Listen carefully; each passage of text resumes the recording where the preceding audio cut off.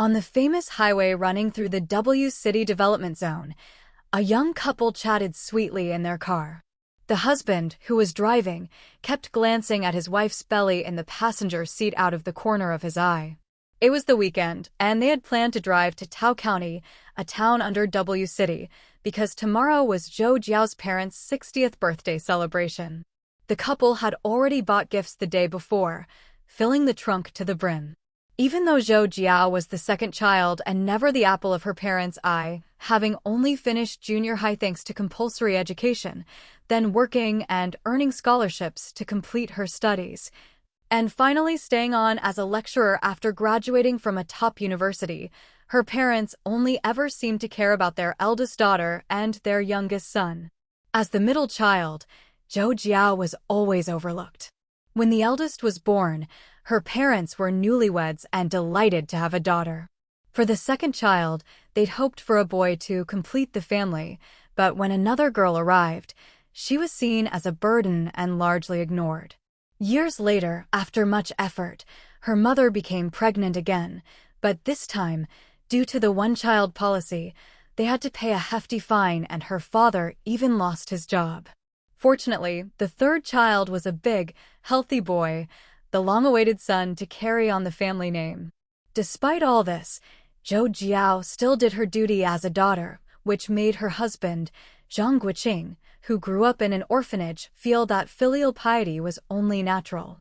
He had been abandoned at birth and left at the orphanage, coincidentally on National Day. The director, surnamed Zhang, took a liking to him, especially since he was a healthy, well-developed baby boy, something rare to be abandoned in those days.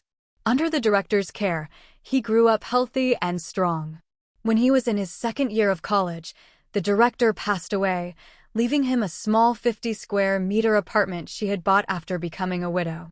Compared to Zhou Jiao, who had a full set of relatives, Zhang Guoqing considered himself even luckier, having found love and family. After 2 years of knowing and loving Zhou Jiao, they agreed to marry just before graduation. Now, 2 years into their marriage, they were about to welcome a new member to their little family. To Zhang Guoqing, life felt complete and happy. Jiao, why don't you recline your seat and take a nap? I'll wake you when we get to the county, okay? Be good. Zhou Jiao replied softly, no need. Just drive carefully. I'll chat with you so you don't get sleepy. Zhang Guoqing smiled, warmed by her concern. All right, but rest if you get tired. In just 2 more months, our baby will be here. Have you thought of any names? You still haven't decided? Pick one from the list I gave you. I want to come up with one that represents our love. I wonder if it'll be a girl? If it is, I'll name her Zhang Xinyue, my heart delights in you. Hee. You're so cheesy, but I like it. What if it's a boy? The car was filled with laughter all the way. Summer had just ended, and the trees lining the road were tinged with yellow. The fields outside were empty. The rice had already been harvested. Stubble was scattered everywhere, and if you went down into the fields, you might still find some snails, loaches, or eels, though pollution made that rare these days. Zhou Jiao remembered how common they were in her childhood, but now they were hard to find. Dust flew as they drove. As the sun set and they neared the county, the roads grew crowded, forcing them to slow down. As they approached Tao County, the couple fell silent. Zhou Jiao sighed, honey, I really don't want to go back. Every time I call, it's just about money. My little brother is married, but still doesn't work, just relies on our parents and keeps borrowing money. I bet this time they'll bring up buying a house in town and ask us and my sister for help again. If it's like last time, and they kick us out because we don't give money, let's just leave. We agreed, we'll give what's right, but nothing more. My parents only push because you're too nice. Don't worry, don't get upset. You're pregnant. I think my brother-in-law will speak up later, I'll follow his lead. Your sister has it tough too, her family isn't well off. Their son is starting elementary school, and I heard the fee for a top school is 50,000 yuan. We haven't been working long, and apart from the apartment Zhang Mom left me, we only have about 100,000 yuan in savings. But don't worry, my salary will go up after the new year, and probably my position too. Good, as long as you know. I already send my parents money every month. They don't need much in the countryside, and I never cost them anything growing up. Rural girls don't do as much as we do. Besides the monthly money, we also send gifts for every holiday. Plus, you gave 50,000 yuan as a bride price when we married. My sister doesn't give as much, but she still sends 5,000 to 10,000 a year. My parents aren't short on money. Just look at my aunts, none of their daughters support them like we do. It's only because you and my brother-in-law are so easygoing. Otherwise, why did they insist on having a son? They always said daughters are a loss, and my mom even quit her job to have my brother. Now they still have to support him and his wife, and when they have kids, probably the whole family. Should I help your brother find a job? He needs to start supporting his family, Zhang Guoqing said, frowning. Don't bother.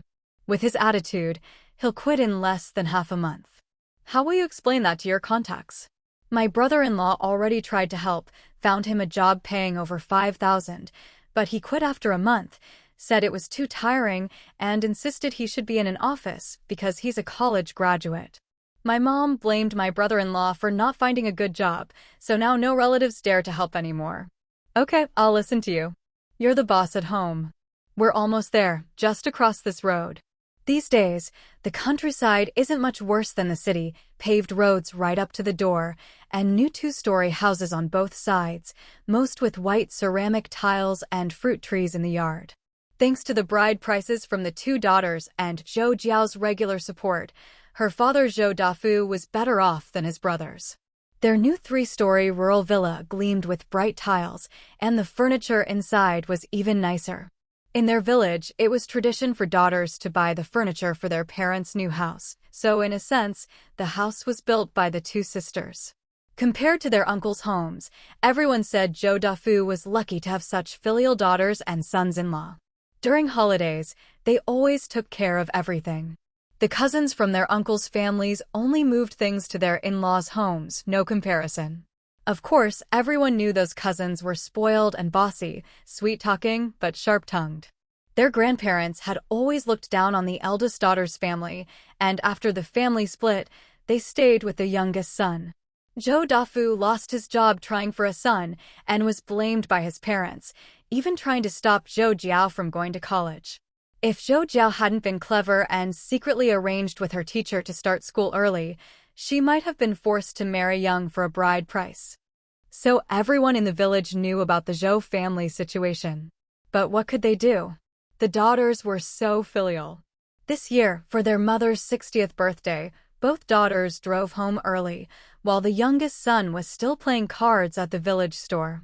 Zhou Jiao didn't really want to come back, but if she didn't, her mother would go to her school and make a scene.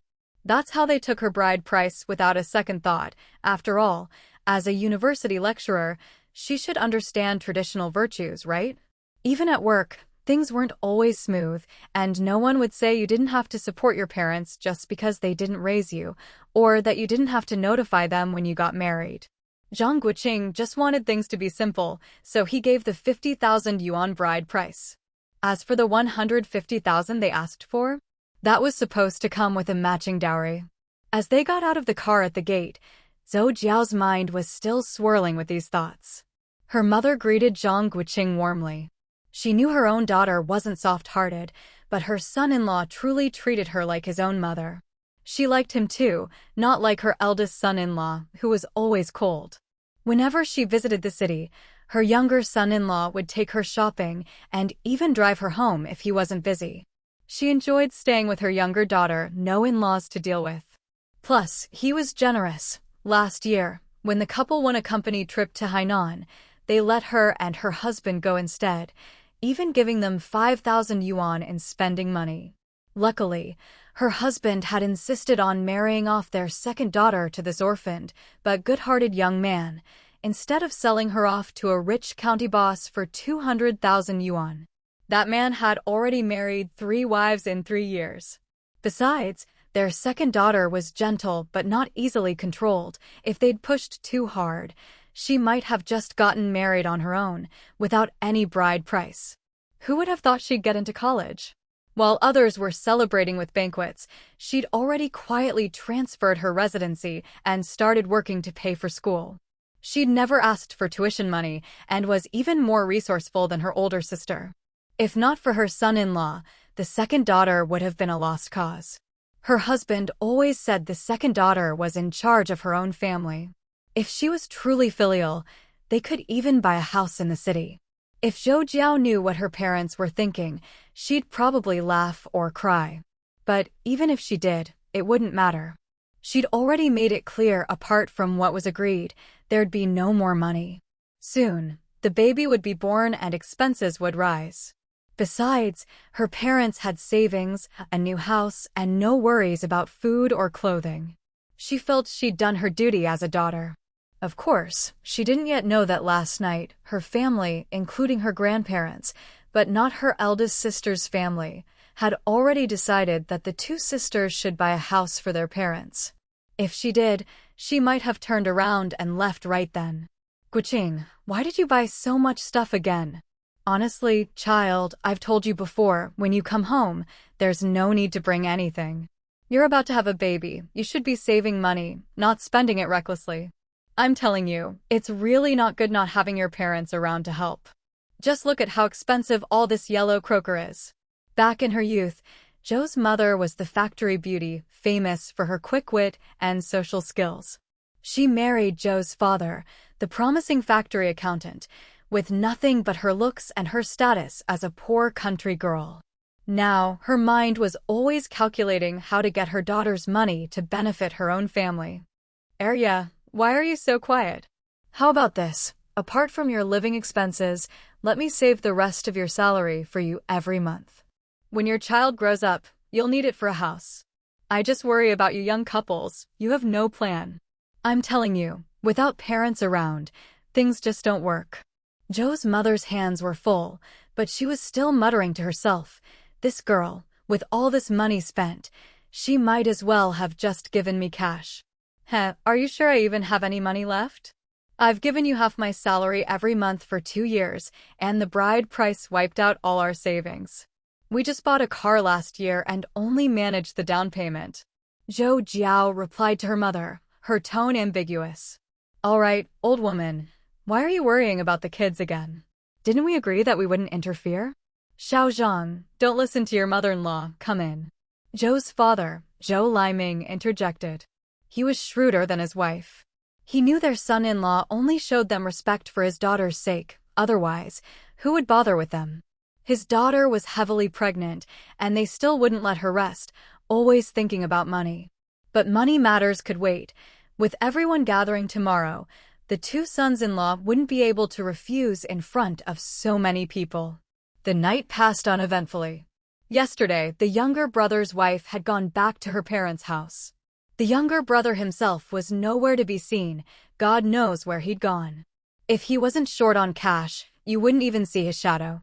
Maybe it was the pregnancy, but Zhou Jiao woke up at 9 a.m.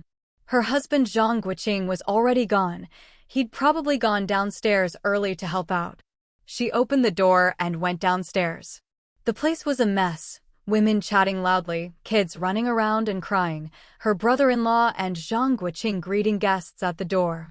People were coming and going, and Zhou Jiao was afraid of being bumped into. Luckily, Zhang Guoqing spotted her and led her to the small living room for breakfast. Did you sleep well? Eat something first. I'll see if there are any snacks for you. Don't go out today, there are too many people and kids running around. If someone bumps into your belly, it'd be bad. Just stay here and relax, I'll have Big Sis and Xiao Kong keep you company and you can watch TV. Zhang Guoqing spoke softly, helpless, he'd been busy since dawn. Her younger brother was useless, so he had no choice but to help out. There weren't enough tables for all the guests, but the family had only planned for 2. He and his brother-in-law had been out all morning shopping and running errands. Next time, he'd insist on just booking a restaurant. All right, I'll stay here. You should take a break too. Look, apart from you and my brother-in-law, everyone else is just sitting around waiting to eat.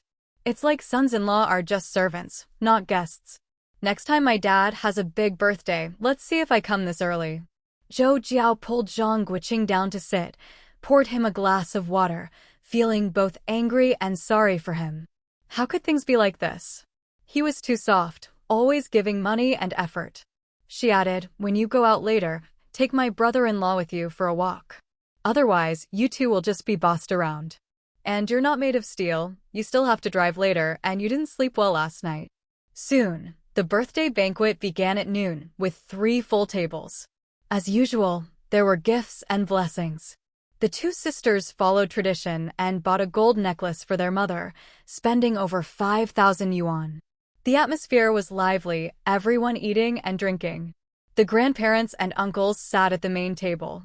Suddenly, someone started praising the 2 sons-in-law, and Zhang Guoqing and Zhou Jiao exchanged a look. They knew something was up. After years of dealing with the Zhou family, Zhang Guoqing had them figured out. He'd always had to rely on himself. Who was Zhang Guoqing? No background, yet a scholarship winner every year, student council president and external relations director in college, and landed a job at a top 300 company right after graduation. In just 2 years, he'd been promoted to manager. He could read people with a glance.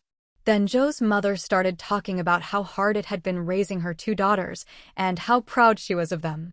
Zhou Jiao couldn't help but laugh. Seeing everyone look her way, she waved her hand awkwardly. "Mom, go on. It's your birthday, you're the star today. Say whatever you want." The relatives nearby felt embarrassed. Everyone knew the Zhou family's situation, so they stayed silent. Only the kids kept eating and drinking. The adults all put down their chopsticks. The meal had barely started, and now the mood was ruined. Zhou's mother, interrupted by Zhou Jiao, was about to smack her, but seeing her younger son-in-law watching, she quickly patted her own thigh instead. Zhou's father hurried to smooth things over. "Everyone, eat. Don't put down your chopsticks. As parents, we just worry about our kids. We want to be fair, but it's impossible. Our little son will still need help from his 2 brothers-in-law. When we're gone, we'll only feel at ease if you 2 help him out. Blood is thicker than water. Siblings are closer than anyone else in this world. You 2 daughters are just as capable as any son, but your little brother will still need your help in the future."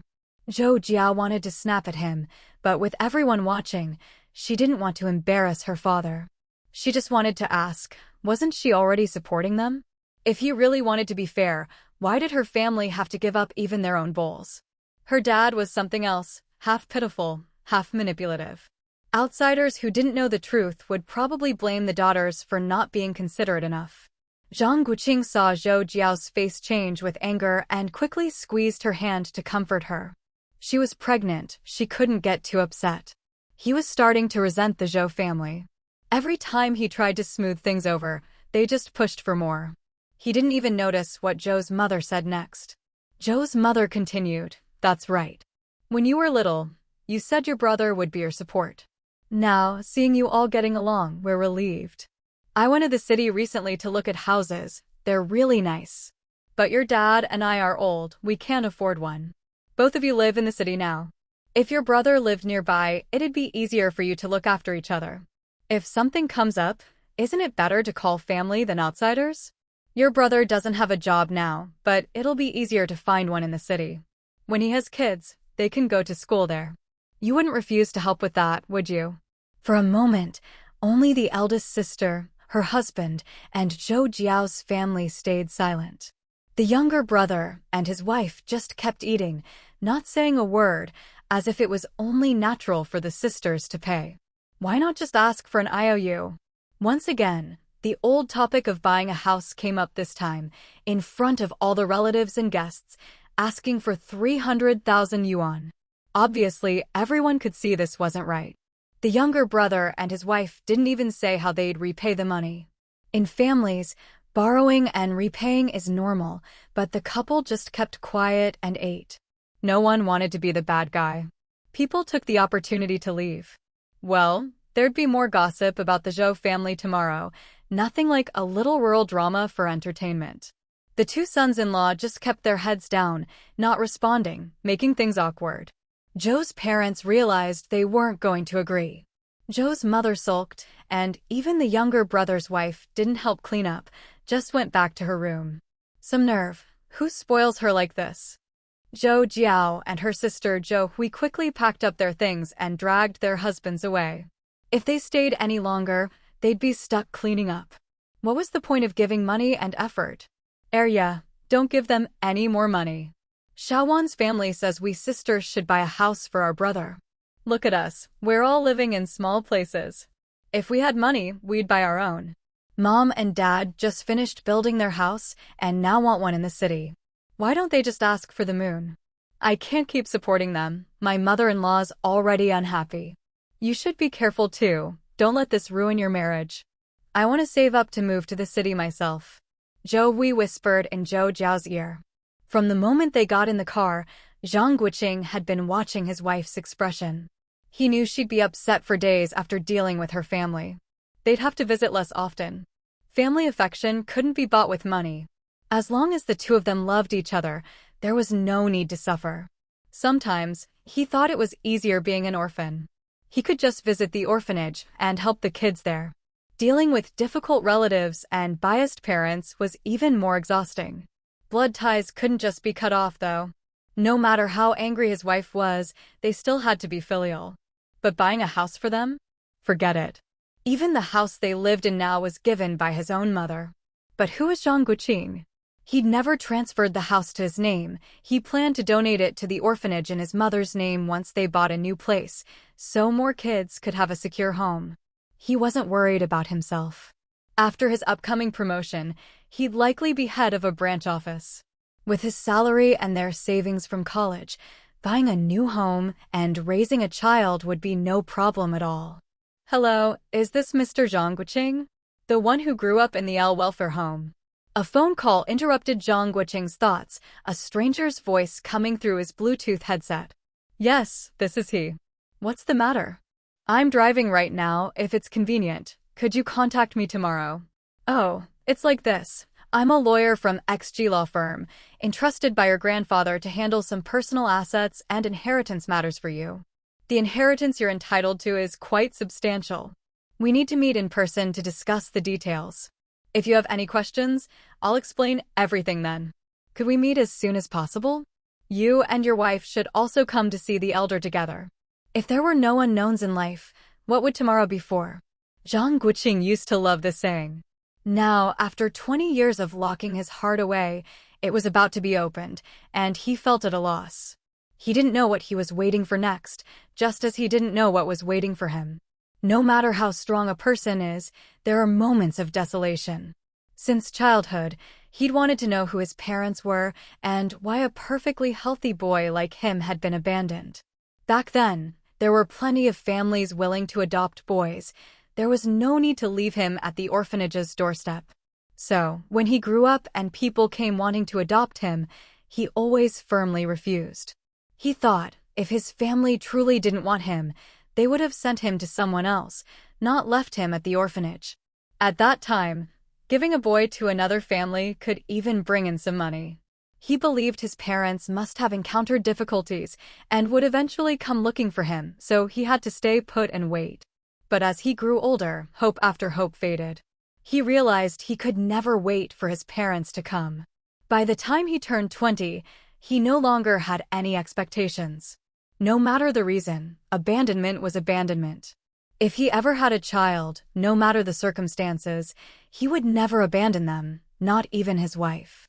He and his wife were looking forward to the arrival of their new baby, filled with joy and anticipation.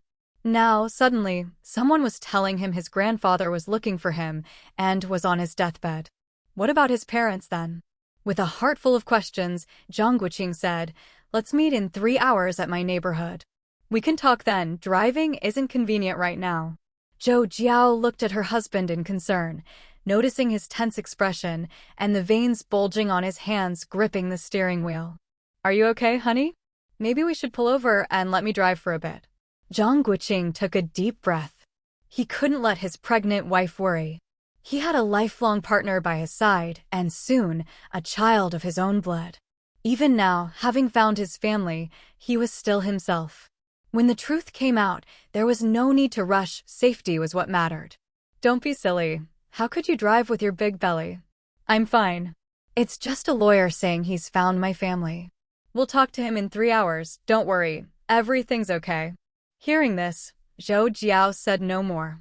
She understood the pain in this man's heart. For now, all she could do was quietly stay by his side. As for the in-laws she'd never met, she didn't care much. Anyone who could abandon such an outstanding man as her husband was either out of their mind or forced by circumstances. For them to come looking after so many years, there must have been hardships. It was sunset. The last rays of the sun painted the sky red, and for some reason, the scene seemed tinged with melancholy, adding a touch of sadness to the air. When they got home, they managed to contact lawyer Zhou, a chubby, kindly-looking man in his 40s, whose eyes occasionally flashed with shrewdness. Zhou Jiao thought to herself, he's the type who plays dumb to catch the smart ones. After verifying his credentials, lawyer Zhou got straight to the point, introducing himself and explaining why he'd come. The story, in short, was the kind of melodrama you'd find all over the internet. If it weren't about her future in-laws, Zhou Jiao's imagination would have run wild.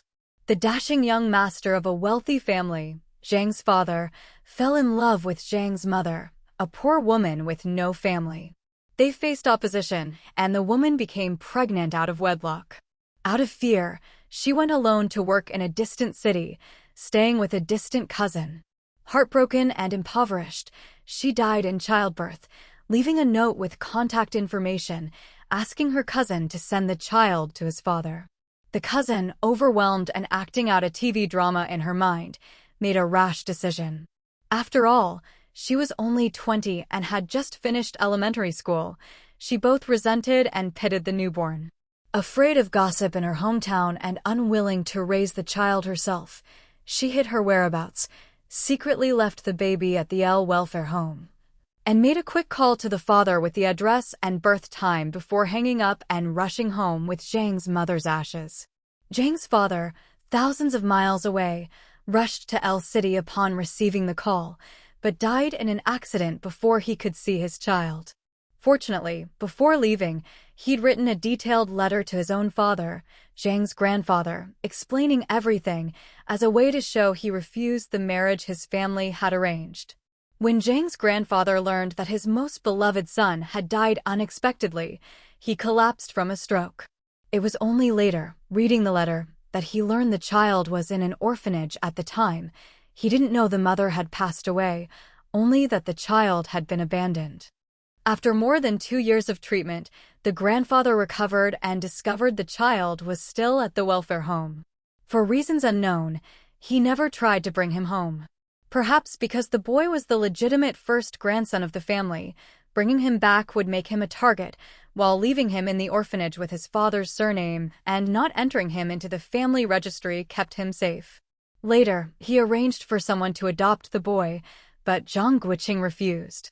With no other options, the grandfather could only make anonymous donations and keep a secret watch over him. In recent years, the grandfather began to regain control of the family business and made a will. He'd planned to bring the child home once he started a family of his own, but unfortunately, years of overwork had left him with little time, and now he was desperate to see his grandson one last time. Mr. Zhang, your biological father's surname was also Zhang. Your grandfather, Mr. Zhang, entered your name in the family registry as Zhang Guoqing, but with an extra character, following the family tradition Zhang Yiqing. As for the current situation of the Zhang family, I'll explain everything in detail. For now, you need to sign the documents to transfer the assets to your name. This was your grandfather's special arrangement. Also, your parents have been buried together at the XL Shilong Cemetery since you were 5. You can visit their grave whenever you wish. The headstone was erected in your name. Zhang Guoqing took a deep breath. Hearing the truth about his origins, his parents' love, their untimely deaths, his grandfather watching over him from the shadows, left him at a loss. He didn't know what changes would come with accepting the identity of the Zhang family's eldest grandson. Thinking back on his life, with his usual caution and shrewdness, he quickly realized that his rapid promotions at work over the past 2 years were likely his grandfather's doing. He also began to suspect that his father's car accident might not have been an accident after all. Perhaps his grandfather had no evidence, or perhaps it involved family blood. Reflecting further, he wondered if the accidents he'd narrowly avoided during the college entrance exam and at university were really just luck, or if his grandfather had been protecting him all along. Now, was it really necessary to step into the Zhang family's world? Accepting the inheritance meant little to him. He and his wife were already living comfortably on their own abilities. But if anything were to happen to his wife or child because of this, he would never forgive himself. Life is like tea, face it calmly. Right or wrong, innocent or not, the reasons lie in the past. Forget it, let it go. Tomorrow, he'd meet his grandfather. Whatever happened with the Zhang family, he would still be Zhang Guoqing, the orphan. Lawyer Zhou looked at Zhang Guoqing for a moment. As expected of a lawyer, he could immediately tell what Zhang was thinking. Mr. Zhang, even if you don't want to accept the inheritance right now, you still need to sign. According to the Zhang family rules, the eldest legitimate grandson of the main branch is entitled to 60% of the shares, not including those under your father's name, nor your grandmother's inheritance. Your grandmother had 2 children, your father and your aunt. The assets your father held are also yours to inherit. On top of that, the 60% stake in Zhang Holdings left by your grandfather is yours as well. Lawyer Zhou paused to let him take it all in. After your grandfather married your grandmother, they had your father and your aunt. Most of your grandmother's assets, apart from some shares, are in cash.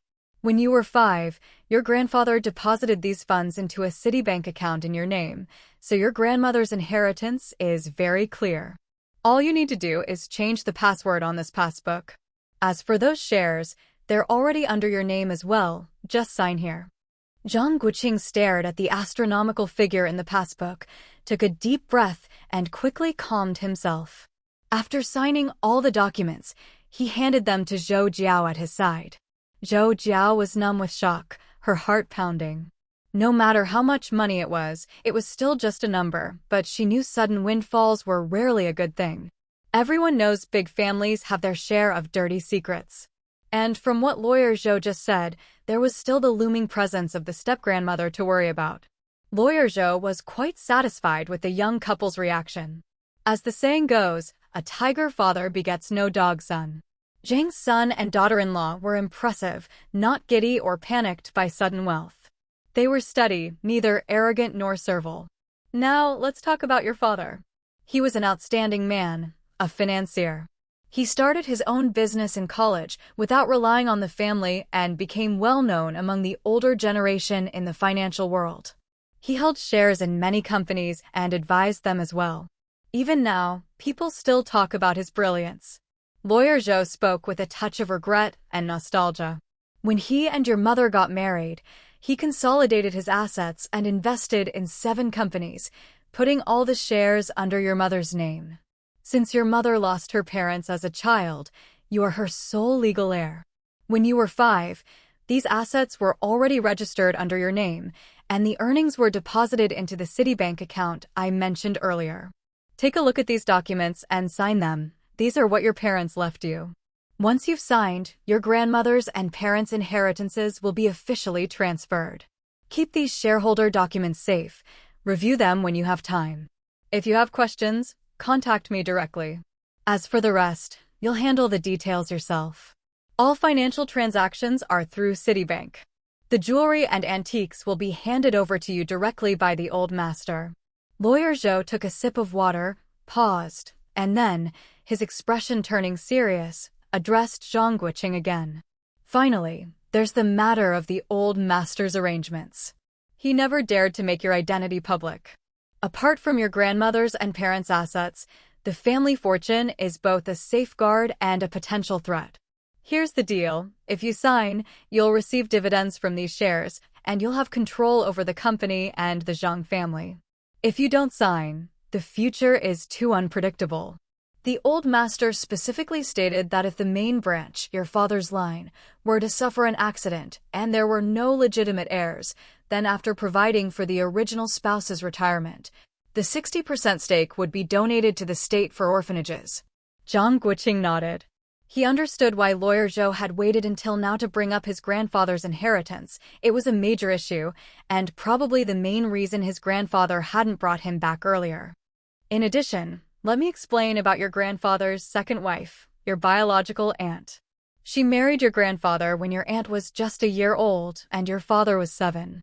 To ensure your father wouldn't be treated unfairly and to protect the importance of the main branch, they agreed she wouldn't have children until 5 years later, when your father was 12.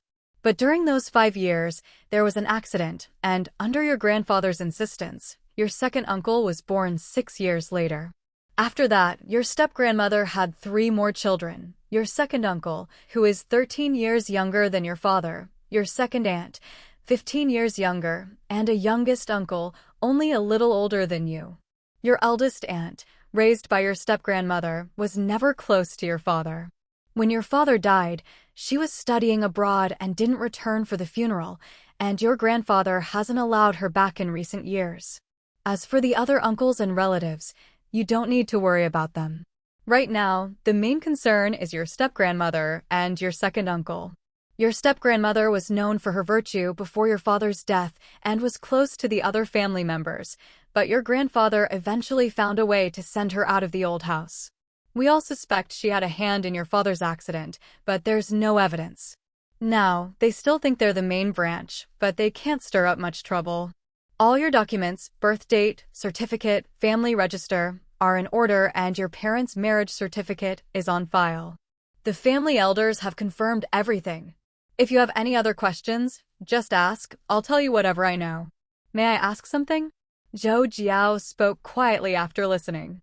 She could sense the lawyer's goodwill toward them. Otherwise, as a lawyer, he wouldn't have revealed so much family privacy unless instructed by the old master or out of loyalty to an old friend. Did the old master ask you to tell us all this, or are you doing it out of kindness? Also, when you were looking at my husband, it felt like you were looking at someone familiar. Have you met us before? Lawyer Zhou smiled, not intending to hide anything. My real name is Zhou Jiao. I was your father's junior apprentice. I grew up with him. When your parents started dating, I was the one passing notes for them. Then one day, our junior sister suddenly disappeared, dropped out without a word. We searched for a long time. You know the rest. Life is full of twists and turns. Actually, my senior had already made a name for himself in finance without relying on the family, and the arranged marriage was just a joke. Your grandfather never acknowledged it. I suspect your step-grandmother secretly sought out your mother. Your grandfather, being a traditional man, would only talk to your father, never meddle in women's affairs. We all knew your grandfather could never win an argument with your father, and figured he'd eventually agree to the marriage. After your father's accident, your grandfather made your step-grandmother's family move out of the old house. Now, the old house is yours. That's where your father grew up, his study, his photos, all his things are still there. Take a good look when you go. If you need anything, call me. I'll also introduce you to your father's old friends. Since your grandfather never made your identity public, we could only keep an eye on you from a distance. Professor Yang at your university grew up with your father. The chairman of your current company, Guoqing, started out with funding from your father. You own 40% of his company. There are several other friends in government and the military. I'll introduce you when I get the chance, or maybe after your child's 100-day celebration. This time, Zhang Guoqing truly smiled. No wonder Professor Yang always calls me his godson. When I started university, he'd always invite me to his house for dinner, and my friend Shizi kept complaining he wasn't the real son. Even my current job was his recommendation. After I meet my grandfather, I'll make time to visit those uncles and thank them. Also, Uncle Zhou, I'd like to add a document. I trust you to handle it.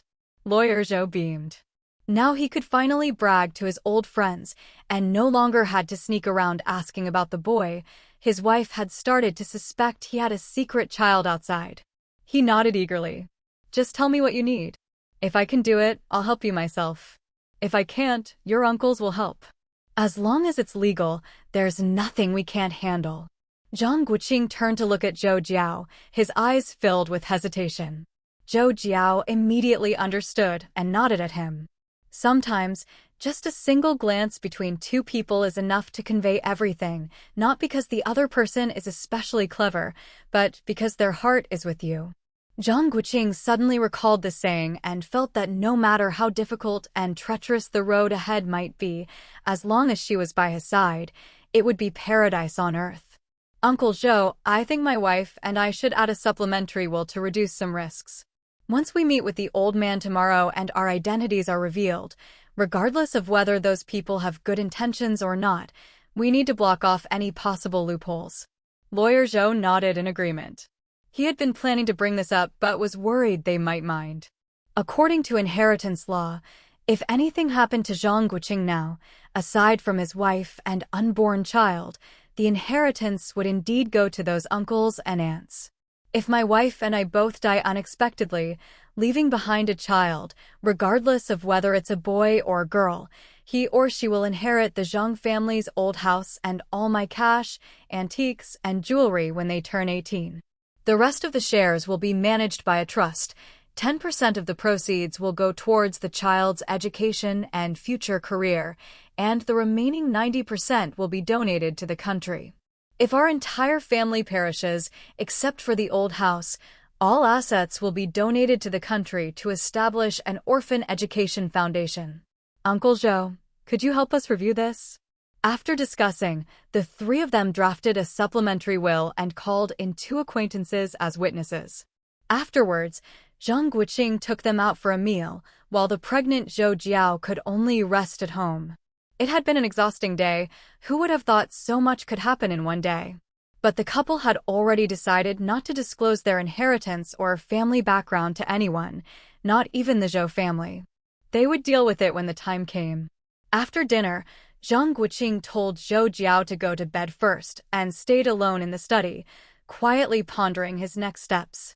He couldn't keep working at his old job. Chairman Gu had come to dinner and said he could start working at Zhang Holdings. Next, he needed to consolidate all his cash from Citibank into his own account and bring back the jewelry his grandmother had left him to give to his wife. Uncle Zhou had already agreed to handle these matters and would deliver them in 2 days. He also needed to sort out the shares left by his grandmother and father. After more than 20 years, some had been sold and others needed to be adjusted. He'd have to ask a few uncles to help find some retired soldiers. It looked like the coming week would be busy. Tomorrow, he'd visit the old man again and meet with other family members, staying at the old house to fulfill his filial duties. Thinking about it, there wasn't much else to worry about. He'd deal with things as they came. The next morning, accompanied by Lawyer Zhou, the couple went to the hospital to see the old man. After the 3 parties signed the property transfer documents and the will, the old man insisted on being discharged and returning to the old house. He probably felt that, with his grandson back, his last wish was fulfilled. He forced himself to notify the Zhang family members to meet, grandly introduced his eldest grandson, and then dismissed everyone. Not even the step-grandmother or a few uncles could stay. Even if they were unwilling, there was nothing they could do. This was the Zhang family's rule, and with the clan elders as witnesses, they could only go home and think of another way. After sending away the servants and nurses, only the couple remained. The old man asked Zhang Guoqing to open a hidden compartment in the wall and take out a delicate wooden box, about the size of a shoebox. Zhou Jiao examined it closely. It had a distinct Ming and Qing dynasty style. Inside were 2 small boxes. The old man beckoned Zhou Jiao over. "Child, when you and Shaoqing were dating, I want to see you myself.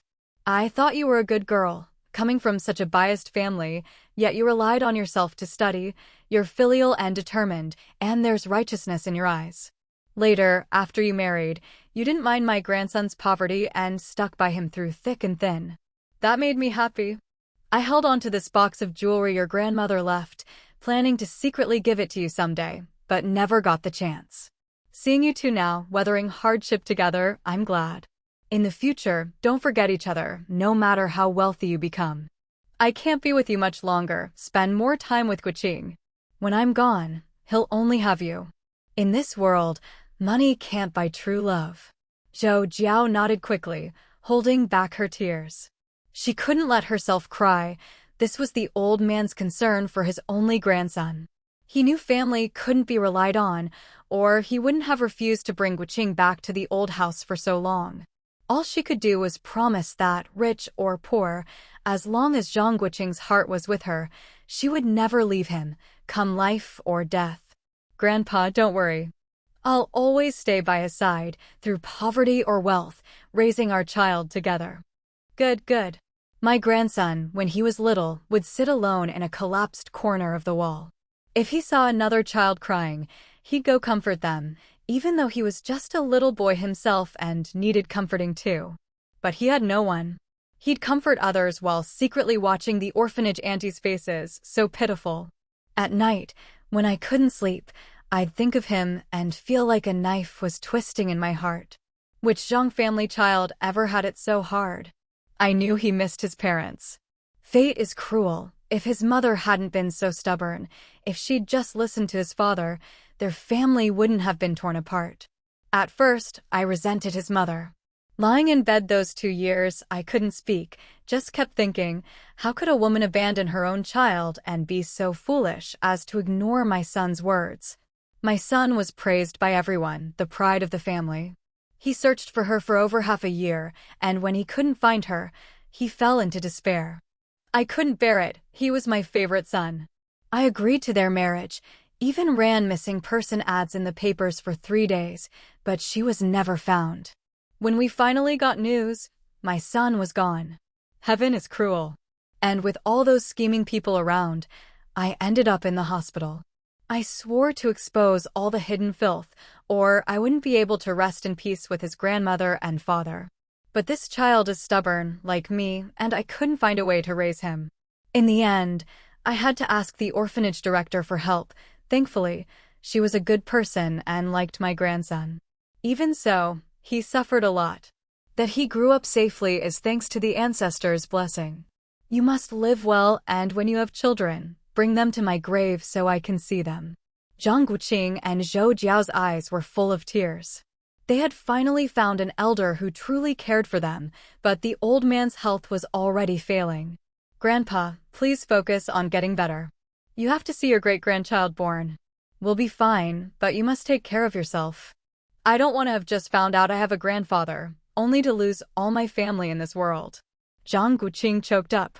Yes, Grandpa. They say happy events can bring miracles. You must watch over us. We're still young and inexperienced. We still need you. Zhou Jiao didn't know how to comfort the old man. Even though she knew the outcome would be the same, she still hoped he could stay with them longer. She knew better than anyone how much Guoqing longed for family, or he wouldn't have treated her parents as his own despite all their difficulties. As for herself, didn't she resent her parents for giving birth but not raising her? As a child, she had wanted to ask why they couldn't treat her well like other families, but after countless beatings and harsh words, she realized that just being given life was enough. She had to find her own way. Yes, good, haha, Grandpa is happy.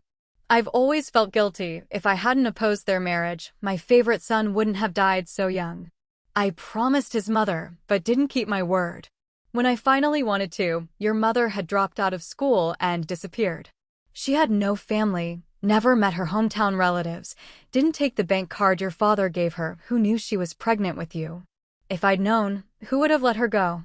Your father spent half a year searching for her, and only when he secretly left a letter did I find out you were in El City. Sigh, enough of that. Let me tell you about your grandmother's things. These 2 boxes, the bigger one is your grandmother's own collection. She loved jade and jewelry, but never wore them, just admired them in private. The smaller box is what I bought for her after we met, because she liked them. She always said these would be for her daughter-in-law. Now, on her behalf, I'm giving them to you, Jiao Jiao. Keep them safe. There's also a hidden compartment on the side. Take it out. Looks ordinary, right? This is an old family heirloom, a necklace passed down in the Zhang family for generations. It represents the main branch's eldest daughter-in-law, the head lady of the house. Legend has it that the Zhang family's fortune began with the first wife, and when she died, she left instructions that this necklace could only be passed to the main branch's eldest daughter-in-law. In ancient times, she was the clan matriarch. Keep it safe. Your step-grandmother always wanted it, but I told her it was impossible. By clan rules, she was a second wife. She was angry about it for a long time. Our Zhang family may have nothing else, but we have rules. You should wear it from now on and never take it off. When the Zhang family sees it, they'll know your status and no one will dare look down on you. If Guoqing ever wrongs you, just take this necklace to the clan elders and he'll be expelled from the family. Zhou Jiao quickly put the necklace on and said, "Grandpa, I'll wear it right now." "Thank you." She was deeply moved by the old man's thoughtfulness. Zhang Guoqing joked, "Hey, Grandpa, aren't you going to feel sorry for your precious grandson? You're giving all the good stuff to her. With this imperial token, I'll have to do whatever she says." The old man burst out laughing, and the sadness in the room faded. Zhang Guoqing went on to tell funny stories from his childhood, making up for the regret of not having grown up with his grandfather. People outside could hear the laughter from within. Seeing that the old man was getting tired, Zhang Guoqing said, "Grandpa, you should rest. We'll stay at the old house. I'll call the medical staff to check on you. Please focus on your recovery. Your grandson will handle everything else." All right, you two go to your father's courtyard first. There are rooms prepared for you there. I've already given all the instructions. I've also kept your father's study just as it was. If you need anything added or fixed, just let the butler know." After making sure old Master was settled, the couple had no mood to stroll around the garden. Even though they tried to create a cheerful atmosphere in the main house, they both knew the old man didn't have much time left with them. The old family estate was huge. Even just passing through, you could sense the deep heritage of a century-old home.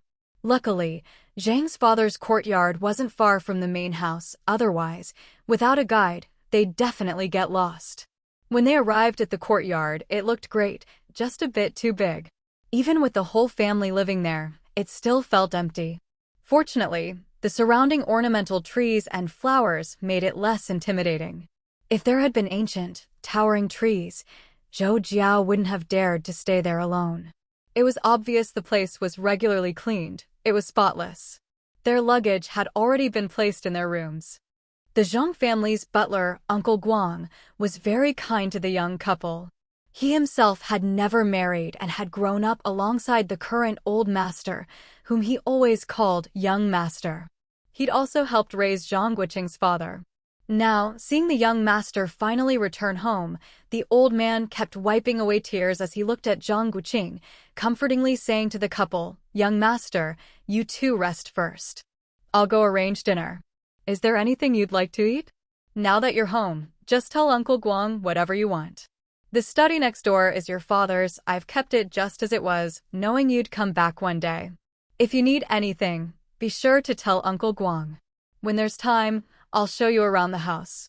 Zhang Guoqing quickly supported Uncle Guang. He didn't dare just call him Uncle Guang. This was the family elder who'd grown up with Grandpa Zhang and watched over his father. Smiling, he said, "Grandpa Guang, you're getting on in years. Don't tire yourself out. We have plenty of time. We can stroll around the garden later when we're free. If there's anything, just have the staff handle it." Uncle Guang got anxious and waved his hand. "What do you mean? Grandpa Guang is getting old. I still need to help take care of the young master. I can still carry 200 jin, about 100 kilograms, without a problem."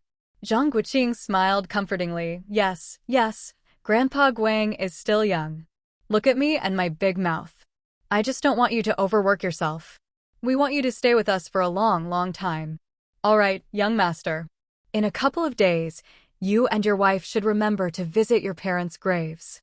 I've prepared everything. It's been over 20 years. I've finally waited for you to come home, finally got to see you. When my time comes, I can face Madam and young master in the afterlife. The old master is getting on in years, so heartless, not bringing you back sooner. He's getting muddled. But as long as I'm here, no one will dare touch our young master. Young master, you mustn't leave again. This is your home. No one else can take it. I promised the young master I'd look after this family." Uncle Guang was worried, who knew how much hardship the young master had suffered before. Now, he just wanted to watch over him and see his children born and grow up. Who knew what the second branch of the family was planning? He couldn't let anything go wrong under his nose. He still needed to prepare baby supplies and see if the old master's health could hold out a bit longer. Sigh, there was just too much going on in this household. Just yesterday, the second branch didn't want to leave. This was the young master's home. He had to live a few more years to support him. The old man is really good to us. He truly loved our dad. I could see the joy in his eyes when he looked at you, Zhou Jiao said. And Zhang Guoqing felt a pang in his heart. So much had happened in the past 2 days, and he'd been moved again and again. He never realized that, without his knowledge, so many people had cared and made arrangements for him. In truth, he was lucky he had loving parents, even if they were gone, a loving grandfather, a devoted old butler, a wife he loved, and a child on the way. That night, after chatting with the old master, the couple started organizing things in the study. They gathered up keepsakes, like photos of Zhang Guoqing's parents, and put them away carefully. Some jewelry also needed to be sorted separately. Late at night, when everything was quiet, Zhou Jiao noticed Zhang Guoqing wasn't sleepy. She took out the ancestral necklace and examined it under the lamp. It looked pretty ordinary. Aside from its obvious age and antique appearance, nothing strange or special about it. A sudden thought flashed through Zhou Jiao's mind, and she giggled to herself. How could that be possible? She'd just read too many novels. Still, she couldn't help wanting to try. In those stories, wasn't it always the ancestral heirloom that recognized its master with a drop of blood? And it always looked unremarkable. Once the idea took hold, she couldn't resist. She decided to give it a try. Zhang Guoqing noticed his wife giggling to herself, then spacing out, then clenching her fists. He knew she was up to something. He watched as she found a needle, pricked her finger, and squeezed out a drop of blood onto the bead of the necklace. He chuckled to himself. She'd definitely read too many novels. Shaking his head, he said, "Wife, doesn't your finger hurt? Why not use my blood instead?" Zhou Jiao realized he was the real Zhang family descendant. Maybe only Zhang family blood would work. She quickly grabbed Zhang Guoqing's finger, pricked it, and squeezed out some blood to smear on the bead. At first, Zhang Guoqing was just joking, but then both of them were stunned. When Zhou Jiao's blood touched the bead, nothing happened. But when Zhang Guoqing's blood was applied, the bead slowly absorbed it and gave off a faint flash. They looked at each other. Could it really be a space? Did such things really exist? Zhang Guoqing tried to mentally command things to go in and out, but nothing happened. Zhou Jiao took the necklace, held the bead, and, holding a pillow in her left hand, silently thought, "Go in." Suddenly, the pillow in her left hand disappeared, and in her mind, she saw a space the size of a hall, with the pillow inside and 2 wooden chests. Zhou Jiao quickly took out the pillow and the chests. "Honey, it really is a space. I can open it. What do we do?" "I even took out the 2 boxes inside, open them and see. Let me calm down, I need a moment. I feel like I'm dreaming. Right, I even dreamed you found your family and inherited a fortune, and now there's a space. Wait, let me calm down." Zhang Guoqing watched his wife act silly, just as he expected. He knew she'd come around in a bit. He had confidence in her ability to handle surprises. He opened the 2 unlocked chests. One was filled with bolts of precious silk and a few sets of women's ancient clothing. After all these years, the colors and sheen were still as good as new. It seemed the space worked just like in the novels. It could keep things fresh. The other chest was more mixed, only half full. There were a few calligraphy scrolls, some jewelry, 10 gold bars, a few embroidered handkerchiefs, some delicate pouches containing jade pendants, gold peanuts, gold melon seeds, and some silver ingots. Nothing else.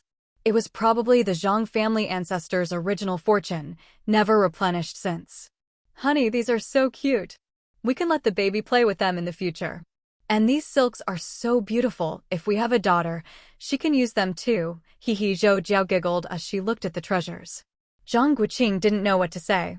He'd inherited a huge fortune, but she was overjoyed by a few gold peanuts and melon seeds. This little woman could be a bit scatterbrained, but he loved her for it. Seeing her happy made him happy. Seeing her cry made his heart ache. It was good this way, simple, a little muddled, as long as he took care of her. But he still needed to remind her, "Jiao Jiao, calm down. No one but us can know about this space, understand? Let's put all the jewelry from Grandma and the antiques, calligraphy, and photos from Dad into this empty chest and store it in your space. I was going to get a safe deposit box at the bank, but now we can keep everything important in here.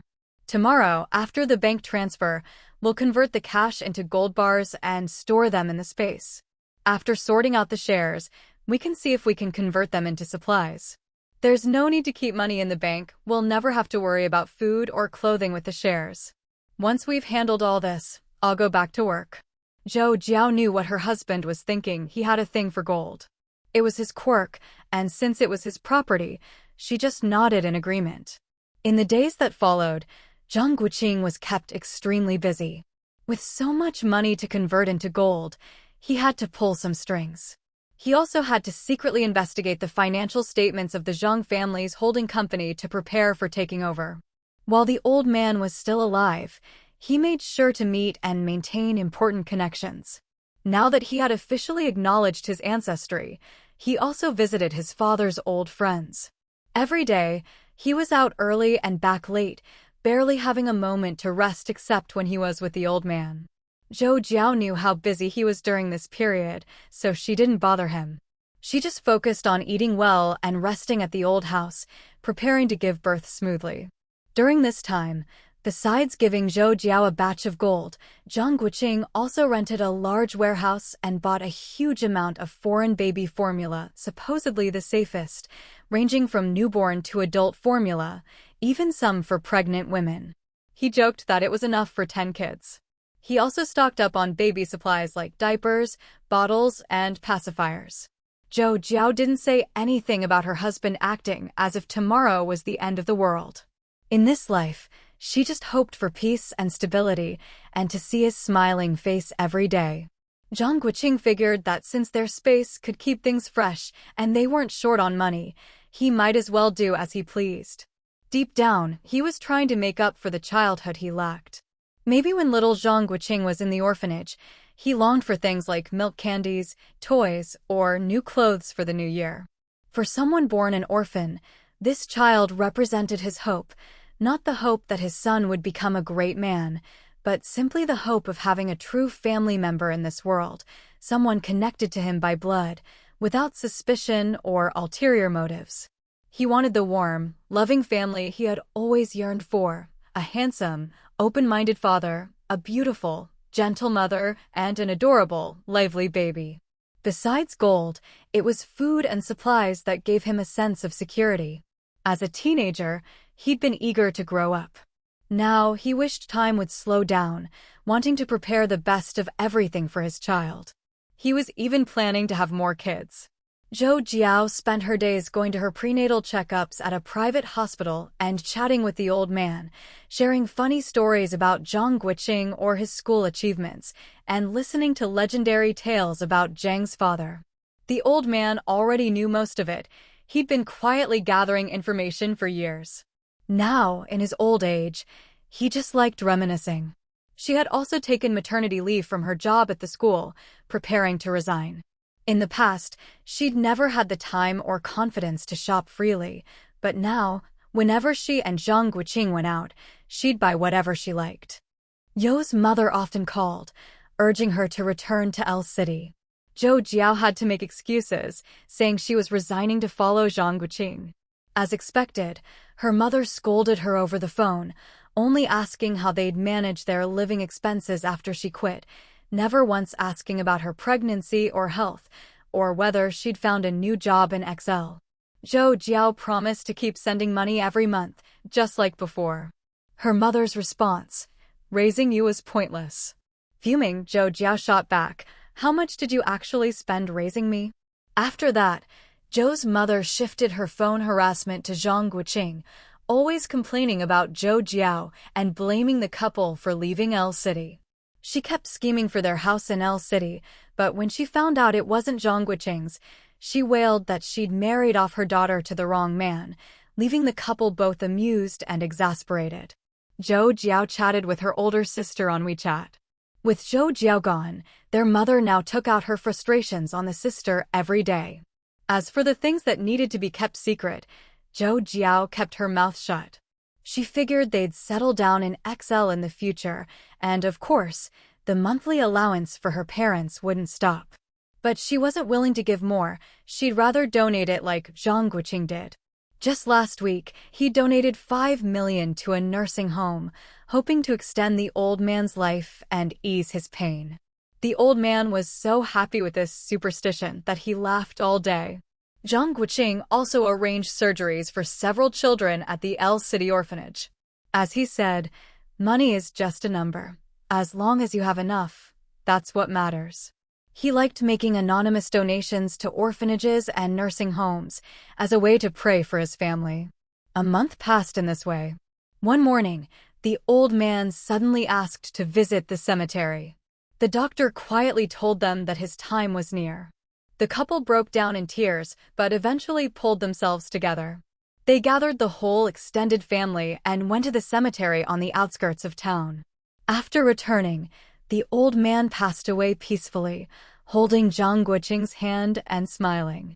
Zhou Jiao would always remember his last words, and she stayed close to Zhang Guoqing, knowing that some people are meant to be cherished for a lifetime. Whether the grief was genuine or not, everyone wept. Once, such a kind old man had appeared in their lives, quietly watching over those he loved most, but in the end, he faded away like mist. Facing the wind, Zhou Jiao forced herself not to blink as tears welled up, staring at her grandfather's photo, still hearing his words in her ears. "Take care on your journey, Grandpa." After the funeral, Zhang Guoqing became even more withdrawn, often spending whole days at the cemetery. It was only when he felt the baby kicking that he finally snapped out of it, much to Zhou Jiao's relief. Zhang Guoqing took over as head of the family. Outwardly, things seemed calm, but under the surface, trouble was brewing.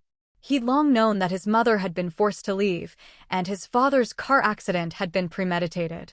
How could Zhang Guoqing not hate those responsible? With Zhou Jiao over 7 months pregnant, he knew he had to eliminate the dangers before the new year. Some fence-sitters in the family began to show their true colors after the old man's death. With the help of his father's friends, Zhang Guoqing quickly took decisive action, dealing with a group of troublemakers and smoothly taking control of the company. After that, the couple waited quietly for the baby's arrival. When they had free time, Zhang Guoqing would sometimes take Zhou Jiao shopping, or they'd visit an old classmate's countryside guest house to gather with friends, chat, stroll, or go fishing. Sometimes, they'd help those friends sell farm products or local specialties. Thanks to their space, every time they drove out, they'd come back with carloads of goods. Zhou Jiao didn't care what it was, she just packed it all away. Sometimes, worried she wouldn't have time to cook during her confinement, she'd pack up gourmet food for Zhang Guoqing. She'd also buy her favorite fruits to store. If you asked Zhang Guoqing what was in there, he'd probably be confused himself. She'd even bought loads of organic rice. After all, everything Uncle Guang ordered for the old house was thoroughly tested. That's the luxury of being rich. Sometimes, Zhou Jiao would look at all the cured meats and local products in the space and laugh at herself, not to mention all the packed gourmet foods. She even had special shelves and transparent storage boxes made, keeping raw and cooked foods separate so she wouldn't be afraid to eat them. As winter approached and her due date neared, everyone in the old house, from the couple to Uncle Guang and the others, began packing up to move to the private hospital. The couple cheerfully drove their small car toward the private hospital on the outskirts. The roads weren't as crowded as usual. After half an hour, just as they were about to turn, a large truck suddenly lost control on the right side of the intersection and barreled toward them. Zhang Guoqing's face went pale as he swerved left, but the brakes suddenly failed. It was a premeditated accident. All he could do was shield Zhou Jiao with his body, hoping the bodyguards following behind would get there in time. Zhou Jiao clung tightly to him. If there really was a heaven or hell, they'd go together. Living alone would be the most painful thing. So, they'd been waiting for him here all along. But even if their whole family died, did those people really think they could inherit his fortune? Dream on. I'm sorry, Jiao Jiao. In our next life, we'll be together again. Wait for us with the baby, and we'll reincarnate together. With a loud crash, the car windows shattered, glass flying everywhere, cutting into both Zhang Guoqing and Zhou Jiao. Their blood flowed onto the necklace Zhou Jiao wore. The bodyguards following behind immediately called the police and an ambulance and caught the driver. The next day, newspapers across the country ran the headline: China's hidden tycoon, Mr. Zhang Guoqing of XL, and his pregnant wife killed in premeditated car crash on their way to a private hospital. Both died, along with their unborn child. Police have detained those involved. The Zhangs will states that all their assets are to be donated to the state to support orphanages, with the Zhang family's old house converted into a memorial. The enormous fortune involved was also a motive for the crime. The Zhang family has gathered together but remains silent about the case. Sources reveal that Mr. Zhang's father also died in a car accident, and Zhang himself grew up in an orphanage before returning to the family this year. Stay tuned for further updates. The news sparked a public outcry. Those in the know understood the significance of the will, besides his wife. What about the rest of the family? Given the huge donation, the investigation uncovered evidence over several months. The second uncle from the second branch was jailed, which led to the discovery that Zhang's father's murder over 20 years ago had been orchestrated by the step-grandmother, who hired a killer. The Zhou family's appeal failed, and so on. The deep autumn in the northeast was already bitterly cold. Sitting in the horse-drawn cart, it was impossible to even open your mouth. The icy wind whipped through Zhang Guofu's thin jacket, making him shiver as he huddled into a tight ball, his face drawn with worry as he urged the horse onward. Over the past few years, no one had planted trees along the roadside. Looking out, all he could see were fields where the crops had already been harvested and patches of yellowing wild grass. Other than their cart, they hadn't seen a single soul along the way. There was another passenger in the cart, a middle-aged man wearing patched clothes. He was the doctor they'd specially invited for this trip, wrapped tightly in the only overcoat he'd brought from home. "Guofu, don't worry, we're almost at your place," the doctor said.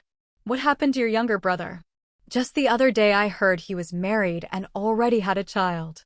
He's always been strong since he was a boy. Who could possibly bully him?" The man in the cart was Zhou Jiao, though folks in the surrounding villages had long since forgotten his full name and just called him Dr. Zhou. Whenever someone in the countryside fell ill, they'd go to him.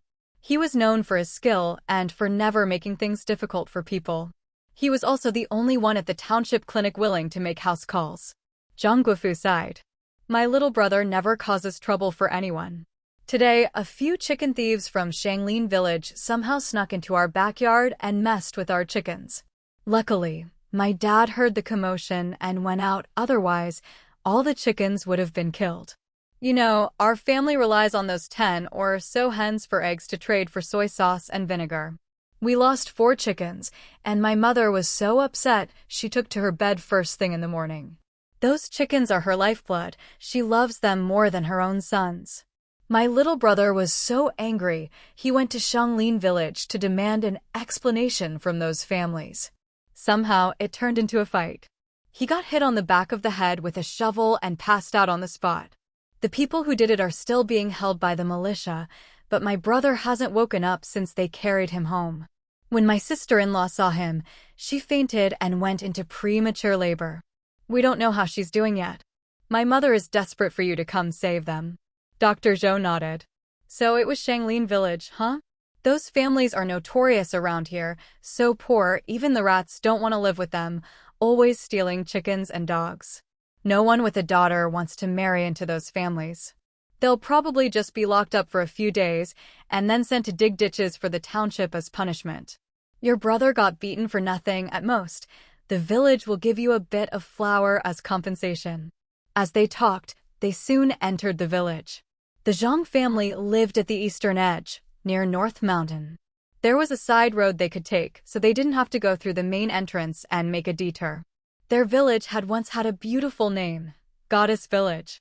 After liberation, the People's Commune insisted on abolishing superstition, so the village chief, seeing that most residents were surnamed Zhang, changed the name to Zhangjia Village. Zhangjia Village was in a good location, about 20 li from the township. Head east for half an hour, and you'd reach the county seat.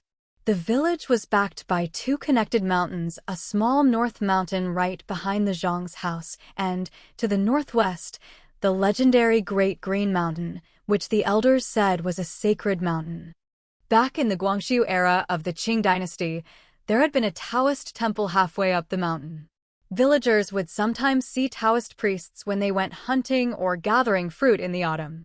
But as times grew more turbulent, the number of priests dwindled. The last time anyone saw one was just before liberation, when the Japanese were sweeping through the area. The villagers fled to Great Green Mountain, knowing there were wild animals, but preferring them to the Japanese. The Taoist priests helped kill some of the beasts and led the villagers to a mountain hollow where they survived. After liberation, no one saw Taoist priests anymore, and the temple fell into ruins. With shortages everywhere, some families with too many mouths to feed and not enough labor had no choice but to forage in the mountains. Occasionally, someone would run into a wild animal or hear wolves howling, so gradually, people stopped venturing deep into Great Green Mountain. During the autumn harvest, people would only gather wild fruit or mountain goods at the outskirts or on North Mountain, never daring to go further. The Zhangs lived at the foot of North Mountain, in a rare blue brick stone house surrounded by a wall, so they weren't afraid of wild animals coming down from the mountain. The location was well chosen. Apart from pheasants and rabbits, there weren't any big predators on North Mountain. Over the years, more neighbors had moved in around them. As soon as the cart stopped, they could hear chaos inside the courtyard. Dr. Zhou hurriedly jumped down and rushed in. "Dr. Zhou, please, come check on my Xiao Wu," cried the Zhang family matriarch, Huang Daniu, as she hurriedly pulled her youngest son over. He just woke up and started vomiting. "Dr. Zhou, please take a look." The boy insists on seeing his wife, but she's in labor right now. He's just making things worse. Zhang Guoqing shouted, "Jiao Jiao, can you hear me? It's me, Guoqing. You have to give birth to our child, whatever happens. Just focus on getting through this." "Mom, let me in. My wife's in there, I can't just wait out here." Huang Dania snapped, "Don't make trouble. You're still a patient yourself. You think you can help deliver a baby? What man goes into the delivery room? Go lie down in the main house. I'll call you when your wife's done. Wife, can you hear me? Jiao Jiao, hang in there. I'm right outside waiting for you." Zhang Guoqing was so anxious, he forgot to use the local dialect, switching to I instead of we, but no one noticed. The young couple often mixed up their words anyway. Who would have thought his wife would go into premature labor from the shock? Luckily, her due date was around this time anyway. Dr. Zhou felt Zhang Guoqing's pulse, asked if he felt dizzy, and checked the wound on the back of his head. He reassured the anxious Huang Daniu, "It's nothing serious. The boy's in good health. Just let him rest for a few days and don't rush back to work. If he keeps feeling nauseous, call me again." Huang Daniu was overjoyed. Her youngest son was her favorite. Ever since he was little, he'd sneak her food from his late grandmother, always looking out for her. As he grew up, he never let her do any heavy work, and every holiday he'd secretly give her his red envelopes, wild fruit, and candy. He was even more thoughtful than her two daughters. Thank goodness his head was fine, otherwise, she'd have demanded blood for blood from Shanglin village. Of her 3 sons, the youngest was the best. The eldest was too honest, and his wife was just as simple. The second son only cared about himself, and his wife was always causing trouble. Just look, when Xiaowu went to Shanglin village, the second son didn't even go with him. The eldest wasn't home, but if he had been, he wouldn't have needed to be asked. The second son, though, always showed up after the fact. Who knows where he was now? Fathers and sons fight together, brothers hunt tigers side by side. If brothers don't help each other, who will? She'd just have to rely on the eldest and youngest from now on. Sigh, children are all debts, aren't they? Anyway, she and her husband had already decided, after the new year, they'd split the family. The 2 sons would move out, so there'd be fewer conflicts and the brothers wouldn't grow apart. As the saying goes, distant fragrance, close stench, living separately would be better. They'd secretly give Xiaowu a bit more money, so she wouldn't have to worry about him. She and her husband would help the eldest with work, so his burden wouldn't be too heavy. As for the second son, they'd already married him off. What more could they do? If he made money from carpentry and didn't hand it over, she'd just pretend not to know. The other two sons always handed over everything they earned.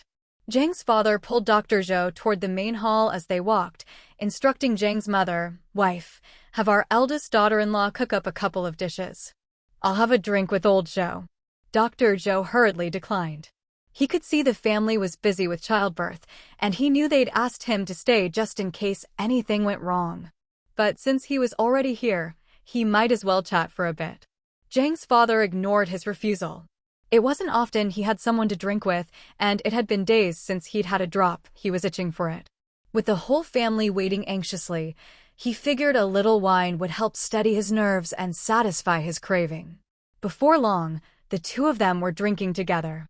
Zhang's father lowered his voice and asked, "Old Zhou, you're a well-informed man.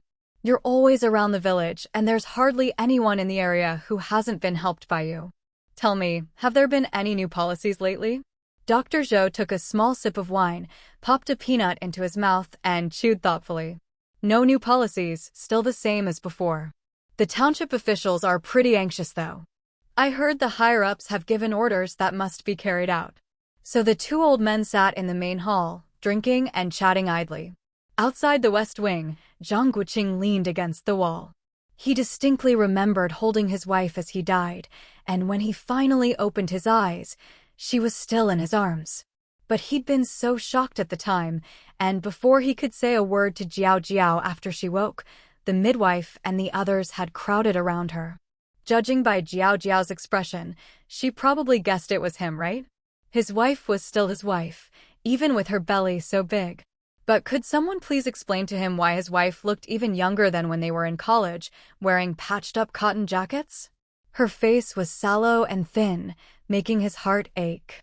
Ever since he'd met Zhou Jiao, he'd worked hard to nurse her back to health, curing her stomach problems and malnutrition. So, what was going on now? As soon as he woke up, Zhou Jiao was about to give birth. Before he could react, a group of women had bustled her into the West Wing to wait for delivery. When his mind finally cleared, the pain hit him in waves, and only after a while did he realize that he, his wife, and their child had all transmigrated. Well, it made sense. If they hadn't transmigrated, Jiao would still be giving birth. His wife was already calling out in pain. Damn it, there wasn't even a hospital here. Who could have guessed their whole family would transmigrate to 1957? Thinking about the days ahead, he sighed. Luckily, this body's family had been poor for 8 generations. There was nothing to do but take things one step at a time. Zhang Guoqing couldn't help but stand under the West Wing's window, worried his wife might get confused and not realize he was there. He raised his voice and called out, Jiao, I'm waiting for you outside. We agreed that after having a son, we'd have a little princess next. You can't leave me behind, I can't live without you." Zhang's mother immediately rushed over and clamped a hand over his mouth, scolding in a low voice, "Are you trying to get us in trouble? We're supposed to be breaking feudal superstitions. Everyone's the master of their own house now. Don't let anyone hear you talking about little princesses." "Ma, I know, I won't say it again. I was just anxious and blurted it out." "Even if you're anxious, you can't say things like that. Luckily, not many people heard you, or we'd be in real trouble. Don't worry, childbirth takes time, at least another 2 hours. Ma, 2 more hours? That's killing me. Can't you think of something?" "Silly child, babies come when it's time. Sometimes it's fast, sometimes it's slow." Jiao, don't shout so much. Save your strength for later." Inside the West Wing, Zhou Jiao could barely hold back a laugh as she lay on the king. She knew Zhang Guoqing had transmigrated just like her. After all, aside from being younger, nothing else had changed. Not to mention, he'd blurted out princess, something the original Zhou Jiao had never heard from him before. He was always talking about sons. Her belly cramped in waves of pain, but she gritted her teeth and refused to cry out, afraid her husband would worry. Taking a breath, she called out, "Brother, don't worry. Let's talk after I've had the baby. Het wife, I'm right under the window.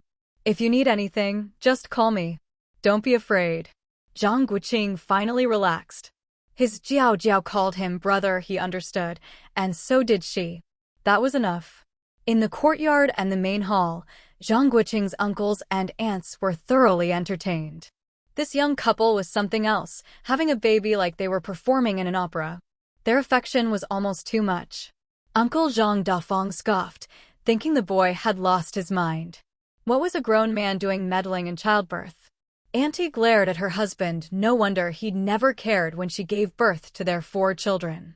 She'd have to have a word with him later, but she'd let him save face for now. Zhang Guoqing's father, Zhang Jiao, got up and invited everyone into the main hall. It was windy outside, and the men could have a drink together. Zhang's mother busied herself instructing her eldest daughter-in-law, Zhang Zuelan, to pour tea. Her mind was on her youngest daughter-in-law in labor. Would it be a boy or a girl? If she asked Zhang Guoqing, he'd definitely say it was a boy. He'd probably already had an ultrasound in his previous life, but had he ever wondered if the baby they brought with them after transmigrating was still the same one? This daughter-in-law was good in every way except for her frail health. But what could she do? Her youngest son was determined to marry her. Heaven help them, if it's a boy, her youngest would finally have an heir. The old lady couldn't sit still in the house and went to stand by the west wing window to keep her silly son company. She spotted her second daughter-in-law standing with folded arms by the kitchen, watching the commotion. You, hurry up and cook a bowl of noodles with 2 eggs for Jiao Jiao to give her strength for the birth. Second daughter-in-law Lynn Jihua nodded, but turned away with a pout, muttering to herself, "When I gave birth, you never fussed like this. Always playing favorites, first it's hot water, now it's noodles. Let's see how you act if she has a girl." Zhang Guoqing glanced at his second sister-in-law, but said nothing. From the original owner's memories, he knew she was a piece of work, a perfect match for his second brother, both incredibly selfish. His second brother had insisted on marrying her from Shanglin village. His mother-in-law's family had 4 daughters, but only one precious son, Lin Baozhu. Lin Jihua was the 3rd daughter, and according to his mother, she'd come to the Zhang family with nothing but a hefty bride price and the clothes on her back. In 4 years of marriage, she'd had a son and a daughter, but the couple treated their daughter like a burden, always scolding or hitting her, except when Zhang's mother was around. Their son was spoiled rotten, often bullying his cousins. Privately, they never contributed their odd job earnings to the household, but if the eldest brother's 4 kids ate an extra egg, she'd raise a fuss. Fortunately, the eldest sister-in-law was kind and capable, or the family would be in chaos. The eldest brother did odd jobs and was also a skilled mason, earning a decent income, all of which he handed over to the family. What's more, the eldest sister-in-law's family was well off, living near the county seat, with 2 brothers working government jobs and only her as their sister. Huang Yaoong, the eldest brother of his sister-in-law, works at the county supply and marketing cooperative. Her second brother, Huang Yaogua, drives for the county textile factory and often travels for business. He frequently brings home defective goods and snacks. If there's ever a conflict, no one dares to mess with Lin Jihua. Her mother-in-law always sides with the eldest sister-in-law, even if it means an argument. The only reason the eldest sister-in-law puts up with Lin Jihua is to avoid straining the relationship between her husband and his brothers. His eldest sister-in-law, Huang Zuelan, has 3 sons and a daughter. In the countryside, that's a real badge of honor. The 2 eldest brothers in the Huang family both live at their workplaces and have steady jobs. The Huang parents stubbornly refuse to move to the city, insisting it's too crowded. The eldest brother's 3 sons often stay at their maternal grandparents' house. Even at a young age, the kids know where they're loved, and they enjoy spending time with their cousins.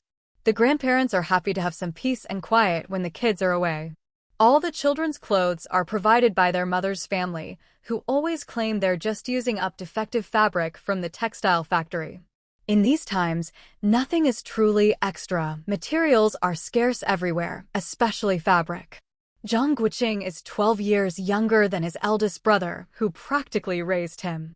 His big brother always says, as the eldest son, he must be steady and reliable. Thanks to his good character, and the fact that the Zhang family is blessed with good looks, both the men and the women, it's no wonder his in-laws took a liking to him. He's always been close to his eldest brother, while his second brother has been hostile towards him since childhood. When their grandparents were alive, only the eldest cousin from the eldest uncle's family and Zhang Guoqing himself were truly doted on. His parents, having him late in life, adored him even more. Fortunately, Zhang Guoqing grew up well-behaved and sensible. On the day Zhang Guoqing was born, his grandfather returned from the county and heard the news of victory at the Battle of Tearswing. Everyone was celebrating, so his grandfather named him Guoqing National Celebration, saying that this child was born under a lucky star. His eldest brother is Zhang Guofu, his second brother is Zhang Guoqiang, and he himself is Zhang Guoqing. He also has two older sisters, the eldest, Zhang Meili, beautiful, and the second, Zhang Meihao, goodness. The two sisters were known as the village beauties and both married well. The eldest sister married the youngest son of the village party secretary, someone she grew up with. Now, both husband and wife work at the county textile factory and have 3 children, 2 boys and a girl. His second sister, for years older than him, has an interesting story. She often visited the eldest sister's house to bring things over. Her husband apparently fell in love with her at first sight, but went through many twists and turns to get introduced. Eventually, it was the eldest sister-in-law's second brother, Huang Yaogua, who played matchmaker. He was too embarrassed to ask the eldest sister directly. The truth only came out after they got married and he got drunk. His second sister's husband is an only child, and his parents also work at the textile factory. After marriage, his sister found an opportunity to join the factory as a temporary worker. Now the whole family works at the factory, and they have only one son. Luckily, it's the 1950s. If it were the 1990s, they'd all be laid off together. All in all, the Zhang family is doing quite well, one of the best-off families in the village. The only problem is the second brother, who insisted on marrying Lin Juhua. Lin Juhua is lazy, loves gossip, and has a loose tongue that often offends people. She's always finding excuses to skip farm work, and her family frequently comes by to take advantage. Lin Juhua dotes on her own family, and she and her husband often argue over trivial matters, making the whole household uneasy. The original plan was to split up the family after the youngest, Xiao Wu, got married. But then Zhou Jiao got pregnant right after the wedding, and Zhang's mother was worried about the young couple. They decided to wait until after the baby's 100-day celebration, and then split the family at the start of the new year. This is what Zhang Guoqing remembers about the Zhang family: open-minded parents, a harmonious family, except for the second brother and his wife. Growing up in an orphanage, he never experienced this kind of warmth. Now, thinking about having parents and siblings of his own, he feels quite happy. Aside from some memories, he also noticed that all his nephews are currently staying at his eldest brother's-in-law's house.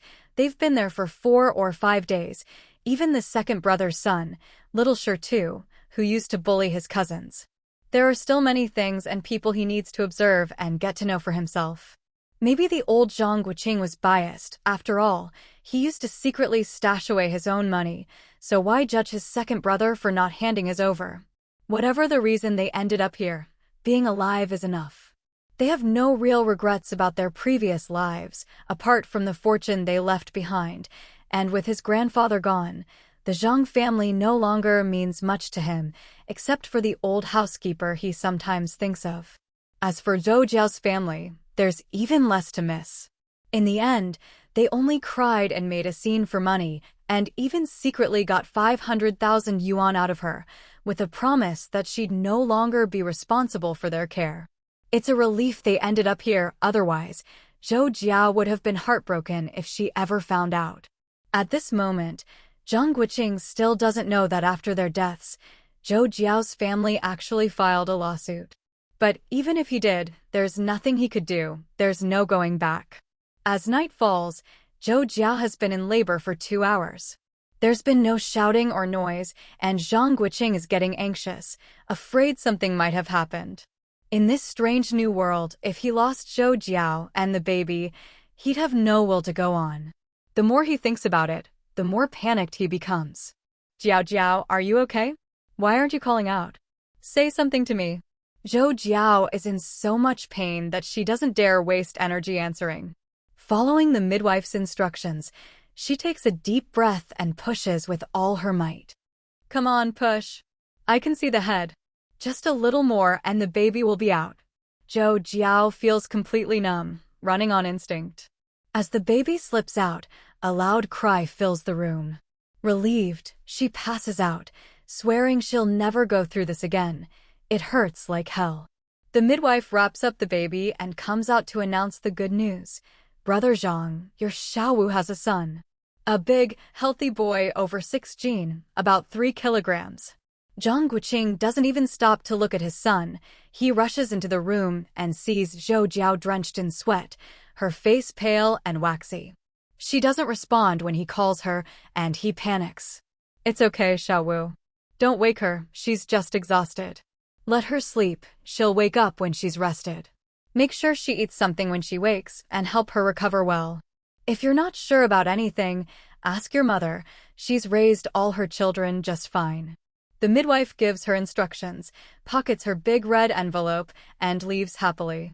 The Zhang family is known for their generosity. Whether it's a boy or a girl, the red envelope is always the same.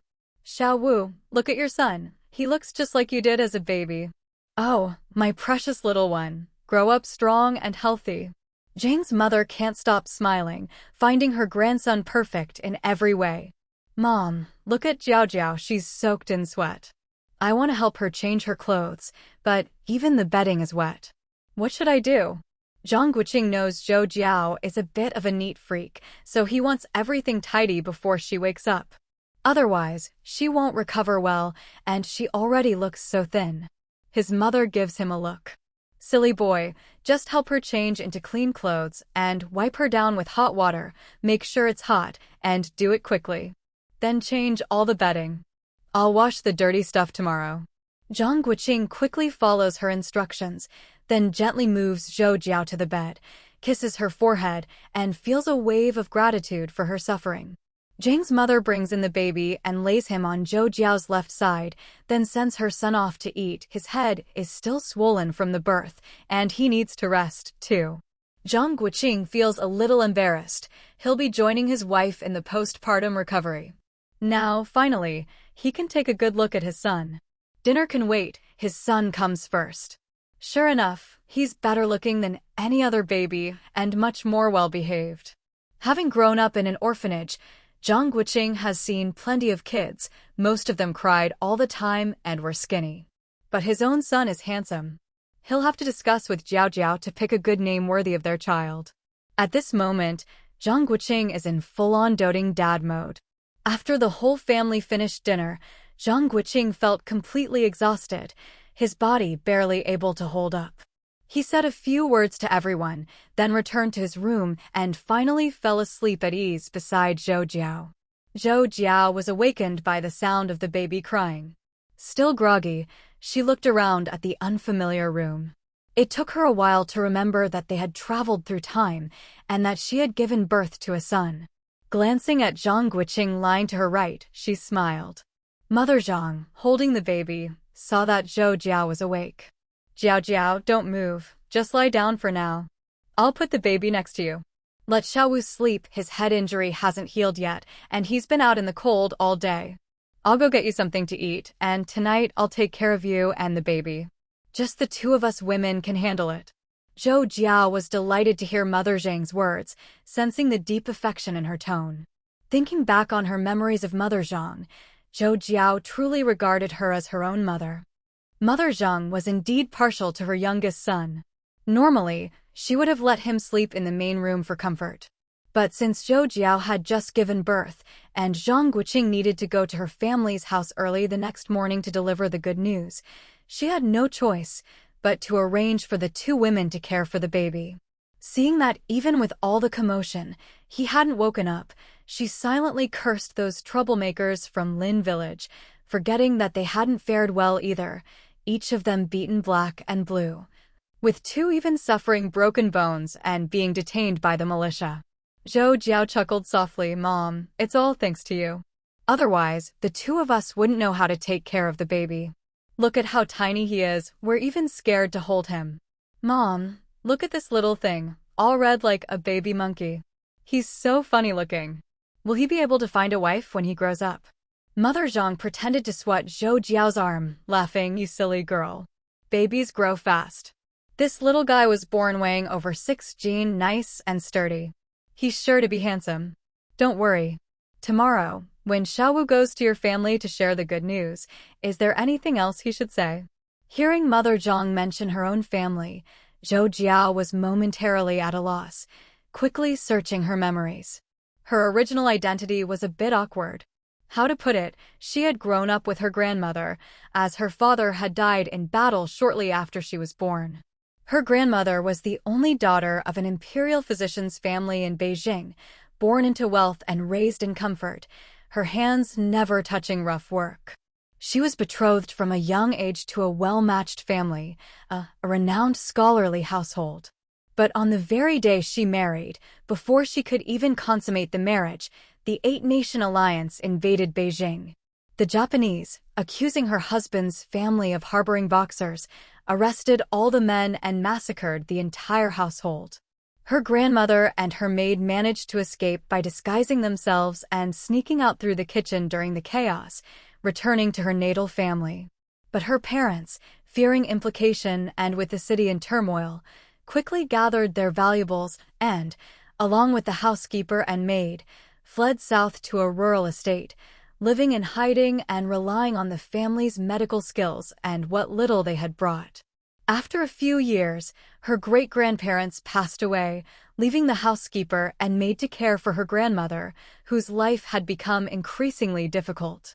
By chance, she reunited with her childhood sweetheart, Zhou Jiao's grandfather, who had been the only survivor of his family, rescued by the boxers. When he returned to look for his family, everyone was gone, and even the house in the city was abandoned. Seeking revenge, he joined the army. The couple then followed the army through many twists and turns, eventually joining the People's Army. The housekeeper retired locally and the maid married. With no other attachments, the couple remained on the front lines, and as their children grew, they returned with Zhou Jiao's uncle, aunt, and father to the Zhou family's ancestral village in the northeast. Zhou Jiao's grandfather still hoped that some family members might have survived and would return to pay respects at the ancestral graves. Later, the youngest son, Zhou Jiao's father, secretly enlisted in the army, where he met and fell in love with Zhou Jiao's mother, Lynn, a member of the army's performing troupe. 2 years after their marriage, Zhou Jiao was born. Not long after, her father, without telling her mother, who was still in confinement, left a letter and, together with Lyn's eldest brother, joined a secret mission. Both died in action, leaving no remains behind. Lynn was devastated, unable to care for her newborn daughter, so Zhou Jiao's grandparents rushed from the army to bring her home and raise her. Lynn never remarried, always saying, if dead, I want to see the body. If alive, I want to see the person. She believed they were still alive somewhere and would return someday, refusing to accept reality. For reasons unknown, apart from sending child support every year, she never returned home, not even for Zhou Jiao's wedding. In Zhou Jiao's memories, aside from photos, she had never seen her mother. She heard that her mother was still single, rejecting many marriage proposals. Her grandparents always comforted her, saying her mother loved her, but just couldn't accept her husband's death and needed time. Still, Zhou Jiao resented her mother deep down. As a child, her friends could act spoiled with their mothers, but aside from her grandparents' affection, Zhou Jiao had to be wary of her aunt's attitude. Her aunt, Qinjiaodi, enjoyed the money and supplies sent by the Lin family, but secretly envied and resented her widowed sister-in-law. Lyn's high status and beauty made her aunt feel both inferior and proud, leading her to mistreat Zhou Jiao when the grandparents weren't looking. The things sent by her mother's family were always given to her cousin first, and the money was used for the whole household. When Zhou Jiao finally turned 10 and understood the ways of the world, She said she wanted to find her mother. The only time she called, her mother spoke coldly, saying she was busy performing and had no time to see her, telling her to stay home and be filial to her grandparents. Zhou Jiao, in tears, was heartbroken. From then on, she never mentioned her mother again, leaving her letters unopened and unanswered, as if by ignoring them she wouldn't miss her.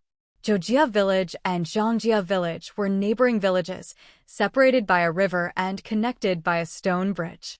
Zhou Jiao Village was closer to the mountains. Zhou Jiao's grandfather was a veteran revolutionary, and her grandmother had been a military doctor in her youth. The couple was highly respected in the area. Zhou Jiao was a beautiful girl, and it was said that her maternal grandparents were both soldiers, as were her uncles and her mother. In those days, being a soldier was highly regarded.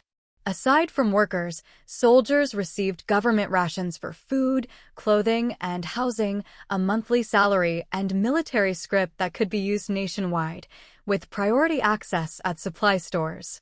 Except for her father, who died unexpectedly, no one knew that since Zhou Jiao could remember, aside from receiving clothes and money from her maternal grandparents, she had never seen them. They claimed to love her, but never took her to live with them. Occasionally, she would overhear her aunt muttering, saying things like her eldest uncle died alongside Zhang's father, her second uncle was stationed elsewhere, her grandfather was too important to visit old comrades, and her grandmother was seriously ill again. That sister-in-law is really strange, so beautiful, yet she won't remarry or raise her daughter, just leaves her behind. Yes, just leaves her.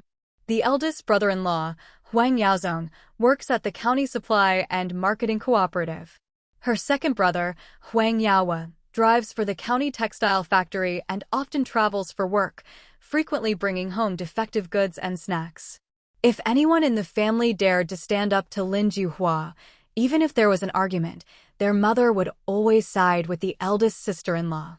The only reason the eldest sister-in-law ever gave in was because she didn't want quarrels between sisters-in-law to affect the relationship between her husband and his brothers. The eldest sister-in-law, Huang Suilan, has 3 sons and a daughter. In the countryside, this is something to be proud of. She stands tall in the Zhang family. The 2 eldest brothers of the Huang family both live and work at their factories in town. The Huang parents insist on staying in the countryside, refusing to move to the city, saying it's too crowded. The eldest brother's 3 sons often stay at their maternal grandparents' house. Even as young as they are, the kids know where they're loved, and sometimes they'll arrange to stay with their cousins for a few days. The old couple actually enjoys the peace and quiet when the kids are away. All the children's clothes are provided by their mother's family, who always say they're just using the surplus defective fabric from the textile factory to make clothes for the kids. But in these times, nothing is really surplus. There's a nationwide shortage of goods, especially fabric. Zhang Guoqing is 12 years younger than his eldest brother, who practically raised him. His eldest brother always said, as the eldest son, he had to be steady and reliable. It was thanks to his good character and the fact that the Zhang family had no ugly genes, with handsome sons and pretty daughters, that their family was favored by their in-laws. He'd always been close to his eldest brother since childhood, but his second brother had always been hostile toward him. When their grandparents were alive, besides the eldest cousin, Zhang Guoqing was the most doted on. Not to mention, as the youngest child, his parents loved him dearly.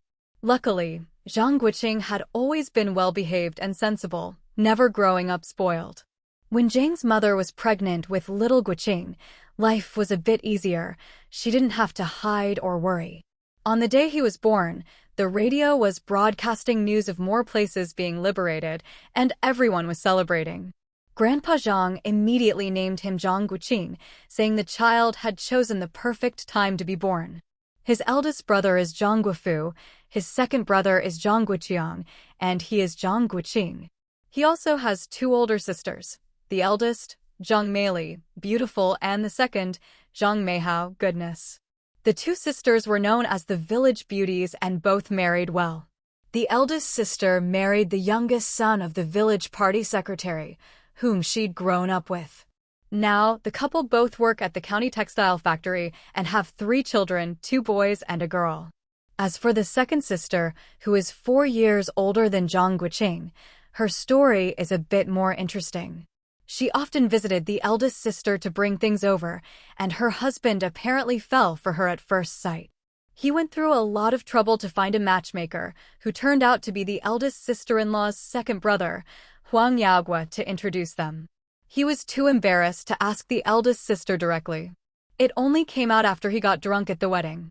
The second sister's husband is an only child, and his parents also work at the textile factory. After marrying in, the second sister managed to get a job as a temporary worker at the factory. Now, the whole family works there, and they have only 1 son. Luckily, this was the 1950s. If it had been the 1990s, the whole family might have been laid off together. All in all, the Zhang family is doing quite well, one of the best-off families in the village. The only problem is the second brother, who insisted on marrying Lin Juhua. Lin Juhua is lazy and gluttonous, loves gossip, can't keep her mouth shut, and easily offends people. She's always finding excuses to skip work in the fields, and her family is always coming over to take advantage. Lin Juhua dotes on her own family, and she and her husband are always fighting over trivial matters, making the whole family uneasy. The original plan was to split the household once the 5th child got married, but then Zhou Jiao got pregnant right after the wedding. Zhang's mother was worried about the young couple, so she decided to wait until after the baby's 100-day celebration and then split the family in the spring. This is what Zhang Guoqing remembers about the Zhang family: open-minded parents, a harmonious family, except for the second brother and his wife. It was a kind of happiness he'd never experienced growing up in an orphanage. Now, thinking about it, he felt happy that he'd have parents, brothers, and sisters in the future. Whatever the reason they'd ended up here, just being alive was enough. They didn't have any real attachment to their previous lives, except maybe for that vast fortune, but Grandpa had passed away, and the Zhang family no longer meant much to him, though he sometimes thought of the old butler. As for Zhou Jiao's family, there was even less to miss. In the end, they'd just cried and made a scene for money, and behind Zhou Jiao's back, he'd secretly transferred 500,000 to them, making it clear he wouldn't be responsible for their retirement. Luckily, they'd come here, otherwise, he'd have been afraid Zhou Jiao would be heartbroken if she ever found out. At this moment, Zhang Guoqing still didn't know that after their deaths, Zhou Jiao's family had actually sued. But even if he knew, there was nothing he could do. No one could go back. As dusk fell, Zhou Jiao had been in the room for 2 hours after eating her noodles, and there hadn't been a sound. Zhang Guoqing was starting to get anxious, afraid something might have happened. In this strange world, if he lost Zhou Jiao and the baby, he'd have no reason to go on either. The more he thought about it, the more panicked he became. Jiao Jiao, are you okay? Why aren't you calling out? Say something. Right now, Zhou Jiao was in terrible pain. To save her strength, she didn't dare answer, just followed the midwife's instructions, taking deep breaths and pushing with all her might. Hurry, hurry, push again. I can see the head. One more push and the baby will be out. Zhou Jiao felt numb all over, relying on instinct to push. As something slipped out from below, the baby let out a loud wail. Finally, she relaxed and fainted. She swore she'd never give birth again. It hurt like hell. The midwife wrapped up the baby and came out to announce the good news. Brother Zhang, your wife has given birth to a son, a big, healthy boy, over 6 gene. Zhang Guoqing didn't even stop to look at his son, rushing into the room. He found Zhou Jiao drenched in sweat, her face pale and waxy, unresponsive when he called her. He panicked. It's okay, Xiaowu. Don't call her, she's just exhausted. Let her sleep, she'll wake up when she's rested. When she wakes up, make sure she eats something and takes good care of herself during the month. If you don't know what to do, ask your mother. She's raised all her kids just fine. The midwife gave her instructions, took her big red envelope, and left with a smile. The Zhang family was known for their generosity. No matter if it was a boy or girl, the red envelope was always the same. Xiaowu, Look at your son, he looks just like you did when you were born. Oh, my little darling, grow up quickly. Zhang's mother was beaming, finding everything about the baby wonderful. Mom, look at Zhou Jiao, she's soaked with sweat. I want to help her change her clothes, and the bedding is all wet too. What should I do? Zhang Guoqing knew Zhou Jiao was a bit of a neat freak, so he wanted to tidy up before she woke up. Otherwise, she wouldn't recover well during her confinement, especially since she looked so thin. Mother Zhang glared at her silly son. Are you stupid? Get her some clean clothes and help her change. Wipe her down with hot water, remember, it has to be hot, and do it quickly. Then change all the bedding. I'll wash the dirty ones tomorrow. Zhang Guoqing hurried to do as she said, then carefully carried Zhou Jiao to the bed, kissed her on the forehead, and felt a surge of gratitude. Mother Zhang followed with the baby, placing him on Zhou Jiao's left side, then told her youngest son to go eat. His bump still hadn't gone down. After eating, he should lie down and rest with Zhou Jiao. Zhang Guoqing was a little embarrassed, looked like he'd be doing confinement with her. Now he could finally relax and look at his son. Dinner could wait, he had to see his boy first. Sure enough, he was better looking than any other baby and quieter too. Having grown up in an orphanage, Zhang Guoqing had seen plenty of kids, most of them cried a lot and were skinny. But his own son was handsome. He'd have to discuss with Zhao Jiao to pick a good name worthy of their child. At this moment, Zhang Guoqing was in full-on doting dad mode. After the whole family finished dinner, Zhang Guoqing felt completely exhausted, his body barely able to hold up anymore. He told everyone he was heading back to his room and finally lay down next to Zhou Jiao, where he could sleep peacefully at last. Zhou Jiao was woken by the baby's cries. Still groggy, she glanced around the unfamiliar room, and it took her a while to remember that they had traveled through time and that she'd given birth to a son. She looked at Zhang Guoqing lying to her right and smiled. Mother Zhang, holding the baby, saw Zhou Jiao wake up. Jiao, don't move, just lie down for now. I'll put the baby next to you. Let Xiaowu sleep, his head injury hasn't healed yet, and he's been out in the cold all day. I'll go get you something to eat. Tonight, I'll take care of you and the baby. Just the two of us women will be enough. Zhou Jiao was delighted to hear Mother Zhang's words, which were full of warmth and affection. Thinking back to her memories of Mother Zhang, Zhou Jiao truly regarded her as her own mother. Mother Zhang was always partial to her youngest son. Normally, she'd have let him sleep in the main room for comfort. But since Zhou Jiao had just given birth and Zhang Guoqing would have to go to her family's home early the next morning to deliver the good news, she had no choice but to arrange for the two women to care for the baby. Seeing that even all the commotion hadn't woken him, she silently cursed the troublemakers from Lynn village, forgetting that those guys hadn't fared well either, each left battered and bruised, with two even suffering broken bones and now detained by the militia. Zhou Jiao chuckled softly, Mom, we're so lucky to have you. Otherwise, neither of us would know how to take care of the baby. Look at how tiny he is, we don't even dare to hold him.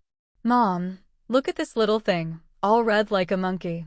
He's so funny looking, do you think he'll ever find a wife when he grows up? Mother Zhang pretended to give Zhou Jiao a playful slap on the arm and laughed. You silly girl. Babies grow fast once they're born. This little guy weighed over 6 gene at birth. He's sturdy and will be handsome. Don't worry.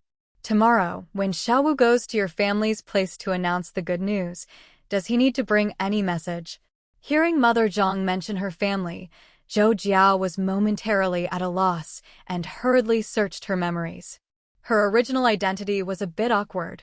How to put it, she'd grown up with her grandmother since she was little, as her father had died in battle shortly after she was born. Her grandmother was the only daughter of an imperial physician's family in Beijing, born into wealth and raised without ever having to lift a finger. She'd been engaged since childhood to a well-matched, reputable scholarly family. But on her wedding day, before she could even consummate the marriage, the Japanese accused her husband's family of harboring underground communists, arrested all the men, and massacred the entire household. Her grandmother and her loyal maid managed to escape in the chaos, disguised themselves, and fled back to her family home. But her parents, fearing implication and with Beijing in turmoil, quickly gathered their valuables and, along with the housekeeper and maid, fled south to a rural estate. Living incognito and relying on family medical skills and what little wealth they had to survive. 3 years later, her great-grandparents passed away, leaving only the housekeeper and maid, and life became increasingly difficult. By chance, her grandmother reunited with her childhood sweetheart, Zhou Jiao's grandfather, who had been the only survivor of the massacre, rescued by the underground resistance. When he returned to find his family, everyone was gone and even their city home was abandoned. Seeking revenge, he joined the army. The couple then followed the army, leaving the housekeeper to retire locally and the maid to marry. With no other attachments, they fought on the front lines until the Japanese were finally driven out and the country liberated. They refused to remain in the military and returned with their children to their ancestral home in Zhou Jiao village in the northeast. Zhou Jiao's grandfather always hoped that any surviving relatives would return home to pay respects after the country's liberation. With their military pensions, the couple settled down. Later, their youngest son, Zhou Jiao's father, secretly enlisted in the army, where he met and fell in love with Zhou Jiao's mother, Lynn, a performing artist in the military. They married, and 2 years later, Zhou Jiao was born.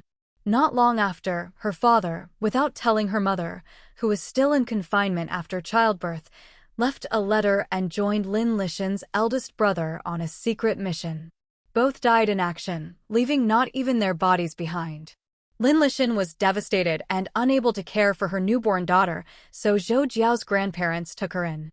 Lin never remarried, always saying, "If dead, I want to see the body. If alive, I want to see the person." She believed they were still out there somewhere and would return one day, refusing to accept reality. For reasons unknown, apart from sending annual child support, she never came back, not even for Zhou Jiao's wedding. In Zhou Jiao's memories, she'd only seen her mother in photos. She heard that her mother was still single, turning down many suitors. Her grandparents always comforted her, saying her mother loved her but just couldn't accept her father's death and needed time. But deep down, Zhou Jiao still resented her mother. As a child, her playmates could act spoiled with their mothers, but aside from her grandparents' affection, Zhou Jiao had to watch out for her aunt's attitude. Her aunt, Chen Zhaodi, enjoyed the money and goods sent by the Lin family, but secretly resented and envied her widowed sister-in-law. Lin's high status and beauty made her both self-conscious and arrogant, and when the grandparents weren't looking, she would help her own children bully Zhou Jiao. Anything sent from Zhou Jiao's mother would be given to her cousin first, and the child support money was used for the whole family. When Zhou Jiao turned 10 and understood more about the world, she asked to find her mother. The only time she called, her mother coldly said she was too busy touring to see her and told her to stay home and be filial to her grandparents. Zhou Jiao, in tears, was heartbroken. From then on, she never mentioned her mother again, leaving her letters unopened and unanswered, as if that would keep the longing at bay. Zhou Jiao village and Zhangjia village were neighboring villages separated by a river, connected by a stone bridge. Zhou Jiao village was closer to the mountains. Zhou Jiao's grandfather was a respected revolutionary veteran, and her grandmother had been a military doctor in her youth. The couple was well respected locally. Zhou Jiao, the beauty of the Zhou family, was well known. Her maternal grandparents were both military officers, her uncles too, and her mother was also in the military. In those days, being in the military was highly regarded.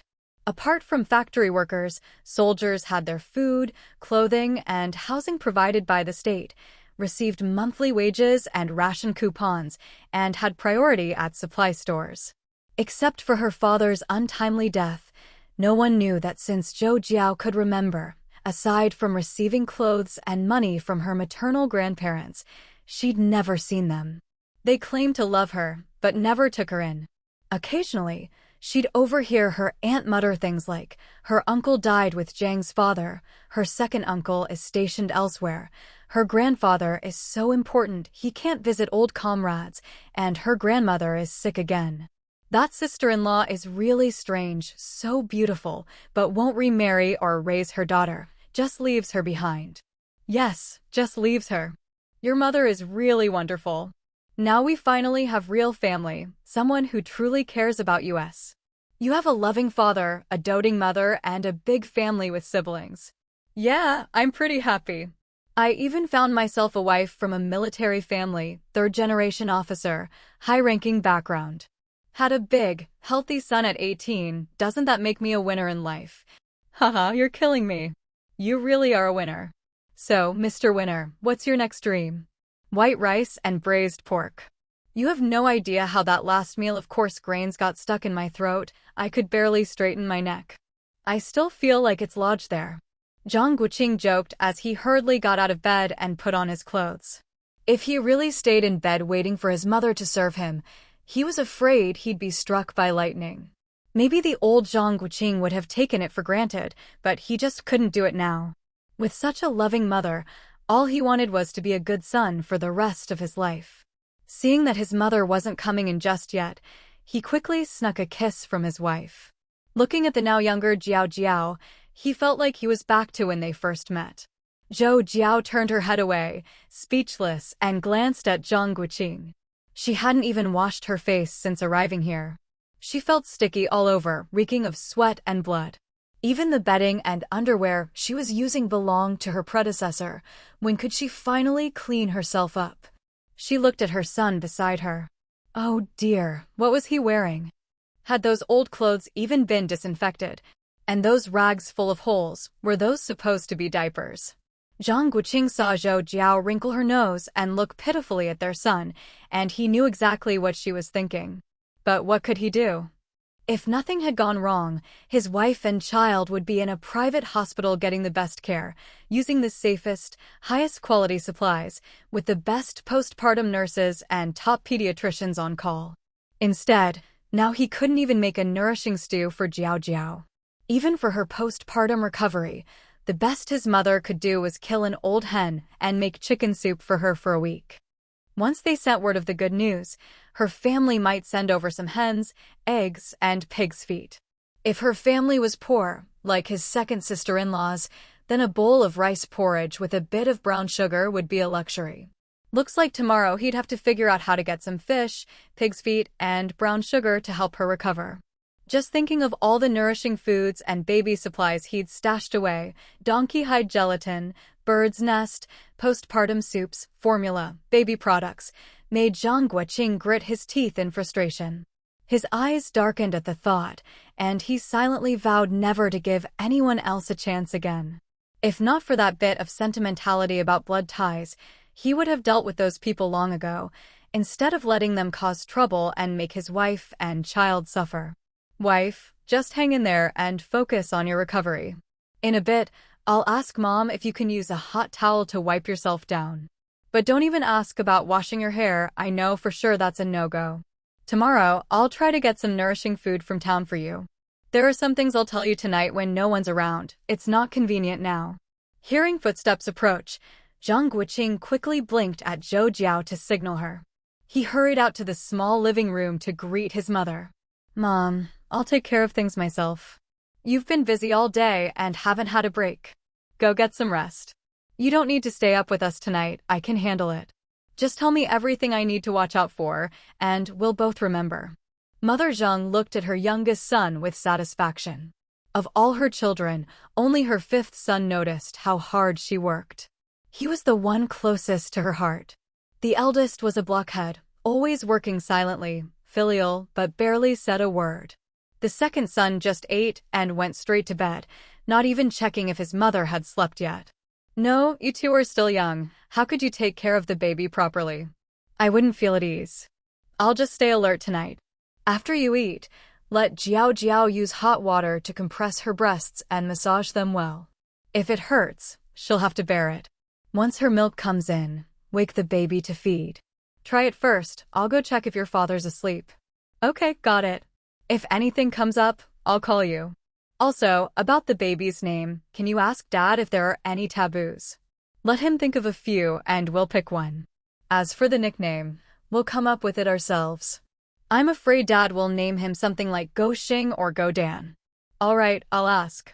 Last time, your dad said your nephews' names were chosen according to the family genealogy. He mentioned having your great-uncle, the scholar, take a look. There's still time for the formal name before the baby's first birthday. Oh, I forgot to tell you, your nickname was Godan, haha. From a distance, Zhang Guoqing heard his wife laughing loudly late at night. Was she trying to attract wolves? After a whole day, he was exhausted. Getting old really took a toll on his energy. Wife, what's got you so happy? Tell me so I can laugh with you. You never stop all day, aren't you tired? It's nothing. Xiaowu asked me to ask you about the baby's formal name. As for the nickname, he wants to pick it himself. He's afraid you'll name the baby Godan or Guoqing. I told him he really was called Godan. You should have seen his silly face. That boy, his grandparents have called him Xiaowu since he could talk. Where'd the nickname come from? Time really flies. We're getting old. Yeah, the kids are all married now. We've done our duty as parents. Once we split the family, we won't have to work as hard as when we were young. In the next few years, we can save up some money to help the eldest. He's got 3 sons, and it'll be tough for him and his wife to marry them off. We can't expect his in-laws to help forever. Don't worry. Our grandsons are all good kids. When the time comes, we'll find a way. With their 2 uncles helping, I'm not worried. As for Xiaowu, I'm not worried either. That couple has plenty of savings, and if anything happens, Zhao Jiao's grandfather can lend a hand. It's the second son I'm uneasy about. He married the wrong woman. She's nothing but trouble. They're still young and might have more kids, but he'll have to support the family alone. Who knows how he'll manage? We tried to get the second son to work in town, but it didn't work out. I bet his wife's already squandered all their savings. They just had a big fight a few days ago. I'm thinking of asking his uncle if the production team can let them raise pigs. It's easier than farm work, and when they're busy, she won't have time to gossip. That's a good idea.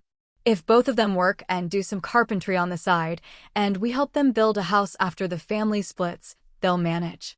I used to worry most about Xiaowu, but just like his grandfather said, he's really blessed. Don't be fooled by Zhao Jiao's age, she's got her head on straight. Exactly. That girl's a little genius. Most 16-year-old girls care about appearances, but she came in with money and bought us a sewing machine right away. She knows how to run a household. And don't think she only brought her dowry. I heard Zhou Jiao actually owns a big courtyard house in Beijing, and her household registration is there. Her grandfather rents it out to the government, and the rent is saved for her. Then there's her father's pension, that's all above board. Her grandfather never took it, just gave it to her as dowry. No matter how much old man Zhou wants to keep it, he can't. That's what our eldest's father-in-law told me. He's got a brother in the military district there. So her grandfather's family is doing well. Why didn't they take her back? Who says they didn't want to? It's just gossip from the village women. From what my brother says, it was old man Zhou who wouldn't let her go. He claimed Zhao Jiao's mother didn't have time to care for her, and you know how unreliable her mother is. Plus, her grandmother has a heart problem. A few years ago, they tried to bring her back to Beijing, but somehow it didn't work out. This time, it was old man Zhou who had Zhao Jiao write to her grandfather about the wedding. I bet he told them Zhao Jiao had a marriage arrangement with Xiaowu since childhood. After saying this, Father Zhang looked down on old man Zhou. Everyone knew what he was up to. Zhou Jiao was his link to her grandfather's family. Without her, how would he get any benefits? Mother Zhang wasn't stupid either. Thinking it over, she realized there were advantages to Zhou Jiao not returning to the Lynn family. She quickly told Father Zhang what Zhou Jiao had said earlier. Now even Father Zhang understood, and Zhou Jiao surely did too. Father Zhang sighed and said, "Just stay out of it. Xiaowu is smart, let him handle it. Pretend you don't know anything, and don't mention it to outsiders. If we need anything from the Lin family, don't ask Zhao Jiao for help. Blood ties are there, but let's wait and see after Xiaowu sends a letter, and we hear back from the Lin family. Besides, we'll need her grandfather's help to get the marriage certificate. Our Zhang family is going places, haha. We've really got ourselves a golden child. Mom, can you help me think this through? I want to tell her not to send money anymore. The money always gets sent to the Zhou family's village for my grandpa to collect, but now that my grandpa isn't well, it's my eldest uncle who picks it up. Last month, my aunt only brought over 10 yuan, when it used to be 20 yuan every month. I didn't have the heart to ask my grandparents for details. And according to Sister Xiaoya next door, my cousin married into her village. She said she saw my cousin wearing a cashmere coat and her child dressed in a brand new cotton jacket. I'm guessing those were things my grandma or my mom sent for me, just in time for winter for my baby, but my aunt secretly gave them to my cousin instead. Ever since I was little, whenever something was sent over, she would pick through it first. Back when I lived there was nothing I could do. Better to avoid trouble when possible. Last month, my aunt brought over 10 yuan and even made it sound like her family was struggling. Honestly, I just find it pointless. My grandparents get a hefty pension every month, and her family relies entirely on them, with only my uncle working odd jobs. I'm married now, and besides, all these years, my mom's money has gone to their family. There's no reason for me, as a niece, to help support them. I want to cut off this flow of money. First, it's too obvious. People in the brigade are jealous and gossip behind our backs. Second, I have money of my own now. If she sends it, I'll just end up saving it. Xiao Wu and I can earn money ourselves. If my mom still wants to send money, she can deposit it in a savings account under her grandson's name. When he grows up, she can give it to him directly. What do you think? Anyway, she doesn't plan to remarry, so she'll leave it to the child eventually. Sending it here just causes trouble. Mother Zhang thought carefully and realized she was right. She often heard gossip, mostly about Xiao Wu marrying a golden girl or something, but she never paid attention to that. She genuinely liked Zhao Jiao. Other than being a bit weak and not able to do much fieldwork, there was nothing to criticize. She'd watched her grow up sensible, steady, generous, cultured. If it weren't for the fact that the old couple's health was failing and she was worried that if the child's mother disappeared, Zhao Jiao would suffer under her aunt, she wouldn't have agreed to such an early marriage. She'd promised the old couple to treat her as a daughter. Besides, Xiao Wu was strong and clever, and his two older sisters were well married. If they ever wanted to find work in the city, she wouldn't worry. Thinking it over, Zhao Jiao was right. The Zhou family was always picking up parcels. Zhao Jiao had been pregnant and staying home, and their house was in a remote spot, so she hadn't heard any gossip. According to the post office, 2 months after Zhao Jiao got married, the Zhou family received a Shanghai watch and some coat fabric sent from Beijing, probably from her grandfather. But her aunt went around claiming it was a gift from her father's old army friends. Who around here doesn't know the truth? She only hid it because she was afraid Zhao Jiao would get upset while pregnant. She'd planned to bring it up after the baby was born, but this works too. No matter how many things get sent, they never end up with Zhao Jiao. At least the money will be saved for her grandson in the future. Mother Zhang was puzzled by the Zhou family. Such short-sighted people. Just because Zhao Jiao's family never visits doesn't mean they don't care about her. Otherwise, why would they keep sending things? Aren't they afraid people will find out they're skimming off what's meant for the girl? If you ask her, it's the old man in the Zhou family who's muddle-headed, thinking girls are useless and favoring boys. And they call themselves a scholarly, respectable family. Aside from Zhou grandma, the rest of the Zhou family is just disappointing. Not to mention, last year's army enlistment spot for Xiao Wu, did they really think it was given because of the Zhang family's connections? Their family has been poor farmers for generations, with no ties to the county's military office. It was only after her eldest brother-in-law's brother-in-law asked around that they found out the military office leader knew Zhou Jiao. After seeing her and Xiao Wu in town, and hearing that Xiao Wu was Zhao Jiao's childhood fiancé, they did them a favor and gave him the spot. Didn't you notice that when Xiao Wu turned it down, nothing happened? The Zhou family seems to forget that it's only because of Zhao Jiao that the production brigade leader didn't force them to do more labor. Even old man Zhou had to go to the fields when he first returned to the village. People should learn to be content and grateful. That's what her own mother always said. Mom, you don't need to worry about this. Just pretend you don't know. Zhou Jiao was heavily pregnant before, so I didn't bring it up. I heard her second uncle and little aunt often send things too. Did you see the army coats her two sisters-in-law got? Tomorrow morning, I'll just tell Zhao Jiao's grandpa that I'm sending a letter to share the good news, and prepare some things to mail to her second uncle, little aunt, and my mother-in-law. As for the letter, I'll subtly mention that they shouldn't send things or money anymore, since parcels often get lost or claimed by others. Heh, who wouldn't get the hint? All their parcels go through military mail. Aside from Grandpa Zhou collecting them, or the brigade leader signing for them, who would dare claim them? And anyone in the army knows how things work. If they really want to send things, they'll address them to Zhou Jiao at our house. No one else can pick them up. Zhang Guoqing suddenly chimed in. Oh, you heard all that, brother? I don't want to let them take advantage either. I'm already married out. Aside from showing respect to my grandparents, I have no obligation to support anyone else. Zhou Jiao was delighted to see Zhang Guoqing had woken up. Mother Zhang had just been wondering how to tell the other side not to send things, and to make it clear they weren't being greedy, otherwise, people might think they were taking things meant for both sides. That's not how you build a reputation. Her son's voice startled her. Oh, Xiao Wu, you really are clever. You managed to solve the problem without offending anyone. All right, we'll do as you say. I'll pack up some cured meat, wild chicken, and rabbit, and you can send them over to return the favor. Whether or not we got anything before, since they're being thoughtful, we can't pretend not to notice. But Zhao Jiao, you two should write the letter together. Don't let Xiao Wu write it alone, or there might be misunderstandings. Just thinking about your aunt not getting money or parcels in the future makes me laugh. Imagine how upset she'll be. Haha. Zhang Guoqing shook his head helplessly. His mother had always had issues with Zhou Jiao's aunt, and now she finally had a chance to vent. The old lady was thrilled.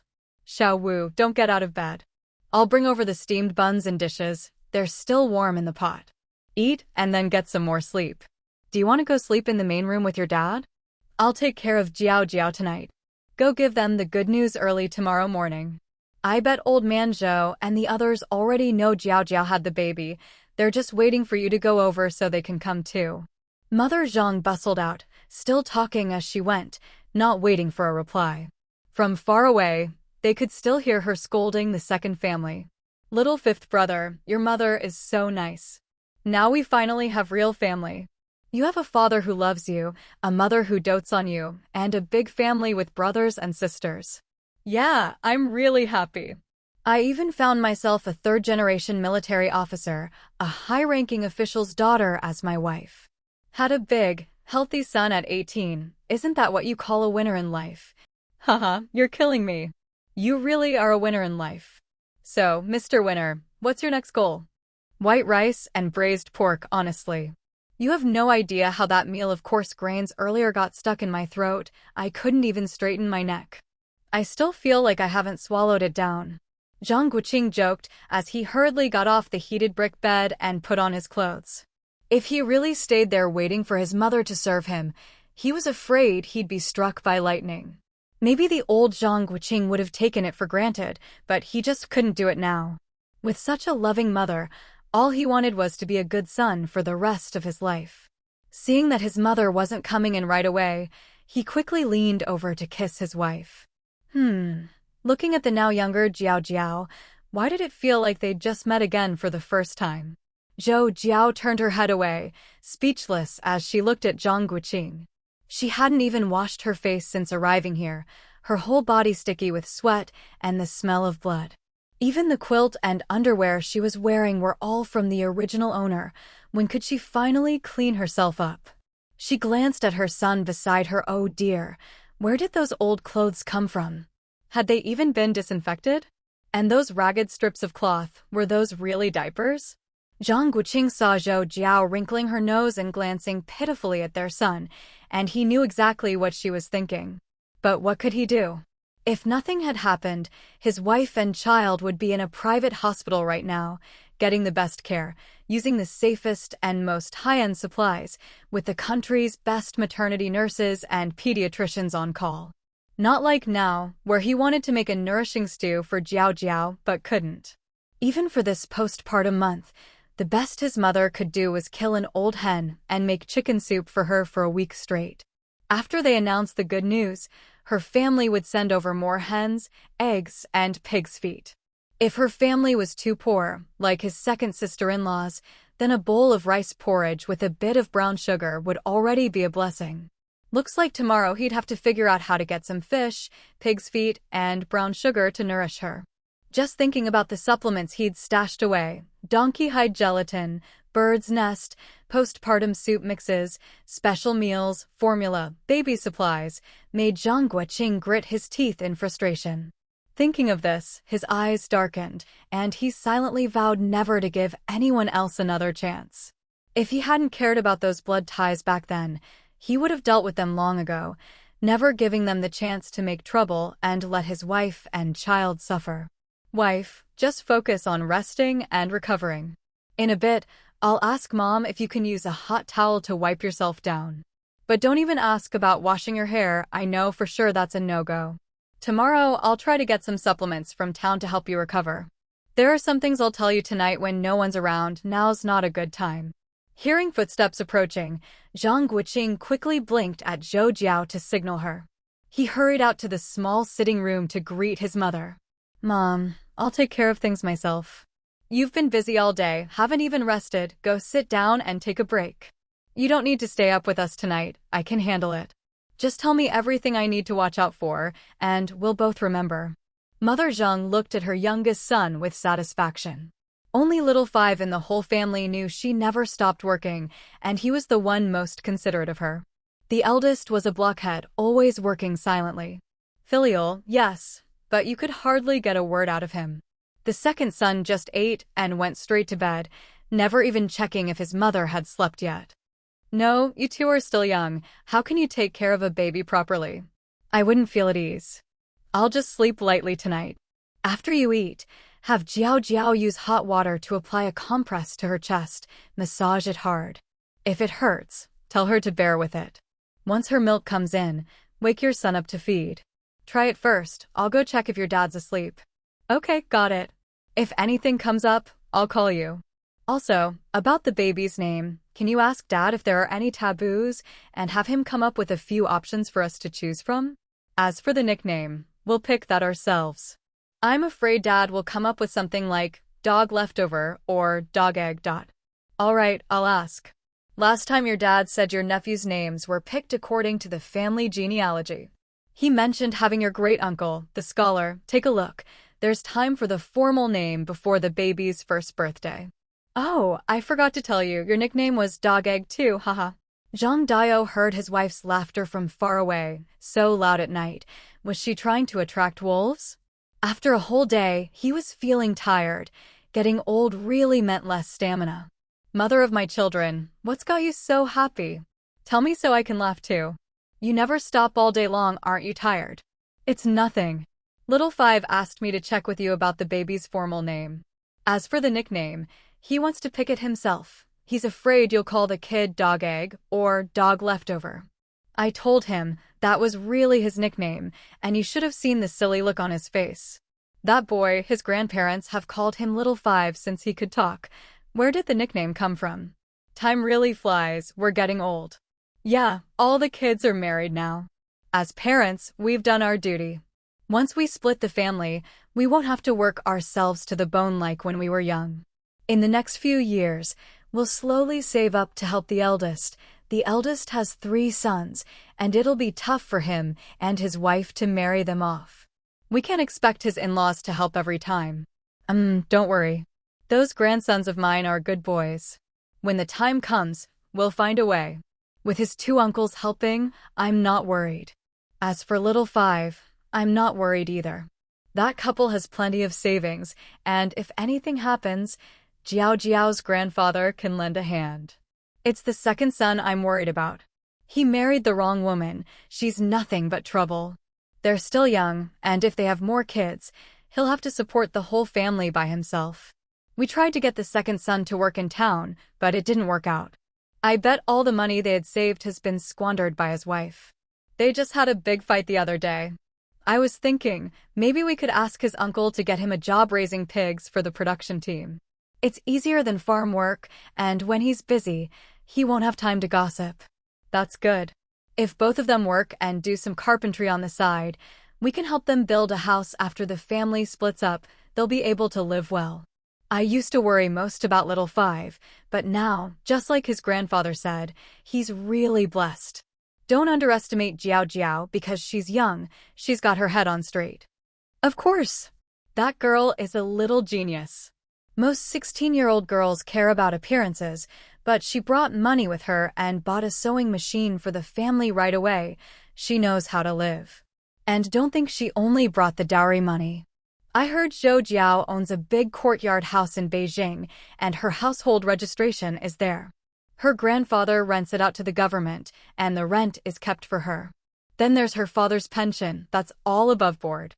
Her grandfather never took it, just saved it as her dowry. No matter how much old Master Zhou wants to keep it, he can't. That's what the eldest son-in-law's father said. He has a younger brother in the military district. After hearing this, Father Zhang sighed and said, just stay out of it. Our little Five is smart, let him handle it.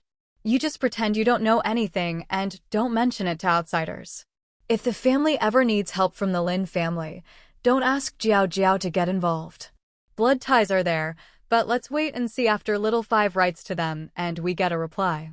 Besides, we'll need her grandfather's help to get the marriage certificate. Our Zhang family is going places, haha, we've really got ourselves a golden child.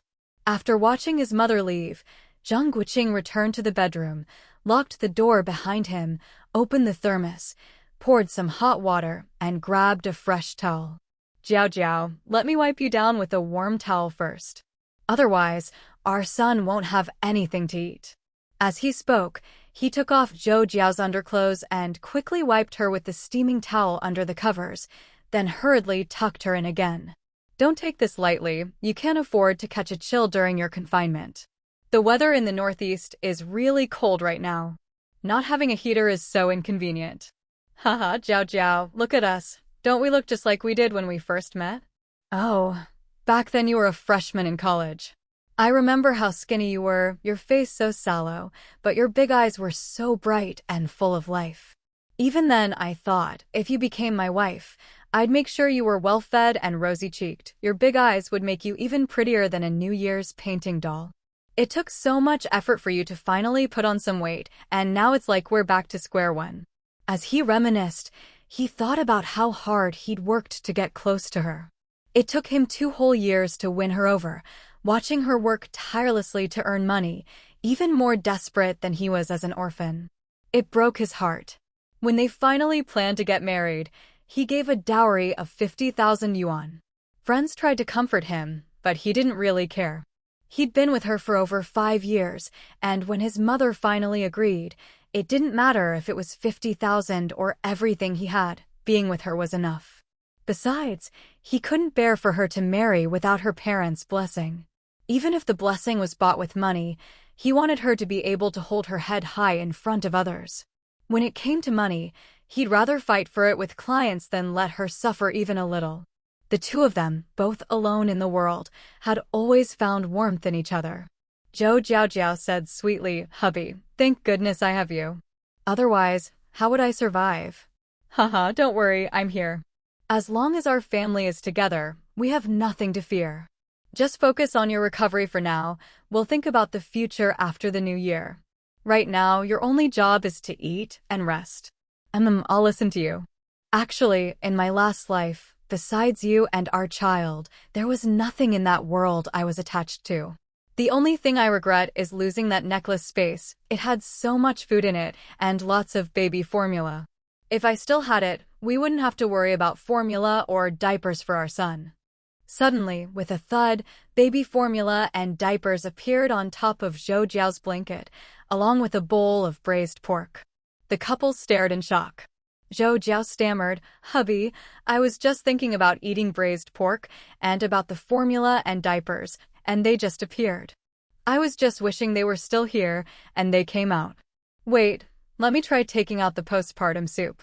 Sure enough, The familiar blue and white porcelain bowl of postpartum soup appeared, still steaming hot. She'd specially ordered it from the postpartum care center. The two of them grinned at each other in delight. With the space back, they felt secure about the future. Even with money, it wasn't easy to buy rice or brown sugar these days, let alone pork trotters, crucian carp, or old hens for nourishing soup. Now, Zhang Guoqing no longer had to worry about Zhou Jiao's recovery or their baby going without milk. After a while, Zhang Guoqing said seriously to Zhou Jiao, Jiao, put everything back into the space for now. Listen to me before you say anything. Think about it. The smell of braised pork in this sealed room would be a rare treat for people these days. Anyone would notice it right away. And some things in the space are even more fragrant. You can't just take them out. We haven't split off from the family yet, and everyone's living together. It would be too easy to get exposed. Don't use the space unless absolutely necessary. After the new year, when we have our own place, we can think about it. Tomorrow, I'll look for a small stove to put in the sitting room as a cover. Don't touch the postpartum meals during the day, just use them at night. If anyone asks, just say I brought them. Seeing Zhang Guoqing's serious expression, Zhou Jiao realized how important this was and nodded earnestly. Keeping the family safe was the most important thing. Even without the space, they'd manage. Zhang Guoqing patted the top of her head. He felt bad for scaring her, but if he didn't make it clear, she might not be careful enough, and that could cause big trouble. It's okay, I'm here. If anyone asks, just shake your head. Say you don't know, that your mother-in-law and I brought everything. Your mother is a good excuse right now. Zhou Jiao nodded quickly, like a pecking chick. I know, an innocent man gets into trouble for his treasures. Don't worry, I won't use it unless you're here. When we do, you can keep watch, and we'll only eat in secret at night when it's quiet. It feels a little bad, but now think about happy things. Check if everything's still in the space and see if the gold is there too. That should cheer you up. I remember I bought a lot of organic rice, farm pork, and cured meat. Oh, and from that fatty's lamb shop, I think I bought 10 sheep from his hometown, and he delivered them all butchered and frozen. You put them in the space, remember? And the last time we went to the farmhouse, I bought a lot of beef from the neighbor who was butchering a cow, haha. Zhou Jiao nodded in admiration. Back then, she'd been reluctant to store so much in the space, and even bought a lot of plastic bins to organize it all. That's right, you even paid a high price for little Yang to buy 50 black-bone chickens and their eggs. They're all here. The only thing we're a bit short on is rice, but there's plenty of pork, all cut into strips. Tomorrow, you should take some out for Mom. Seeing Zhou Jiao finally relax, Zhang Guoqing felt at ease. For now, she just needed to rest and recover. In these hard times, sweet potatoes and potatoes were better than eating tree bark, but they still needed to gather wild greens and fruits for vitamins. He also needed to buy some soybeans and mung beans, soybeans for protein and tofu, mung beans for cooling off in the summer and for sprouting. Watching his son's little arms and legs as he nursed, and seeing Jiao Jiao's gentle smile as she gazed at their child, Zhang Guoqing suddenly felt a lump in his throat. He was overwhelmed with emotion. He'd always wanted a child of his own, but never realized how deeply it would affect him. This was his son, his own flesh and blood, his legacy in this world. He wanted to give him everything good and keep him far from harm. Now he finally understood his own father a little. Back then, his father had loved him too. When he heard Zhang Guoqing was in the orphanage, he'd rushed over right away. He must have felt the same urgency and excitement Zhang Guoqing felt now. Grandpa, Dad, Mom, are you all doing well in heaven? I have a son now. You must take good care of yourselves. I think the reason our whole family was able to come to this place must be because you're watching over us. We'll definitely live happily and make the most of our lives together. Zhou Jiao glanced at the redness in Zhang Guoqing's eyes, reached out to tug his hand, and said playfully, Brother, doesn't your son look just like a little piglet, eating and sleeping all day? Help me move him to the left side. You sleep on my right. Let's get some rest early. We've got things to do tomorrow. Okay, I'll go to the main room and let Mom know she doesn't need to come over tonight. We'll feed him every 2 hours. Why don't you try giving him some newborn formula and a bottle tonight? See if he'll take it. Oh, and take out a dozen diapers, 2 pig's trotters, a pound of red dates, 2 packs of formula, and a bottle. As for the other meat, just take a little. Before dawn I'll go out and circle back on the main road. Those old rags Mom treasures, don't throw them away. Just bundle them up for me. I think second brother's kid will need them. Zhou Jiao knew that her second brother's little daughter had just turned 2 and still needed diapers. In her memory, that little girl had been neglected by Lynn, never properly cared for or fed. It was their grandmother, soft-hearted as she was, who would cook rice porridge to feed her. A few times when the family finally made some egg custard for the child, Lin Juhua would eat it all herself as soon as Mother Zhang turned her back, leaving Mother Zhang fuming but helpless. The little girl was raised rough, like a chick. Thinking of this, Zhou Jiao couldn't help but laugh out loud. When Zhang Guoqing went to the main room, the kerosene lamp was still burning. Kerosene cost a few cents a night, so in the countryside, people only lit lamps when absolutely necessary. Otherwise, they just made do in the dark. So Zhang Guoqing was a bit surprised. Were they planning to stay up late on watch tonight? Mom, the baby's already been fed and is asleep. You and Dad haven't had a break all day, so you should get some rest now. No need to get up tonight. Be careful not to catch cold. I'll be alert tonight, don't worry. Mother Zhang nodded sleepily and told Zhang Guoqing to wake her if the baby cried. She was afraid they wouldn't know how to take care of him. Father Zhang, seeing he wasn't needed, undressed and went to bed too. Zhang Guoqing carefully blew out the lamp and closed the door behind him. At 2 a.m., the baby woke up crying. Zhang Guoqing immediately picked him up, made some formula, and the little one quieted down as soon as he had something to eat. He didn't wake up Jiao after childbirth. She needed as much rest as possible. After changing the diaper, the little rascal slept soundly again. Unlike other babies who fussed and cried, he really was his father's son, so clever. At 5 a.m., it would be time for breastfeeding. From now on, he'd train the baby to have formula at midnight and once during the day, so Jiao wouldn't get too exhausted from nursing. Half awake, Zhang Guoqing sensed movement in the yard. He got up and, in the faint light of dawn, got himself ready. He headed to the kitchen, where his eldest sister-in-law was already making breakfast. Rural folk always got up early. Without a watch, he guessed it was just after 5. As the eldest sister-in-law, she'd been busy like this for over a decade, no easy feat. As for his second sister-in-law, she'd have to get up soon to cook pig slop. If she waited until the pigs started squealing from hunger, Mom would have words with her. After breakfast, the men would go to the backyard to tend the vegetable garden or take care of the family's private plots. No one idled about, that was for loafers. The women had to hurry to finish laundry, tidy the house and yard before heading to work at 6:30. After work in the afternoon, they'd gather pigweed. Zhang Guoqing couldn't find his mother and wasn't used to shouting. He greeted his eldest sister-in-law, grabbed 2 vegetable buns for breakfast, and stepped outside. Just then, Mother Zhang came in from the backyard with a basket of freshly picked vegetables. Mom, I'm heading into town to see if I can find anything to help with lactation. I'll stop by my sisters to share the good news, and then swing by the Zhou family to tell them too, huh? As he spoke, Zhang Guoqing winked at his mother, who knew exactly what he meant and scolded him with a smile. You rascal, always up to something. You're a father now. Mom, if the baby wakes up, remember to have Jiao nurse him. He had a bottle at 2 a.m. Got it. I'll get her breakfast ready. There's some old hen soup from last night, perfect for noodles when she wakes up. Oh, Mom, your youngest son's been replaced. Now that you've got a grandchild, you don't care about your son anymore. I'm heartbroken. Haha. Is there anything you want me to pick up in town? Go on, who needs you, you rascal? The sooner you go, the sooner you'll be back. There's nothing we need, red sugar and eggs are all ready. You haven't eaten yet, so take a few cornbread buns for the road. If you see any steamed buns or bread in town, buy some to eat. Got it, I'm heading out now. Zhang Guoqing waved and rode off on his bicycle.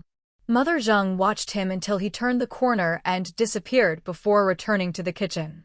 Zhang Guoqing was very fond of his mother. She was sensible and decisive. Rural women lived frugally, always counting every penny. After all, it had only been a few years since liberation, and people still struggled to get enough to eat. Even though Zhang Jiao village was in a good location with fertile soil and rich mountain resources, few families had any real savings. The best off, like their family, didn't worry about going hungry. Many families in the village who relied on work points really only had 2 meals a day, thin vegetable porridge. Every spring, when the snow melted, old and young alike would go out digging wild vegetables just to get by. Even if you had money, you couldn't buy grain. The high prices were out of reach for everyone. In the Zhang family, breakfast and lunch were always porridge, and dinner was sweet potato rice, already considered well off. They'd close the doors when eating, not wanting others to gossip. Envy existed everywhere. Anyone who'd lived through those years knew not to show off their wealth. Father and Mother Zhang were shrewd and capable, and with help from their 2 daughters, they'd exchange their share of fine grain for coarse grain in town every year. The 2 pigs they raised were sold at the end of the year, providing the family's only cash income besides work points. Only at year's end, when they slaughtered a pig, would they get to enjoy some meat, saving about 20 jin for New Year's and gifts. The dozen or so chickens' eggs were bartered for daily necessities, and every so often the younger kids would get a treat. Of course, Zhang Guoqing was included after all. In his mother's eyes, her youngest son was still just a child. If it weren't for his feelings for Zhou Jiao, he wouldn't have married so early. At 18, Zhang Guoqing was tall and strong, nearly 1.8 meters, well built thanks to his mother's care. With his strength, he often went hunting in the mountains, earning quite a bit of extra money and bringing home fresh meat. Life hadn't been easy. Zhang Guoqing's parents had split from the extended family early, and with young children, those years were full of chaos, Japanese soldiers or bandits everywhere. Fortunately, Zhangjiao village was near the mountains, so they could hide in the hills. The elderly, women, and children would gather wild goods, while Father Zhang and the other able-bodied men hunted together, sneaking into town at night to sell wild game and mountain produce. Compared to other places, this was a blessed spot. When the invaders were finally driven out, the whole village could return to the valley. Their homes had been ruined by the enemy, but with the money earned during those hard years, every family helped each other rebuild houses and reclaim land. After liberation, when the People's Commune was established and most landlords' and rich peasants' property was redistributed, Zhangjia village, with its small population and abundant land, was much better off than other villages. Other villages had thatched huts, and only a few had brick houses. But Zhangjia village, thanks to the nearby mountains, built their homes from local stone, saving money and labor. Those who could afford it bought tiles for their roofs. Those who couldn't made do with thatch. Zhang Meihao hummed a little tune as she walked home, smiling from ear to ear. There was a handcart parked in the yard, and it just so happened that her parents-in-law had also just returned. In the living room, there was still some grain that hadn't been put away in the kitchen. The elderly couple were busy, one tidying up, the other sitting down with tea and a newspaper. Seeing her daughter-in-law so cheerful, her mother-in-law joked, "Oh my, you're in such a good mood this morning. Did our little daughter-in-law pick up some money? Tell us so your dad and I can hear the good news too." Hee hee mom, Guoqing just came by to say his wife gave birth to a big, healthy boy last night. They're inviting the whole family to the 3-day celebration. My mom is probably over the moon. Zhang Meihao gathered the bowls and chopsticks from the table and took them to the kitchen. That's wonderful news. No wonder you're so happy. Your mom must be thrilled. She's always wanted this. She's not the type to favor boys over girls, but last time she was here, she said if they had a boy, the young couple should wait a few years before having another. Your sister-in-law is still so young, and after splitting off from the family, she might not be able to handle another child so soon. If the first was a girl and they waited a few years to have another, people in the village would gossip. Her mother-in-law also carried a cloth bag into the kitchen. Zhang Meihao agreed with her mother's thinking. She also felt the young couple were still kids themselves. Exactly, Mom. I worry too. I've watched those two grow up right under my nose, and they still seem like kids to me. Kids having kids, playing house, it's kind of funny. But today, seeing Xiaowu with a son, he actually seemed more mature and steady, even the way he talked was different. I don't know about that. Your dad is always praising Xiaowu, saying he's loyal, steady, and has a good head on his shoulders. If only he could get a job in the city, it'd be great. It's a shame for him to stay in the countryside. Last time, your dad even asked your Uncle Zhou if the Public Security Bureau was hiring. Look at the boy next door, same age as Xiaowu, 18, but he just loafs around all day, doesn't work. Who knows what his parents are thinking, just letting him do whatever he wants. Their two daughters started working early to support the family. Someone tried to set one of them up with a match, and guess what? They wanted an 800 yuan bride price, the 3 rounds and 1 sound bicycle, watch, sewing machine and radio, and have her monthly salary sent back to her family. Who would dare marry into that? Their daughter isn't made of gold. Now the neighbors are all gossiping behind their backs, saying she's no golden child. But your family really does have a golden child. Old lady, don't talk nonsense. It's fine to say things at home, but these days we're supposed to break with feudal superstitions and overthrow landlord thinking. Our family should be staunch proletarian fighters, good children of the chairman. But, haha, your in-laws really do have a golden child, so Xiaowu is a good match. I'd originally thought to introduce Uncle's was granddaughter to him in a few years, but who knew he'd marry so early? Her father-in-law put down his newspaper and called out to his wife as she came in. The two women burst out laughing. The old man had some nerve. Uncle's was granddaughter had only just started school. He was just jealous his old friend had a granddaughter, but who told him to keep showing off his own grandson? Honey, we're not jealous. We have a grandson now, and who says we won't have a granddaughter? With our Mayhouse looks, any daughter she has will be a real beauty. When the time comes, you can show her off to Uncle Zhou. But for now, Xiaowu's family is having the 3-day celebration for their son, so as elders, we should buy something for the new mother. We'll all go together that day, you and I and the kids. Yes, we should prepare a nice gift. Over the years, that boy has never stopped bringing us wild game. My grandson's meat all comes from his uncle's hunting. If not for that, the little meat we get each month wouldn't even fill the gaps in our teeth. Whenever there's heavy work to be done, it's always the brothers helping out. Everyone envies us. Meihao, you get things ready. If it's not enough, we can ask someone to lend us more and pay them back next month.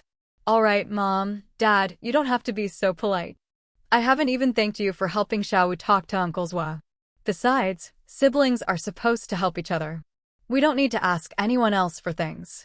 I'll see what Big Sis is preparing, should be about the same as before, so the two sisters-in-law don't feel left out.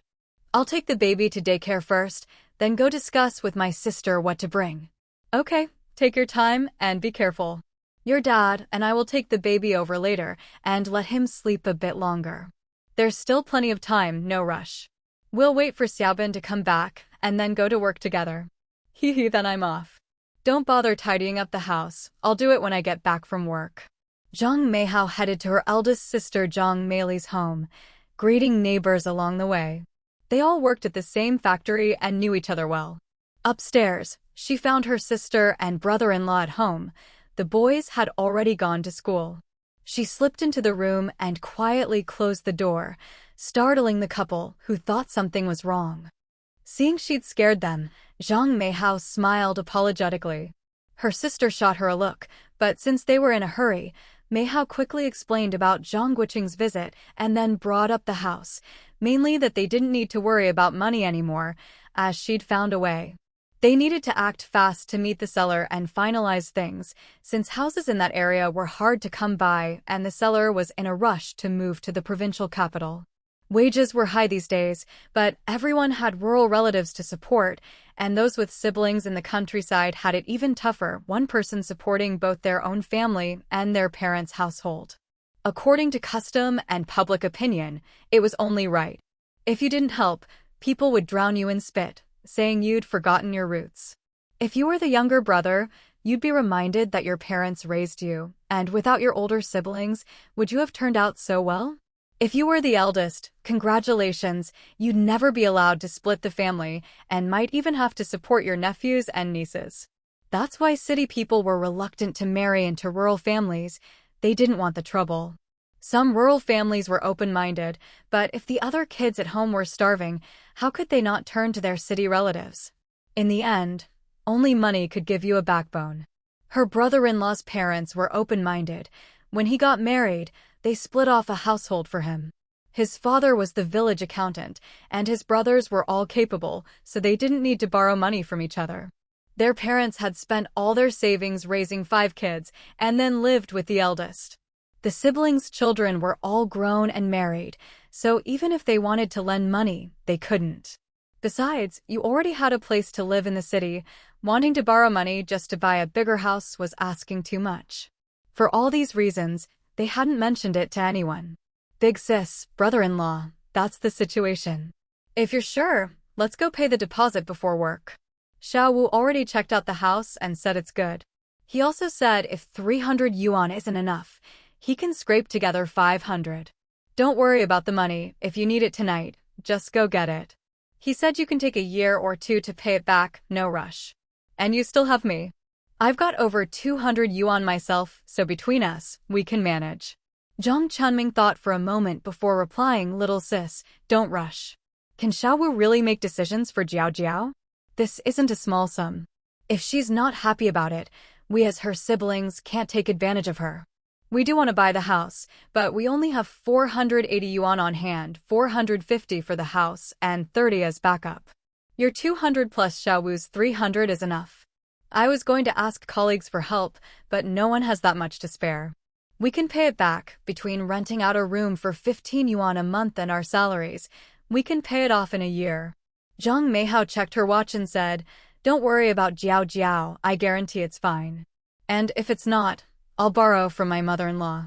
As long as we're sure about the house, let's go now and pay the deposit. We'll still make it to work on time. Once we've paid, we can sign the contract the night after tomorrow. The 3 of them hurried to the east side of town, where the seller was already packing up. They sat down, negotiated the price down to 920 yuan, and agreed that the furniture would stay except for clothes and grain. They paid a 100 yuan deposit, with the remaining 820 yuan to be paid on Wednesday when the deed was transferred. Everyone was efficient. Once the agreement was signed and the money handed over, they all rushed off to work. Zhang Meihao and her family were delighted.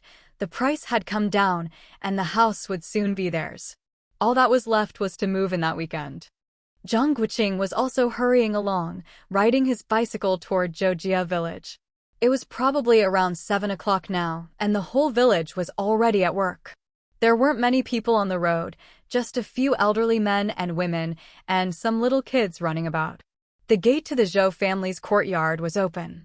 Zhang Guoqing pushed his bike inside and called out loudly, Grandpa, Grandma, it's Xiao Wu. Are you home? Grandma Zhou came out to greet him. I heard Jiao Jiao gave birth to a big, healthy boy last night. Is that true? How's she doing? Your mother will have to help take care of her during her confinement. Zhang Guoqing followed Grandma Zhou into the main hall. Grandpa Zhou was sitting there, puffing on his pipe. When he saw Zhang Guoqing, he nodded and motioned for him to sit down. Grandpa, I'm here today to bring you good news. Sorry I'm a bit late. I just got back from town and wanted to buy some pig's trotters for Jiao Jiao to help her recover. I came straight here after shopping and haven't been home yet. My mother asked me to invite you and Grandma to the 3-day celebration to join in the fun, Zhang Guoqing explained. Grandpa Zhou nodded. All right. When you go back, take 2 hens and some eggs with you. Your grandma raised them especially for Jiao Jiao's confinement. We'll help gather some other things too. Make sure she rests well this month. Your mother will have to work hard. In the future, I'll make sure Jiao Jiao is filial to your mother. Grandma Zhou chimed in. How much did the baby weigh? Did Jiao Jiao's milk come in last night? Was the baby well behaved? Jiao Jiao was such a good child when she was little, never made a fuss at night. Seeing how eager the 2 elders were, Zhang Guoqing told them in detail. Jiao Jiao went into labor yesterday afternoon and delivered after 4 hours. She passed out right after and didn't wake up until after 8 p.m. When she woke up, she ate a big bowl of chicken noodle soup and 2 eggs. The baby weighed over 6 kg. At first, we gave him some warm water and he fell asleep. Around 8 or 9, after Zhao Jiao's milk came in, he ate and slept again. He only woke up once at 2 a.m. for another feed. When I left at 5 this morning, both mother and baby were still sleeping. My mother took over to look after them. Grandpa and Grandma Zhou were all smiles at this, and Grandma Zhou reminisced about how well-behaved Zhao Jiao was as a child. The two elders asked in detail what preparations had been made for the confinement, and whether the baby had enough winter clothes, things that would normally be handled by the maternal family. Grandma Zhou looked a little embarrassed as she spoke. Zhang Guoqing understood. It wasn't that Zhao Jiao's mother hadn't prepared things, but that someone else had intercepted them. The two elders were probably still in the dark about it. But he didn't intend to bring it up. After all, this would be the last time. If they thought they could keep sending things to his son in the future, they were dreaming. At this point, he remembered the main reason for his visit. Zhang Guoqing glanced at Grandpa Zhou, scratched his head, and said, "Grandpa, I want to send good news to Grandpa and Grandma, mother-in-law, second uncle, and little aunt. But I don't have their address. I'd like to send them some gifts to show my appreciation. Also, Zhao Jiao's household registration isn't with us. Without it, she doesn't get food rations, and we haven't even gotten our marriage certificate yet. I wanted to see what Grandpa thinks." Before Grandpa Zhou could respond, Grandma Zhou told Zhang Guoqing to wait while she went to fetch something. Zhang Guoqing kept an eye on Grandpa Zhou's reaction. Sure enough, Grandpa Zhou looked like he wanted to say something but held back, probably not wanting to refuse in front of Zhang Guoqing. His face turned a bit purple, and he sighed, taking another puff on his pipe. Luckily, Grandma Zhou was quick. She soon came back with a few envelopes and stuffed them into Zhang Guoqing's hand. Zhang Guoqing found it amusing. Grandma Zhou clearly understood Grandpa Zhou's intentions and left him no room to object. He slipped the envelopes into his inner pocket. They were empty. What did that mean? Was there something in the contents they didn't want seen, or did Zhao Jiao know the truth and Grandpa Zhou was doing this on purpose? After a long pause, Grandpa Zhou finally said, "Xiao Wu, when you send the package, bring it here first. I'll see if there's anything else to send with it. If you don't have time, let your uncle go. He knows people at the post office." Zhang Guoqing chuckled to himself. Grandpa Zhou was getting old. He didn't trust even the kids. Knows people at the post office, more likely. He just wanted to intercept the mail. As for Uncle Zhou, Zhang Guoqing, as a junior, didn't want to comment. Who knew if he was really clever or just pretending to be clueless? He'd never thought badly of people. Grandpa and Grandma Zhou came from a big, well-educated family. How could they have raised a fool? If he really was a fool, they wouldn't have been so biased toward him. Zhang Guoqing nodded quickly and said with a smile, "All right, I'll go up the mountain in the next few days and see if I can find some wild game. That way, I'll have something nice to send." Agreeing was one thing, but how he'd actually do it was another. "Grandpa, you really shouldn't smoke that pipe anymore. It's bad for your health. If you want to smoke, try using candy instead. Zhao Jiao worries about you and Grandma's health. And Grandma, how are you feeling now? Did your last cold have any lingering effects? Zhao Jiao said your rheumatism acts up in winter and keeps you up at night. If you need anything, let me know and I'll see if I can find it in the mountains." Grandma Zhou took Zhang Guoqing's hands and patted them. "It's no use. These are just old age ailments. When you get old, your body gets weak. I know how to check my own pulse. With that wolf pelt you gave me last time, I'm much better this winter. Good boy, tell Zhao Jiao not to worry. Her grandma's not that easy to knock down." "All right, I'll reassure her. When the weather gets better, if you want to visit Zhao Jiao, just send word and I'll come pick you up on my bike. You can chat with her for a while. Once she's done with her confinement, I'll bring her to visit you." Grandma Zhou laughed. "Silly boy, it's just a short walk. I can go myself. The baby's still little though. If you have time, help her take care of him. Make sure she rests well this month. She's still so young. Having a baby so early is hard on her body. In the old days, we could use bird's nest and donkey hide gelatin to help her recover." Zhang Guoqing was delighted to hear this. Others might not have such nourishing things, but he did. He just needed to ask the experts how to use them.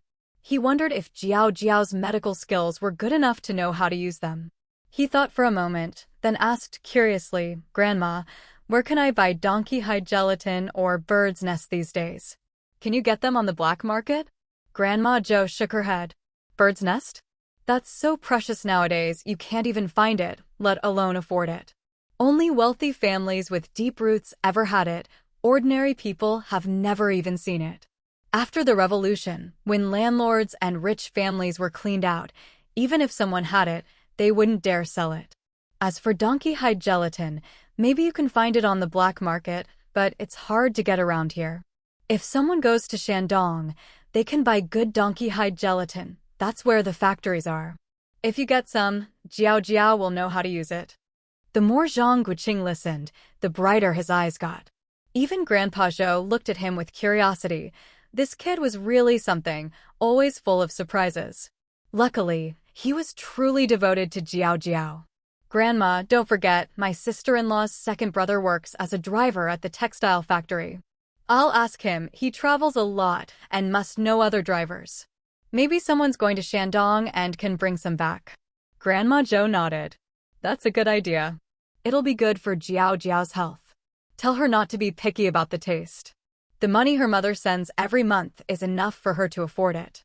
"No need, I've saved up some money from selling wild game. My mother told me to keep it for myself. It's enough to support Zhao Jiao. I'm planning to ask my mother-in-law to stop sending money. We're married now and starting our own family. If she keeps sending money, I'd feel useless. Anyway, I'll go to town this afternoon and see if I can buy some donkey hide gelatin." Zhang Guoqing said this on purpose so they wouldn't blame his mother-in-law later. "That's fine. You're all grown up now. Be sure to talk to your mother, she's had a hard time too."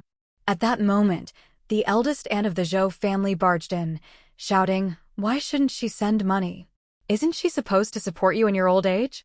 Even if Zhao Jiao doesn't, as a daughter-in-law, she's still responsible for taking care of her elders, isn't she?" Grandma Zhou was so angry she glared right back and yelled, "Fine, if she's paying for our care, then she gets half when we split the family assets. And all the money she's sent over these past 10 years, how much of it was actually spent on Zhao Jiao? Even a thankless wretch isn't as heartless as you. You think you're the only clever one around here?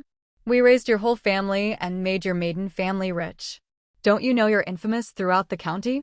I'm just waiting for the Lynn family to show up and see how you all handle this mess." Grandpa Zhou quickly interrupted Grandma Zhou, shouting, "Eldest daughter-in-law, do you have any respect for your elders at all? Is this how you treat your elders? Get out of here right now." While Grandpa Zhou was speaking, Huang Zhaodi had already reached out and opened the cloth bag Zhang Guoqing had brought. She rummaged through the contents, formula, bottles, pig's feet, diapers, and clicked her tongue as she went. She called out, "Xiao Wu, these must be from your mother-in-law, right? You can't keep them all for yourself. Your child is so little, so let me use the formula and towels first. And these pig's feet, give them to your grandparents for nourishment. Honestly, you have so much brown sugar from giving birth. How are you ever going to finish it all? Anyone who didn't know better would think you had 10 kids." Zhang Guoqing was so angry he almost laughed. How shameless could someone be to say such things? He didn't bother being polite and pushed Huang Zhaodi aside as he packed up the items, saying, "Aunt, I went to the city early this morning, and my 2 sisters helped me get these. Don't you dare try to take them. You know what my eldest sister is like. She doesn't care if you're Zhao Jiao's aunt or not. If you show up at her door, you're done for. Seriously, I'm not joking. Do you know how many favors she had to call in for these things?" Huang Zhaodi's face turned pale at Zhang Guoqing's words. She was genuinely frightened. She knew all too well how fierce Zhang Meili could be. Not only did she curse people out, she'd even hit them, and then demand an apology afterward. And she was always in the right. Zhang Guoqing figured that whether Grandpa Zhou truly didn't know or was just pretending, there were some things Zhao Jiao couldn't say herself, so he might as well lay it all out. "And as for the things my mother-in-law and the Lin family sent, aren't you the one who knows best?" The 2 military coats and uniforms for the older cousins were sent by Zhao Jiao's little aunt. The 2 watches for the older cousins, one was from Zhao Jiao's grandfather, the other from her second uncle. The cashmere coat your eldest daughter wears was sent by my mother-in-law, and the new cotton-padded jacket and pants your eldest daughter's son wears were meant for my son, also sent by my mother-in-law. The sewing machine and bicycle at your maiden family's house were sent by Zhao Jiao's grandfather. Should I go on?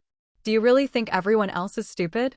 Every time your husband goes to the post office, do you know what the staff say about him? You tell people outside that the packages are from Grandpa Zhou's old army buddies, but the post office staff just laugh and say, "Funny, all of Grandpa Zhou's old comrades are named Lynn?" As Zhang Guoqing spoke, he kept an eye on the two elders, worried they might not be able to handle the truth. He was really tearing away the last shred of decency. If Huang Zhaodi hadn't provoked him today, he wouldn't have exposed everything. Looking at the two elders, it was clear Grandma Zhou had truly been kept in the dark. As for Grandpa Zhou, Zhang Guoqing figured he was hardly any better than Huang Zhaodi. And do you know what military mail means? Go ask someone if you have time. If the Lin family ever decides to investigate, your Huang family won't be able to hide behind your fence. Just think about how much you've pocketed. Not to mention the things sent when Zhao Jiao was in junior high. Just from the time we got married, how many packages has the Lin family sent? And since Zhao Jiao got pregnant, how many more? From her pregnancy until now, there have been 24 registered mailings at the post office.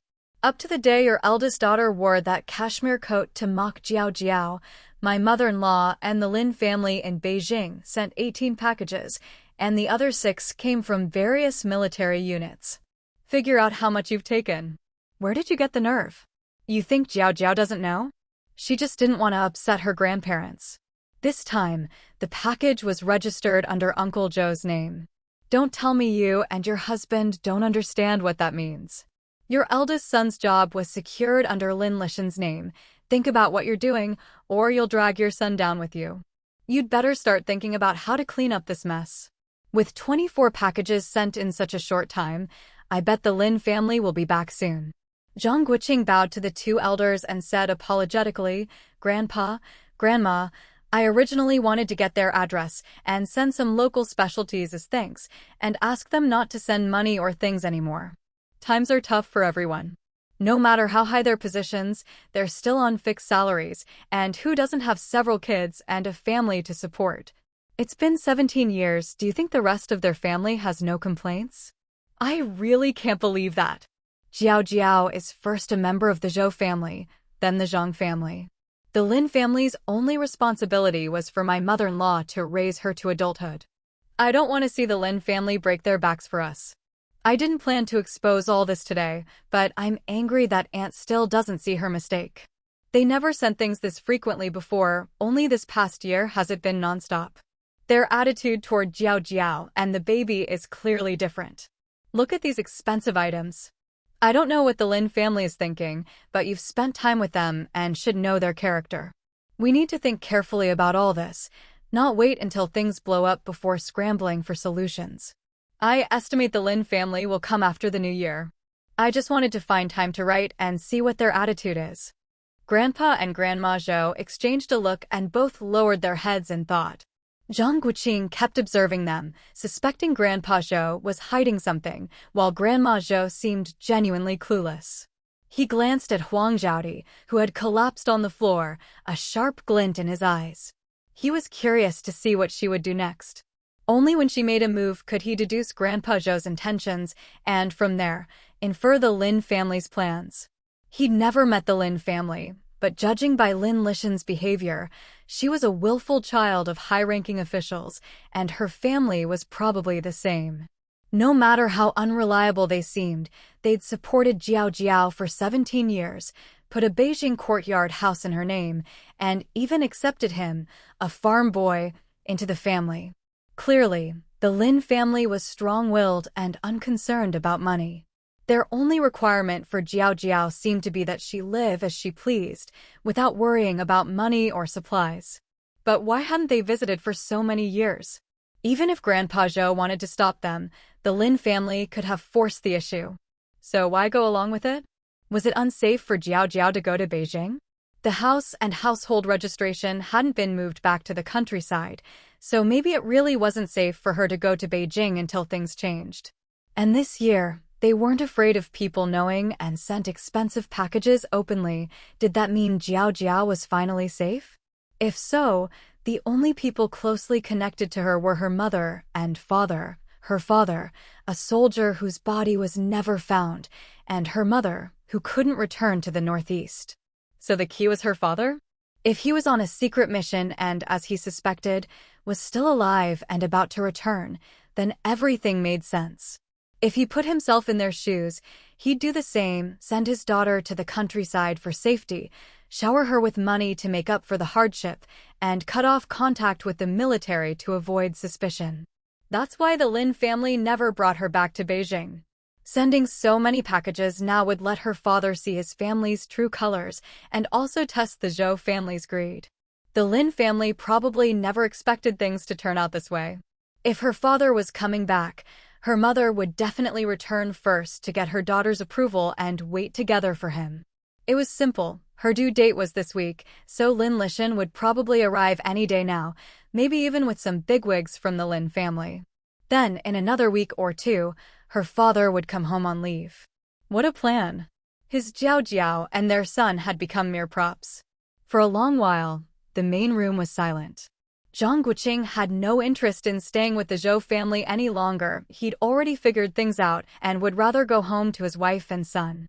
Next would be the Zhou family's father-son drama after more than a decade of estrangement. What did that have to do with him? Looking at Grandpa Zhou, it seemed he still hadn't realized the truth, blinded by greed and unable to extricate himself. But Zhang Guoqing didn't bother explaining. After all, Zhou Jiao had suffered enough in the Zhou family. It was time for them to worry for a change. Zhang Guoqing coughed a few times, snapping Grandpa Zhou out of his thoughts, and took the initiative to say goodbye. Otherwise, he'd never get home today. As he was leaving, Grandpa Zhou looked like he wanted to say something but held back, clearly still reluctant to part with those things. Zhang Guoqing pretended not to notice, picked up his bag, and rode his bicycle home. The villagers hadn't finished work yet that morning, so if he rushed back now, he could still help out. Pushing open the front gate, Zhang Guoqing called out loudly for his mother, who responded just as loudly. After their usual exchange, both burst out laughing. Luckily, apart from Zhou Jiao, who was still in confinement, and his young son who didn't understand anything, there was no one else at home. "Mom, what are you doing?" "I bought a bunch of stuff. Aren't you going to take a look?" "Take a break. I'll help out in a bit." Mother Zhang came out from the backyard and gave Zhang Guoqing a look.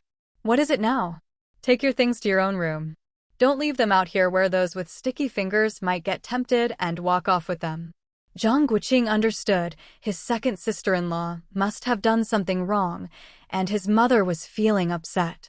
He quickly pulled his mother toward his room and whispered in her ear, "Mom, come with me. I'll tell you how I fought back against that shrew." "Where's Dad? I need to talk to him about this too, so he doesn't get startled later." Mother Zhang immediately looked worried and checked Zhang Guoqing over several times before she was reassured. She grabbed his hand and said, "What happened? That shrew dared to bully you? I'll go tear her apart myself." Inside, Zhou Jiao was anxious too. She'd heard voices from afar but hadn't seen anyone come in, so she didn't know if someone was hurt. After all, it was a woman, and a shrew at that. Zhou Jiao glanced at her sleeping son, then covered his ears with both hands and whispered, "Brother, you and Mom come in and talk. I want to hear too." When Zhang Guoqing and his mother entered, they saw Zhou Jiao covering the child's ears in a funny way, whispering and staring at them intently. She finally relaxed when they came in. "Mom, take a look at what's in the bag. Take whatever you need. Put the pig's trotters and black-bone chicken in the kitchen, but leave the baby's things here for now. I'm really tired today, ran all over the place. Had steamed buns at Second Sister's this morning. They're all doing well, and will come over for the baby's third-day celebration." "Oh, the Zhou family came too. Something happened, but I'll tell you and Dad about it later." Mother Zhang opened the bag and was stunned by what she saw. This wasteful son. No matter how much money they had, he'd spend it all at this rate. Just yesterday, she'd told his father not to worry about him. Looks like she'd have to talk to the couple. "Xiao Wu, all this must have cost a lot, right? You can't spend money like this." And what's with all these white towels? How will you ever use them all? I already prepared brown sugar and red dates, and we have rice at home. The rice you bought looks like some kind of special supply. And so many pigs, trotters, and black-bone chickens. How will you finish them? Oh dear, you wasteful child. Don't tell me you spent all your private savings. Zhang Guoqing and Zhou Jiao couldn't help but snicker. The diapers were even better than the towels at home. Next time, they'd better buy some towels too, or it'd be embarrassing if guests came over. Neither dared talk back, so they just lowered their heads and pretended to admit fault. Mother Zhang could tell her words were wasted. No wonder the second daughter-in-law had taken that pack of diapers. This was all planned. Even if they had money, they shouldn't spend it like this. Luckily, it was Zhang Guoqing who brought them home. If it had been one of the other two sons, she'd have taken a stick to them for sure. She'd spent over half a year gathering those diapers, asking favors from many people. Sigh, what can you do with such a spendthrift child? Mom, don't worry. These things weren't expensive. I'd already arranged them with my classmates a few days ago and just picked them up today. Oh, and those white towels are actually diapers. My classmates specially got them for me, said they won't give the baby a rash, and they're cheaper than towels. The 2 pigs trotters are for Zhou Jiao, to help her produce more milk. The rice is for making porridge with red dates to nourish the blood. Brown sugar and red dates are great for women, so I bought extra, not just for Zhou Jiao, but for you too. You should have some every day. As for the 2 black-bone chickens, you and Zhou Jiao can cook them however you like. It's rare to see them, so I bought them. There are 2 cans of formula, take one over for the 2 girls at home.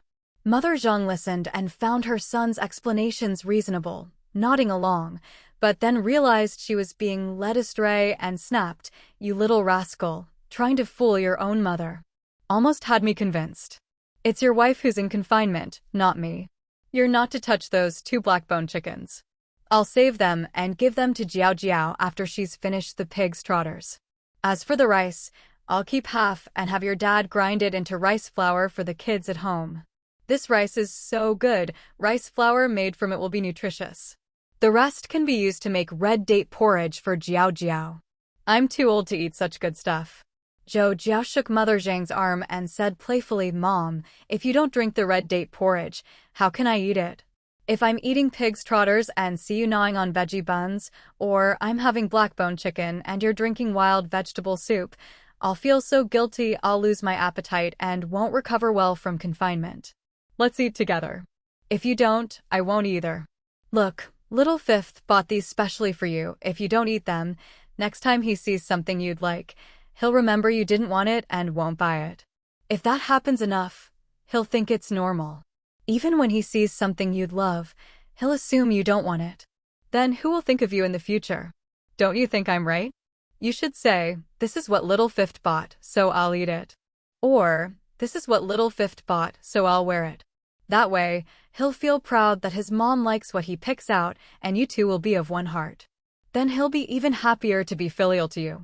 Isn't that right?" "Exactly. Listen to Zhou Jiao.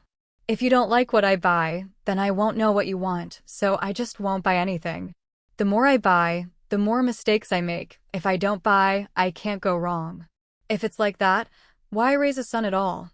Zhang Guoqing chimed in, supporting Zhou Jiao. His mother was the classic self-sacrificing type, always saving the best for her kids and working herself to the bone. If a son is filial, that's fine, but if he's ungrateful, he'll just take it for granted. Mother Zhang listened to the young couple and thought they made sense, but it really challenged her worldview. She decided she'd better discuss it with her husband to see if it was right.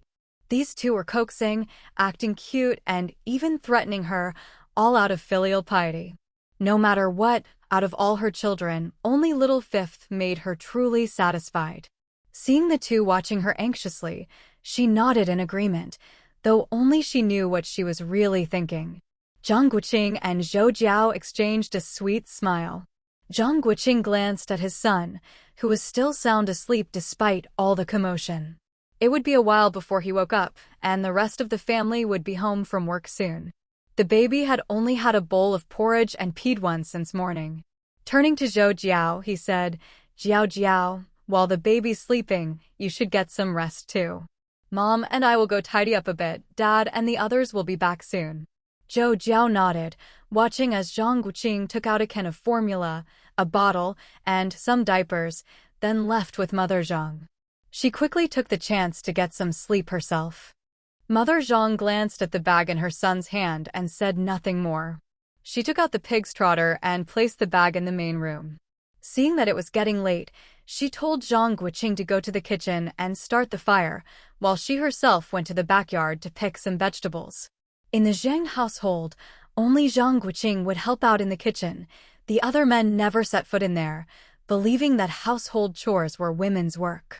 It was late autumn, so there wasn't much left in the backyard, just some Chinese cabbages in the field, a few small greens covered with straw, and some unharvested white radishes and sweet potatoes.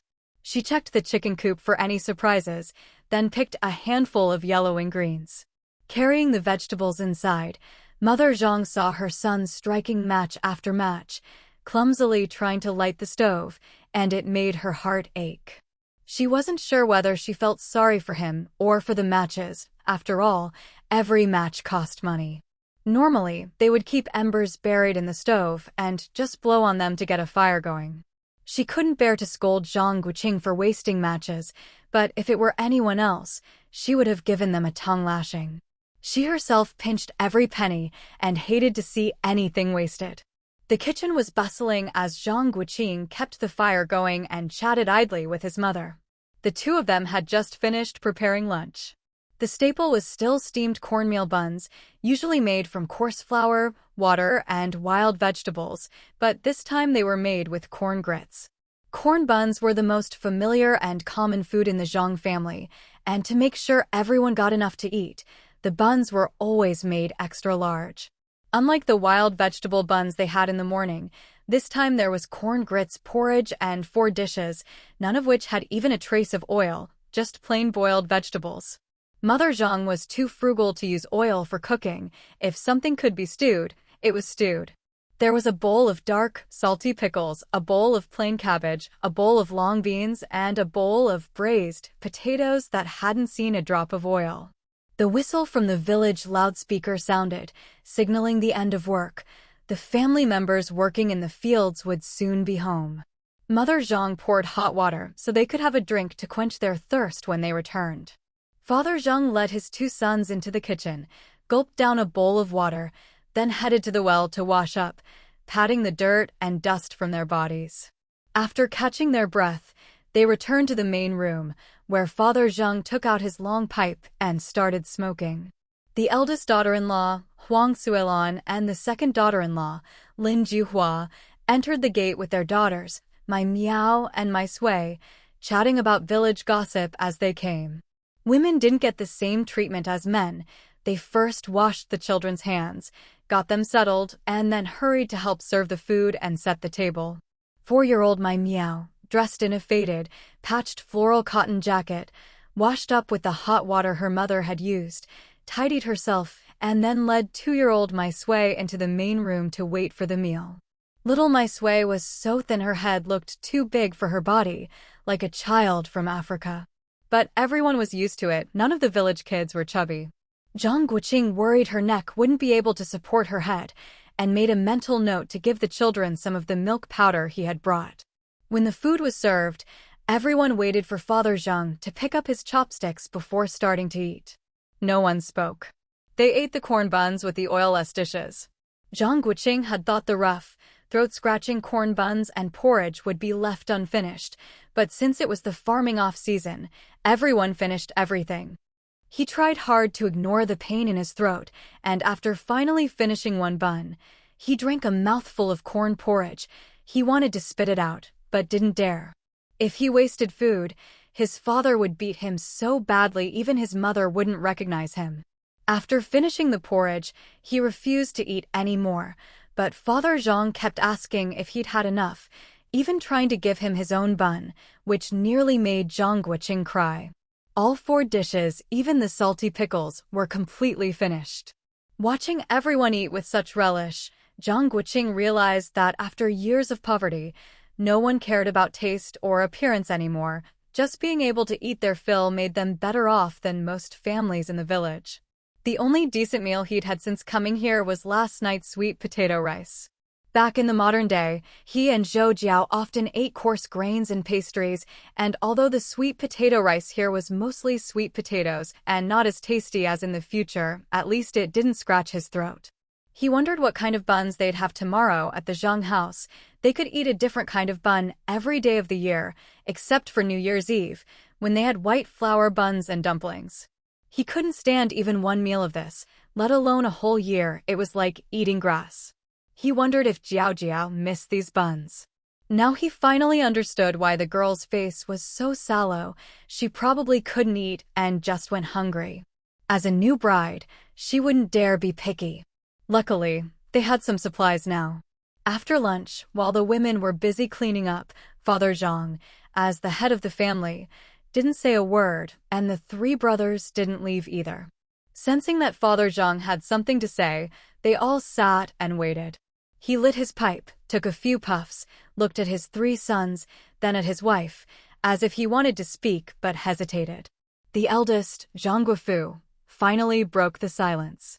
"Dad, if there's something difficult you want to say, just say it. The three of us won't hesitate." Father Zhang nodded. "It's not really a difficult matter. It's just that you're all grown now and we're getting old. A big tree has to branch out. I mentioned after the new year we'd split the family, and I think we should get the houses built before winter. Otherwise, if we split up but still live together, there'll be conflicts and the brotherly bond will fade. I don't care what other families do, but when your grandfather was alive, he said elders don't like to see their children split up, but aside from weakening brotherly ties, there's no other benefit. Too many people under one roof just leads to chaos. But even after you split, you brothers must still support each other. Look at your uncles. No one in Zhangjiao village dares bully our family." The second son, Zhang Guoqing, looked at his parents and brothers. He didn't really want to split the family. His kids were young, and he knew his wife's temperament. After splitting, there'd be no one to help with the children, and he'd have to support the whole family on his own labor. Besides, his eldest brother and sister-in-law were kind and never minded his wife's laziness. Even his youngest brother was generous, always sharing good food and drink, and was the first to step up when there was trouble. If they split, he'd be on his own. As for dividing the family property, he knew what the family had all saved up by their parents and eldest brother and sister-in-law. He didn't care if he got more or less, and his father was fair.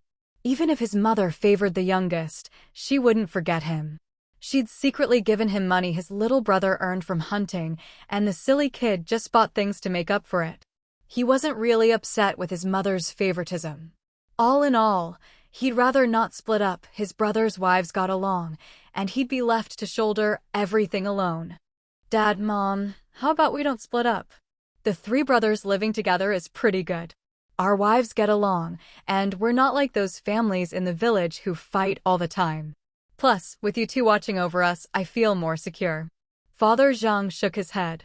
He understood his second son's feelings, but that was exactly why they needed to split. "No need to persuade me. Everyone in the village knows we're splitting up. How can your mother and I go back on our word? Look at your uncles. They split up long ago, and it didn't hurt their relationship. When your uncle calls, everyone comes to help." Mother Zhang chimed in. "Don't say any more. Once your father decides, he won't change his mind. The land for you and your younger brother has already been approved, right next door. You'll still be close, just shout and you'll hear each other. The kids are growing up and sooner or later you'll have to split. Let's talk about building the houses. Your father and I will give each of you 150 yuan.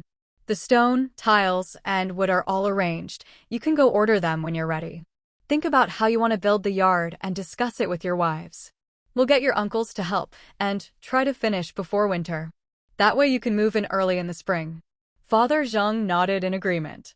"What your mother said is what I think too. The old house will go to the eldest, and we'll live with him, like the other elders in the village. With 150 yuan each, it should be enough. If you want something better, pay the extra yourself. If it's less, you don't have to return the difference."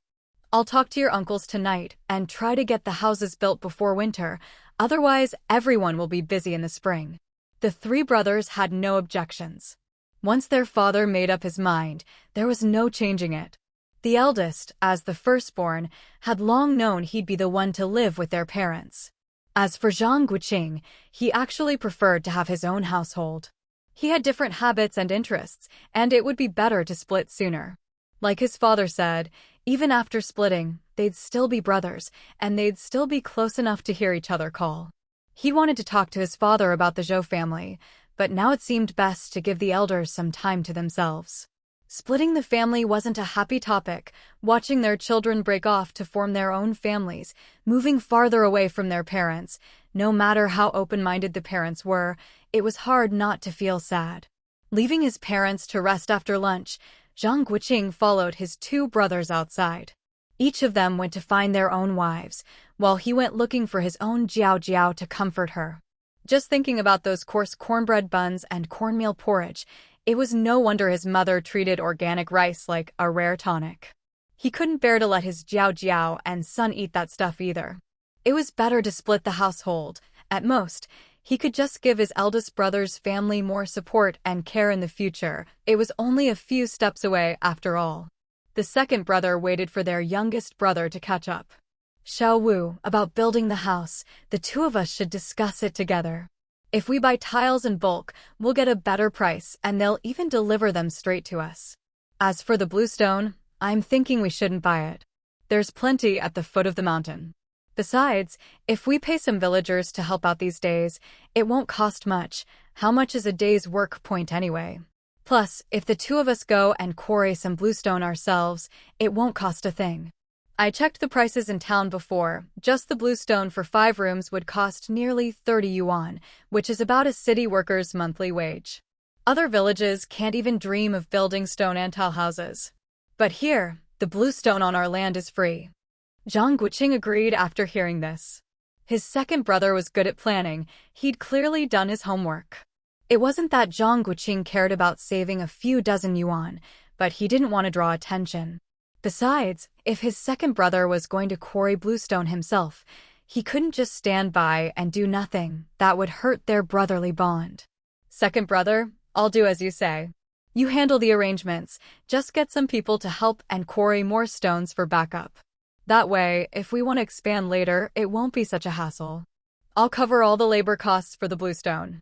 In a couple of days, I'll be busy with my son's 3-day bath ceremony and won't have time to help. No need. Even among brothers, accounts should be clear. We'll just settle up when the time comes. I'm building 5 rooms plus a kitchen and a wall. We'll tally it up then. This afternoon, I'll get people started. As for tiles and timber, let's have Dad decide early on, second brother replied. He knew his youngest brother was generous and wouldn't let him suffer any loss, but he didn't mind doing him a favor either. Zhang Guoqing grinned and didn't press the issue. When it came time to build, he could always help out more in other ways, no need to say it out loud. All right. I'm planning to build just like the current setup, 3 main rooms, 3 rooms in the east wing, and 3 in the west wing, 9 rooms in total. Plus a kitchen and a storeroom. We'll fence off the whole homestead, and the backyard can be arranged however we want later. Second brother, you should build the same way. If you're already planning 5 rooms, adding a few more won't cost much and will look impressive. It'll be nice if all 3 brothers have matching houses. When your sons grow up, the east wing will be enough for them to get married. If you have more kids, the west wing will do. You can always add on later. You and your wife can have the main rooms to yourselves. With a big yard, you can raise pigs, and second sister-in-law can grow some vegetables and grains in the backyard. Bluestone doesn't cost much, and even 1,000 tiles aren't that expensive. Dad's already prepared the big beams for us. Second brother hesitated. Building like this would look nice, not just a single row of rooms with a wall like he'd originally planned. When the kids grew up and got married, they'd need more space anyway. He and his wife were still young, there'd be more children in the future. But what Xiao Wu said made sense. Leaving space in the east and west wings meant they could always add on later. Xiao Wu, how much will all this cost? You know, after splitting the family, we won't have much left. We can't spend it all, what if something happens? Second brother, I figure building like eldest brother's place, with bluestone and those small pillars, won't cost much.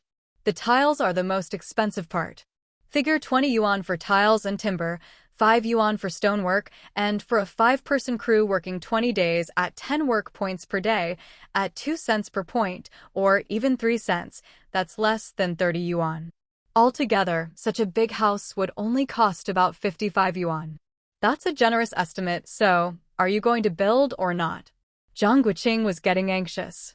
Usually, his brother was so clever, why was he hesitating now? If anything happened, wasn't he and eldest brother still around to help? He'd always envied Xiao Wu. Their grandfather had a dozen grandsons, but aside from the eldest cousin, Xiao Wu was his favorite. Those were chaotic times. At the slightest sign of trouble, the whole village would run to the mountains. He was little then. His mother carried the food, eldest brother dragged him along, his feet covered in blisters, his face scratched and stinging from branches, but he couldn't cry. Looking ahead, he'd see their grandfather carrying Xiao Wu, all bundled up to keep the bugs off. He was 6 years older than Xiao Wu, and that made him both envious and resentful. From then on, he didn't like this silly kid. Xiao Wu always smiled at everyone, and more people liked him. Even eldest brother would always talk about Xiao Wu. Their grandfather would sneak food to Xiao Wu, and while everyone else was starving, their siblings were so thin their father had to go deep into the mountains to find food. Only Xiao Wu stayed chubby, always acting silly to make their mother laugh. He resented him for that. He'd pinch Xiao Wu's chubby cheeks, but Xiao Wu never tattled, just smiled foolishly. When they got older, he avoided him, even as everyone praised Xiao Wu's smarts. To him, Xiao Wu was just a fool, simple and carefree. But as they grew, whenever anyone bullied him or eldest brother, Xiao Wu would charge in like a calf. Maybe it was all that good food as a kid, or maybe he was just naturally strong. But soon all the kids in the area were afraid of him. He became the king of the kids. When he met other kids, they'd whisper, "That's Xiao Wu's second brother." He was respected because of his little brother. Thanks to this silly kid, no one dared cross him. He didn't know if he was jealous or what, but at home, he still didn't like being around him. Some people are just born to shine. When he was there, no one else could compare. Xiao Wu was truly blessed, just like their grandfather said. And wasn't it true? The famous golden doll, Zhou Jiao, talented, beautiful, gentle, with a martyr for a father, a high-ranking official for a grandfather, and a soldier for a mother. So many people were waiting for her to grow up. But in the end, this silly kid managed to win her over early on. And he didn't even realize it. Second brother worried someone might try to kidnap him out of jealousy. Even now, he still couldn't bring himself to like him. But after Xiao Wu had a chubby son, he was over the moon. He'd been acting crazy since last night. What he hated most was seeing him buttering up their mother in the kitchen. Still, he felt relieved. Thankfully, Xiao Wu was healthy. No matter how much he disliked his brother, he couldn't let others bully him. So, in his eyes, Xiao Wu was just a silly kid, always making a fuss. Shouldn't he have just slipped a load of laxatives into the porridge and let them suffer? Second brother looked at him and nodded. If he didn't agree soon, Xiao Wu might really bite him.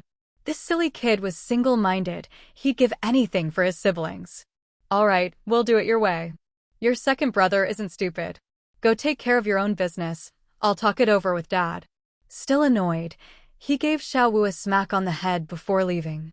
Inside the room of the West Wing, Lynn had already returned.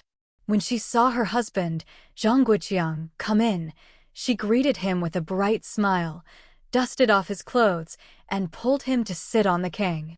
Her eyes sparkled with curiosity and questions. She couldn't hide anything from him even if she tried. He knew his wife couldn't keep things bottled up. Seeing her smile like a blooming flower, he couldn't help but like her even more. No matter how lazy or spoiled she was, as long as she was pretty and obedient, that was enough for him. He didn't ask for much. What she didn't know, he could teach her. He would let her know that, for a wife, her husband was her world. Lin Jihua nudged their sleepy daughter to move over and asked, I vaguely heard you and your mother talking about splitting up the family. Is it really happening? What did Dad say? Why did all three of you brothers look so upset? I overheard people outside talking about splitting up. Did something happen? Zhang Guoqing lay back on the king, pushed the quilt aside, and leaned against it. Do you really want to split up? After that, everything at home will be your own responsibility, no one to help.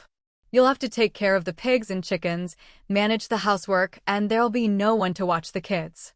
How will you go out to work? If we split, it'll just be me and you. I'm already worried about it. Hearing this, Lynn started to worry too. Her own family was unreliable. She'd be lucky if they didn't drag her down, let alone help her.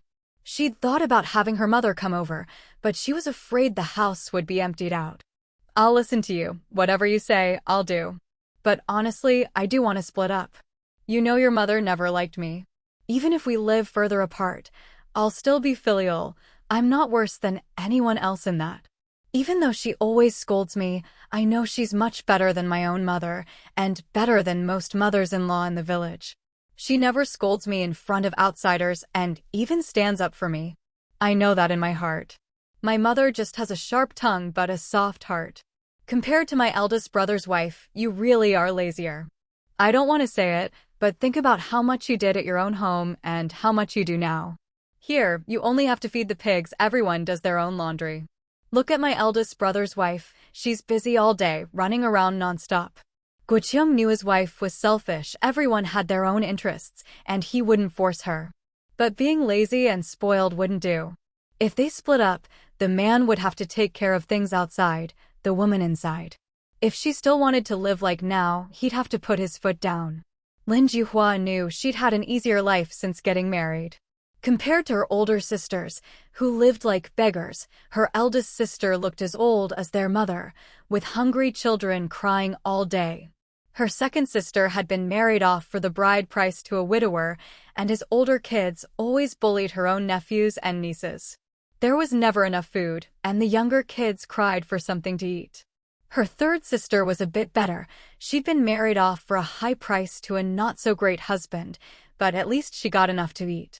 She'd stolen food several times, not for her mother, who'd taken her bride price and sent her off to the Zhang family with nothing but the clothes on her back, leaving her unable to hold her head up among her sisters-in-law. Once she married out, she cut ties. Unless it was a holiday, she avoided going back. Everyone knew the Zhang family was well off, and her sisters all said she'd landed in a nest of good fortune. Ever since, she'd never resented her mother-in-law and was grateful to her father-in-law. She thought, if her own son married a wife like herself, she'd probably kick both of them out. Every time she saw her nephews and nieces crying from hunger, she wanted to sneak them some food. When she was little, her three sisters had raised her. Without them, she wouldn't have survived. The Zhang family was capable. While others barely scraped by on 2 watery meals a day, they had 3 solid meals, and the sweet potatoes in their storeroom were piled high. She always wanted to sneak some to her sisters. As long as the family wasn't split, her mother-in-law was in charge. She didn't dare make any moves under her watchful eye. When her mother-in-law accused her of stealing food for her own family, she'd explained it to her husband. Otherwise, if she'd just given it to her mother, he'd have turned cold toward her. He was right. If a man couldn't provide for his own wife and kids, relying on outsiders wouldn't last. The 3 brothers worked themselves to the bone just to get enough to eat, and couldn't afford finer grains. So she couldn't justify helping her sisters anymore. Lin Jihua gazed out the window, lost in thought, and let out a deep sigh. She secretly saved food for herself and her daughter every day, but her daughter was so thin a gust of wind could blow her away. Her mother-in-law had already warned her. Life was exhausting. Don't worry. Once we split up, even if I have to work through the night, I'll plant the whole backyard. We'll raise pigs and chickens. Eggs alone will add up over a year. Shirtu is already 5. He can help watch the little one. In a couple of years, when Shirtu goes to school, the little one will be bigger too. Guoqiang actually had it all figured out. He just wanted his wife to worry a bit. He had money saved, but never let her know, because he knew she worried about her sisters and their kids. In his view, You could only help others if you had the means. If he worked himself to death while his own kids were raised rough and skinny like chicks, but kept sending help to his sisters-in-law, he'd be crazy. If his mother found out, she'd skin him alive. Even with the food-stealing incident, he hadn't defended his wife in front of his mother. He knew her too well. She had a soft heart. Even if she disliked those men, she'd still help out, and if she found out, half the sweet potatoes in the storeroom would be gone. But she never thought that those families had men who also ate. He looked down on men who couldn't provide for their families. What was the point of marrying and having kids then? Just then, Lin Jihua remembered what she'd wanted to ask before, but had been sidetracked. She looked at him anxiously. What were you and Xiaowu talking about just now? I heard you mention the backyard and the wall. Are we building houses for both families? Guoqing chuckled at his wife. She'd finally hit the nail on the head after all that chatter. Dad said we'll buy materials in the next few days to build houses. Each family will get 150 yuan, same as Big Brother's courtyard. He told us to discuss how big we want to build. If it costs more or less, we'll handle it ourselves. After leaving the main room, I stopped Xiaowu to talk about hiring some strong men from the village to quarry stone, and we'll pay them a bit more than regular work points. We'll buy some tiles, a few beams, cut some wood from the mountain, and use what we have at home to save as much as possible. Xiaowu wants all 3 families to have the same size courtyard, so we were discussing how to save money. How big do you want to build? Don't worry about the rest. All right, whatever you say. But if we build it as big as this place, won't it cost a lot? There's only 4 of us, so much space would be wasted. You said each family gets 150 yuan for the house, but after it's built and we split up, will we get anything else? Maybe we should build a bit smaller and save some money, so we won't be left with nothing after the split. Xiangzi, look at how much money your parents have. Who knows what we'll get when we split up? Lin Jihua was excited. She hadn't expected such a good deal. Her father-in-law's 150 yuan was more than she'd imagined. The Zhang family really had deep pockets. Zhang Guoqing immediately saw that his wife was daydreaming and decided to burst her bubble. You're overthinking it. The 2 families only get 300 yuan total. How much do you think Mom and Dad have? After all these years, the work points only add up to a little bit of money. Most of what they have was saved up in the early years. Just look at how much was spent on our and Xiaowu's weddings and on little sister's dowry. Even the coffin boards have been bought. When we split up, we'll probably just divide up a few chickens from the backyard, buy a couple of bowls and a pot. What else do you think is left in this house? In the main house's west wing, old Zhang and his wife had also gone back to lie down and rest on the heated brick bed. Now that they were getting on in years, they didn't have the same energy for working in the fields as the young folks. The 2 of them chatted idly, reflecting on how their son had married and had children, and how the kids had grown up and started their own little families. There was both worry and happiness in their hearts. This is how families branch out, generation after generation. As parents, it's impossible not to feel reluctant about splitting up the family. But for the sake of future harmony, dividing up early meant fewer troubles and fewer conflicts. It was all for the sake of their children and grandchildren. The old couple's hearts were a tangle of mixed emotions. Mother Zhang glanced at her husband lying beside her, eyes closed and brow furrowed, and softly started reminiscing about the children's childhood mischiefs and embarrassing moments. But thinking it might be better to talk about something else to put him at ease, she changed the subject. After all, even though the family was splitting up, their sons were still their sons, all of them filial. Their children were different from others. Listen, the youngest bought a whole bunch of things today, all sorts of newfangled stuff. I reckon he had someone bring them from the city. I won't go into the details now, we can look at them later. Zhou Jiao and I had a chat, and what she said made a lot of sense, even turned my old way of thinking upside down. I wanted to tell you about it. Old Zhang looked surprised. No wonder his wife had been in such a good mood all day. He hadn't realized his youngest daughter-in-law could say something to touch his wife's heart. He was curious to hear what had left such an impression. Today, the youngest brought back a big bag of special rice, some red dates and brown sugar, 2 pig trotters, and 2 black-bone chickens. You wouldn't believe it, He'd heard that red date and rice porridge is good for the blood, and insisted I drink it every day to build myself up. The 2 black bone chickens were for me and Zhao Jiao to eat together. He said he bought extra just so I could have some too, otherwise, he wouldn't have bought 2. But I really didn't want to take food meant for a woman in confinement. No matter what, I wouldn't agree. Then Zhao Jiao said, since the youngest bought these things, I should just happily accept and eat them. In the future, whenever he buys food or clothes, I should gladly take them too. She said, if your children are being filial and you refuse, won't that make them unhappy? Next time he sees something nice, he'll think, this is good, but my mother won't want it. Even if he wants to buy something for me, he'll remember I probably won't take it. Over time, he'll just stop buying things for us. After all, we never accept them. Eventually, he won't even think of being filial. So, Zhao Jiao thinks, whenever your child buys you something, you should accept it with joy.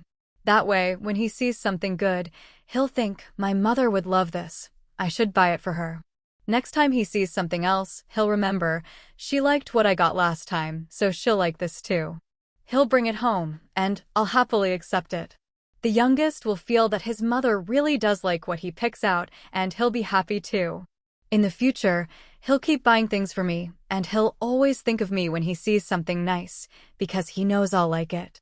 That's how he'll keep being filial to us. Don't you think that makes sense? If we keep refusing, he'll think we don't like these things. When we're old, who's going to look after us? But then again, isn't it a mother's job to give everything good to her sons and grandkids?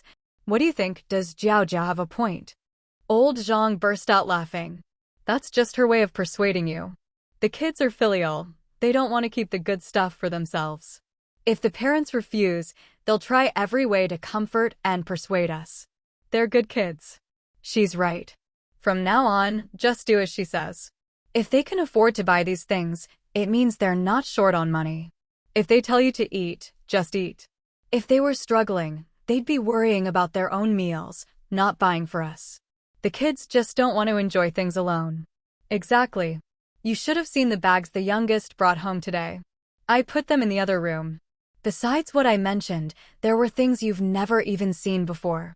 Those diapers are whiter than towels. He said a classmate got them, and they won't give the baby a rash. And the baby bottle is clearly a special product. We've never seen anything like it. Who knows what kind of connections his classmates have? Oh, and he bought 2 bags of milk powder, left one for the 2 girls at home. The packaging is all in foreign writing, real rarities. I doubt you could even buy them in the provincial capital.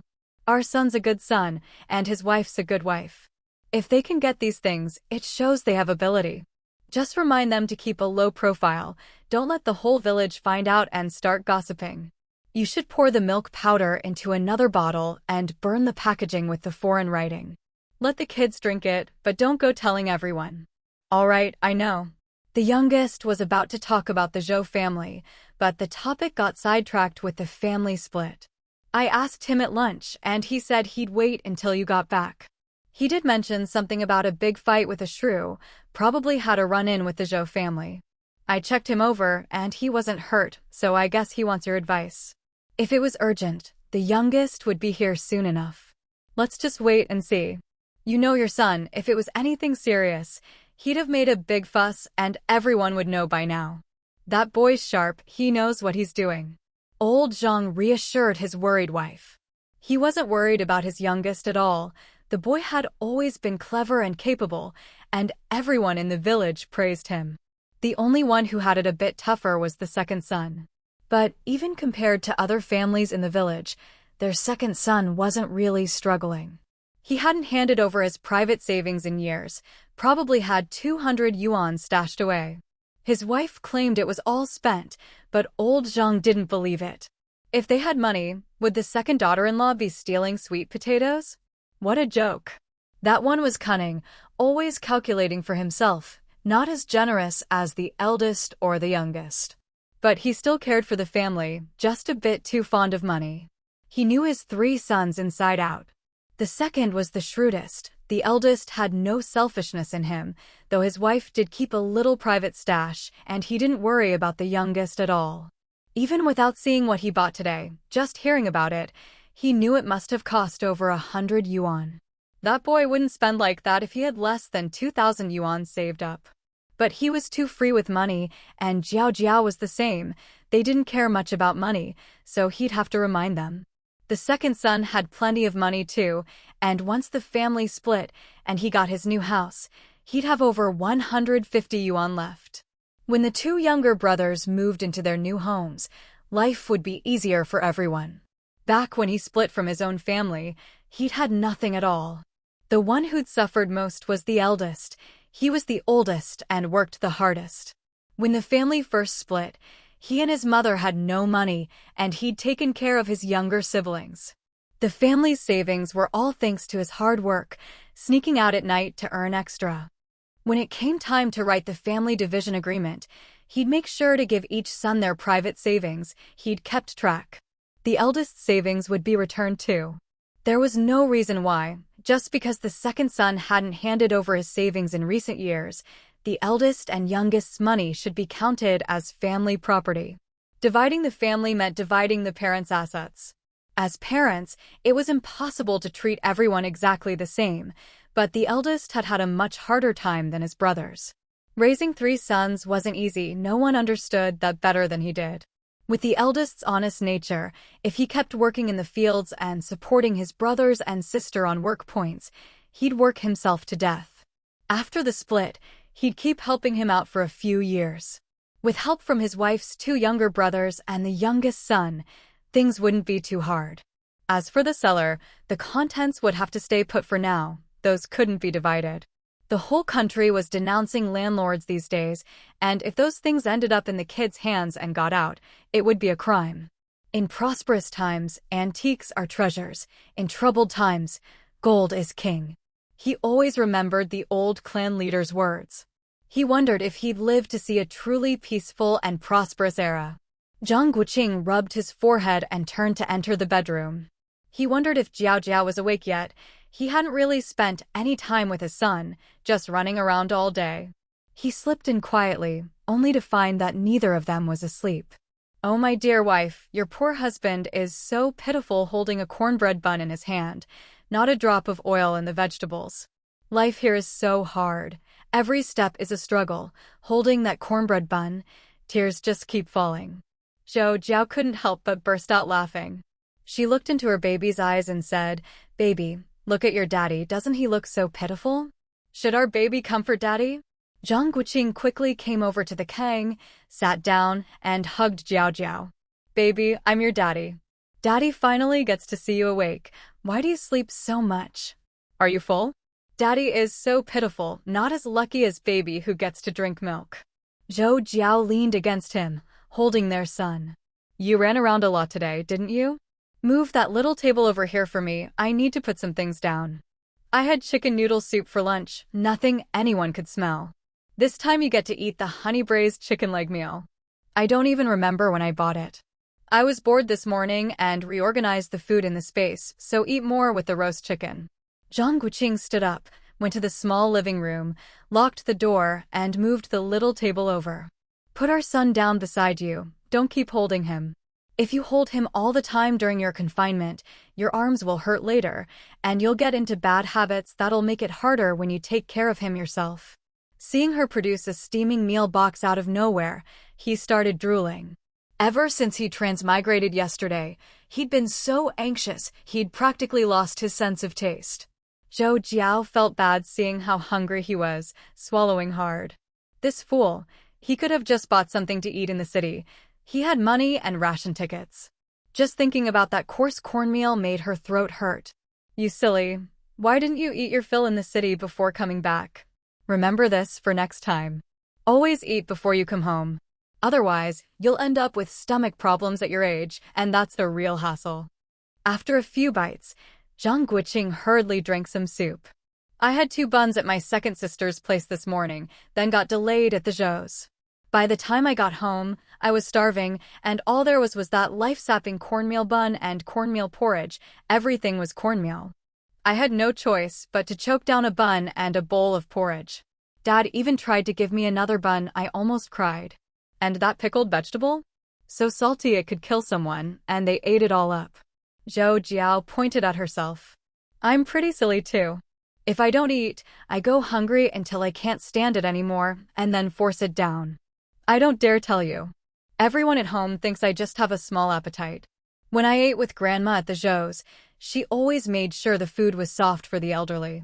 Zhang Guoqing quickly finished eating and had Zhou Jiao put everything back into the space. Then he opened the door to the small living room to let the smell dissipate. No wonder you're so skinny and sallow. Good thing you're back soon, or with your health now, you'd never recover. You have to do your confinement properly this month, no matter what anyone says, 30 days at least. If we could, I'd have you do 40. Dad just said at the table that we'll start building the house tomorrow and move in come spring. But how are we going to get through the next few months? We don't have much stockpiled, and buying grain for everyone isn't practical. Zhou Jiao thought about the cornbread buns and oil-less stews from her memories and felt troubled. She pouted at him. In the village, women usually get up and start doing chores 3 days after giving birth. If you're not out working in the fields, you're already considered lucky. The only thing they care about is eating something to help with milk production. If I do things differently, won't people gossip? Do you remember how your 2 sisters-in-law did their confinement? How can they compare to you? Those women are used to rough living and hard work. What's the gold in our space for anyway? Are we short of money? If we need something, we'll buy it. Who cares what they think? Women are just jealous and envious. You have to stay in the room for 30 days, and with winter coming, you can stretch it to 40. Don't worry, I'll handle any family disputes. You just focus on recovering. As for how my sisters-in-law did their confinement, I'm a man, how would I know? He rolled his eyes at her, already thinking about what he could buy to placate his sisters-in-law. He knew full well that after 3 days, they were up cooking, making pig slop, and except for not using cold water or going to the fields, everything else was business as usual. Only Jiao Jiao would believe he didn't know, after all. 6 kids had been born in the family in quick succession. How could he not remember? If they were going to build a house, they'd have to provide food for the workers, and things would get chaotic at home. He'd have to come up with a plan. If his mother-in-law came, maybe she could be put to use. He didn't feel guilty about that. Who knew what kind of people they were or what their motives might be? He'd have to meet them to find out. Poor Jiao Jiao had never had parental love in either of her lives. Zhou Jiao thought he was right.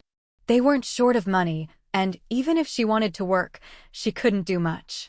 In her previous life, her older sister had shielded her, so she just went to school. Later, she handed out flyers or helped in restaurant kitchens, and in college, she earned money as a translator. In this life, Zhou Jiao had learned embroidery from her grandmother, but hadn't done much housework. There were plenty of idle people in the Zhou family, and after marrying into the Zhang family, she got pregnant right away and only ever tended the fire. Comparing herself to the village women made her shudder. She couldn't even imagine it. She decided to listen to her husband and do as he said. All right, I'll do whatever you say. I'll just stay here and not go back. Zhang Guoqing gave her an approving kiss on the cheek and patted her head. Good. Let's not talk about that for now. Our priority is figuring out how to buy enough grain for the next 3 years, or even 10. Grain is the most critical thing. Besides us, there's Dad, Mom, and our 4 older siblings. We can't be eating well while they're chewing on grass. I figure we'll just give them coarse grains. Zhou Jiao was worried after hearing this. If she'd known she was going to transmigrate, she would have bought hundreds of tons of rice. But where can we buy grain? The city is on rations, and the countryside doesn't have enough to eat themselves. Let me tell you my plan and see what you think. Here's what I'm thinking. Second brother-in-law Huang Yaogua drives for the factory. I'll see if he can get some defective fabric, then check with his older brother who works at the supply and marketing cooperative to see if we can get any internal defective goods. We'll keep half the brown sugar for ourselves. When the time comes, we'll sell everything at prices lower than the supply and marketing cooperative, go out to the countryside, and secretly trade for grain. We don't want money, just grain, doesn't matter if it's coarse or fine. Also, since we have money now, we can still buy grain on the black market. Keep 1,000 yuan in cash and convert the rest to grain. Once your confinement is over and I've figured out the situation in the city, we'll act. With the space, it's much safer. Zhou Jiao nodded as she listened. She agreed nothing was more important than grain. But for safety's sake, she had a concern. I agree with everything you said, but we can't go out trading for grain too often. Don't forget, you still have to do your labor. If you're always absent, people will start watching you, thinking you're up to no good. That's true. I guess our parents wouldn't agree to us skipping work and wandering around either. We should think it over again. Zhang Guoqing burst out laughing after hearing this. What Jiao Jiao said made sense. It was better to turn the money into goods first. It was only now that Zhou Jiao remembered she hadn't had time to sort through their private savings since arriving here. Let's organize our private stash first. It's all in the secret compartment of the wardrobe. Take everything out. There's quite a bit here, Zhang Guoqing said. Jiao Jiao, let's put all the valuables away. Leave just some loose change and small bills in this compartment. It's not very secure. Zhou Jiao took the 2 wooden boxes and opened one, pouring out the contents. There were stacks of 10-yuan bills, some loose change, and various ration coupons. Most of the coupons had been given to her by Zhang Guoqing. There were a lot of cloth coupons, which would expire by the end of the year. They needed to be exchanged for cloth soon, just in time for her to make some clothes. These were probably given to her by Zhang's mother when they got married. For her wedding, her grandmother had personally prepared a red top and black pants. Clothes sent by mail from time to time, and a few given by her aunt, meant she never lacked anything to wear, so she hadn't bought any herself. There were also sugar coupons totaling 2 jin, and then a bunch of miscellaneous coupons. She handed all the ones that were about to expire to Zhang Guoqing.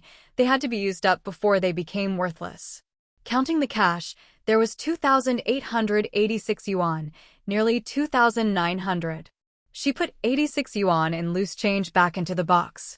She checked all the coupons. They were mostly expiring by the end of the year. Good thing she thought to sort them out today. She opened the larger box next. On the left were letters from her mother, Lynn, most of them unopened. On the right was her grandmother's small box. She remembered this was the jewelry box her grandmother had secretly given her on her wedding night, but she had never looked at it closely, and her memory was a bit fuzzy. Opening the small box, she found a pair of jade bangles wrapped in yellow silk, a string of round bead necklaces, vivid green, with a hint of blue, likely imperial jade. Another embroidered handkerchief wrapped a sapphire and diamond necklace and bracelet set, with matching ring and brooch. The last embroidered handkerchief held 2 dragon and phoenix white jade pendants. Taking out the 3 bundles, she found 2 pieces of silk at the bottom of the box. Unfolding them revealed 2 pieces of embroidery, one of peonies symbolizing wealth and prosperity, and the other of twin lotuses symbolizing harmony. The meanings were very auspicious. At the very bottom of the small box was a property deed and land certificate for a house in Shanghai, dated 1952 and signed in Zhou Jiao's name. Honey, I've never really looked at this box before. My memory of it is fuzzy.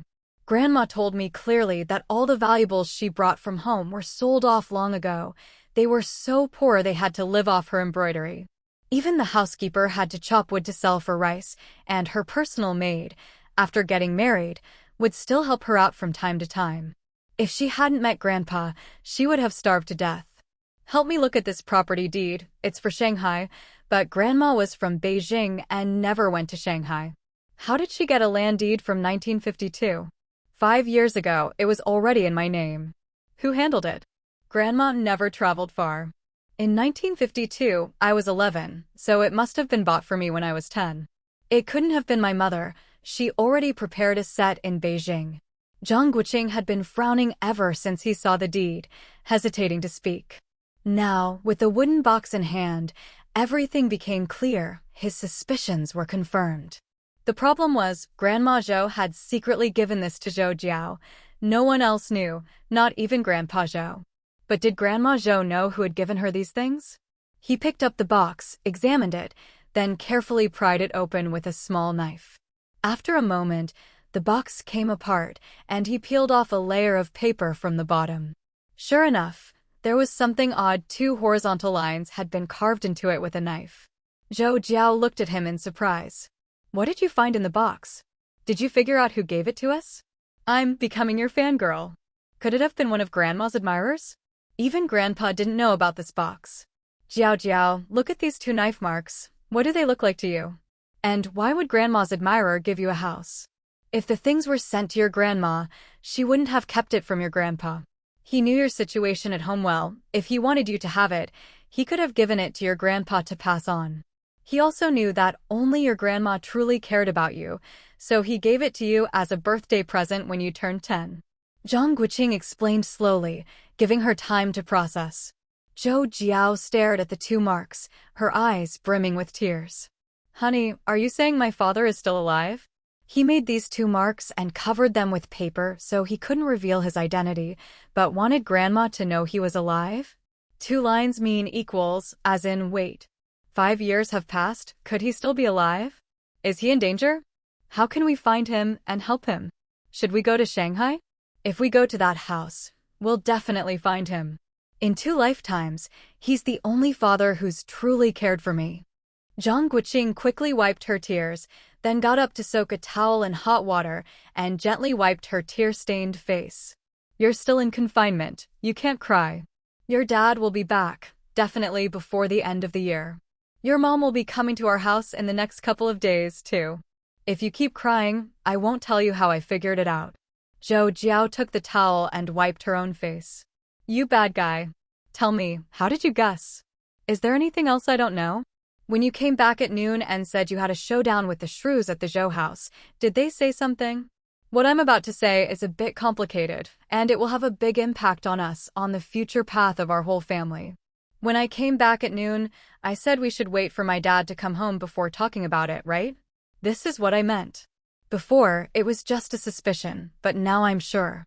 Pack everything up and don't mention the box's secret or the property deed in front of our parents. If I'm right, your mom will arrive before your due date, to be with you when you give birth, so your dad can see her motherly love. You have 8 days until your due date. So, she'll probably arrive in the next 2 days. The baby's 3rd day celebration is the day after tomorrow. When she gets to the county, she won't come straight here. She'll first ask around about us.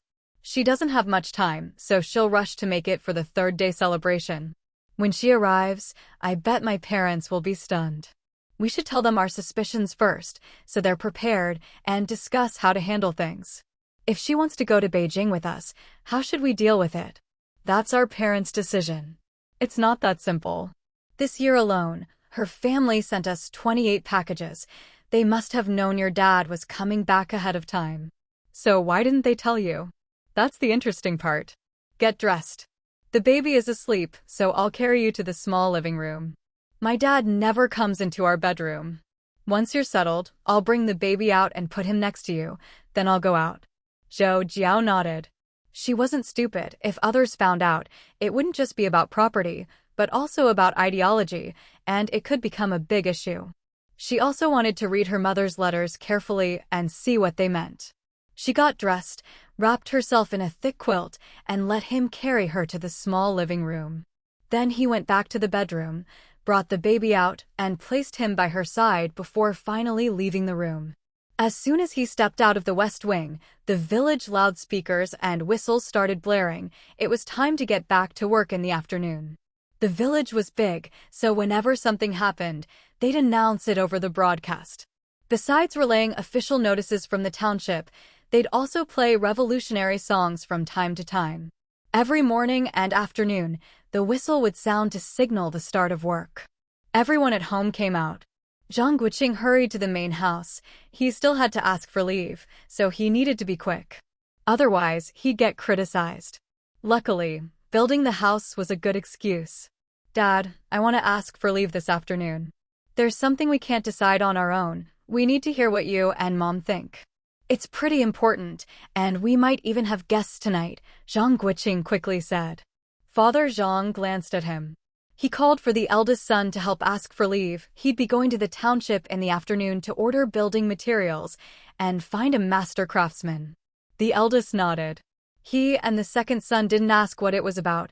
They knew if it wasn't serious, their father wouldn't ask for leave, and if it was, he'd tell them. No need to ask further. Once everyone had left, Zhang Guoqing personally went to bolt the front gate.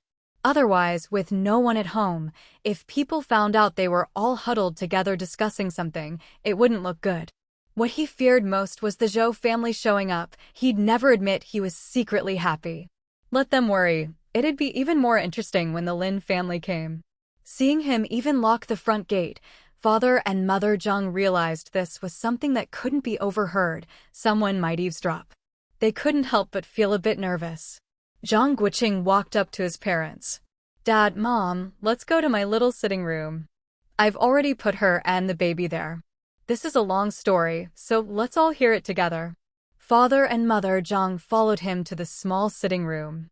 Zhang Guoqing could tell his father felt awkward. Northeast Village fathers-in-law never went into their son's room. It was only because Zhou Jiao had grown up around him, and seeing his son act so secretive, he knew this was something that couldn't be talked about openly.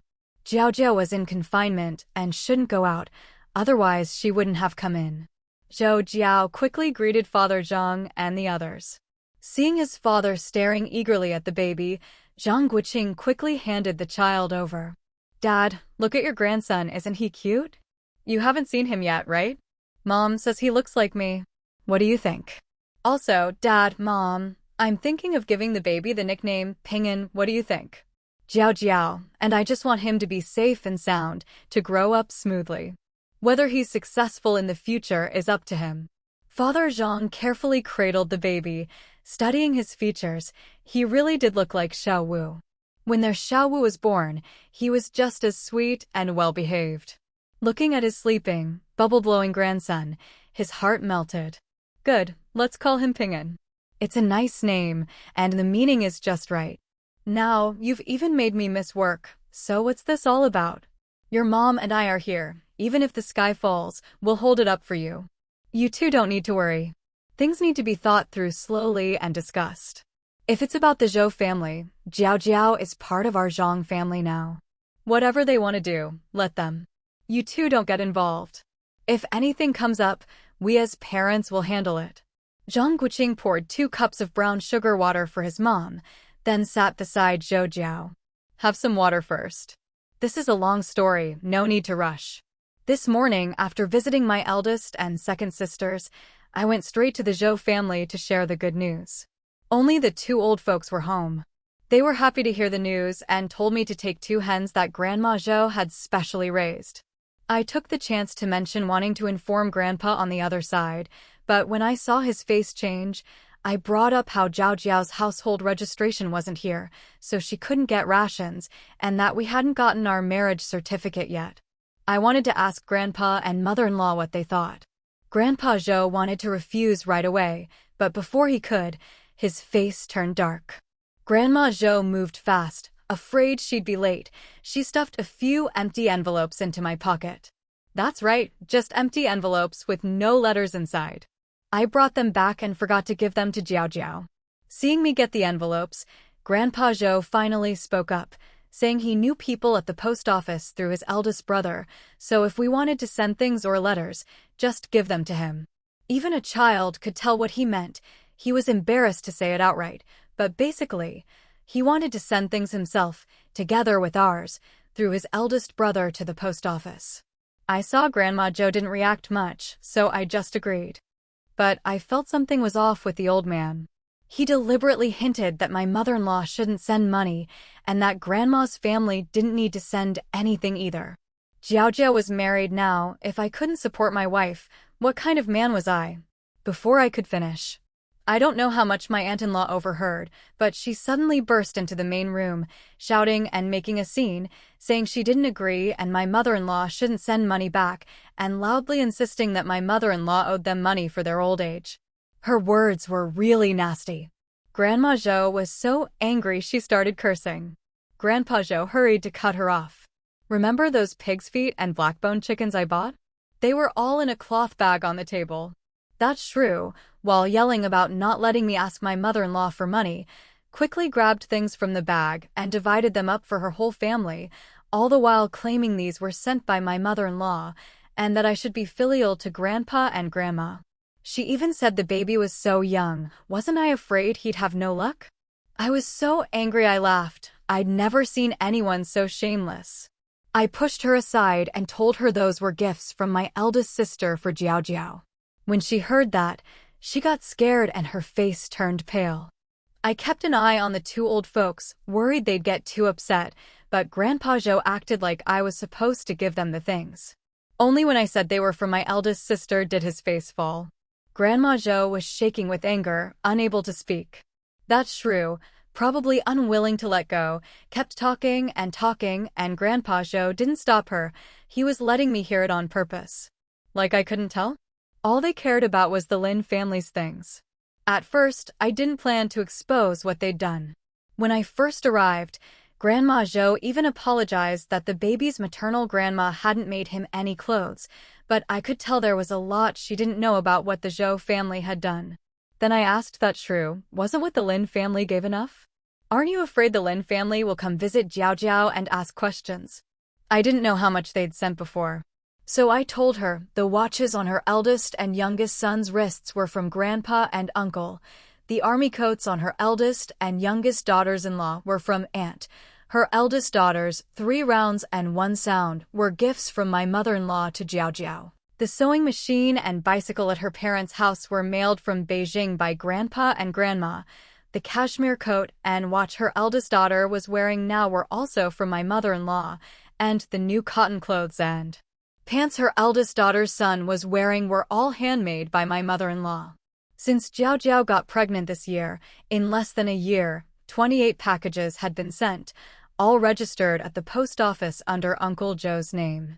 Then I asked her if she knew what military mail was, told her to go find out and see if her own family, the Huangs, could even get into the compound. I warned her if the time came, they might all get swept up in one go.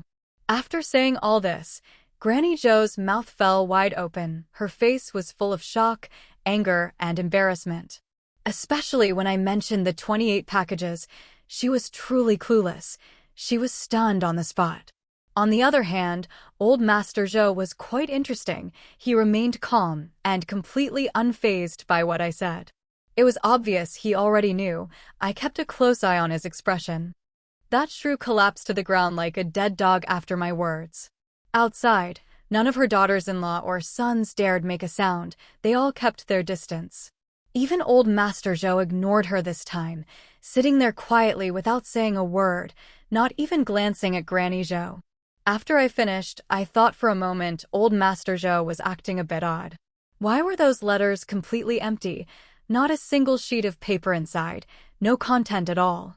What was being hidden in those letters? Every letter I received was blank, even the ones from her aunt. If only the letter from her grandfather was empty, but the others had content, I wouldn't have suspected anything. Maybe it was just a secret between the two elders. But even the letters from her aunt, second uncle, and eldest aunt were all empty. Now that's interesting. Normally, when people send letters, they write a few words of concern, ask how things are, say they miss you, and mention what they're sending this time. Looking at the envelopes now, it's not hard to guess that after old Master Zhou read the letters, he destroyed their contents to keep it from Zhao Jiao. He didn't want her to see what her grandfather, aunt, second uncle, or eldest aunt wrote. By leaving nothing behind, he was trying to influence how Zhao Jiao viewed her mother's family, the Lin family. As for why he kept the envelopes with the addresses, that was just in case he needed to contact them in the future. Why did old Master Zhou want to keep this from Zhao Jiao? Thinking back to that farce just now, I guessed he wasn't willing to give up on Zhao Jiao as a pawn. If Zhao Jiao went back to the Lin family, who would send money and packages to the Zhou family? 5 families sending several packages a year, plus my mother-in-law's regular monthly remittance, was enough to support the entire Zhou household. In their family, only her eldest uncle worked the fields, and her 2 older cousins each had several children of their own. How could they bear to let go of such a cash cow? So what to do? Even a fool knows that as long as Zhao Jiao doesn't like her mother's family and doesn't return to Beijing, she'll have to stay with the Zhou family unless she gets married. So they made her believe her mother and the Lin family didn't love or want her, so she wouldn't ask to go back to Beijing. All these years, Zhao Jiao always thought the Lin family didn't want her. Who told her that? The Zhou family. 17 years of being unwanted, yet her household registration was still in Beijing, and they even bought a large courtyard house in her name. Look at all the expensive things they sent. The Lynn family are all smart people. Would they really be so foolish as to lavish money on someone they didn't want? I thought about it and decided to prod him a bit more. I wanted to see if there was some agreement between old Master Zhou and her grandfather. Maybe they'd made arrangements for Jiao's future. So I said to old Master Zhou, I hadn't planned to reveal all this today. I just wanted to get the addresses of Jiao's grandfather, uncles, and aunt, so I could send them some local specialties to share our good news, and also let them know not to send any more things. Times are tough for everyone. No matter how high their positions, it's just a fixed salary, and every family has children to support. The aunts-in-law might not be as understanding as the uncles. 17 years of sending things, don't they mind? Besides, Jiao is first a Zhou, then a Zhang. The Lin family has no obligation to keep supporting her. Even if they stopped sending things, no one would blame them. My mother-in-law raised her to adulthood, and the Lin family has already given enough. Now that Jiao is married with a child, if she still relied on the Lin family and my mother-in-law, I'd be ashamed to face them. After all this, old Master Zhou still didn't react, as if he hadn't heard a thing. Then I said, today I just came to share good news, not to stir up trouble. I'm just upset that my eldest aunt-in-law still doesn't realize her mistakes. They never used to send things so frequently, but this year it's been nonstop. Their attitude toward Jiao and the baby is very different. Look at all the valuable gifts. I don't know what the Lin family is thinking, but you've interacted with them and should know their character. Why did the packages suddenly increase so much? We should think carefully about this, not wait until trouble comes to find a solution. I figure the Lin family will definitely come visit Jiao and our son after the new year, so I wanted to write and see what they think. As soon as I finished, old Master Zhou couldn't keep his composure anymore. His face changed, and his expression was like he was acting.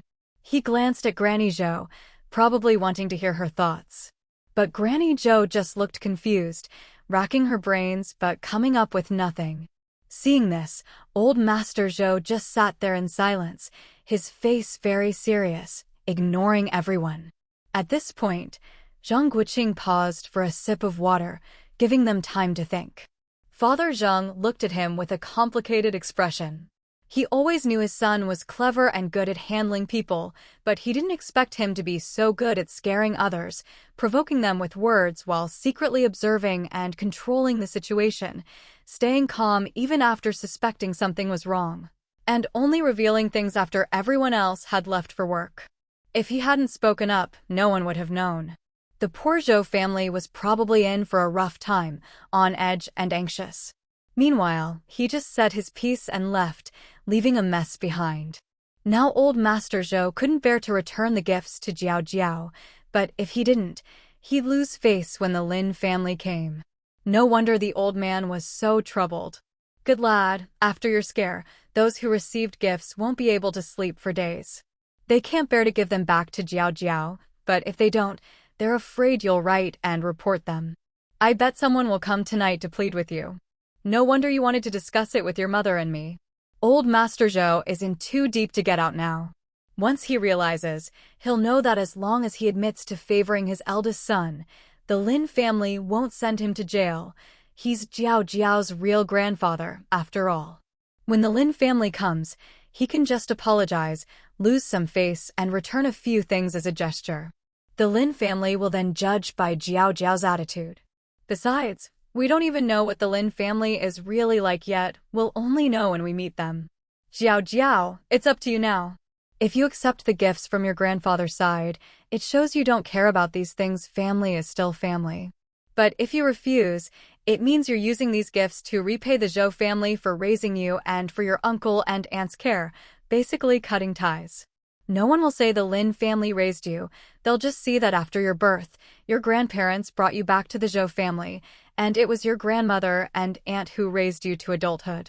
In this world, you have to compromise. If you want to cut ties, don't care about material things, and you'll avoid future entanglements. If they ever ask for your help, will you help? If you've cut ties, you won't have to worry about it. Even if they try to cling to you, it'll be up to you whether you want to deal with them. Zhou Jiao nodded, understanding what Father Zhang meant. Use money to buy peace and avoid future trouble. She and her husband were still young, and who knew what the future held? She couldn't let herself become the subject of gossip. Dad, Mom, I understand. If anyone comes to plead, just say I'm in confinement and the family doesn't want me to worry about these things. We'll talk about it later. Xiaowu told me my father is still alive and the Lin family will be coming in the next few days. When they arrive, let my mother handle it herself. You just deflect, no need to offend anyone. We're still living here, and if people come to make peace, it's out of goodwill. We should give them some face, right? Who doesn't want to be the good guy? Father and Mother Zhang turned to Zhang Guoqing. Xiaowu, is your father-in-law really still alive? How do you know? Don't make things up. And how do you know the Lin family is coming? Zhang Guoqing looked at his parents with amusement. If he wasn't sure, he wouldn't say it out loud. What I'm about to say next is the key point. All that stuff about whether the Zhou family gives things back or not, it's just material possessions. I don't care about it at all. Right now, my wife and I are of one mind. We absolutely won't accept any of those things, no matter what anyone says.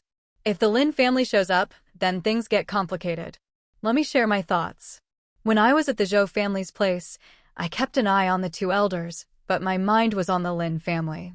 I've never met them, but judging from my mother-in-law's behavior over the years, she's the typical spoiled child of a high-ranking official, self-indulgent, only caring about her own happiness, never really considering others.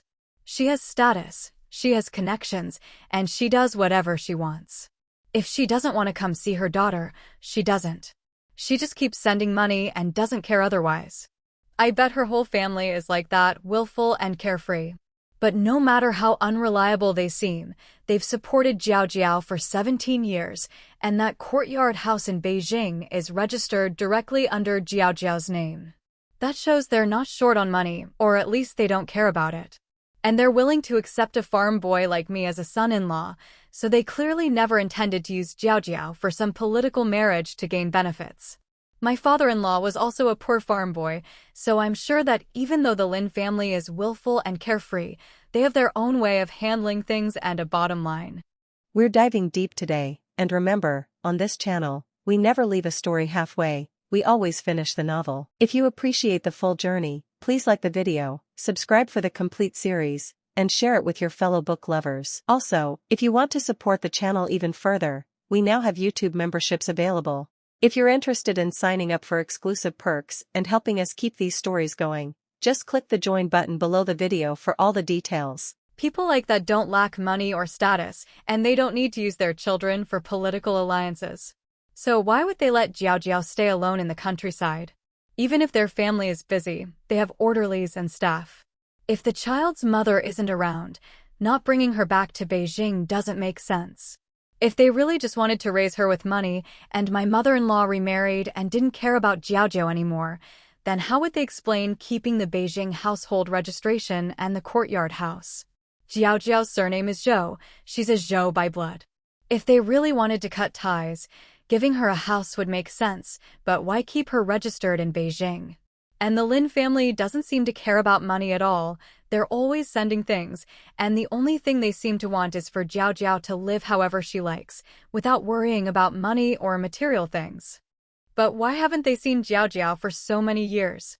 My mother-in-law has never even been to the Northeast. She's traveled all over the country, but never visited her own daughter. If they wanted to see Zhou Jiao, not even old Master Zhou could stop them. So why did the Lin family just go along with it?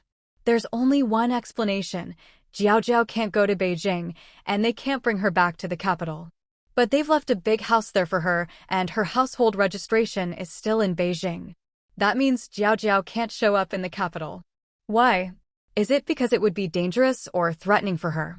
Her father is a soldier in Beijing with lots of connections, and he died on a mission with no body recovered. So does that mean it's not safe for Zhou Jiao to go to Beijing right now? They have to wait until it's safe, which is why they never transferred her household registration. That also explains the house and registration. And this year, they're not afraid of people knowing. they're openly sending expensive packages. That means Zhao Jiao is safe now. The Lin family isn't worried about people noticing all these parcels, and it's fine for her to go back to Beijing anytime. What does that mean? The only people connected to Zhao Jiao are her mother and father, her father, a soldier whose body was never found, and her mother, who has never returned to the northeast, not even once to see Zhao Jiao. So the key is her father, whose body was never found. A soldier on secret missions. If my guess is right, then her father is alive and about to come back. That means Zhao Jiao is safe and the Lin family isn't worried about drawing attention by sending things. Before this year, the packages they sent came from all over, from different military regions. This year, most are from Beijing. You can check the addresses at the post office. Let's look at it another way. If I had a daughter and my wife was too carefree to guarantee the child's safety, and I was worried my own situation might implicate my daughter, then sending her to the countryside would actually be the safest option. In the village, any stranger stands out. The environment is tough, so I'd send as much money as I could. If I was worried about military connections, I'd cut them off, which is why the Lin family didn't bring her back to Beijing. Now, the Lin grandfather probably knows his son-in-law is coming back. So what does he do? His daughter, as a mother, hasn't fulfilled her responsibilities 17 years without seeing her husband. Would that affect their relationship? Would the son-in-law resent her? The grandfather probably knows roughly how Zhao Jiao is doing here. So he sends lots of packages first to show he's always cared about his granddaughter and never abandoned her, and that they're worried about her being pregnant. Second, when the father comes back and sees his own family, it's a chance to gauge how greedy the Zhou family is. If the father is angry that his wife didn't keep Zhao Jiao by her side, well, the Lin family has been supporting Zhao Jiao with lots of money. They paid, Grandpa Zhou did the work, but the Zhou family didn't do much and even mistreated Zhao Jiao. Would the father really blame the Lin family? His wife never remarried after hearing he died, always believing he was alive, waiting for him, and spending lots of money to support their daughter. Even if he's unhappy, he can't blame the Lin family. The only scapegoat left is the Zhou family and old Master Zhou's favoritism, which just happens to drive a wedge between them and the Zhou family, avoiding future entanglements. If my reasoning is correct, then Zhao Jiao, your father is a big deal, big enough for your grandfather to scheme so much. The Lin family isn't short on money or status, but to maintain their position, they need heirs. Your grandfather is probably about to retire, and it's up to the third generation, your cousins, to carry on the Lin family name. Your father is the second generation in his eyes. Is your eldest uncle still alive? If both your uncle and your father are alive, the Lin family is set for the future. If your uncle is gone but your father is still around, your father can still lead the third generation. That's why your grandfather is going to such lengths. Of course, this is just my thinking. We'll see what happens when your mother shows up, how she treats you, how she treats our family, who from the Lin family comes, whether they keep your father's return a secret, and if they tell you where your father will be working. All of this will show how much the Lin family really cares about you. Every detail has its own meaning, and we'll see soon enough. If the Lin family shows up before the baby's third-day celebration, then my guess that your father is alive is confirmed. If your grandfather comes to see you, then it's even more certain your father is not only alive, but doing well. Until you see your father, don't trust anything lightly. Wait until he comes back and see what his work situation is. Now, about your father's job. If your grandfather wants to use you, he'll force you to go back, so your father will stay in Beijing and support the Lin family. If he really cares about you, he'll tell you directly that your father's next assignment isn't decided yet, but he'll want to be with you, wherever you are. As for the Zhou and Lin families and your mother, just treat them with a normal heart. The way they treated you a year ago is how much you really matter to them. Everything now is just for show. Only your father, you're his only daughter, and he's in his 40s. You're the only one he truly cares about. If he's really coming back, he'll need to be recognized for his achievements and have his 17-year history investigated. That'll take at least a year or two before he can leave the military. I've calculated those unusual packages have been coming for about 7 months, so if we count a year, he'll be home before the new year. Grandpa Lynn will definitely have your mother, my mother-in-law, come back first to get your approval and wait with you for your father. So it's simple, she'll probably show up in the next few days.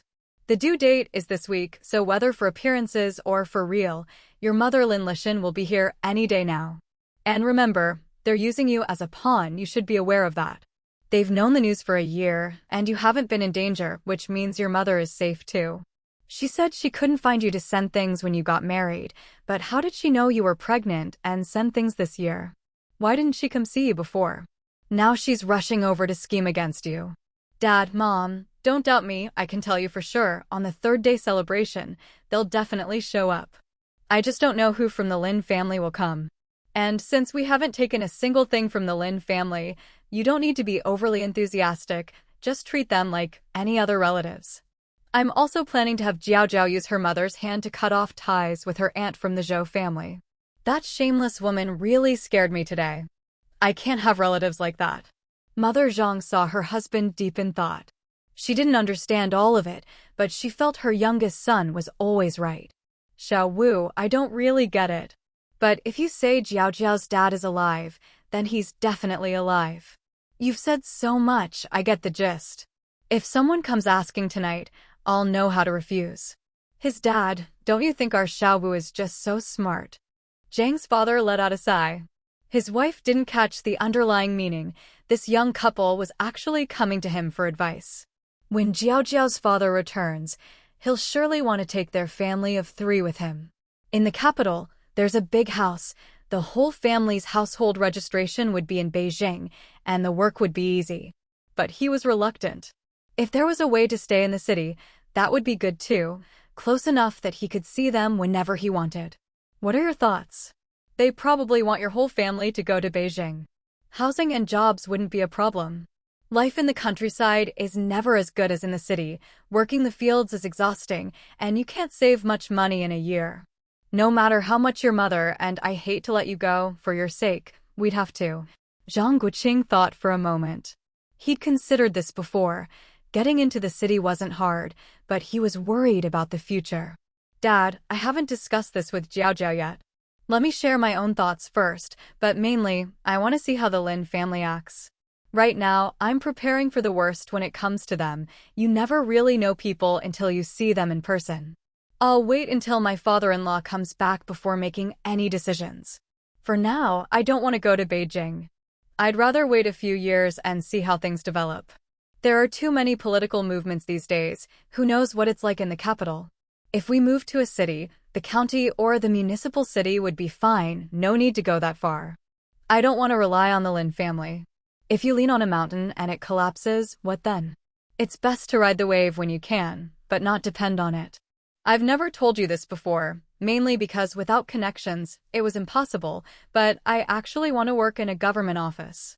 Money can be earned slowly, but power is what really protects a family. Factories seem good now, but workers have no power. Just look at those in the County Public Security Bureau. Their pay and benefits are great, huh? That's fine, there's no rush. Let's wait until we meet them and discuss it. When the time comes, see what's best. What you said today, I'll keep in mind. Your mother, don't mention this to anyone else. Taking advantage of the fact that his mother and Jiao Jiao weren't looking, Zhang Guoqing winked at his father, a signal that some things would be discussed privately, a secret code between father and son. Zhang's father smiled. He knew his youngest was telling him this for a reason. If he hadn't made up his mind, that would be strange.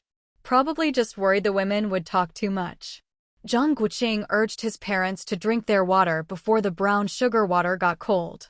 In the afternoon, he planned to go into town to buy more malted milk powder. This stuff was still untainted and could be stored. He'd also pick up some adult milk powder for the family. Dad, Mom, I went to Big Sister's house today. Her place is so cramped. Last time Jiao Jiao and I went together, we could barely move. There's a family in front of Second Sister's place moving to the provincial capital. Big Sister went to check out their courtyard. It's much bigger than Second Sister's, nearly 1,000 yuan. Second Sister said she could lend her 200, but it's not enough. Big sister only has a little over 400, not quite 500, so she's still short about 300 yuan. She wanted to borrow from the family, but brother-in-law disagreed, saying it wouldn't be right with the family about to split up. Second sister was upset about it for a long time. I want to see the place. Big sister's 3 kids could all live there, even after they get married. Second sister wanted to borrow from her mother-in-law, but got scolded by big sister. Zhou Jiao immediately understood his intention. He wanted her to speak up and earn some points with his parents. Then take the money over and have big sister buy it quickly. Bring a bit extra in case she's still short. Houses over there are in high demand. Big sister's outer room is both the dining and living room during the day, and at night, the 3 kids sleep on folding beds. When they're older, it'll be even harder. Winter's coming soon, better to buy it early, and being close to second sister, they can help each other. Tell big sister there's no rush to pay us back. We don't need the money right now. She can pay us back when she has it. It won't take that long. Second sister said her and brother-in-law's salaries are 58 yuan, plus the 15 yuan a month they get from renting out their current place. They'll pay it back within a year. I was going to agree right away, but since you're the household manager now, I had to discuss it with you first. Right, Dad, Mom? Husband and wife should discuss things, can't keep secrets from you. Mother Zhang patted Zhang Guoqing, you little rascal, always putting on a show. Jiao, I was going to use the money for the family split next spring, can't have your 2 brothers living in an empty house. But you can lend it to your big sister. Don't worry, she'll pay it back. If her mother-in-law hadn't been hospitalized last year, she'd have more money now. Zhou Jiao nodded. She had no objection to Zhang Guoqing lending the money to his big sister. She trusted his judgment completely. She wasn't worried about them not paying it back either. He was making a point of being open about it in front of his parents for this very reason. If they didn't pay, even Mother Zhang would scold them to tears. Father Zhang picked up the child and handed him to Jiao. All right, you 2 go into town when you have time and give the money directly to your brother-in-law. Our little Ping'an is awake, his mother and Jiao tidy up a bit.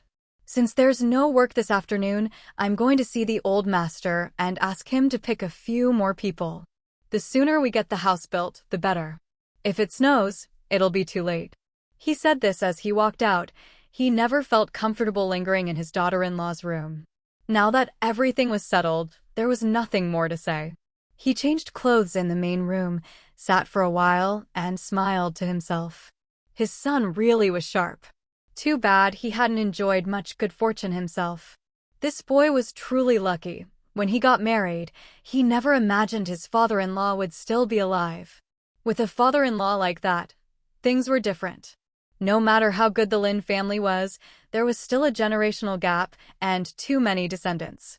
As for how sincere the Lynn family was, who could say? Jiao was her father's only daughter. That was real sincerity. Luckily, the boy was smart and steady. If it were anyone else, they'd have already shown their emotions. The way he gave instructions to Jiao was amusing to recall. It was a psychological game. He remembered what the old clan leader used to say, those who achieve great things rarely show their emotions. Skilled people are always good at reading others and adjusting how they interact based on what they observe. From today's conversation, he could see his son had really grown up, more capable than his own father. Just a few blank envelopes, and he'd thought of so much. Old Master Zhou wasn't half as sharp as this kid, truly. It's easy to get confused when you're in the thick of things. And Jiao, without hesitation, decided to give up those valuables. She knew how to weigh her options and act decisively. As soon as he finished speaking, she immediately made a decision. Most men would have hesitated, and with 28 parcels, it was enough to make the Zhou family mourn. All the talent in the Zhou family seemed to be in the second branch.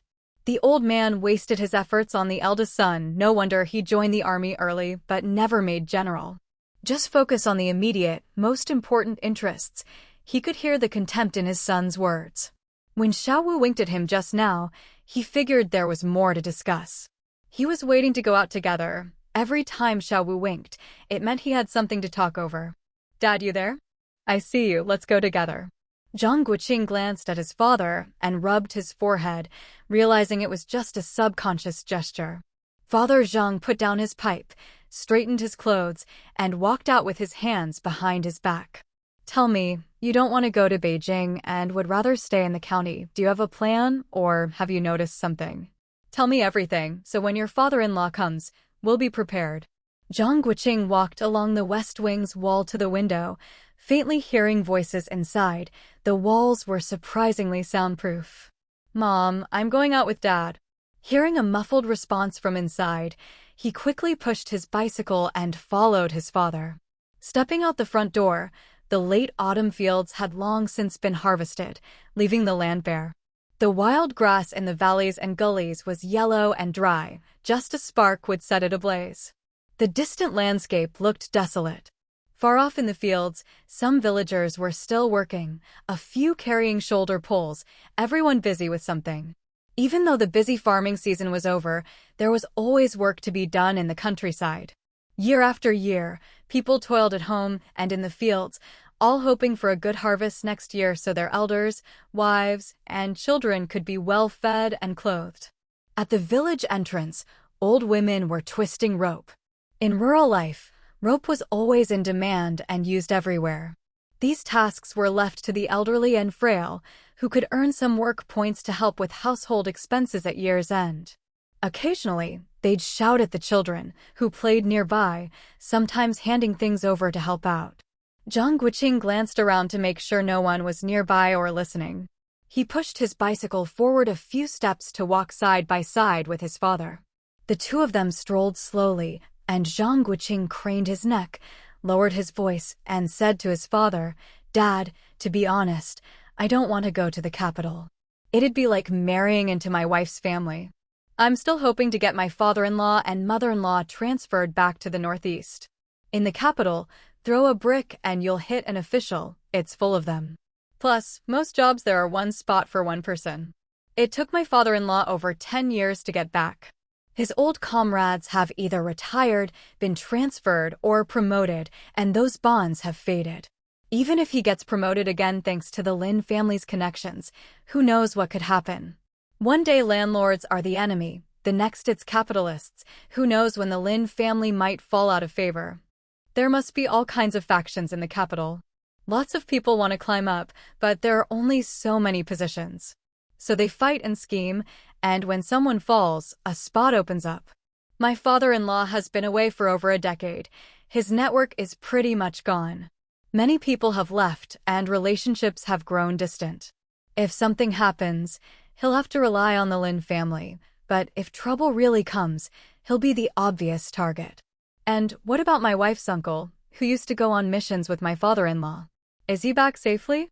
If he is, and he gets transferred out of the capital, then my father-in-law will be in even more danger, unless both of them stay in the capital, which would be a bit safer. Otherwise, my father-in-law will be left out in the open. If something happens, who'll help him? It's better for him to leave the capital and return to the Northeast, where it's easier to get promoted and no one knows his past. Who knows, a few years down the line, someone might dig up something from his years away and pin a crime on him. So it's safer to spend a few years in the Northeast, develop a bit, and if things look up, he can transfer back to the capital with his own team. And if, heaven forbid, something happens to the Lynn family, he'll be safe in the Northeast. You can't put all your eggs in one basket.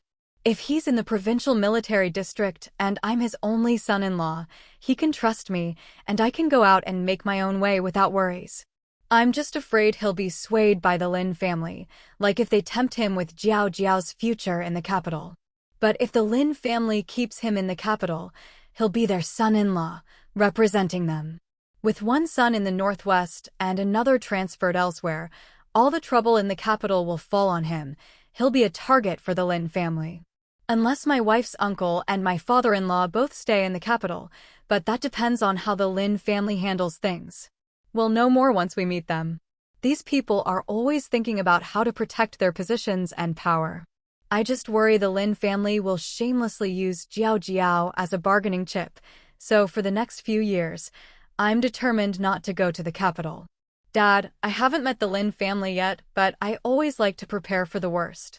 That way, if something happens, we're ready. And if I'm wrong, no harm done, wouldn't that be even better? Besides, if my father-in-law is in the Northeast Military District and the Lynn family wants to help me find a job, I'll just say I'm strong and want to join the Public Security Bureau or the Armed Forces Department, and have my father-in-law pull some strings. That shouldn't be a problem. The Public Security Bureau manages people, the Armed Forces manages soldiers. It'll be easy to build connections. Anyone who wants to join the army can come to me, and I'll have the authority. And in the Public Security Bureau, if a leader's kid gets in trouble, I can help out and earn favors, no need to rely on the Lynn family or my father-in-law. Once I've built up enough connections, it'll be easy to arrange jobs for my brothers or nephews.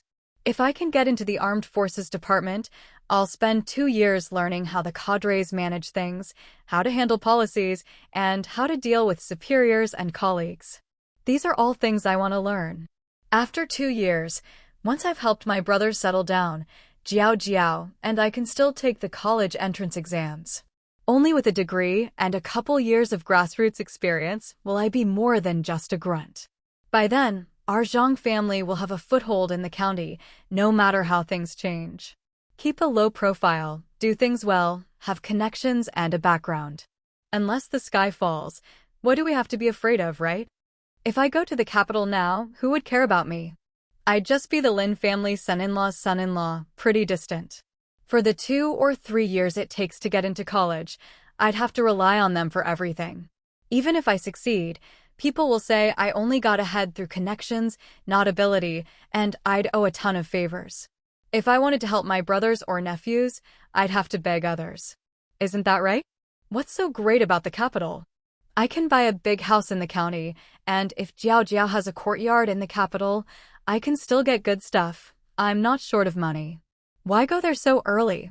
Zhang's father's eyes grew brighter and his wrinkled face broke into a wide smile.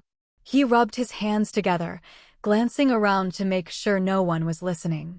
After a while, he calmed down and said quietly, "Xiao Wu, I think you're absolutely right. It's a good plan. If you both get into college, it'll be a blessing for our ancestors. When your father-in-law comes back, I'll talk to him about what I can. He's a smart guy, you haven't met him, but around here I really admire him. He's bold and clever. Maybe he's already thought of all this. If he's thinking along the same lines, things will be easy. As for being made a scapegoat, do you think he'd fall for that? No way."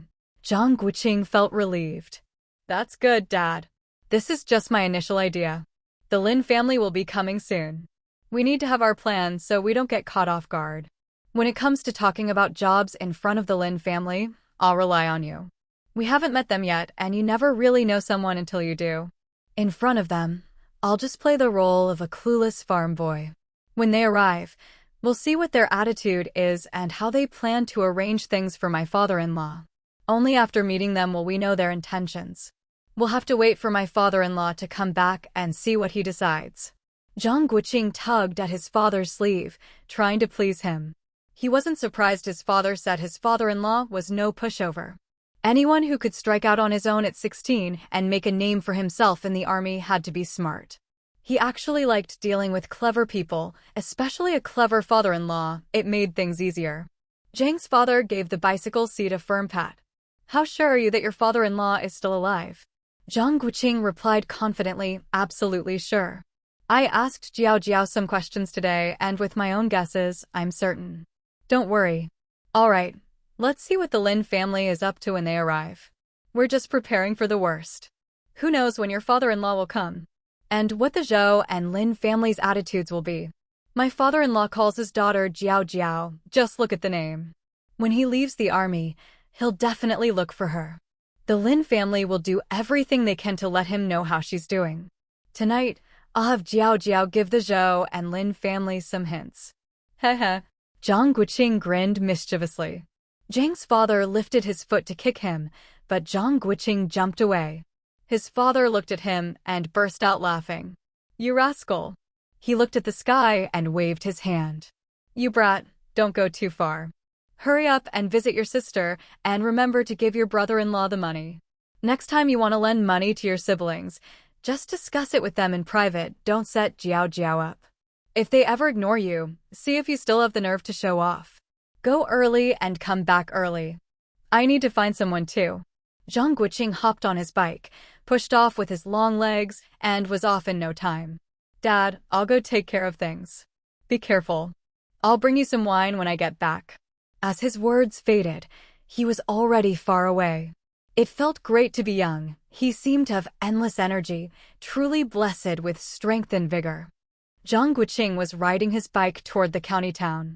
The town looked like a colorless photograph, a gray, hazy sky, muddy roads, and big red slogans painted in bold characters all over the walls of the houses lining the streets. As soon as he entered the town and looked around carefully, he noticed that in the past few days, even more propaganda posters and large red slogans had appeared on the walls in every corner. Almost everyone on the street, young and old, was dressed in plain, patched-up clothes. Here and there, groups of people in yellow military uniforms, caps, red armbands, yellow satchels, and liberation shoes walked by, carrying paint buckets and sprayers. They would paste pre-cut stencils to the walls and spray over them. He hadn't noticed in his morning rush, but now he saw many new slogans. Work with all your might, strive to be the best, build socialism faster, better and more economically, and carry the anti-rightist struggle through to the end, and so on. The bright red characters shimmered in the sunlight. Along the county streets, some people were selling persimmons, pears, and wild fruits like bitter maiden. Zhang Guoqing stopped when he saw the bitter maiden. These wild fruits were especially sweet after the first frost. He bought some fruit, knowing Zhou Jiao loved these treats. Revolutionary songs blared from loudspeakers in every alley, accompanied by the crackling of mechanical tuning. The east is red, the sun rises. Humming along, Zhang Guoqing pedaled toward the county textile factory. The county textile factory was the largest in town, with over 1,000 workers, including towel and cotton cloth workshops. It covered 20 hectares on the eastern outskirts of town. Before liberation, it had belonged to a local capitalist named Wang Baiwan. After private businesses were nationalized, it became a state-owned collective enterprise. Before liberation, Wang Baiwan had made his fortune with this factory, owning an entire street of shops in the provincial capital's busiest district. His cotton and towel products were sold throughout the 3 northeastern provinces. Near the county, next to the factory, stood his ancestral home, a 5-courtyard sahiyuan. Many smaller courtyards nearby were built over the years by relatives who depended on him. In 1952, after his assets were confiscated, the sahiyuan was divided up by local authorities and allocated to the first batch of textile factory workers. Wang Baiwan's life was full of twists and turns. His father died when he was young, his mother was sickly, and he had a much younger brother. As a youth, he ventured alone to Shanghai, where he made a name for himself through hard work and smarts, eventually marrying the only daughter of a prominent family. After his father-in-law passed away, he returned to Wangjia village with his wife, children, and fortune, bought up the entire eastern suburb of the county, built the 5-courtyard sahiyuan, and founded what became the largest textile factory in the northeast. At its peak, his family employed over 2,000 people. He had only one wife, with whom he had 3 sons and 2 daughters. When Yuan Shikai was about to proclaim himself emperor, Wang sent his youngest son and daughter to study in England, accompanied by his brother's family. He and his wife set strict family rules. Every child, boy or girl, would be sent to study in England at age 10 after mastering the 4 books and 5 classics. In the end, only the youngest son returned to stay with them. The other children came back only every 3 to 5 years.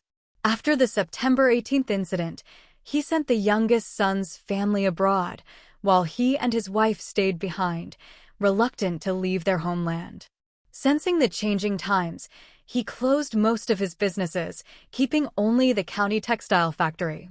When the Japanese arrived, they took over the factory. After the country's liberation, Wang and his wife died around the time of the 1952 asset confiscations. He had saved countless lives, but the fate of his children and his fortune remained a mystery. At the factory gate, the gatekeeper, old Zhang, recognized Zhang Guoqing. He often saw him visiting his 2 older sisters and their husbands. Seeing him ride up, Old Zhang called out loudly. What brings you here today? I heard you just got married. Why didn't you invite me to your wedding banquet? Uncle Zhang, you're such a busy man. If I really asked you to come all the way to the countryside for a little guy like me, that wouldn't be right. Whenever you're free, let's grab a drink together. Just say the word, and I'll be there, Zhang Guoqing replied with a smile, parking his bike. By the way, which workshop is my eldest brother-in-law in? I need to talk to him. All right, I'll call him over the loudspeaker. You go in and wait, said old Zhang, heading inside. A moment later, the loudspeaker blared. Comrade Zhang Chunming, you have a visitor at the gatehouse. Comrade Zhang Chunming, please come to the gatehouse. Calling Comrade Zhang Chunming, you have a visitor waiting. The announcement repeated 3 times, making Zhang Guoqing blush. Now the whole factory would know he was here. Uncle Zhang, is Huang Yaogua, the driver, here today? Old Zhang thought for a moment. Haven't seen him today. Not sure. Want me to call him? No need, it's nothing urgent. I'll just go to his house later. It's not good to keep calling people away from work. If the leaders hear about it, you'll get in trouble. That's what I like about you, always thinking of others. Just the other day, Master Huang from the towel workshop had me call out 5 people at once. The leader happened to be passing by, and even I got a scolding, old Zhang sighed. Yeah, everyone's got tasks to meet these days. Every minute counts for building socialism. Every household is busy. From a distance, Zhang Chunming saw his brother-in-law Zhang Guoqing chatting warmly with old Zhang at the gatehouse. Old Zhang was usually tight-lipped and stern, but Xiao Wu, Zhang Guoqing's nickname, always managed to get him talking, no matter who it was. Xiao Wu, what's up? Didn't you just come by this morning? He asked, puzzled. The baby's 3-day celebration was coming up soon. They'd see each other then. Why make a special trip? Seeing him, Zhang Guoqing said to old Zhang, Uncle Zhang, when are you free? Let's grab a drink together. I've found my brother-in-law. Thanks for your help today. Zhang Guoqing led his brother-in-law to a quiet spot away from others. After making sure no one was around, he pulled out 30 10-yuan bills and handed them over. Big brother-in-law, you really didn't need to be so polite with me. I only found out from second sister that buying a house is a big deal. Here's 300 yuan, count it. If it's not enough, I've got another 200 in my pocket. I don't need this money for a couple of years, so don't worry about it. Don't be too hard on my nephews and nieces. When you've got the money, just pay me back. You really should buy that big courtyard while you can. Places like that are hard to come by, and the location is great. Besides, it's getting cold soon, and my nephews shouldn't have to sleep in the living room. When you move, remember to call us brothers over to help. Zhang Chunming counted the money, nodded, then shook his head. 300 is enough. This morning, your sister and I went to see the courtyard, and we've already agreed with the seller. The guy's straightforward. He said he'd leave all the furniture behind since he's moving to his son's place in the provincial capital and can't take much with him, just food and clothes. He even dropped the price to 920 yuan. We've paid the deposit and agreed to transfer the deed on Monday. I won't say any polite thank yous. Don't worry about us. Between your sisters and my wages, plus the rent from our old house, we'll pay you back within a year, and we won't be hard on the kids. No need to help with the move. The new place has everything. This place is small, so we don't have much to move anyway. But when we have a housewarming, you all have to come for a drink. Zhang Guoqing grinned and nodded. All right, I'll head off now. If you need anything, just let me know. I'm strong, you know. I still have to get to the supply and marketing cooperative. Go on back, and don't forget to come early to help out on the baby's 3rd-day celebration. Zhang Chunming waved goodbye. Sure, our family and your second sisters will come early. Be careful on your bike. Zhang Guoqing waved to old Zhang at the factory gate as he rode past, then headed toward the county supply and marketing cooperative. When he arrived at the county supply and marketing cooperative, Zhang Guoqing took out all the ration coupons from his pocket and went from counter to counter. It wasn't until he reached the fabric counter that he realized Zhou Jiao hadn't told him what kind of fabric she wanted. Comrade, what kind of winter fabric do you women usually buy? Could you recommend something? This thick army green fabric sells best. It's suitable for both men and women, the long-braided saleswoman replied. She glanced at him again, then added, "Today, we have some defective cloth shoes and wool yarn that don't require coupons. You'd better hurry. If you're late, they'll be gone." "Thank you so much for the tip, comrade. I'll take this bolt of army green fabric." After getting the receipt, paying, and collecting the fabric, he hurried over to the counter selling defective goods. There was quite a crowd. He checked the wool yarn. There wasn't much wrong with it, just some color variations. For the darker shades, you could hardly tell unless you looked closely, and the quality was genuinely good. He remembered back in college, Zhou Jiao had once bought 2 colors of gradient yarn and knitted a beautiful sweater. No wonder so many people were buying it today. "Comrade, could you help me figure out how much yarn I'd need for a sweater for a woman who's 167 centimeters tall, and for myself?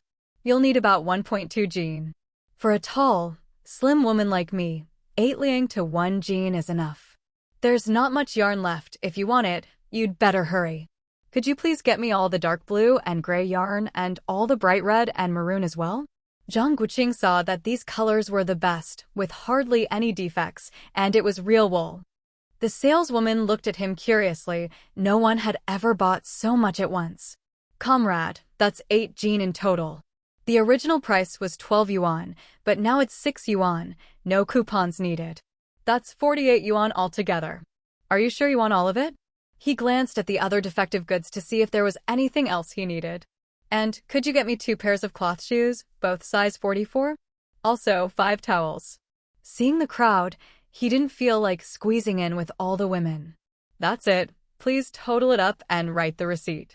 The saleswoman now believed he was serious. 2 pairs of cloth shoes, originally 6 yuan each. Towels are 0.80 yuan each, half price, so 8 yuan for those, plus 48 yuan for the yarn. That's 56 yuan in total. He took the receipt, paid, and came back to collect his goods. The saleswoman carefully checked everything for him. "Here's 8 jean of yarn, 2 pairs of shoes, and 5 towels. I've checked, none of the defects are serious." She opened everything for inspection, then packed it all into Zhang Guoqing's cloth bag. Good thing the bag was big. It took him an hour to use up all his ration coupons.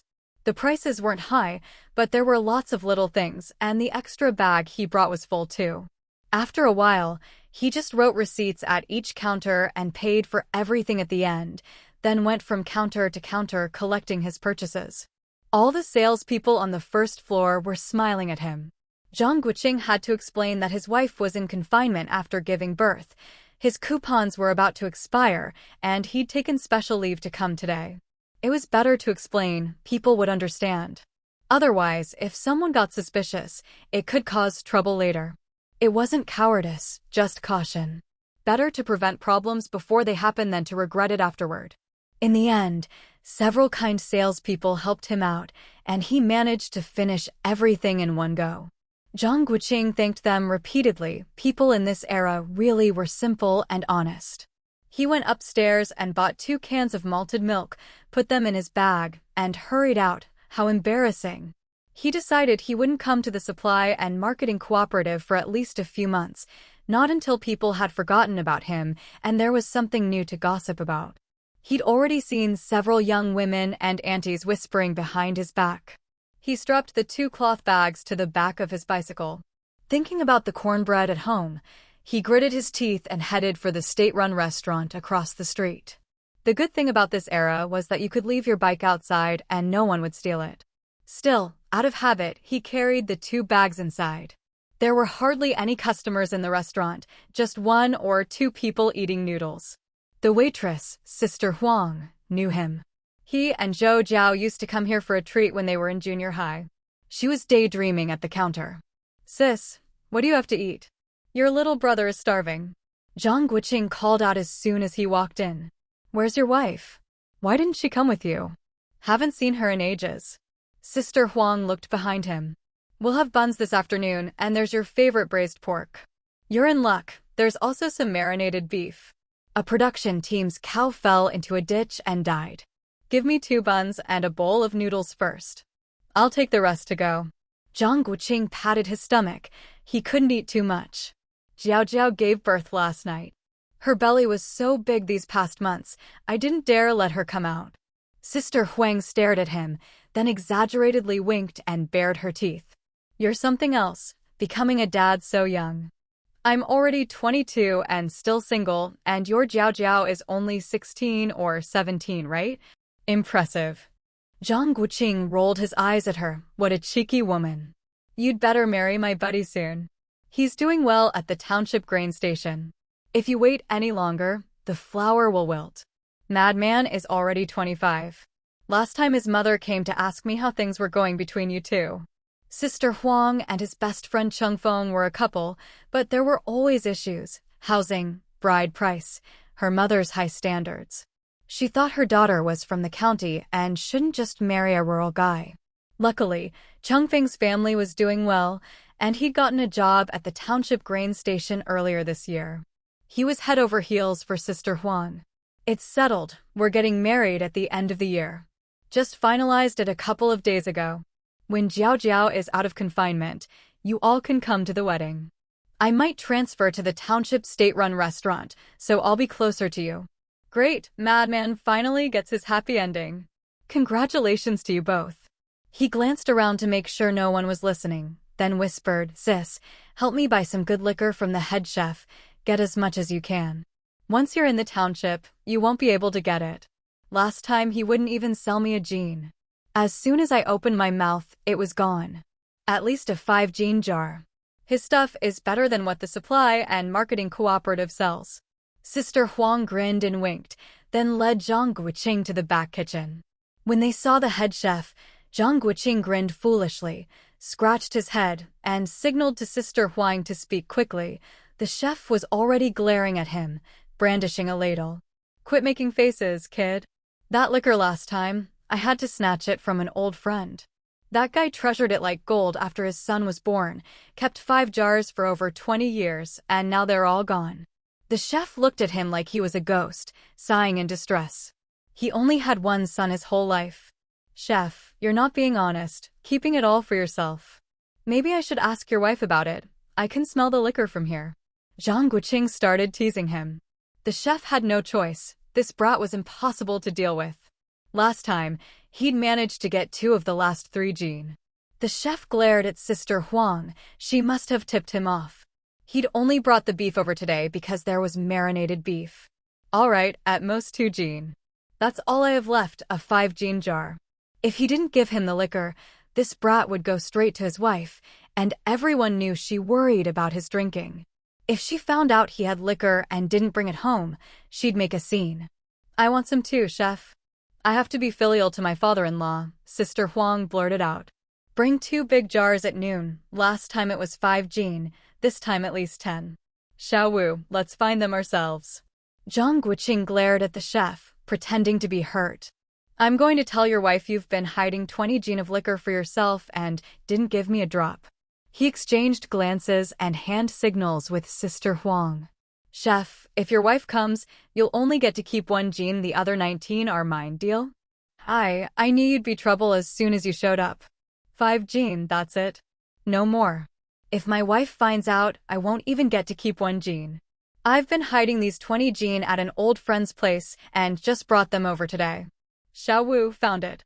A 10 jean jar. Chef, let's take it, okay? Sister Huang called out happily.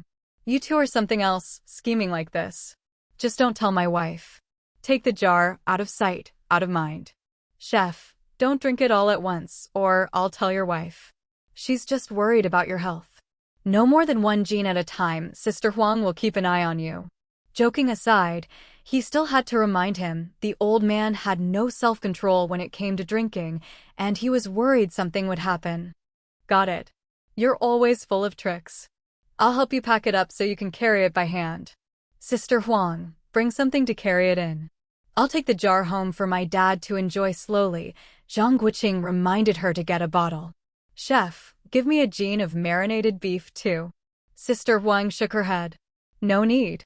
The jar is sealed. If you open it, it'll be hard to carry on your bike, and my dad doesn't drink anyway. Go eat your noodles before they get soggy and head home early so Zhao Jiao won't worry. Seeing that she really didn't want it, Zhang Guoqing didn't insist. He didn't like drinking himself. He had plenty of good liquor stashed away at home. He just remembered how much his dad loved this liquor and had treasured the last 2 gin for ages. Otherwise, he wouldn't have gone to all this trouble.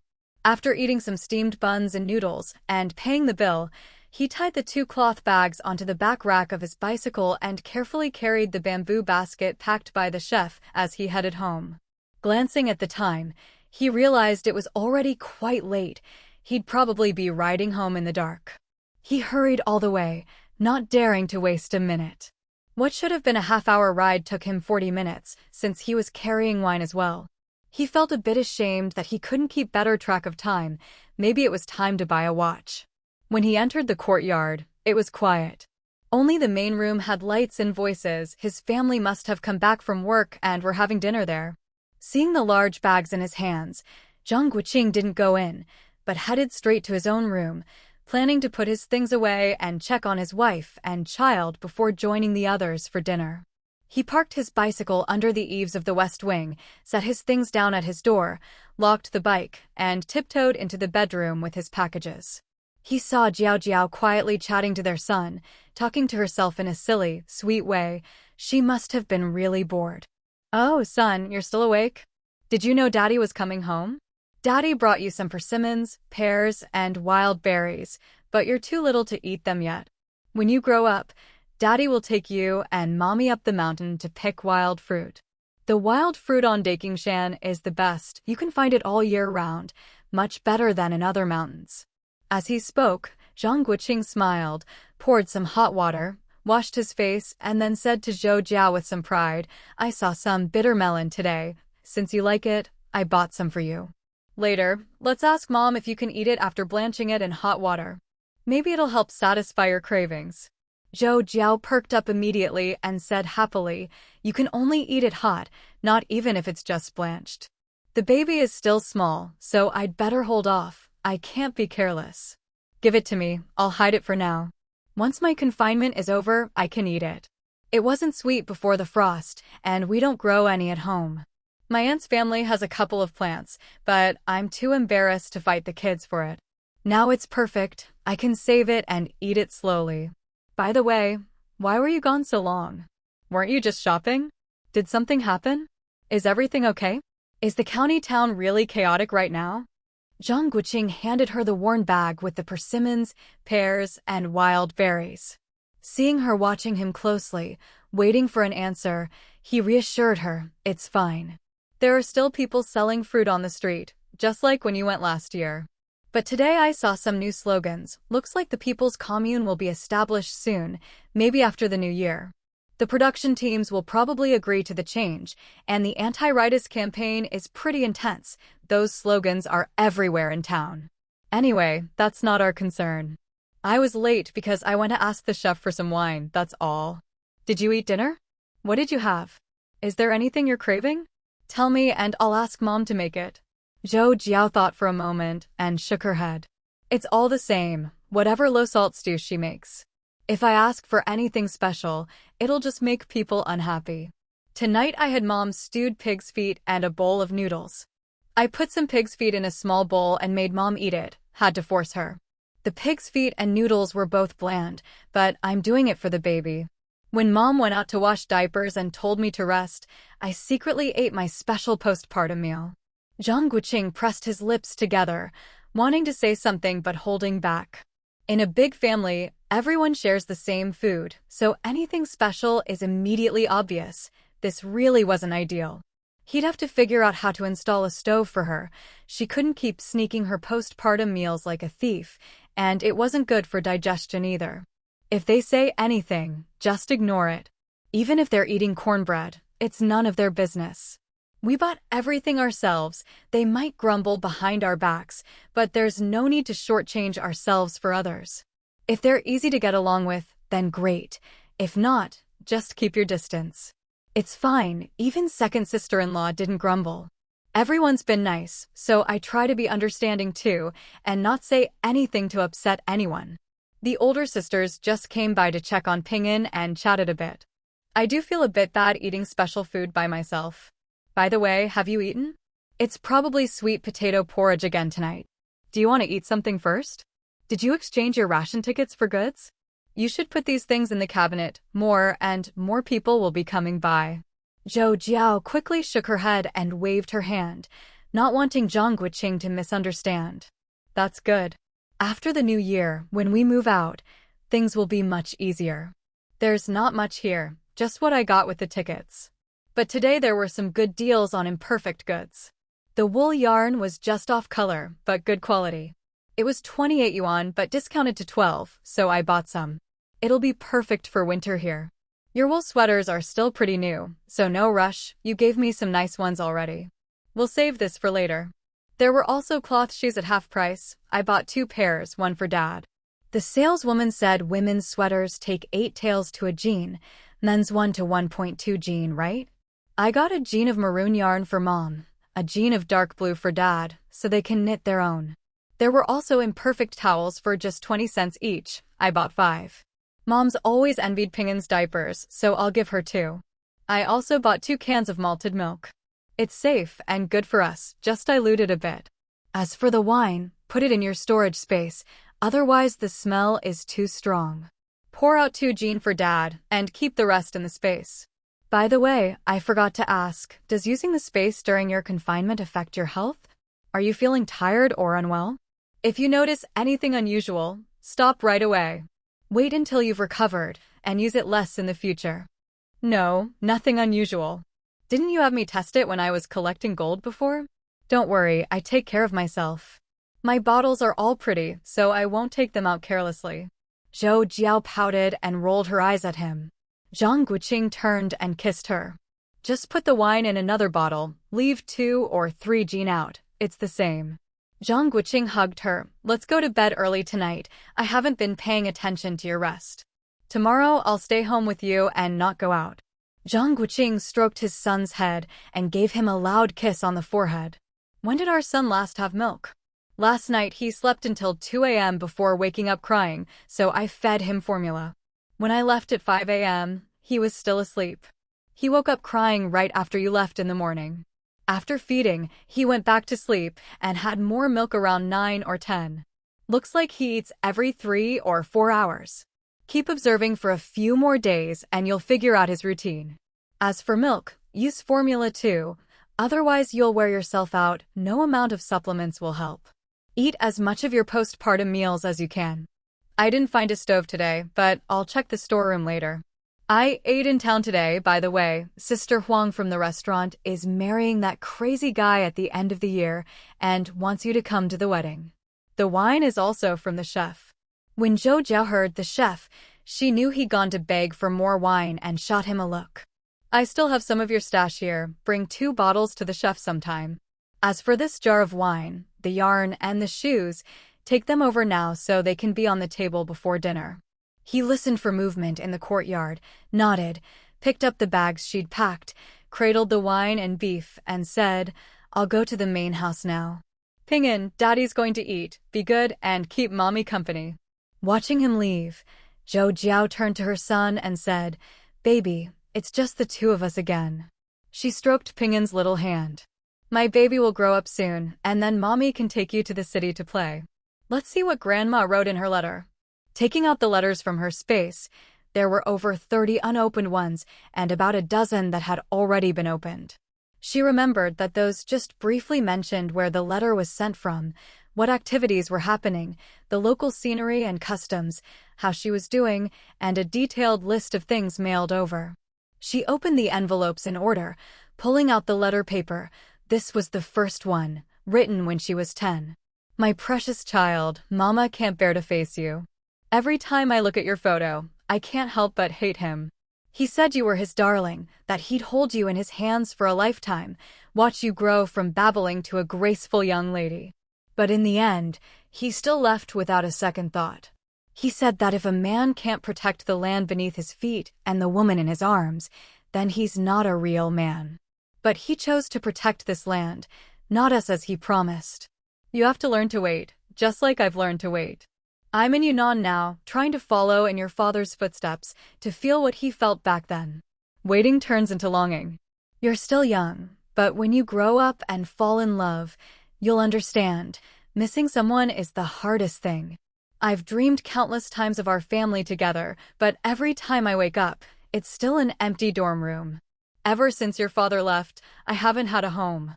I just drift from place to place. Maybe one day, when I'm tired of drifting, I'll come back to you. But right now I can't. My heart isn't at peace, and neither am I. Zhou Jiao sighed. At 10, she probably couldn't understand these words, but now she did. She opened the second letter, and as the letter paper unfolded, about a dozen crisp, first-issue RMB notes fell out, all carefully exchanged for small denominations. Sweetheart, your second uncle's daughter Xuezhen was born the same month as you. On your 10th birthday, your father once said he'd work hard to earn money and start preparing your dowry from the age of 10. But where is he now? I'm following in his footsteps, collecting things according to his wishes. If, one day, Mama never makes it back to you, you have to learn to wait, just like I always believe your father and I are breathing under the same sky. This time, I'm sending you clothes and a sweater based on Xuezhen's height, and the rest I've left with your grandma for safekeeping. Your grandpa heard about your situation, so I put some money in the letter. I don't know if you've received it. If money can solve a problem, then it's not really a problem. Spend it as you need. Besides the regular remittance to your paternal grandparents, our family isn't short on money. Zhou Jiao continued opening the letters one by one. The earliest ones all had money tucked inside. Later, there were military supply vouchers, and finally, 3 200 yuan foreign exchange certificates. Each letter listed what had been sent, but she really hadn't received any of it. Looking at the pile, she realized her mother was as much of a neat freak as she was. The letter paper, money, and vouchers were all pristine and white. After reading the letters, she organized the stack of vouchers. These didn't have an expiration date. The foreign exchange certificates were from the provincial capital. She wondered how her mother had gotten them. Baby, look, these are vouchers, all from your grandma. Grow up quickly so you can enjoy good food. Your grandma is really rich. If money can solve it, it's not a problem. Honestly, she's silly and has too much money. But you mustn't be like that in the future. Our baby is a good child who should run the household diligently and thriftily, understand. Her mother-in-law knocked lightly on the window. Jiao Jiao, are you asleep? Zhou Jiao glanced at the box. There were only letters, nothing else, so there was no need to hide. Not yet, Mom. Come in and chat. Pingyan isn't asleep either. Oh, my little darling, you're still awake? What are you thinking about? Mother Zhang came in and first saw her precious grandson. All these vouchers came from your mother's letters, right? You're so stubborn, only opening them now. Looks like your mom was worried your grandparents would be too harsh on you, so she sent things secretly, not afraid they'd get lost. She's really something. Zhou Jiao, with her own secret stash, didn't care much about these things. Mom, these are just military supply vouchers. If you want to buy anything, just take them. Those 3 are the most valuable, 200 yuan each. You have to go to the provincial friendship store to use them. Those are for foreigners, and things are cheaper than at the department store. They're used as cash, called foreign exchange certificates. Only with these can you enter the friendship store. Take one and have Dad take you to check it out. I've never been either, but my classmates say things there are really cheap. You child, I just saw Xiaowu buying so much yarn and stuff, so I wanted to talk to you. You'll need money for your own household in the future, so you can't keep spending like this. You keep those vouchers for yourself. When you're done with your confinement, I'll go with you to have a look. Mother Zhang pushed away the vouchers Zhou Jiao handed her. Zhou Jiao didn't insist. Thinking about it, apart from their going-out clothes, her parents' clothes were all homespun and patched. That's fine. If you see anything the family needs for New Year, just let me know and have Brother Xiaowu buy it. These cotton and fabric vouchers, I was thinking of using them to make clothes for you all. No need, keep them for yourselves and for Pingyan. Kids go through a lot of fabric. I don't think you should have Pingyan wear those old clothes anymore. No matter how many fabric and cotton vouchers you have, it's never enough. She laughed. Our little Pingyan is a lucky boy. He gets to wear new things. Even his little padded jacket is embroidered, and his diapers are snow white. Zhou Jiao remembered how her eldest sister-in-law had stared wide-eyed when she saw Ping'an's diaper changed that afternoon. Luckily, she wasn't a gossip, or the whole village would have come to see the spectacle. "Mom, have you eaten already? So soon?" "Your dad saw the wine and beef and wouldn't leave the table, so he's still drinking with Xiao Wu and the others."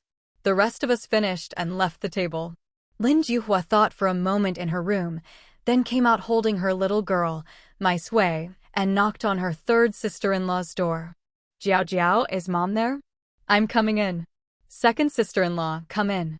Mom's here." Mother Zhang quickly bundled up the pile of money and vouchers in front of Jiao Jiao and stuffed them under the pillow, giving Jiao Jiao a reproachful look. This girl was just too naive. Zhou Jiao gave her a placating smile. She couldn't help it. This was her mother-in-law's way of protecting her, afraid her second sister-in-law would get jealous and ask for things. Lin Juhua came in holding her daughter.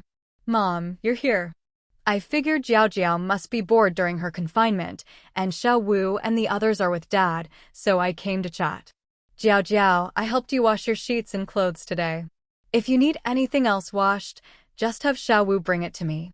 This month, just focus on your recovery. I've already talked to big sister-in-law, now that we're doing lighter work, and soon it'll be winter, you just rest and get better. I really have to thank you and big sister-in-law. You two have helped me so much. Put my Wei on the kang and sit down for a rest." "Mom, could you make a cup of formula for Mai Sui?" Zhou Jiao teased the little girl. "Mai Sui, Auntie will give you some formula. How about being my daughter?" Little Mai Sui sat on the kong, looked at her grandma and her mother, and shook her head. "No, I'm my mom's daughter. The little brother is Auntie's." "Auntie, little brother is so tiny, much smaller than me. Big sister says it'll be a long, long time before he grows up. Right now, he can only drink milk, not even porridge. I'm getting impatient waiting." Hearing her childish yet oddly grown-up words, the three women all laughed. "Don't worry, soon you'll be able to play together. Then you'll have to be the big sister and look after your little brother, okay?" Mai Sui, happily sipping her formula, nodded enthusiastically. She was eyeing her little brother's bottle. It was so pretty. "Mom, the widow Lynn at the east end of the village, her family is forcing her to remarry. I heard the family they want her to marry lives in the mountain valley behind us. The wife there died and left 2 kids, and life is really tough for them. Her family was promised 20 yuan for the marriage. You weren't there today, but it was a huge scene. In the end, it was Aunt Xiang who said that now it's a new society and you can't force people anymore. She even threatened to report it to the township if they kept pushing, and only then did they stop. Widow Lin's eldest sister-in-law is fierce. She's got quite the mouth on her. The team leader and Aunt Xiang stood up for her. Widow Lin said she wouldn't remarry. Her son and daughter are her husband's flesh and blood, and she just wants to raise them. She never thought about marrying again. Everyone was crying when she said that. When her family left, they even said some harsh words, like she's no longer their daughter, and even if she dies out there, they don't want to hear about it. Mother Zhang sighed. She really is pitiful. Back then, her husband paid a high bride price to marry her. They had a son and a daughter, and after a few good years, her husband passed away. No one from her husband's family helps her. Even before they married, her mother-in-law was against it after matching their birth dates, and after her husband died, she hated her even more. There's really such a thing? I thought all that feudal superstition was over now. No wonder I always found it odd that her mother-in-law and sisters-in-law don't associate with her. They paid a high price for her, and then her husband died. They must blame her. Mom, did you ever match our birth dates? Of course I did, but don't go telling anyone. I matched all 3 of my sons. Your eldest brother and his wife's match said they'd have lots of children and a harmonious family. You and your husband's match was for lifelong happiness, and you even bring wealth smooth sailing all the way. I matched Little 5 and Jiao Jiao too. They're a perfect pair, destined for 1,000 years, bound for great things, blessed in every way. The fortune teller said it was the best match he'd ever seen. Hee hee. After saying this, Mother Zhang thought for a moment and decided to give a warning. Young people don't understand how dirty these things can get. About widow Lynn, us older folks all know, but you new daughters-in-law don't. This whole marriage setup was a trap her family set for her. Her family is from Shanglin village, and I heard she wasn't exactly well behaved as a girl. Look at these past couple of years, everyone's been hungry, but look at her family, always looking healthy. Her kids are sturdy too. It all sounds pitiful, but who knows what's really going on behind the scenes? We can guess just by thinking about it. Lin Juhua slapped her thigh and exclaimed, "Now that you mention it, Mom, I remember. Last year when I went to the township, I saw that shameless pair. It was her. No wonder she always acts so weird around me. She's got some nerve, not only not hiding, but even provoking me. Last time I went to the township, I had a stomachache and was looking for a toilet. I got a bit lost in the alleys, and just as I was about to ask someone, I saw a man and a woman hugging and kissing. As soon as they saw me, they ran. I was too flustered to chase after them, but from a distance, I could tell it was widow Lin." Mother Zhang grabbed her hand anxiously and shot a look at Zhou Jiao. "You mustn't tell anyone, or let anything slip. This is the kind of thing people could kill over. From now on, keep your distance from her. What if she tries to silence you?" Zhou Jiao quickly added, "Exactly, second sister-in-law. She's provoking you on purpose, just to see if you remember. But you mustn't say a word, or there could really be trouble." "Mom, do you think she'll ever try to kill me? Why do I always get mixed up in things like this? My aunt back home was caught cheating by me, and now I'm afraid to go back. I know I have a loose tongue, but I'd never say a word about something that could cost someone their life." Lin Juhua was so anxious she was pacing in circles. Zhou Jiao was speechless. She glanced at her mother-in-law, then spoke up herself, "Second sister-in-law, don't be afraid. If she hasn't done anything after all this time, she probably can't be sure you know. Even if she's exposed later and tries to blame you, just deny it to the end. Don't worry, it'll be fine." Mother Zhang nodded in agreement, comforting her. "It'll be fine. If you don't say anything, no one will know. Even if they do, nothing will happen. Who would dare come after you? You've got me to back you up." "That's a relief. I've never meant anyone any harm.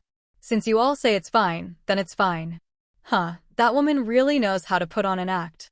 No wonder Guoqing always tells me to stay away from her, says she's scheming and I'd never get the better of her.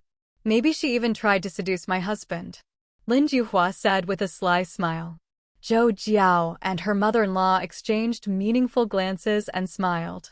This one really is carefree. They'd just been worried about her, but her husband keeps her in check, so there's no trouble.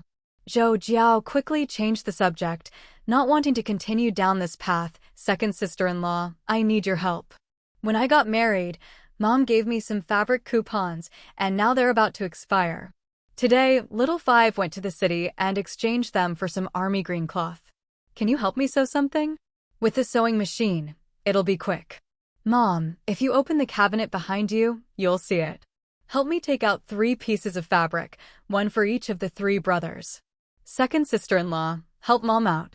Mother Zhang stood up and opened the wardrobe. Wow, so many things. She quickly took out the fabric and shut the door, not wanting anyone with greedy eyes to see. Her Jiao Jiao was still young and didn't understand people's hearts. She'd have to talk to her privately about how a little favor can breed gratitude, but too much can breed resentment. No wonder her eldest sister-in-law was so greedy. Without a mother's guidance, these are things a mother should teach. Grandma Zhou taught her medicine and embroidery, but not how to manage a household. She needed to remind her in person. Mother Zhang didn't know what kind of person Zhou Jiao's mother was, but later, after seeing how she handled things, she told her husband, like mother, like daughter. Even though Jiao Jiao didn't grow up with her mother, she was just as generous with money.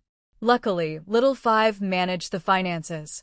Zhou Jiao noticed her mother-in-law's expression change and felt a mix of sadness and gratitude. She almost wanted to laugh and cry at the same time. She had a mother-in-law even better than her own mother. Other mothers-in-law just wanted to take things for themselves or help their other sons, trying to treat everyone equally. In her previous life, she didn't have a mother-in-law and lived freely. Later, old Master Zhang treated her like his own granddaughter. In both lives, her husband's family was easy to get along with. If she'd ended up with a terrible family, she'd have been miserable. Lin Juhua took the fabric and was amazed. There was enough for 10 pieces, more than enough.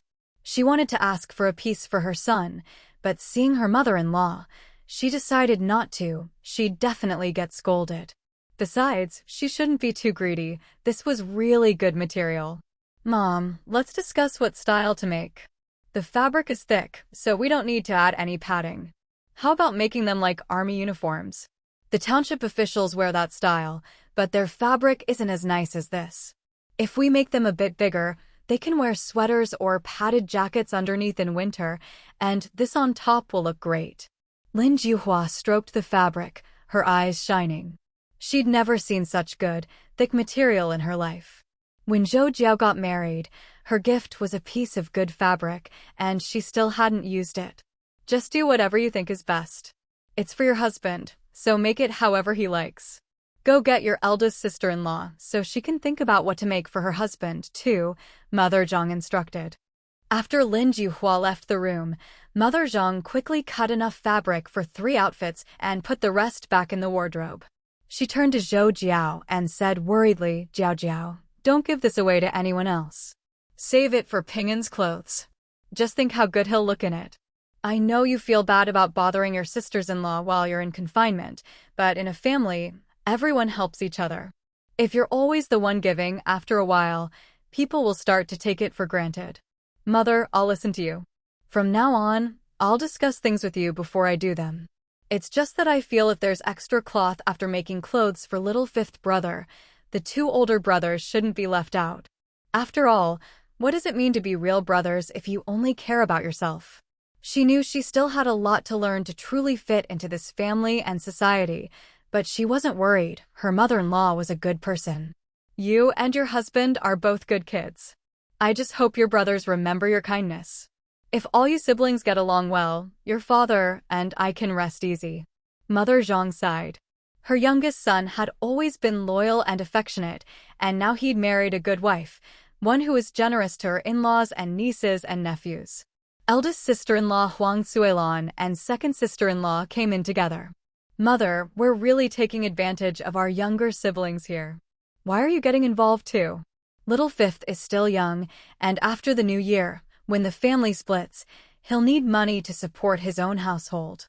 Jiao Jiao, we'll accept your help this time, but you can't keep doing this.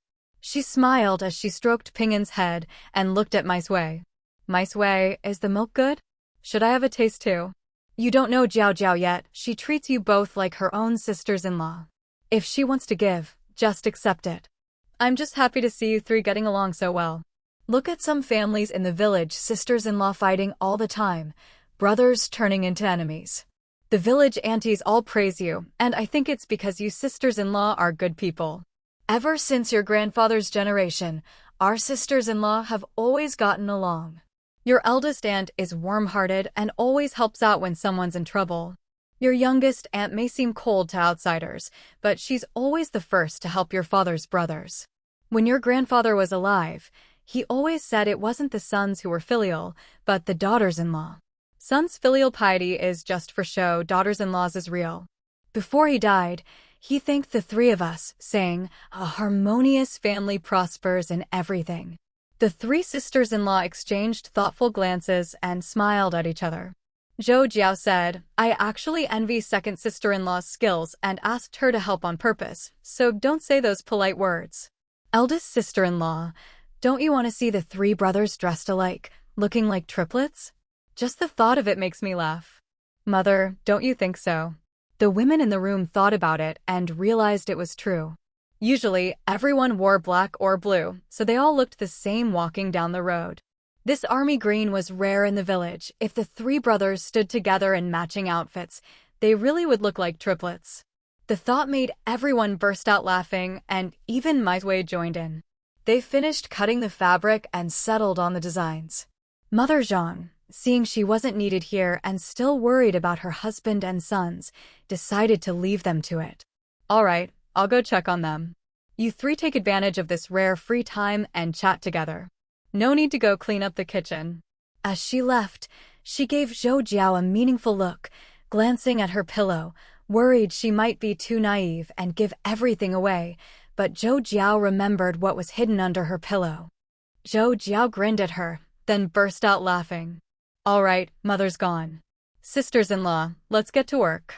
The sewing machine is in the small sitting room outside, and the brown sugar and red dates are in the cabinet drawer by the door. Help yourselves. I'm not feeling well, so I won't join you. My Sui, will you stay and keep your aunt company? Huang Zuilan didn't stand on ceremony and went with Lin Juhua to the small sitting room to make clothes. My Sui nodded, then tugged on Zhou Jiao's sleeve. Auntie, I want more milk, but if I drink it, my little brother won't have any. Didn't Grandma give you some? I left it with her for you kids to drink.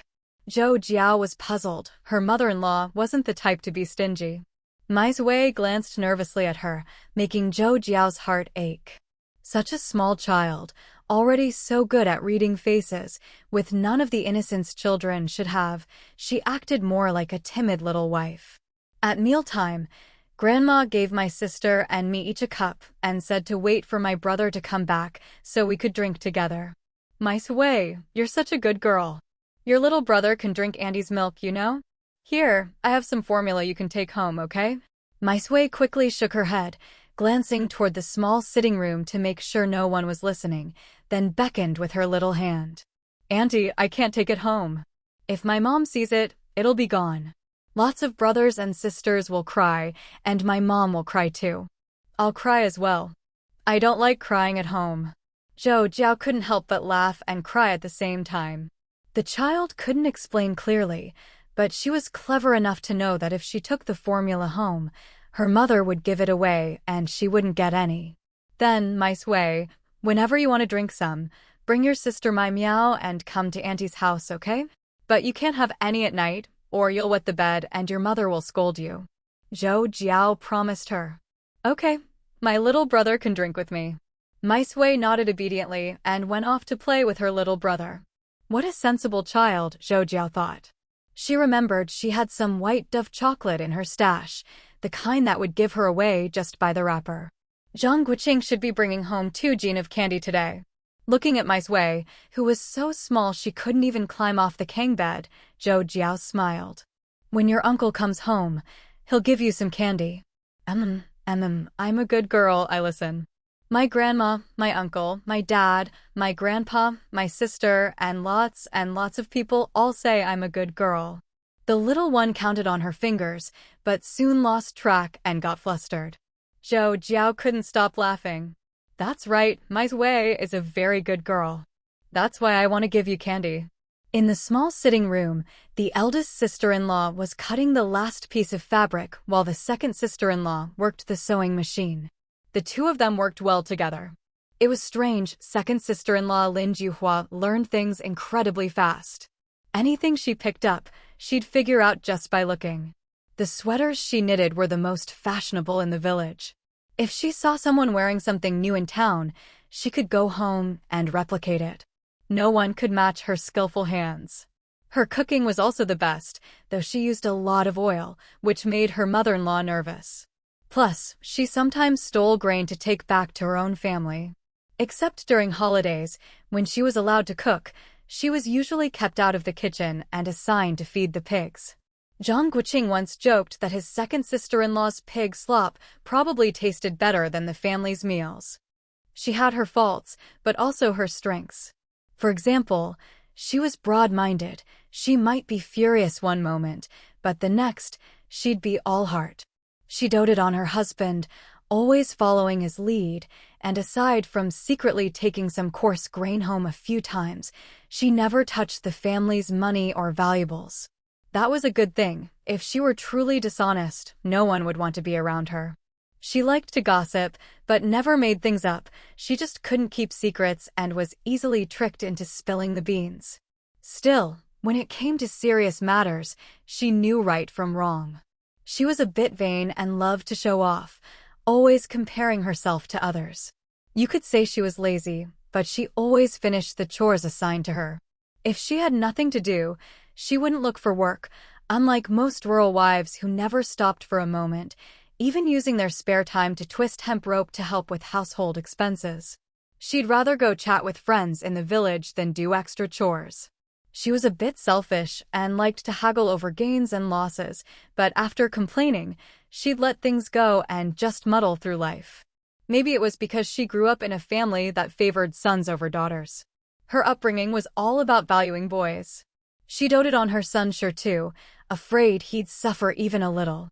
Luckily, Shirtu grew up with his brothers and didn't become spoiled. But she had little patience for her daughter Mai's way. In her words, being born into the Zhang family is already her good fortune. If I spoil her, what next? She often grumbled behind her mother-in-law's back about the special treats given to the two little girls. The Zhang family was generous, open-minded, warm, and loyal. The straightforward Zhangs didn't much care for Lin Jihua's petty, competitive, and calculating ways. Sister-in-law, you hear how lively Zhou Jiao and the girls are, but I can't imagine what that Mai Shui girl finds so interesting to talk about, Lin Jihua said as she worked the sewing machine. The machine was quiet, and she could faintly hear their voices and laughter from the other room. Huang Zuilan didn't even look up. Zhou Jiao's still a child herself. Don't think she's all grown up just because she's a mother now. It's just big kids playing with little kids. She chuckled as she finished speaking. Lin Jihua laughed along. When they first got married, those two would take Shirtu and the others out to play, either picking wild fruit up in the hills or fishing in the river. They really were just big kids. Dad said we'll pick up the kids tomorrow. Are you or Big Brother going? Please help me send my regards to Uncle and Auntie. Shit is going to trouble them again this time. It's fine. Looking after one sheep or a whole flock, it's all the same. The old folks love having the kids around. I'll go myself tomorrow and visit my parents while I'm at it, her sister-in-law replied, handing her the cut fabric. I'm done here. Anything else that needs doing? Not much left. If we hurry tonight, we can finish up tomorrow, just need to sew on the buttons and such. This machine works even better than the one at Meili's house. What are you off to? Stay and chat with me for a bit. Her sister-in-law tidied up the scissors and fabric scraps on the kang, dusted off her hands, and looked with satisfaction at the finished clothes. All right, tell me what's been happening in the village lately. Wait a sec, I'll go grab my things and make some shoes, and I'll bring Ma over too. She left the west wing, glanced at the dark, empty kitchen, and headed toward the main room. Before she reached the door, she could already hear the men inside chatting and joking around. I bet it was second brother who did it, put something in their food to give them the runs. That night, I even heard the courtyard gate open, came Zhang Guoqing's voice. What do you mean, definitely me? I'm not admitting to anything. Who saw it, huh? Huh. Those bastards probably shit themselves silly, second brother replied, feigning innocence but clearly pleased. The eldest Zhang brother spoke calmly, let's just leave it. Even if we wanted compensation, they don't have a penny to spare. There were a lot of them, but Xiaowu still managed to take them down. I saw them, black eyes, broken arms and legs. If someone hadn't ambushed Xiaowu, they'd all have ended up in the county hospital. Old Zhang laughed, that's for the best. No point making a big fuss. They're from the neighboring village, after all. For the sake of their parents, let's just let it go. Huang Zuilan entered the main room and saw the men still drinking, though not much wine was left. Zhang mother sat on the kang, sewing shoe soles by the lamplight. She waved Huang Zuilan over. All done cutting? Why not take a break? I'll tidy up here later. It's rare for the men to get so chatty. Second brother's wife is still working the sewing machine. I came to get some things to make shoes over there. Mom, why don't you come too? It's brighter in that room. Ma, come with me to your aunt's, Ma is there too. Zhang mother picked up her little dustpan and went with them, calling out to old Zhang, you men take your time chatting. We're off to have our own talk. She led Ma to the west wing, and Huang Zuilan, familiar with the dark, fetched her own dustpan from the east wing. The three of them entered the small sitting room, where the two women set to work, one sewing soles, the other making shoes. The soft whir of the sewing machine filled the quiet night, making the atmosphere especially cozy. Every so often, they'd exchange a few words and burst into laughter. 4-year-old Ma was a bright, cheerful little girl. Her formal name, Zhang Miao, was specially chosen by old Zhang after consulting someone, since she was born with a water deficiency in her 5 elements. She was the family's little treasure, especially cherished after 3 grandsons in a row.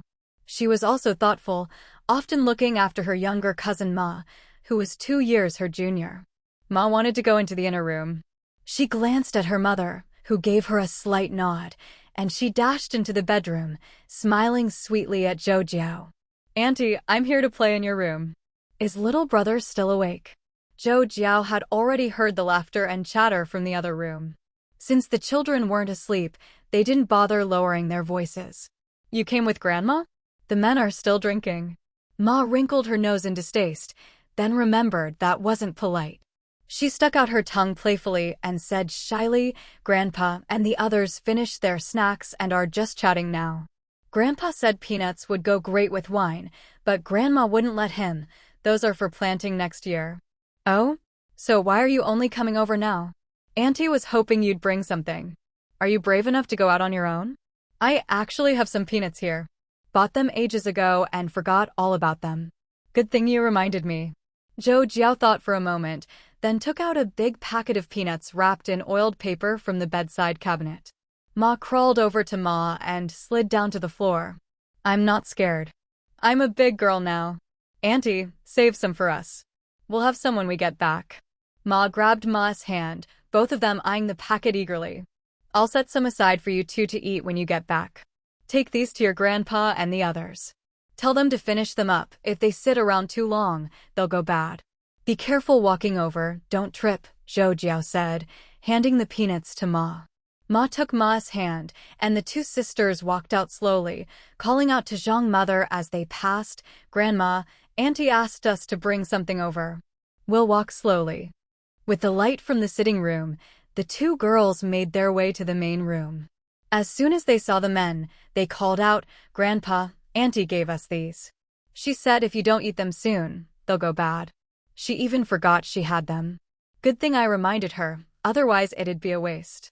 Well, our Xiaowu is living the good life, forgetting about treats like this. "No wonder she said she'd go look for snacks just now," Zhang Guoqing said, taking the packet from his daughter and opening it.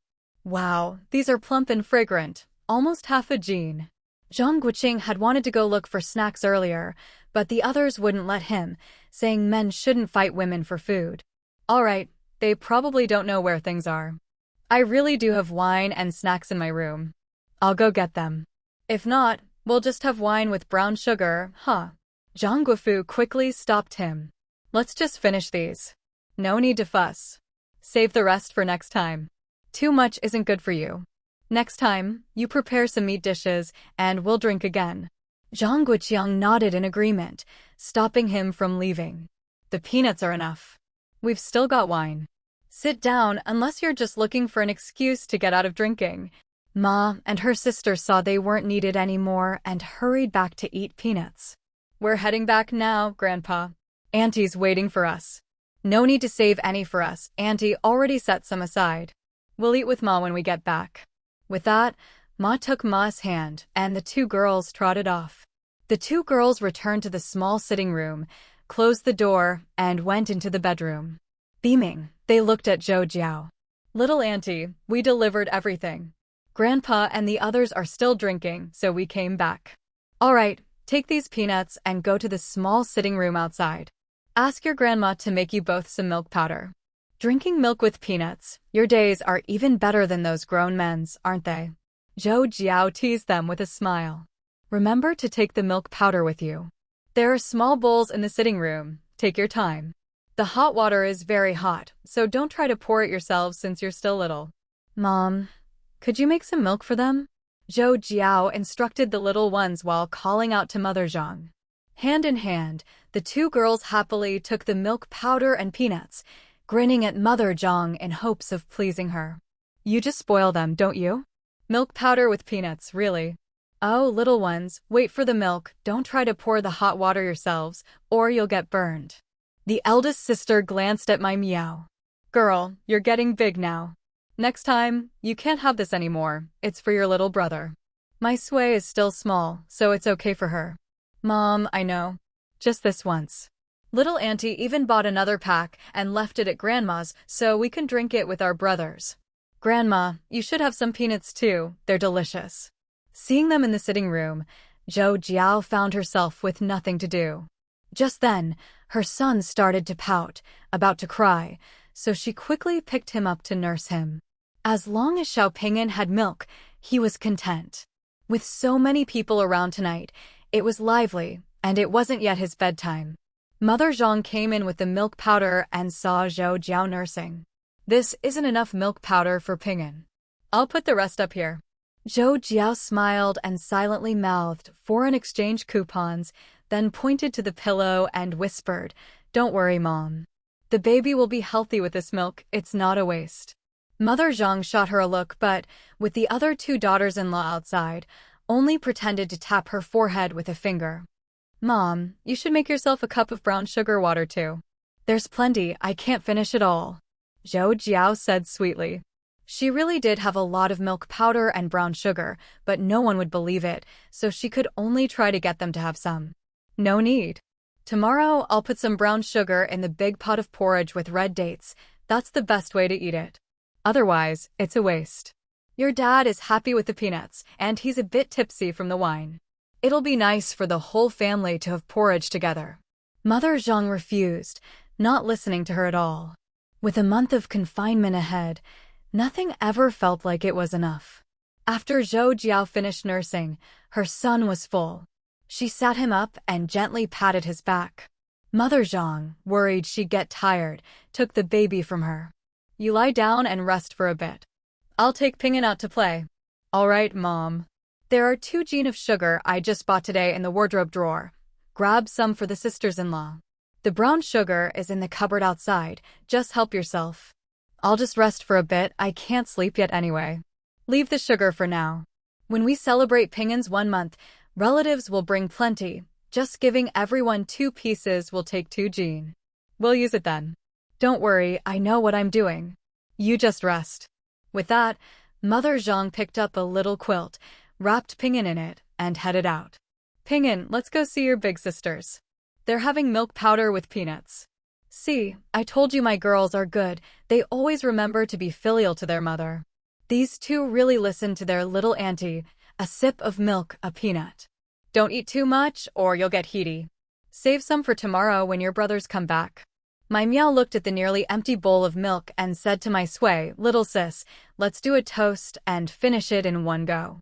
No more after this." She raised her cup and clinked it against my sway's little bowl. My sway looked innocently at her grandma and mom.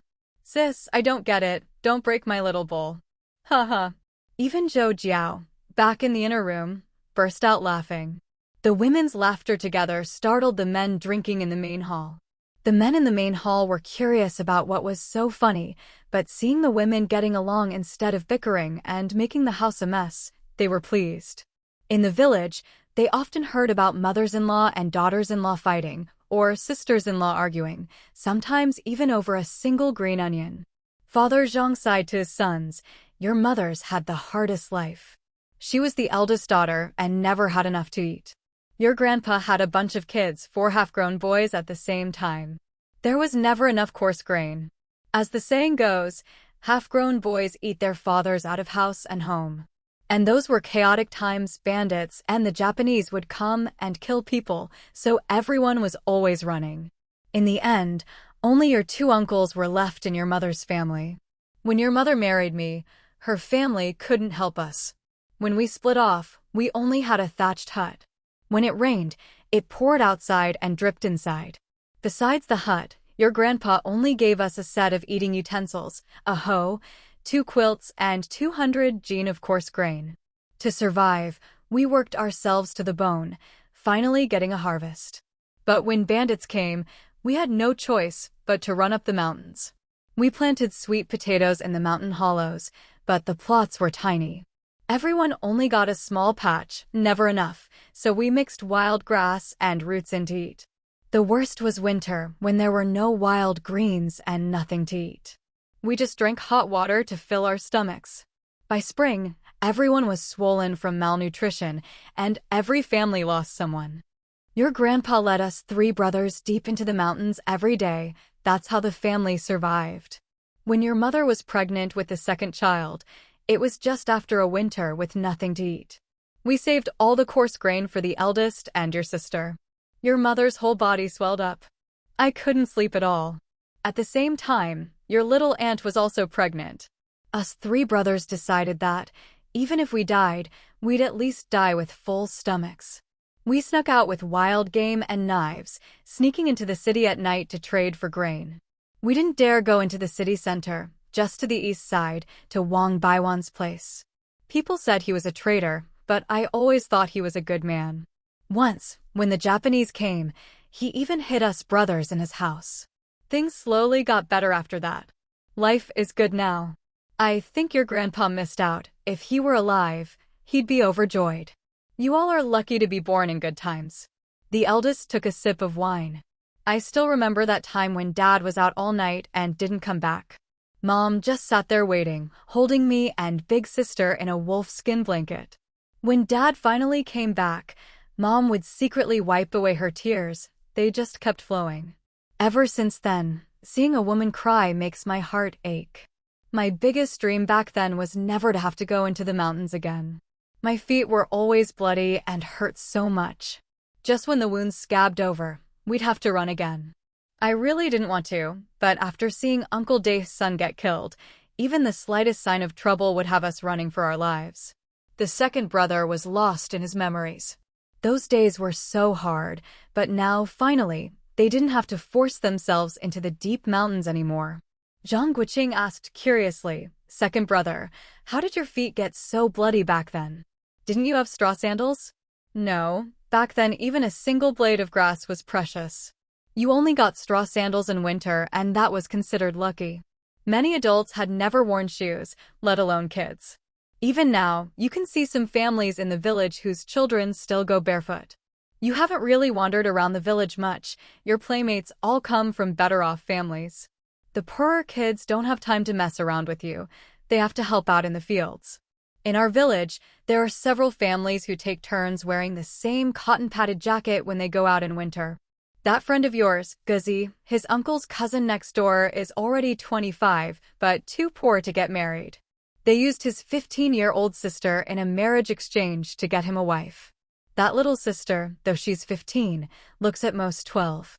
She was married off to a 30-year-old widower. On her wedding day, she had to borrow clothes from our house.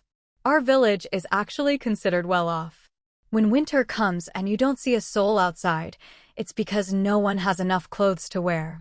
Cotton jackets require ration coupons for both fabric and cotton. Most girls don't even have cotton jackets. At best, they wear patched-up padded jackets, stuffed with old cotton and bits of straw. The worst off are places like Xiaolin Village and Qinjia Village.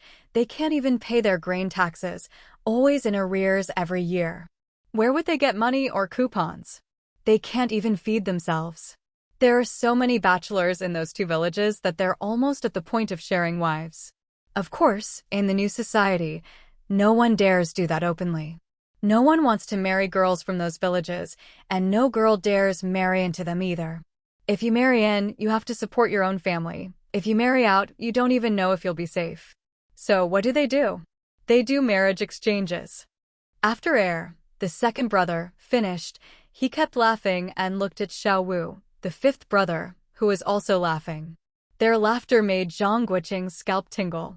"Dad, look at second brother. He's laughing so hard it's making my skin crawl. Dad, look at him, still clueless. One day he'll get ambushed and won't even know why," second brother said with a meaningful grin. "Do you know why yesterday, when you went to Xiaolin Village and got into a fight, nobody stepped in to break it up? You used to be the king of the kids around here."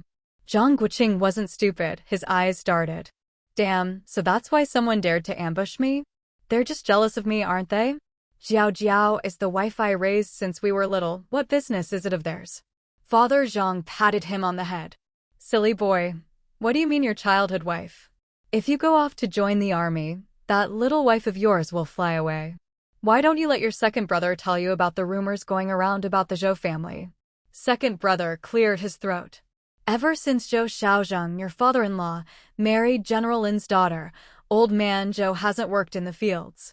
With their salaries, the whole family only has the eldest son working, earning 6 work points a day.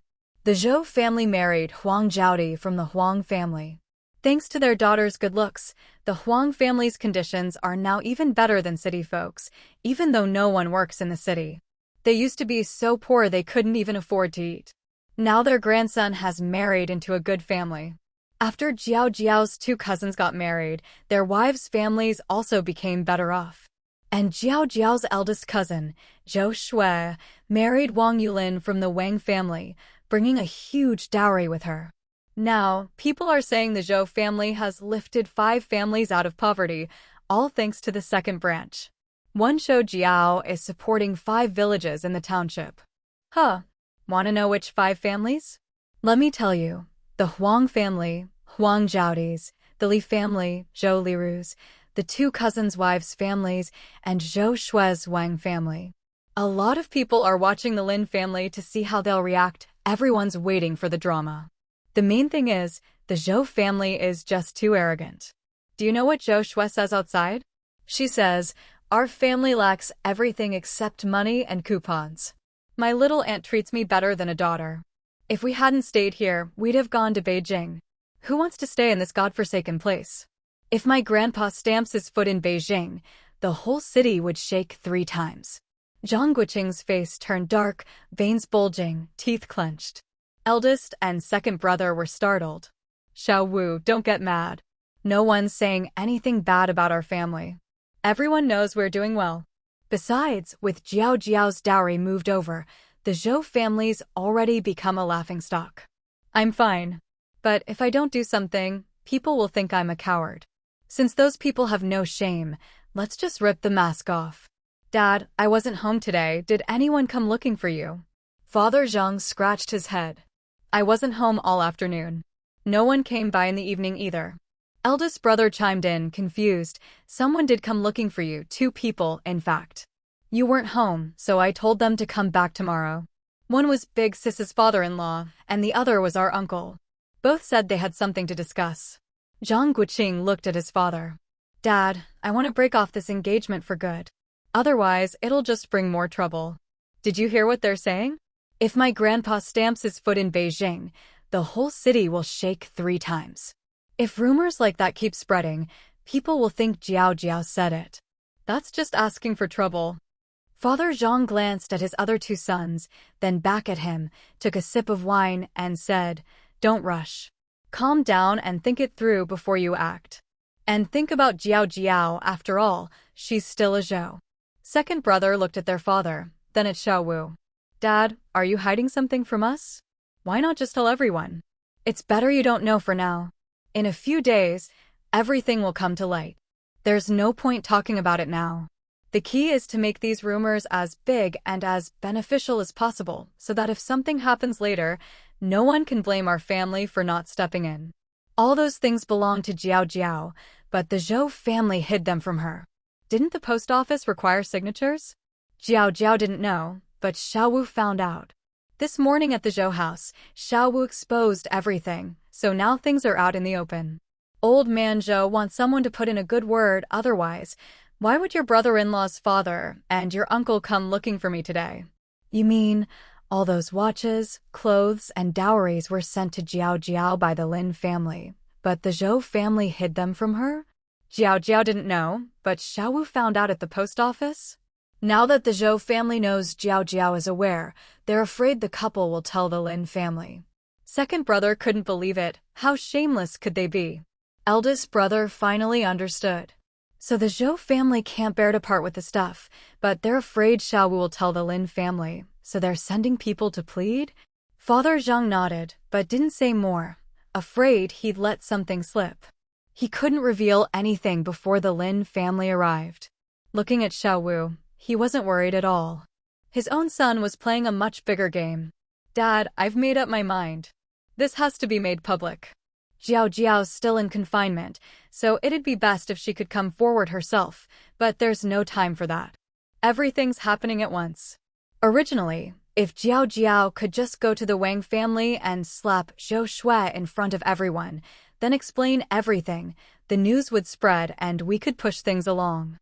But now, if we stir things up before the baby's even had its third-day bath, people will wonder why we didn't say anything sooner. We'll lose some sympathy that way. Second brother, I need second sister-in-law's help. She has friends in the village who can spread the word, and I'll get my buddies in the county to help too. It might affect second sister-in-law's reputation, though. What do you think? Is it okay? Second brother nodded. It's fine. It's the truth, and it won't hurt your sister-in-law's reputation. She and Zhao Jiao are family. Just tell me what you want, and I'll let her know so she can start spreading the word tomorrow. Zhou Jiao suddenly remembered she hadn't told him yet. She'd already read her mother's letter. There's something I should fill you in on. My mom actually seems to care about me a lot. She said that any problem that can be solved with money isn't really a problem. Her thinking is practically as modern as people in the 21st century. And every letter is filled with memories of my dad. She keeps talking about following in his footsteps, hinting pretty clearly that she doesn't really believe he's gone, or at least can't face reality. She keeps telling me to learn to wait, that she's waiting too. She said Dad used to say, if a man can't protect the land under his feet and the woman in his arms, he's not a real man. She also said Dad broke his promise, and when she saw my photo, she was furious with him. She said Dad always talked about preparing a dowry for me from a young age, so I could do as I pleased when I grew up. She's following in Dad's footsteps, fulfilling his wishes. Oh, and she said everything's with my grandma. She never believed Dad was really gone. Maybe she's waiting for some slip-up. But she never gets hysterical.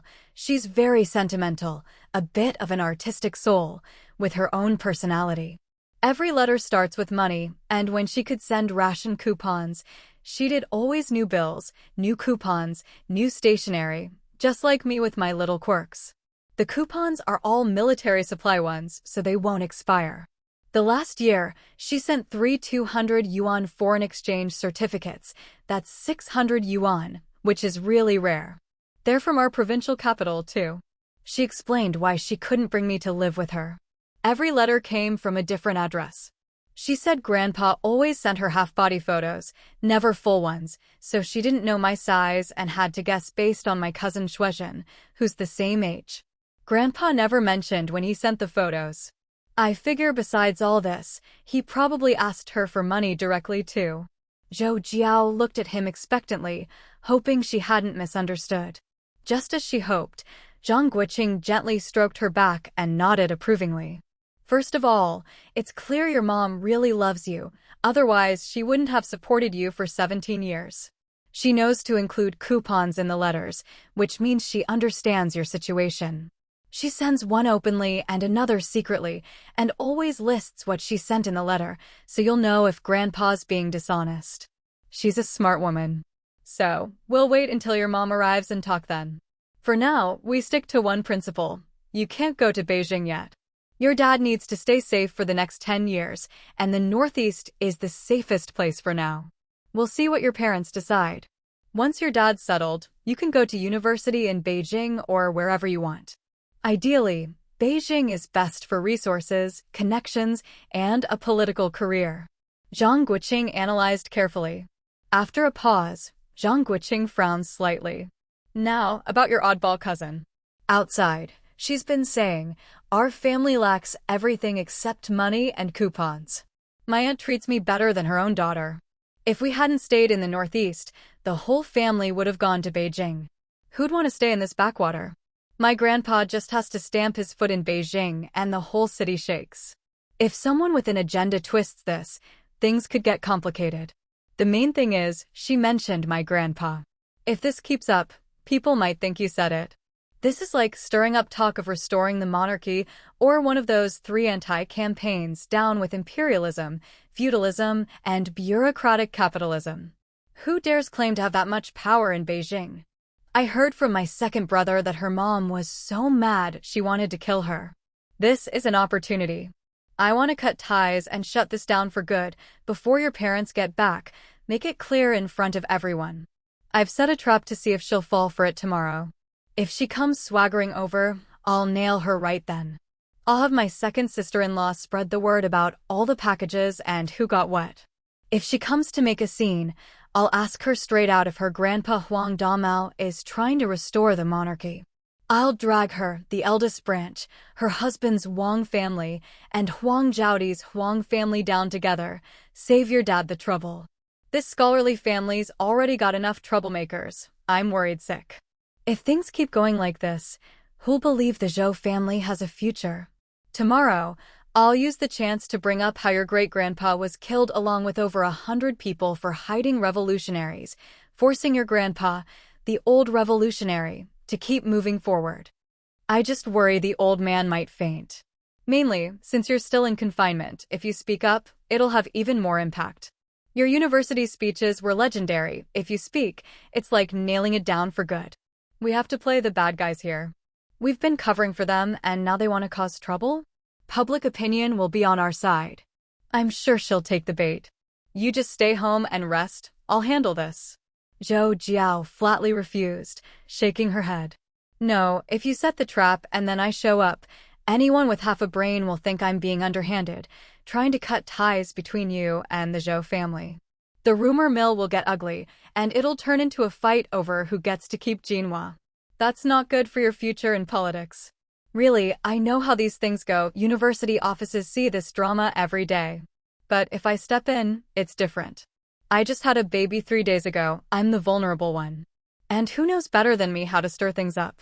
With her dim-witted brain, she'll lose control, and if Grandpa Zhou shows up, it'll be too late. We have to end this before he arrives, nail it down for good. The main thing is, you have to cooperate with me. If Grandpa Zhou faints and I, just postpartum, faint too, you have to carry me home right away, or it'll be hard to wrap things up. If he doesn't faint, I'll still act overwhelmed, face pale from the shock, and you ignore him and carry me home. That way, everyone sympathizes with us. Tonight, get all the warm clothes ready, thermal underwear, down vest, thick scarf, warm hat, wrap me up so only my little face shows, and dust me with some powder. For the sake of our child and our family, we can't back down. Don't worry, I know her well. She'll show up around lunchtime, when everyone's coming off shift and it's not too cold. I'll take care of myself and won't be outside for more than half an hour. She's a real oddball, a fool. Trust me. Just make sure you control the scene tomorrow, keep the family calm, tell the truth to the neighbors, but absolutely no swearing. That's beneath us. Zhang Guoqing watched her get more and more excited, knowing full well that with her temperament, she'd insist on being there. She must be bored from her confinement and itching to get out. He'd have to keep a close eye on her tomorrow. All right then. Tomorrow's going to be a showstopper. I still remember that debate at university. The other girl ran out crying, and you just called after her, "Hey, where are you going? You haven't finished arguing yet." The whole place burst out laughing. Later, you grabbed my hand so tight trying not to laugh, you left bruises. That's when I realized I liked this little fox. Tomorrow, let the whole village see if my wife is really a pushover. You still remember that? I thought you were such a good senior back then, always helping me out, even pulling me out of the hall. I remember everything. Like our first kiss, you bit my lip and blamed me for sticking my tongue in. And our wedding night, after finally getting the girl, you said you were hungry and we went out to eat. Our son's here. Go to sleep, stop talking. We've got a battle tomorrow. Zhang Guoqing stifled a laugh. Teasing her always made her bristle, like a Persian cat with fluffed-up fur and big round eyes, shy, but trying to hide it. So cute. That night, Zhang Guoqing remained alert as ever. Around 2 in the morning, his son stirred awake. Before the baby could even let out a cry, Zhang Guoqing had already rolled out of bed, scooped him up, prepared the formula, checked the temperature, and quickly placed the bottle in Pingin's mouth. Good boy, Pingin. Let mommy sleep. Once you finish eating, daddy will sleep with you. If you eat well, you'll grow up fast. When you're bigger, daddy will take you out to play. In spring, we'll go for walks in the fields and pick wild vegetables. In summer, we'll go swimming and fishing. In autumn, we'll go to the mountains to pick wild fruits. And in winter, we'll build snowmen and ride sleds. Be a good boy and grow up quickly, sweetie. Time to sleep. Soon enough, his son drifted back to sleep. Zhang Guoqing truly believed that little Ping'an could understand him. If his grandfather could see them from heaven, he'd be happy too. At least, he'd passed away without regrets. It was only after his grandfather's passing that their family was able to leave that world behind. Otherwise, if the elders had to keep burying their children, the pain would have been unbearable. He carefully pulled his son over to his side, wrapping an arm around him protectively. He'd read too many news stories. Children shouldn't sleep in the middle. When winter came, he'd have to think of a solution. He woke up again at dawn, as if by instinct. At this hour, his father would already be in the backyard, checking if the pigs were hungry, making sure the chickens were safe, looking for signs of weasels, and inspecting the walls for any signs of thieves. Then, he and his sons would check the family's private plot. If there was work to be done, they'd squeeze it in before heading off to work. If not, they'd turn the soil to ensure a good harvest next year, or tend to the vegetable garden in the backyard. There was always a mountain of chores. Besides farm work, there was twisting hemp rope, weaving straw sandals and baskets, chopping firewood. All of it had to be done before heading out for the day. In the countryside, the men of the Zhang family were known for being hardworking and considerate toward their wives. Unlike most rural families, where women did everything, giving birth, housework, farm work, up before dawn to cook, feed the animals, wash clothes, fetch water, tend the garden and fields before work, while the men slept in until breakfast was ready. Then went off to work, only to return in the afternoon to eat, cook, wash, tidy the yard, and feed the livestock. That's why the women in the village all envied the Zhang family's daughters-in-law. This time of year, as usual, they needed to harvest the sweet potatoes from the backyard, then store the white radishes and cabbages in the cellar. The cabbages and radishes from the private plot had already been pickled into jars of sauerkraut and pickled radish. The storage room was packed with jars of pickles, dried beans, and vegetables, all ready for the winter and for next year. In one corner of the yard, the last batch of cucumbers was being carefully tended. These two needed to be stored before the first frost. In the northeast, every household kept cucumbers and scallions on hand year-round. After washing up at the well, Zhang Guoqing changed into his patched jacket and pants, then joined his father and older brother in the backyard. The four of them worked together, digging up the sweet potatoes from the 8 mu of land behind the house. By breakfast, they'd managed to harvest half and would finish the rest after work. Breakfast was a rare treat: white rice porridge with red dates and sweet potato cakes. The whole family sat together, sipping the porridge as if it were New Year's. While eating, little My Meow sighed, "If only we could have white rice porridge every day." Zhang Guoqing felt a pang in his heart. He watched as little My Sui licked her bowl clean, afraid to waste a single grain. He took a few sips from his own bowl, then poured the rest into the children's bowls. The two little ones beamed and thanked their uncle. When his mother tried to serve him more, he refused. She probably counted every grain of rice when making the porridge. If he ate less, his parents, brothers, and their children could have more. He'd thought about asking his mother to make more, but decided against it. She'd been running the household for years and had her own way of doing things. This was her domain, her authority. No need to make things difficult for her. Besides, if he was still hungry, he could always ask Zhou Jiao for something to eat. As they left, the second brother and his wife hurried out first. By the time their father and eldest brother finished eating and got up, the couple was already gone, clearly not afraid of stirring up trouble. Everyone laughed. Zhang Guoqing took the two little girls back to the West Wing. Zhou Jiao had already finished breakfast and was nursing their son. She was delighted to see the girls. She'd been bored alone in the room, and now she had company to play with. Zhang Guoqing put the diapers in the wash basin and took them outside to wash. Not seeing his mother in the front yard, he quickly washed them himself, using soapberry instead of soap or ash to avoid irritation. Once he was sure they were clean, he hung them up to dry. With nothing else to do, he went to sit beside Zhou Jiao to rest for a bit.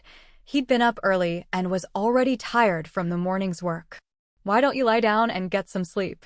Make sure to wake me up tonight. I didn't even hear Ping'an cry last night. Slept straight through till morning, Zhou Jiao said, worried, noticing the dark circles under his eyes and his exhaustion. Zhang Guoqing didn't want her to misunderstand. He was only taking care of their son so she could rest well during her confinement, afraid that if the baby cried, it would wake her up and she wouldn't get proper rest. I didn't wake you on purpose, so you could sleep soundly. As soon as Ping'an made a peep, I got up and fed him. While he's still asleep, you should get some rest too. He probably won't wake up until 10. There won't be time to rest this afternoon. He chuckled at the thought. Is there anything you want to eat? Brother, if you have time, you should buy some picture books for us to read. Otherwise, it's really boring, Zhou Jiao said, a bit glum. My Miao thought for a moment, but decided not to ask for anything. Her mother had told her that whatever her aunt had was for her little brother. No need, I just had rice porridge and auntie gave me candy I haven't finished yet. Zhang Guoqing gave them a thumbs up and praised, good girls. Next time uncle goes to town, I'll buy some snacks to keep at home, so grandma can give them to you. Thinking there was nothing else to do, Zhang Guoqing said, Jiao Jiao, I'll go harvest the rest of the sweet potatoes in the backyard, while it's still early and I'm not busy. My Miao, you and your sister stay here and keep your aunt company. If you need anything, just call for uncle, I'll be in the backyard. Leaving the two girls with Zhou Jiao, he went out back, found a hoe, and started digging up sweet potatoes by himself. When his mother saw him, she quickly finished her own chores and came to help. The two of them worked together, one digging, the other gathering the sweet potatoes into baskets, chatting as they went. Before long, they'd finished harvesting the rest of the field. Lin Juhua slapped her thigh and, with a sigh of finding a kindred spirit, said, I'm worried sick. Our Xiaowu has always been generous. Whenever he has a bit of money, he buys things for the kids at home, even for me and his sister-in-law. Whenever my mother-in-law loses her temper, he always speaks up for me. He's even better to me than my own brother. This time, he said he'd help Jiao Jiao by sending some wild game to those families, just as a gesture, without making a fuss. We're all relatives, after all. He told them not to send anything back, just to say that packages often get lost here, and that we'd thank them in person if we ever go to the capital. Listen to that, he's taking all the blame on himself. Our whole family supports Xiao Wu's way of handling things.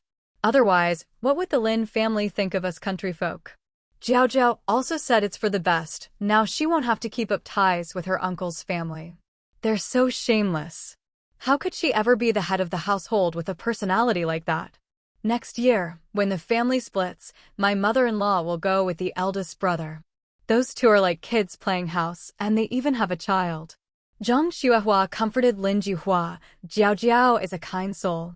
You can't force her uncle, her parents are still around. If things fall apart, it'll be ugly for everyone.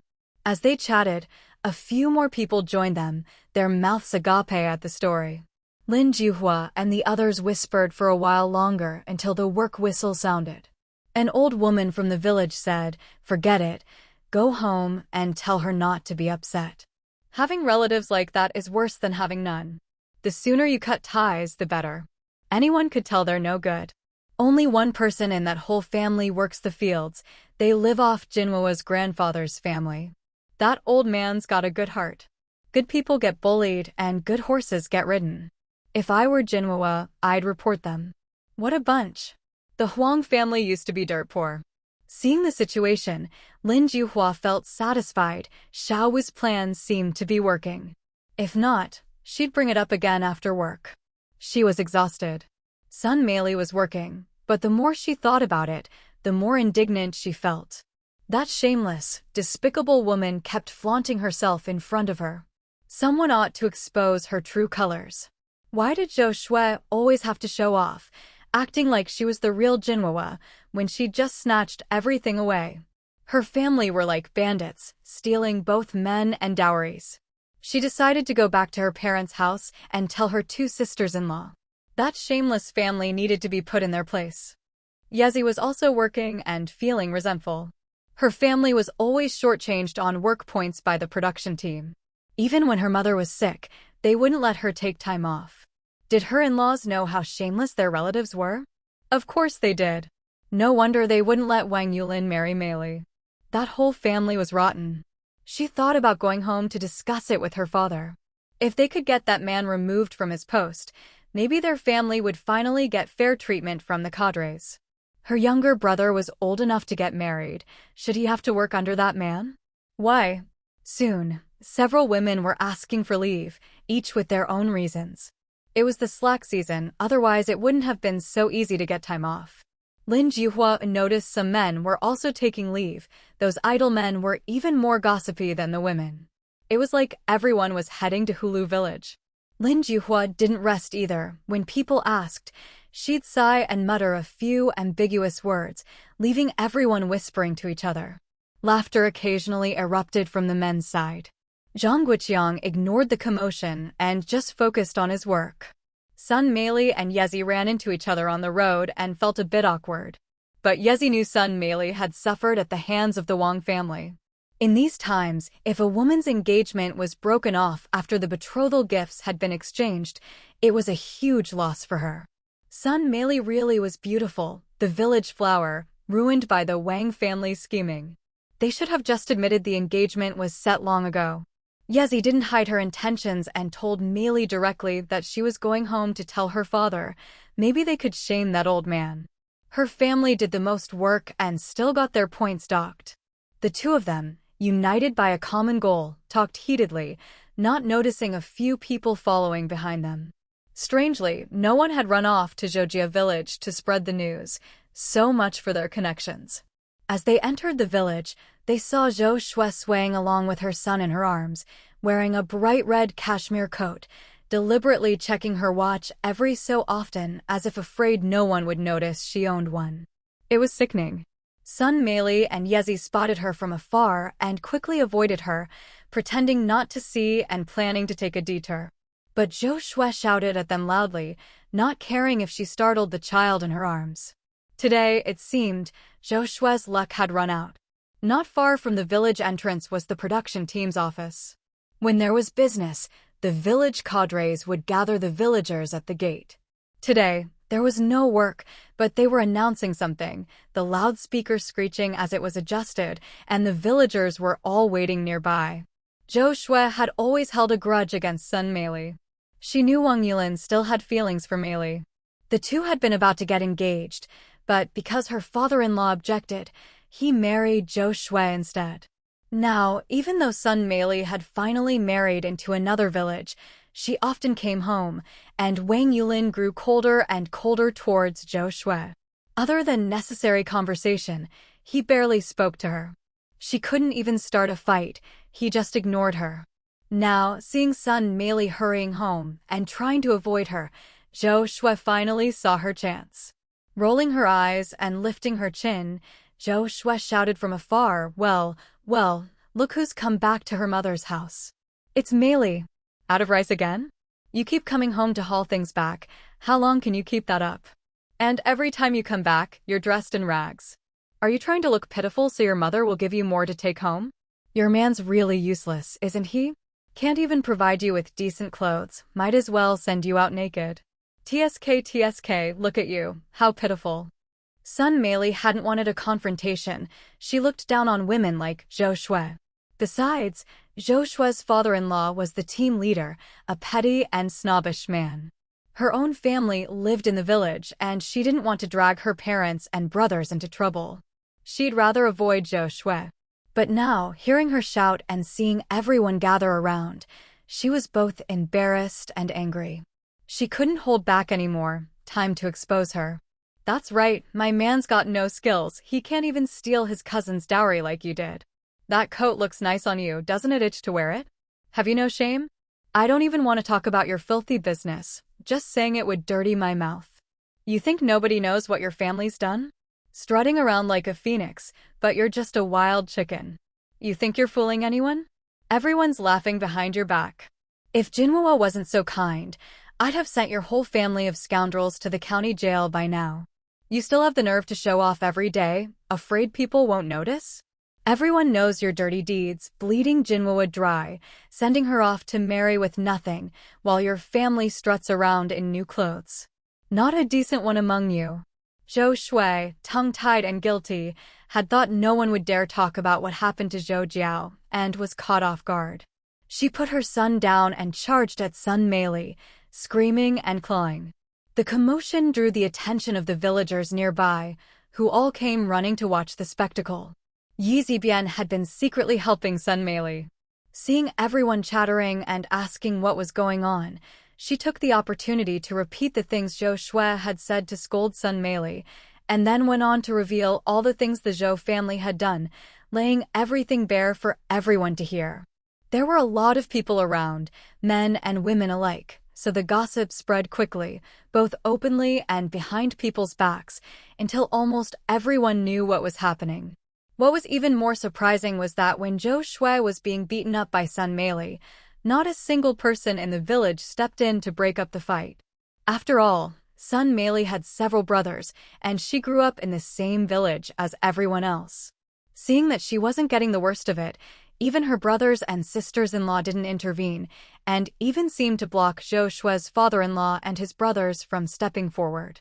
Sun Meili's eldest sister-in-law was known for being tough, and had always treated her only sister-in-law like her own little sister. When she heard what Zhou Shui had said at the start, she was so angry she started cursing loudly. She shouted about how her little sister-in-law ended up naked, and how even when she returned to her maiden home, she was still being bossed around by outsiders. What kind of daughter-in-law meddles this much? And to even sow discord, she told her little sister-in-law to tear Zhou Shui's mouth apart. As a result, no one was willing to step in and break up the fight, nor did anyone try to persuade the crowd to leave. Instead, everyone was busy gossiping. Old Wang, the production team leader, was so anxious he was pacing in circles. His wife, who always took advantage of being the team leader's wife, had gone to the county town early that morning and wasn't home. The sisters-in-law in the family had long been at odds with Zhou Shui, and when they heard Sun Meili's sister-in-law cursing, they all hid far away. Old Wang shouted loudly for everyone to stop, but it was no use. People were intentionally or unintentionally preventing him from intervening. After a while, a simple-minded young man from the village came by, laughing and saying he wanted to see what dowry Zhou Shui had stolen from Jinhua. That was all it took. Everyone watching the commotion was eager for more drama, and they all followed along to watch. The only ones who stayed behind were those who felt obliged to respect Old Wang's authority as team leader, but even they just stood by and watched the fight, snickering to themselves. Sun Meili had been working in the fields earning work points since she was a child, and was a real hand at housework. She wasn't lacking in strength. Zhou Shui, on the other hand, had lived an even more carefree life than Zhou Jiao at her parents' home, doted on by her grandfather and mother, never having worked a day in the fields, unable to tell wheat from chives. She might have been tall and sturdy, but she was no match for Sun Meili, who was beating her soundly, especially since Sun Meili knew how to pinch where it hurt most. And Sun Meili wasn't just fighting, she was venting all her pent-up grievances, hitting and pinching while loudly airing all the Zhou family's dirty laundry. She accused them of secretly collecting military mail meant for Jinhua, of the whole family shamelessly living off Zhou Jiao, bullying her because she had no father, boasting everywhere without fear of retribution. She listed all the packages, 28 just this year, that Jinhua never received, and how the clothes Jinhua's grandmother made for her child ended up on Zhou Shui's own son. She called them heartless, said they'd suck the marrow from Jinhua's bones if they could, and accused Zhou Shui's mother, Huang Jiaodi, of hiding all the valuables, bicycle, sewing machine, watch, sent by Jinhua's family.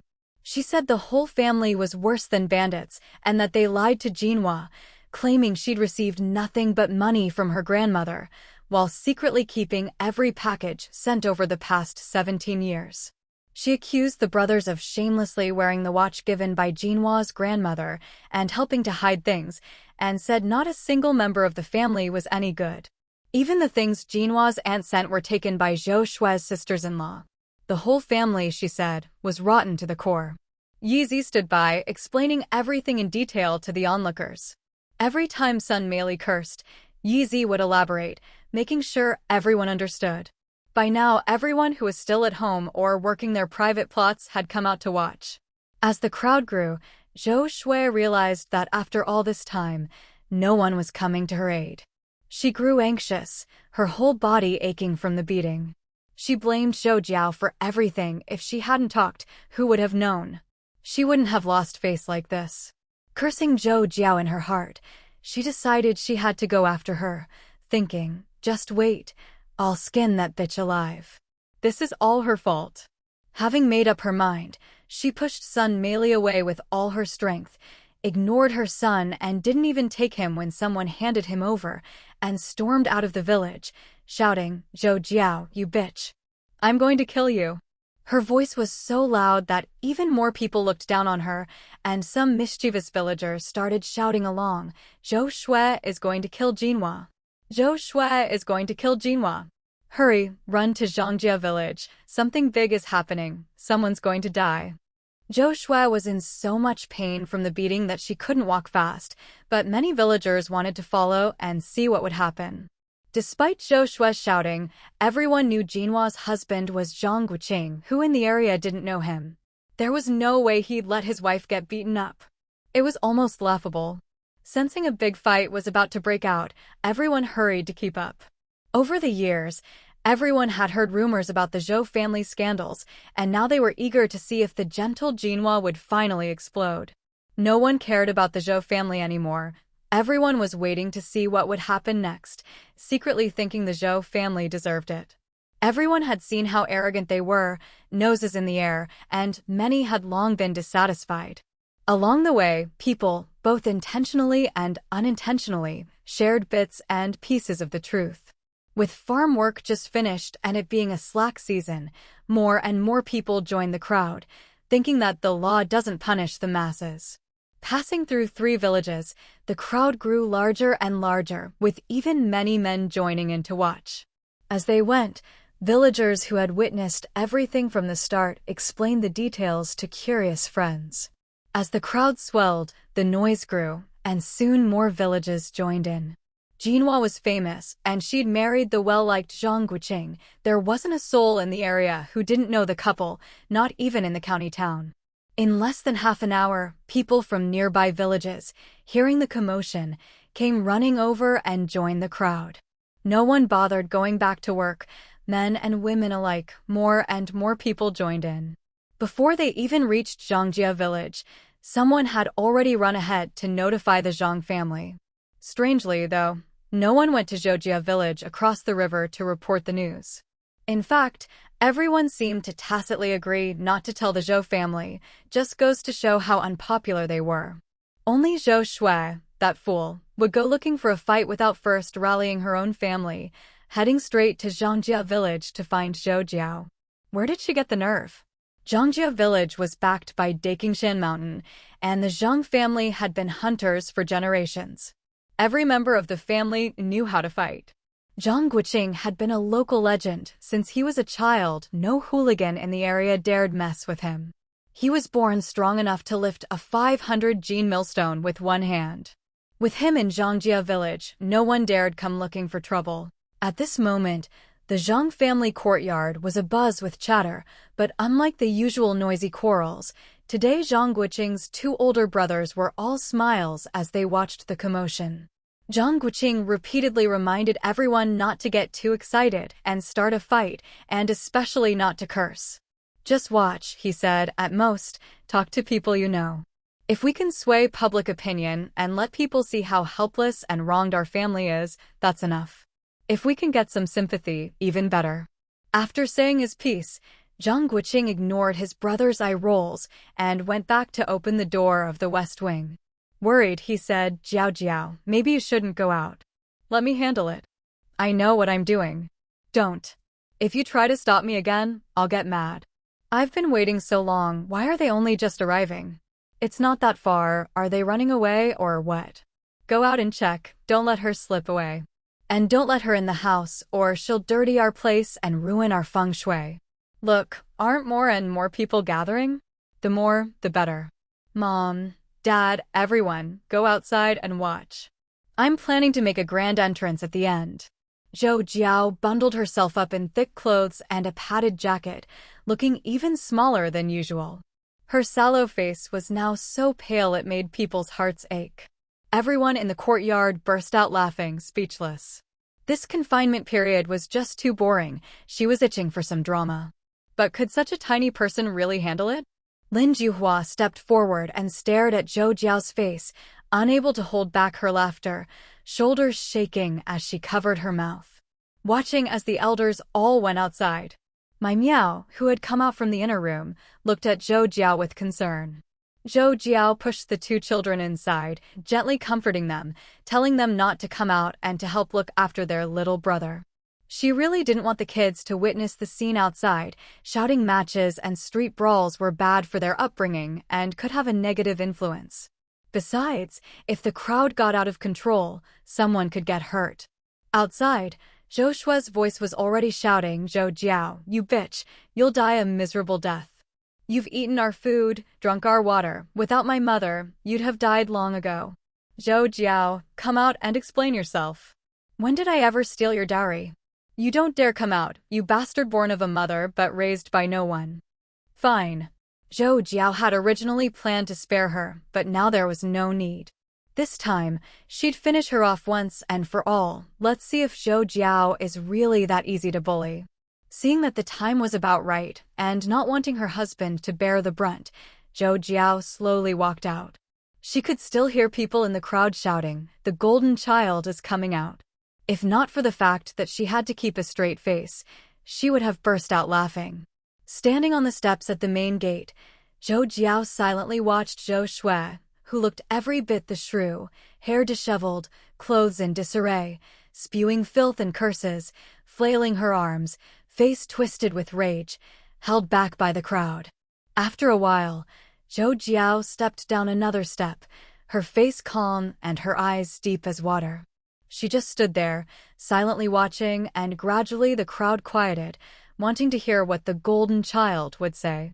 Only Zhou Shui kept cursing, her foul language endless, crying and making a scene, using every trick she knew.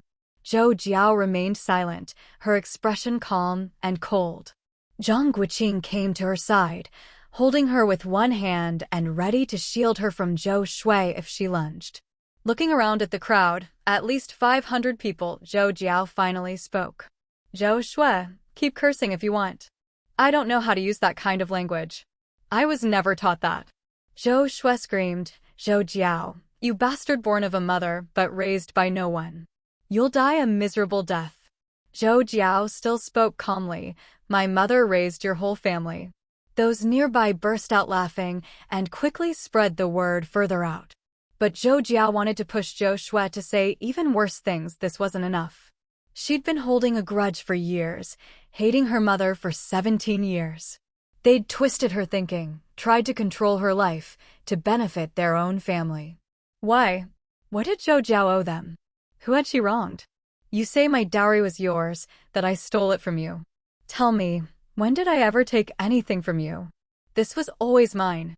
Zhou Jiao knew it was almost time old Master Zhou would probably arrive soon. With a look of disdain, Zhou Jiao said, "I know you've always been jealous of me. My grandfather was a general. What about yours? Oh, Huang Damao. Years ago, your whole family wore the same pair of pants as Huang Damao. You hate it, but there's nothing you can do. You're still you, and I'm still me." The crowd burst into laughter, and people outside shouted, the whole family sharing one pair of pants. Zhou Shui, furious and humiliated, tried to charge forward but was held back, cursing, "You bastard. Your mother gave birth to you and didn't want you. Born of a mother but raised by no one. If it weren't for our family, you'd be dead." Zhou Jiao looked at her with the same disdain.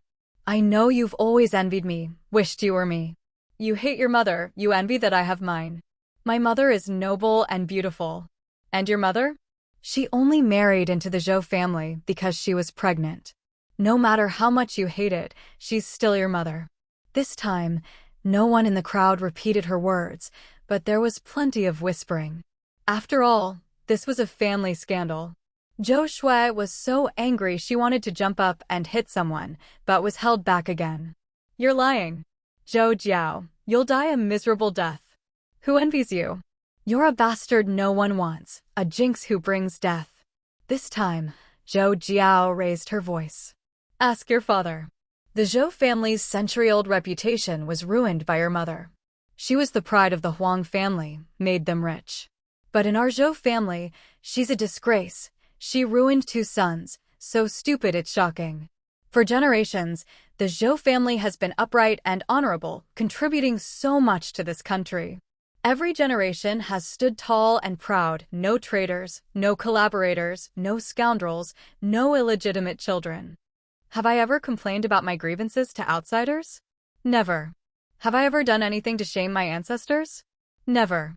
Family shame shouldn't be aired in public, but you've been shouting for so long, repeating the same thing about dowries. I, Zhou Jiao, have the pride of the Zhou family in my bones. Money is just a worldly possession. I've never cared about it. But since you insist on making a scene in front of everyone, trying to force me to admit to something I didn't do, then let's talk about it. Did you really think I'm just a lump of dough for you to knead as you please, for your branch of the family to bully and squeeze?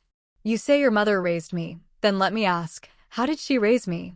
Besides the money my mother sent every month, the milk powder my grandfather, my mother, my 2 aunts, and my little aunt sent, who ate it?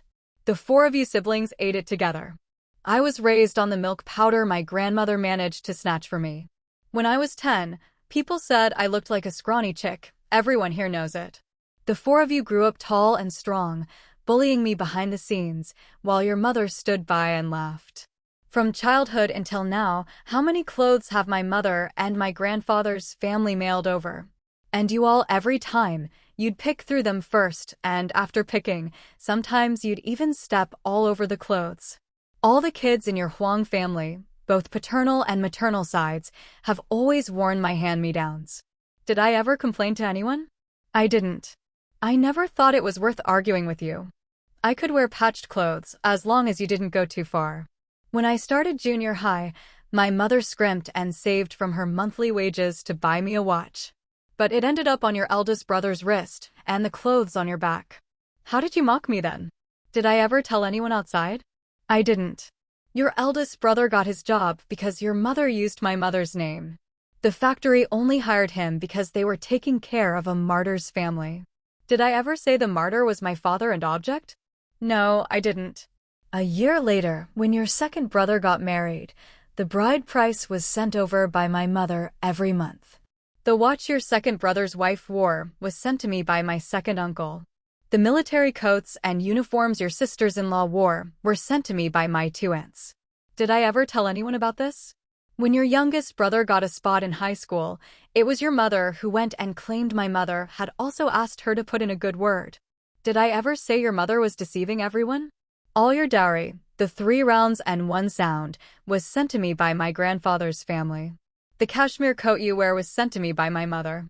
The watch on your wrist was sent to me by my mother. The new cotton-padded jacket and pants your son wears were handmade by my mother.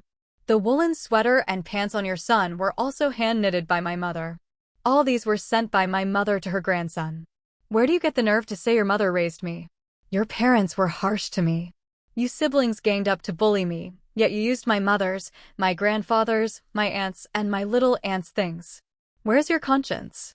After I got pregnant, my mother, grandfather, 2 aunts, and little aunt sent 28 packages in just 8 months this year. I haven't seen a single thread of it.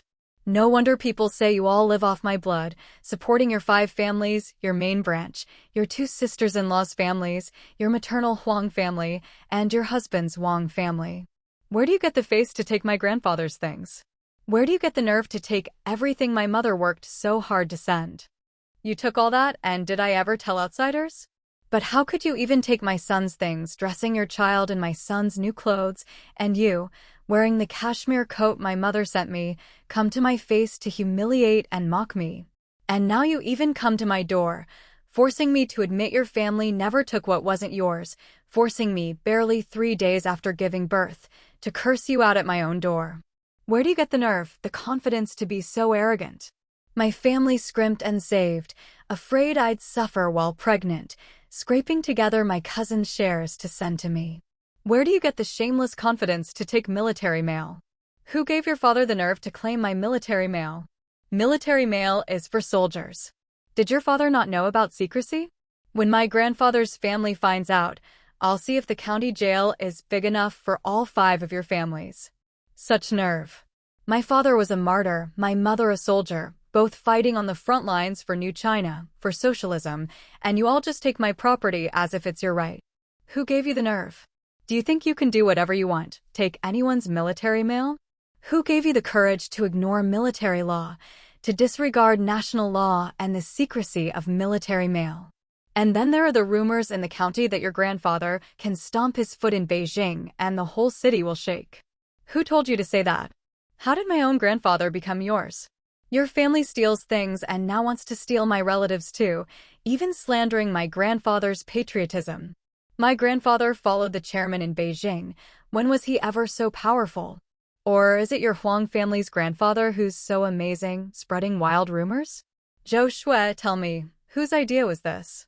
After you got married, you dared to say your grandfather would bring your whole family to Beijing, that you didn't care for this backwater, that this land couldn't hold you. But this land has fed the whole village and it's fed you too. Why don't you just fly to the sky?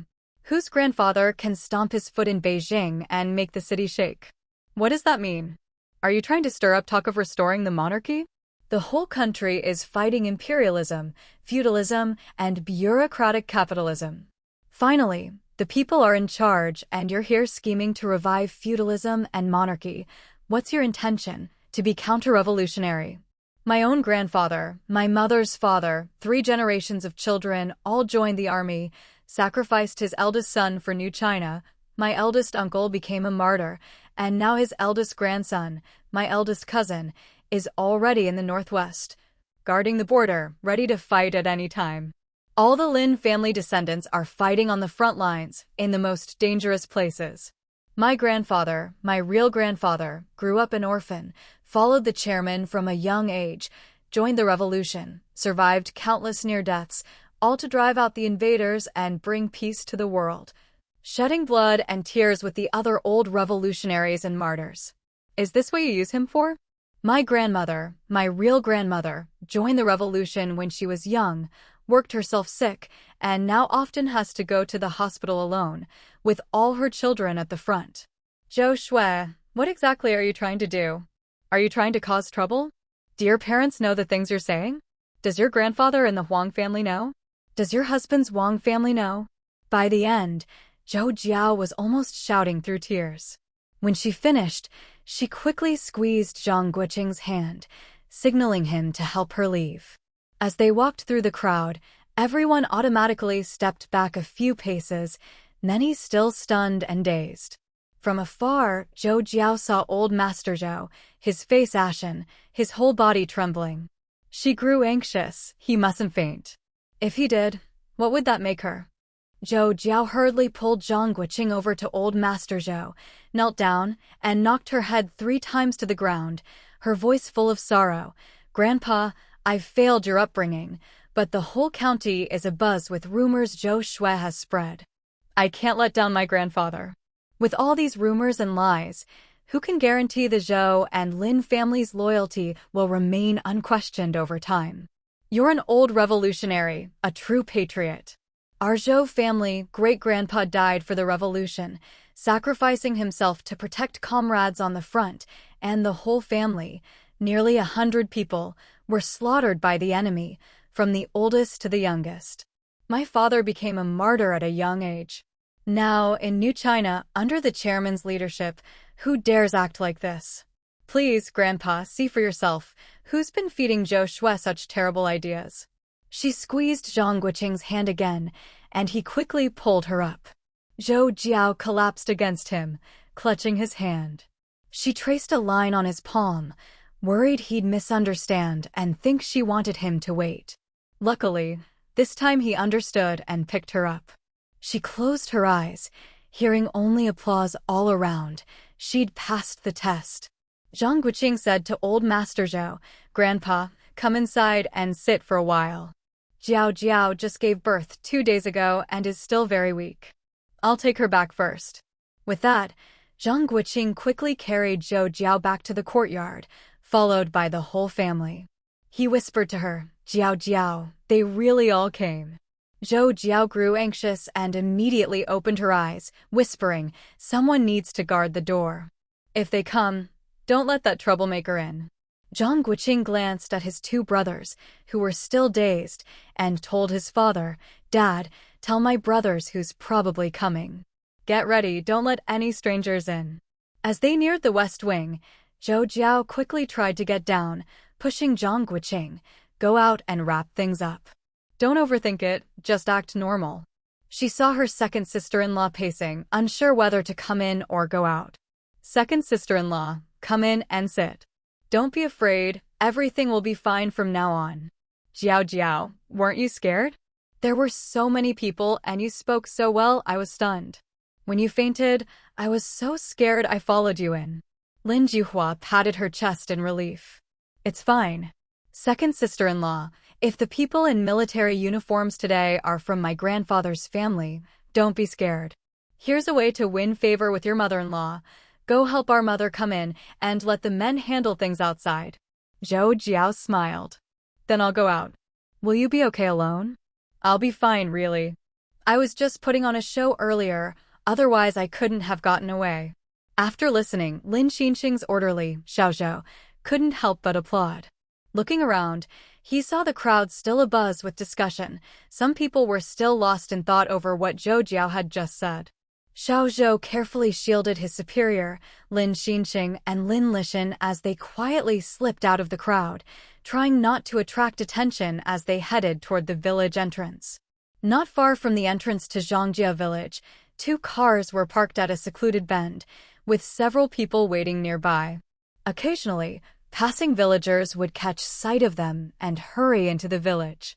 In these rural areas, everyone's families had lived here for generations, all related in one way or another.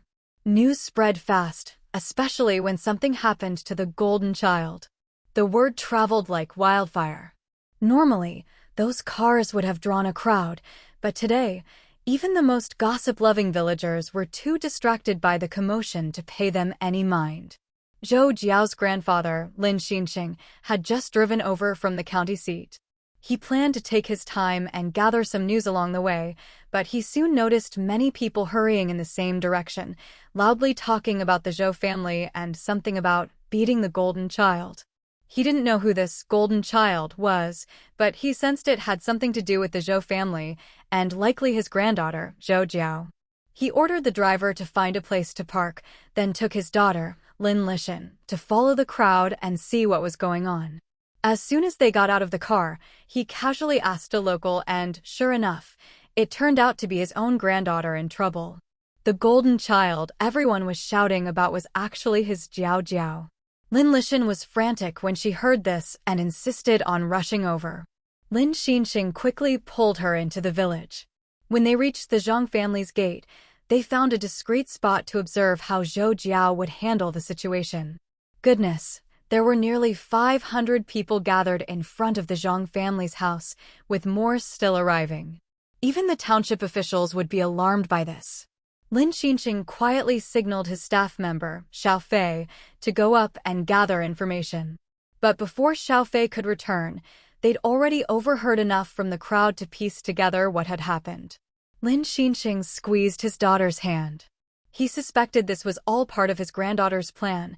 She deliberately made a statement, and today's scene was well prepared. The only question was whether someone so young could really handle such a situation. Lin Xinxing gently comforted his tearful daughter. "Let's just watch for now and see how things unfold. We're already here. There's no rush. With Dad here, nothing will go wrong." With that, Lin Xinxing looked at the small figure standing on the steps not far away. The child was bundled up, leaving only a pale, waxy face exposed, standing there expressionless, her eyes calm and unruffled.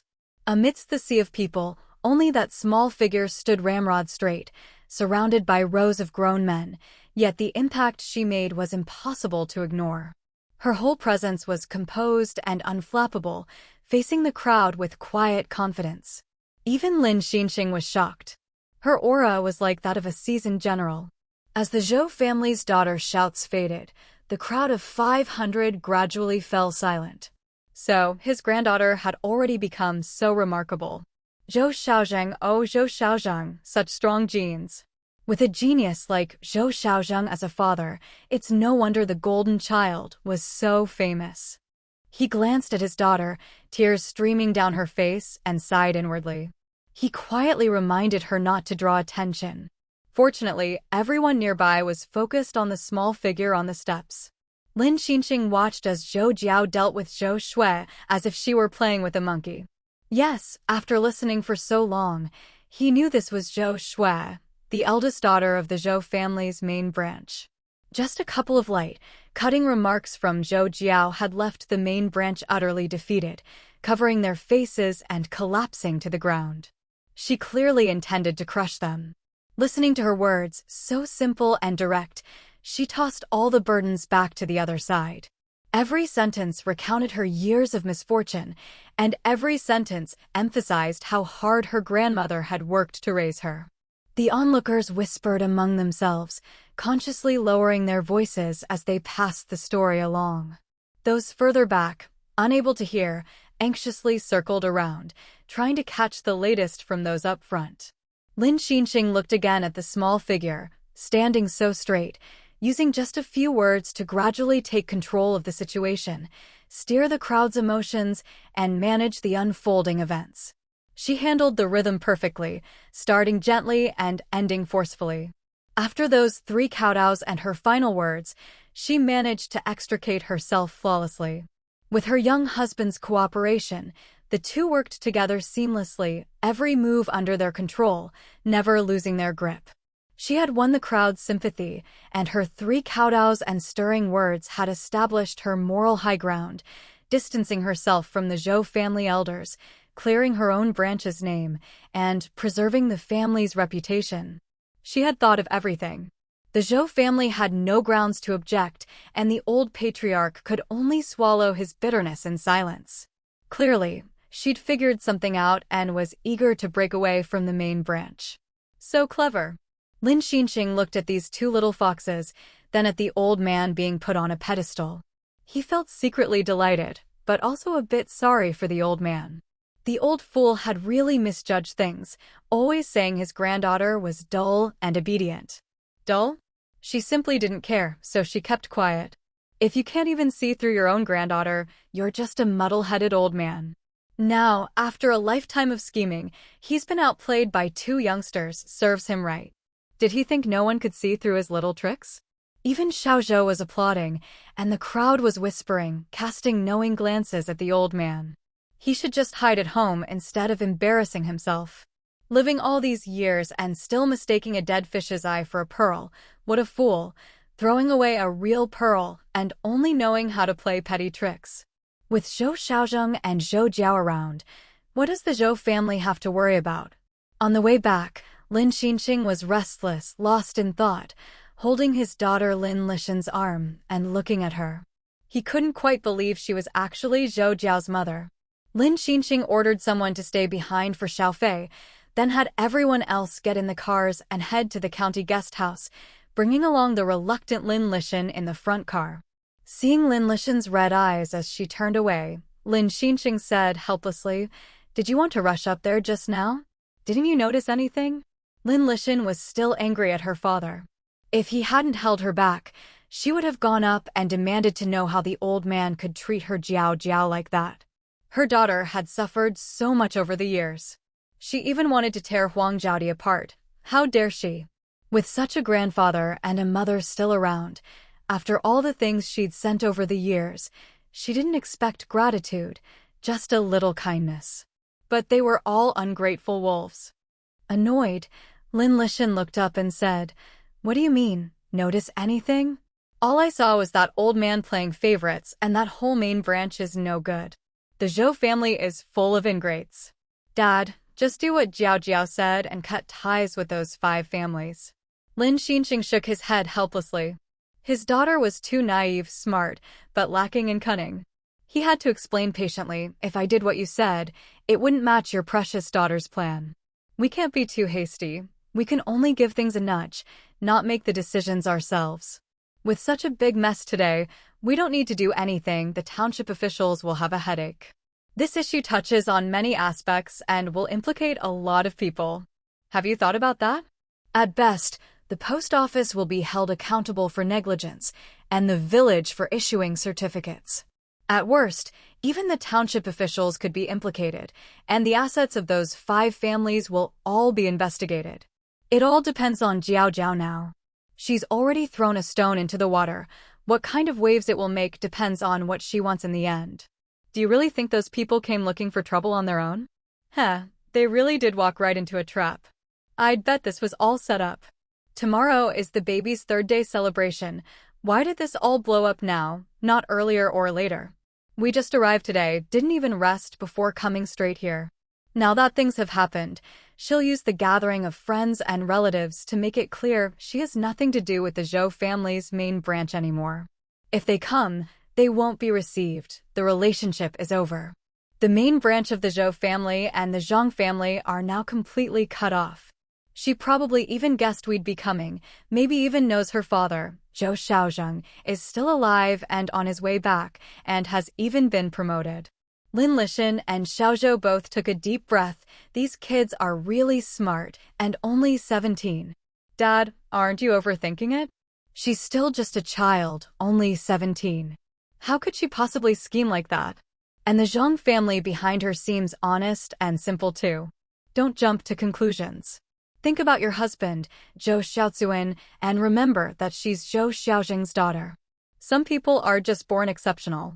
Zhou Xiaozuan was just a farm boy, left home at 16, all alone, and yet he managed to rise from the northeast all the way to Beijing on his own merits, earning countless achievements along the way. By 18, everyone called him the Northeast Tiger. He became the pride of the Northern Military District. Even now, people still remember him, and everyone, young or old, respectfully calls him Brother Zhang. Was he specially groomed by anyone? Do you really think old Zhou, that muddle-headed man, could have raised someone like Zhou Xiaozheng? Zhou Xiaozheng is a deep one, always with a cold face, never letting anyone know what he's thinking, always keeping things to himself. He became a king among soldiers, not just because of his skills, but also because of his mind and his methods. He never relied on our Lynn family to get ahead. As for Zhou Jiao, being as outstanding as her father at 17 isn't surprising at all. Besides being clever and shrewd from a young age, she's resourceful and has mastered embroidery and all her grandmother's medical skills, even in the tough environment of the Zhou family. Who would have thought? She's very low-key, good at hiding her strengths. Look at the man she chose, Zhang Guoqing, and look at her in-laws. You can tell she really knows how to handle people and situations. This child is sharp and perceptive, able to read people well. It's no wonder she's grown up so capable in that kind of environment. She had no one to rely on. If she didn't use her brains and her wits, there'd be nothing left of her, not even bones. Do you really think Zhang Guoqing alone could have protected her so well? Didn't you notice that today, Zhang Guoqing barely said a word the whole time? He was entirely focused on Zhao Jiao's safety. Lynn was silent for a long time after hearing this, lost in thought. After a while, her eyes filled with tears as she looked at him, her mouth opening and closing, not knowing what to say. She let out a deep sigh and finally said in a low voice, "Dad, do you think she'll resent me for not visiting her for 17 years? Now that I know her father is alive, I rushed over here. Will she think I'm just using her? From what you're saying, she's so smart. How could she not see through it? If Zhengji comes back and finds out I never went to see her, will father and daughter both hate me?" Looking at the pain in his daughter's eyes, Lin Xinxing sighed inwardly. He thought to himself that he never should have sent the child back to her grandparents in the countryside, and later, he shouldn't have stayed away and never even met her. Too much time has passed. How could there be any real bond? He didn't know what would happen. Whether smart or simple, everyone remembers their parents. As for how they'll get along, that's up to fate. If Zhao Jiao is the type to hold grudges, then things will just be lukewarm. She won't let you in, and she'll adjust her attitude according to her father's feelings. But if she's broad-minded, she'll try to understand her mother's situation and support her. Judging by how protective she is, We'll have to see whether she really cares about Shanshan or not. That's also why he insisted on coming along. His own daughter was too naive, thinking everything could be solved with money or a few letters. But some things aren't that simple. Mother and daughter are connected by nature. Let's just hope everything works out. Lin Xinxing couldn't bear to see his daughter so worried, so he comforted her. I can't vouch for other kids, but Zhao Jiao isn't like that. If she hadn't known her father was alive and coming back, she wouldn't have cut ties with the Zhou family's main branch. She cares about a father she's never even met. She'll care about you too. There's a saying, there are no bad parents under heaven. You're her mother, and she's someone who fiercely protects her own. People like that value relationships. Don't worry. Seeing Lin Lishan's eyes light up at his words, Lin Xinxing chuckled and turned to Xiao Zhou, who was driving. Xiao Zhou, you used to be a scout. Why don't you analyze what happened today for your big sister, so she can better understand her daughter and son-in-law? Xiao Zhou thought for a moment as he drove, then smiled and said, Sir, I'm not that educated, but I can tell Zhou Jiao is really outstanding. The way she talks, her expressions, her tone, her bearing, they're all just like Zhang Ji. She has the presence of a real leader. Why do I say that? I watched the whole thing, and from start to finish, she never showed any fear. She held the whole scene together. Her speech was crisp and decisive, and she handled everything with a plan. There were some small gestures you might not have noticed, but as a scout, I pay close attention to details. She kept using a mocking look to throw her opponents off balance, then step by step steered the conversation to the key issues. At the start, she mentioned how the Huang family used to be so poor that the whole family shared a single pair of pants, but now they're well off. As soon as she said that, the people around started gossiping, and someone who knew the inside story revealed more about the Huang family. Then she said the other woman got into the Zhou family just because she was pregnant. That was a killer line, and it drew everyone's attention. When she said those two sentences, she took control of the whole scene. After that, she started talking about all the hardships she'd suffered over the years. The questions she asked later were especially sharp, no one dared answer, and even the elders and village officials who wanted to mediate were stopped in their tracks. Everything was calculated, step by step. From getting everyone's attention at the start to the end, from light to heavy. If she'd started off talking about her hardships, the crowd would have been too noisy to listen. If she'd waited until later, there would have been too much gossip and some village officials might have intervened to keep things from getting out of hand, and the effect would have been different. When she spoke, it looked like she was addressing Zhou Shui, but actually, she was watching the whole crowd. At the end, she squeezed her husband's hand twice, especially the last time, really hard. Even her husband was stunned, and only after the second squeeze did he react and support her. In that huge crowd, she was able to spot old Zhou right away and walked over quickly, showing she didn't need her husband's support at all. Then she knelt down and started her speech, so fast that the old man didn't even have time to faint. He was already cornered.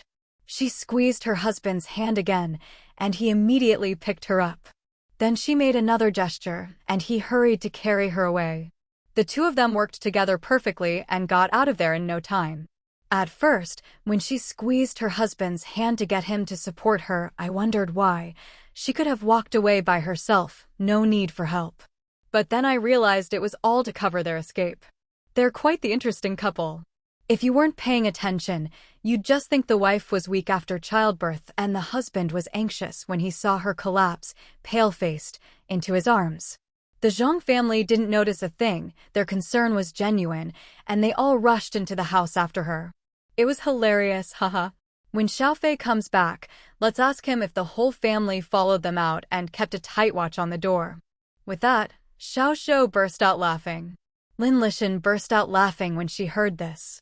She felt relieved as long as Zhao Jiao was fine. She'd been so anxious seeing her collapse earlier. Good thing you noticed those little signals.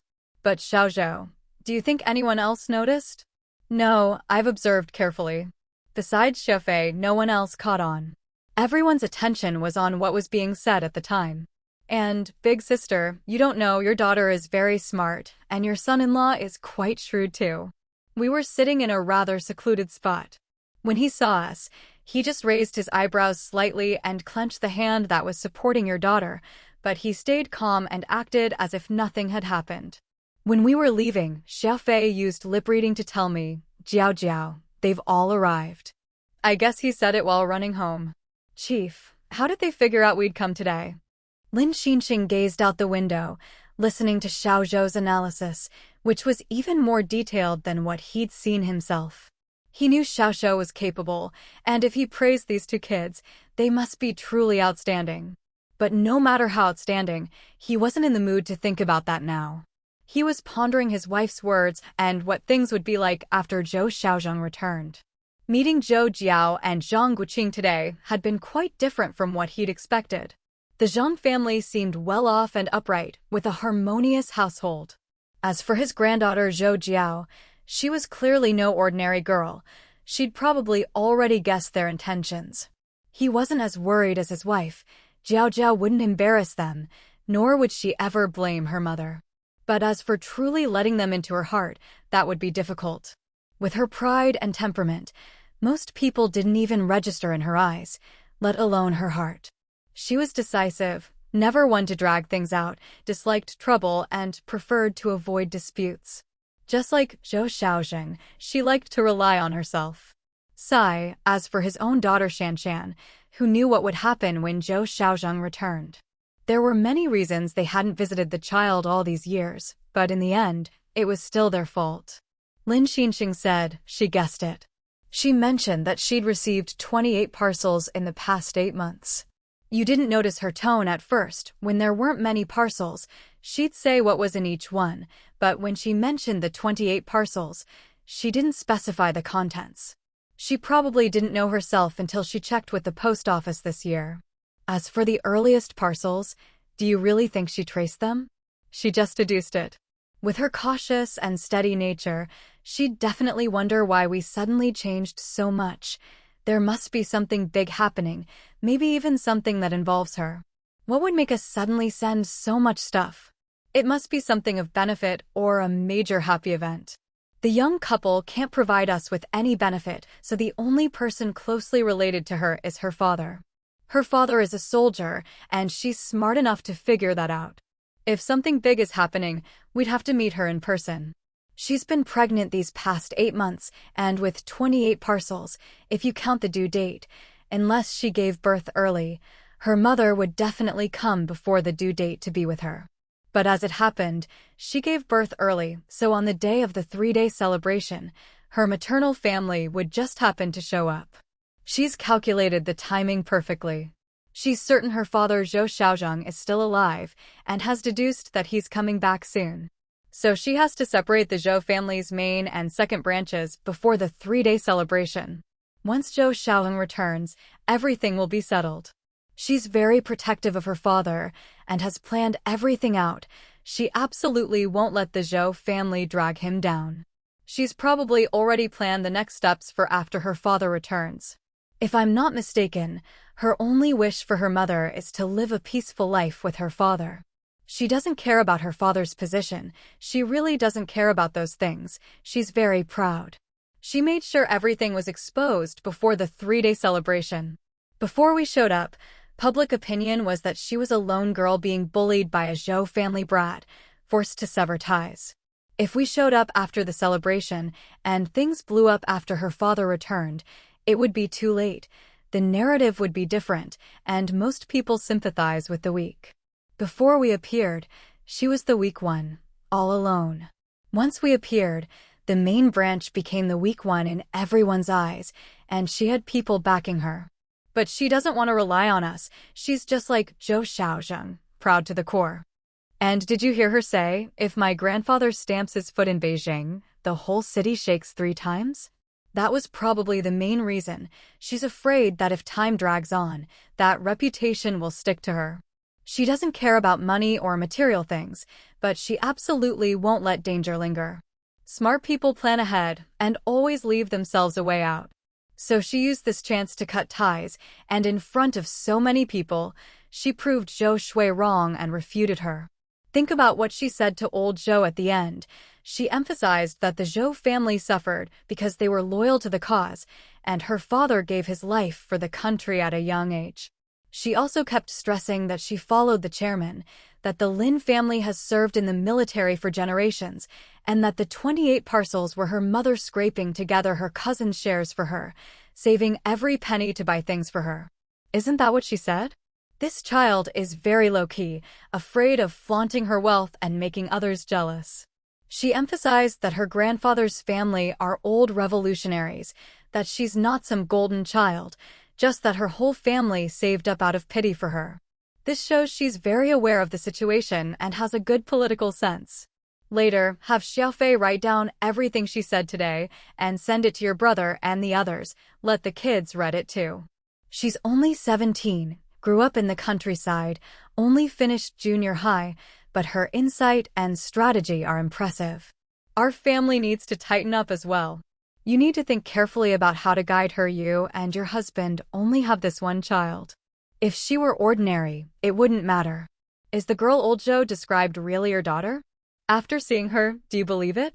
He said she was timid and indecisive, only suited for a quiet rural life, marrying a simple man. Zhao Jiao just couldn't be bothered with him. If she hadn't been pushed, she wouldn't have bothered to fight back. I've looked into it. Under Zhang Guoqing's protection, Zhao Jiao lives in her own world. Aside from her in-laws and grandmother, she's indifferent to everyone else, keeping her distance from people and things around her. She has no close friends, no topics in common with her peers, just likes to read. Quiet and steady is the impression she gives. Both of them had excellent grades in school and could have gone straight to high school. Zhang Guoqing didn't even join the army, but rushed to get married. Something must have happened to make her eager to leave the Zhou family. I suspect it was when she grew up and your eldest sister-in-law started scheming against her. Zhang Guoqing is well known around here, said to have great strength and a sense of justice. Everyone, young and old, who knows him, praises him. His family is honest, and the two grew up together as childhood sweethearts. That's why I agreed to the marriage. Otherwise, who would believe old Zhou? He's just a muddle-headed old man. Zhao Jiao only went along for her grandmother and father's sake. Otherwise, 10 old Zhous wouldn't be enough to handle those two. They say poor children grow up fast. We weren't around when she was little. Her grandmother and Zhang Guoqing were her only company. Her grandmother was too soft to protect her, and Zhang Guoqing couldn't always be there. In the Zhou family's environment, she learned to keep her distance, be cautious, and act steadily. She's only 17. Look at the difference between Xuezhen and her. That's the difference between having a mother and not.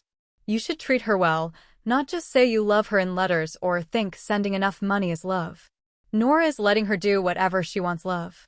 Back then, your mother and I had no choice. Soldiers never knew where they'd be sent, so we left you with others. You had siblings to rely on, but she really had no one here. You're smart, but you lack cunning. You wanted to rush up there, thinking mother and daughter would embrace and cry. Do you think Zhao Jiao would do that?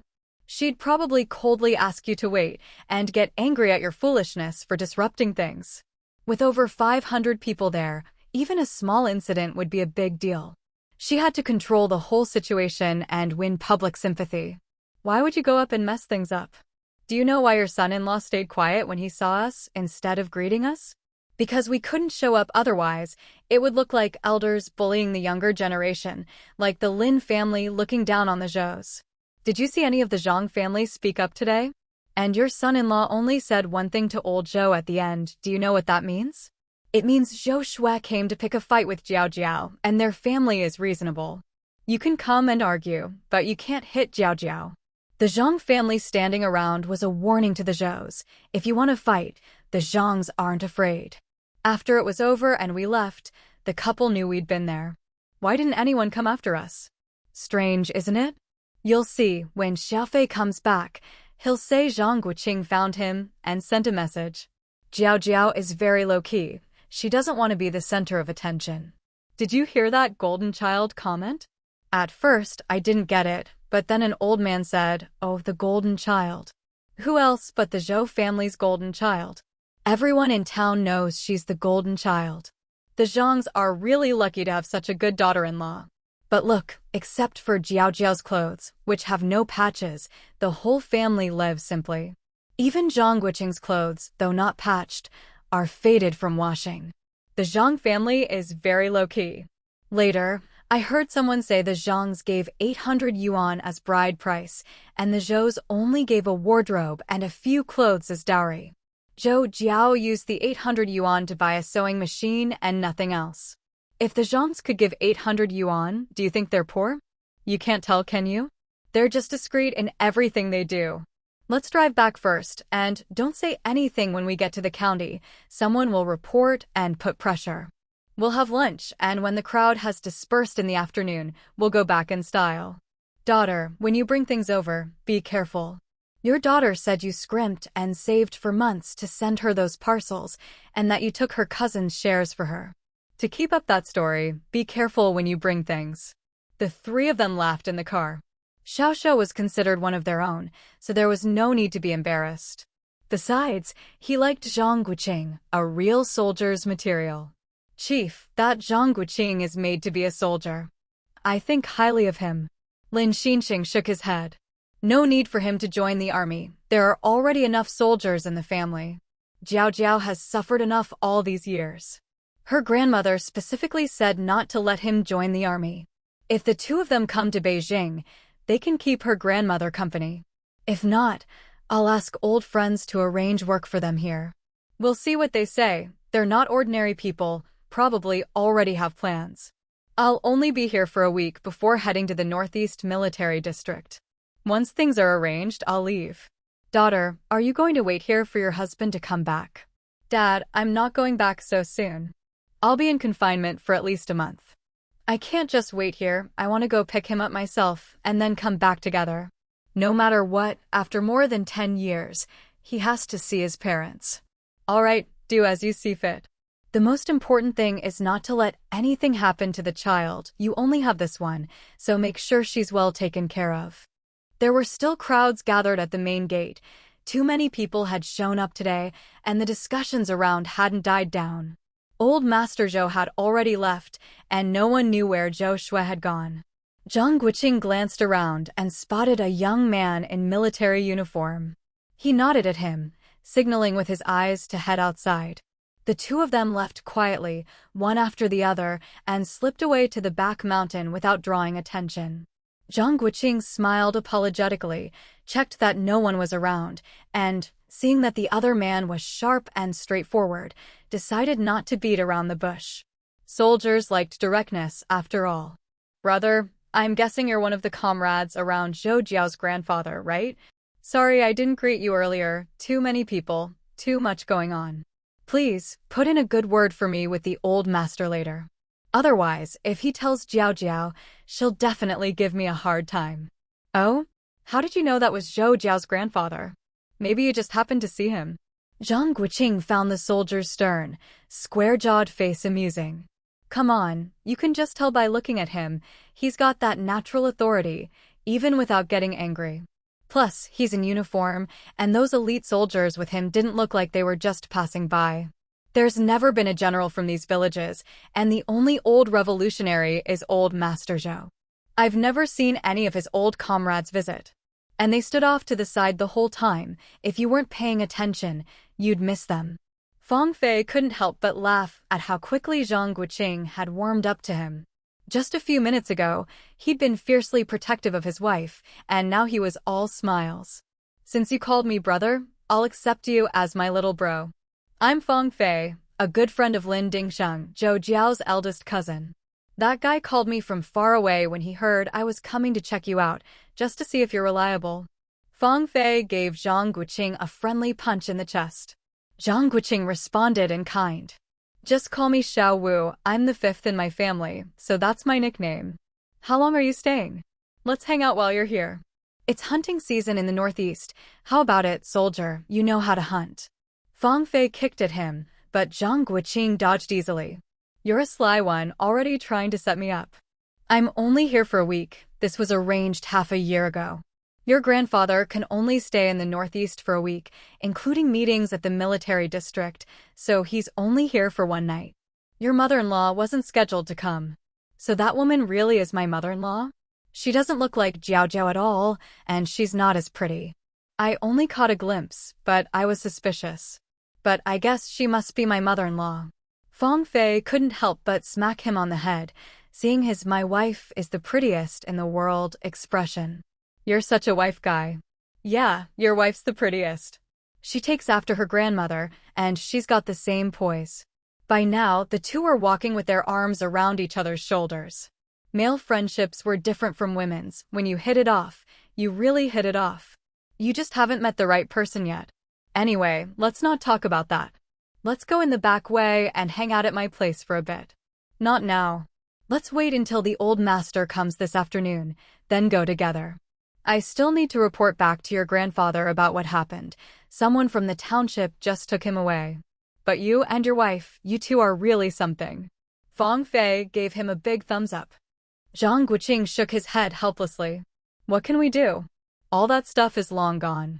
Just tell the Lynn family not to send anything else. But you can't say that openly these days. With all the political movements, even a small rumor could get you in trouble. In Beijing, every position is filled, and any trouble has to be rooted out completely. My wife and I had no choice. To prevent the Zhou family from dragging the Lin family into things, we set a trap to get everything out in the open and to make things clear.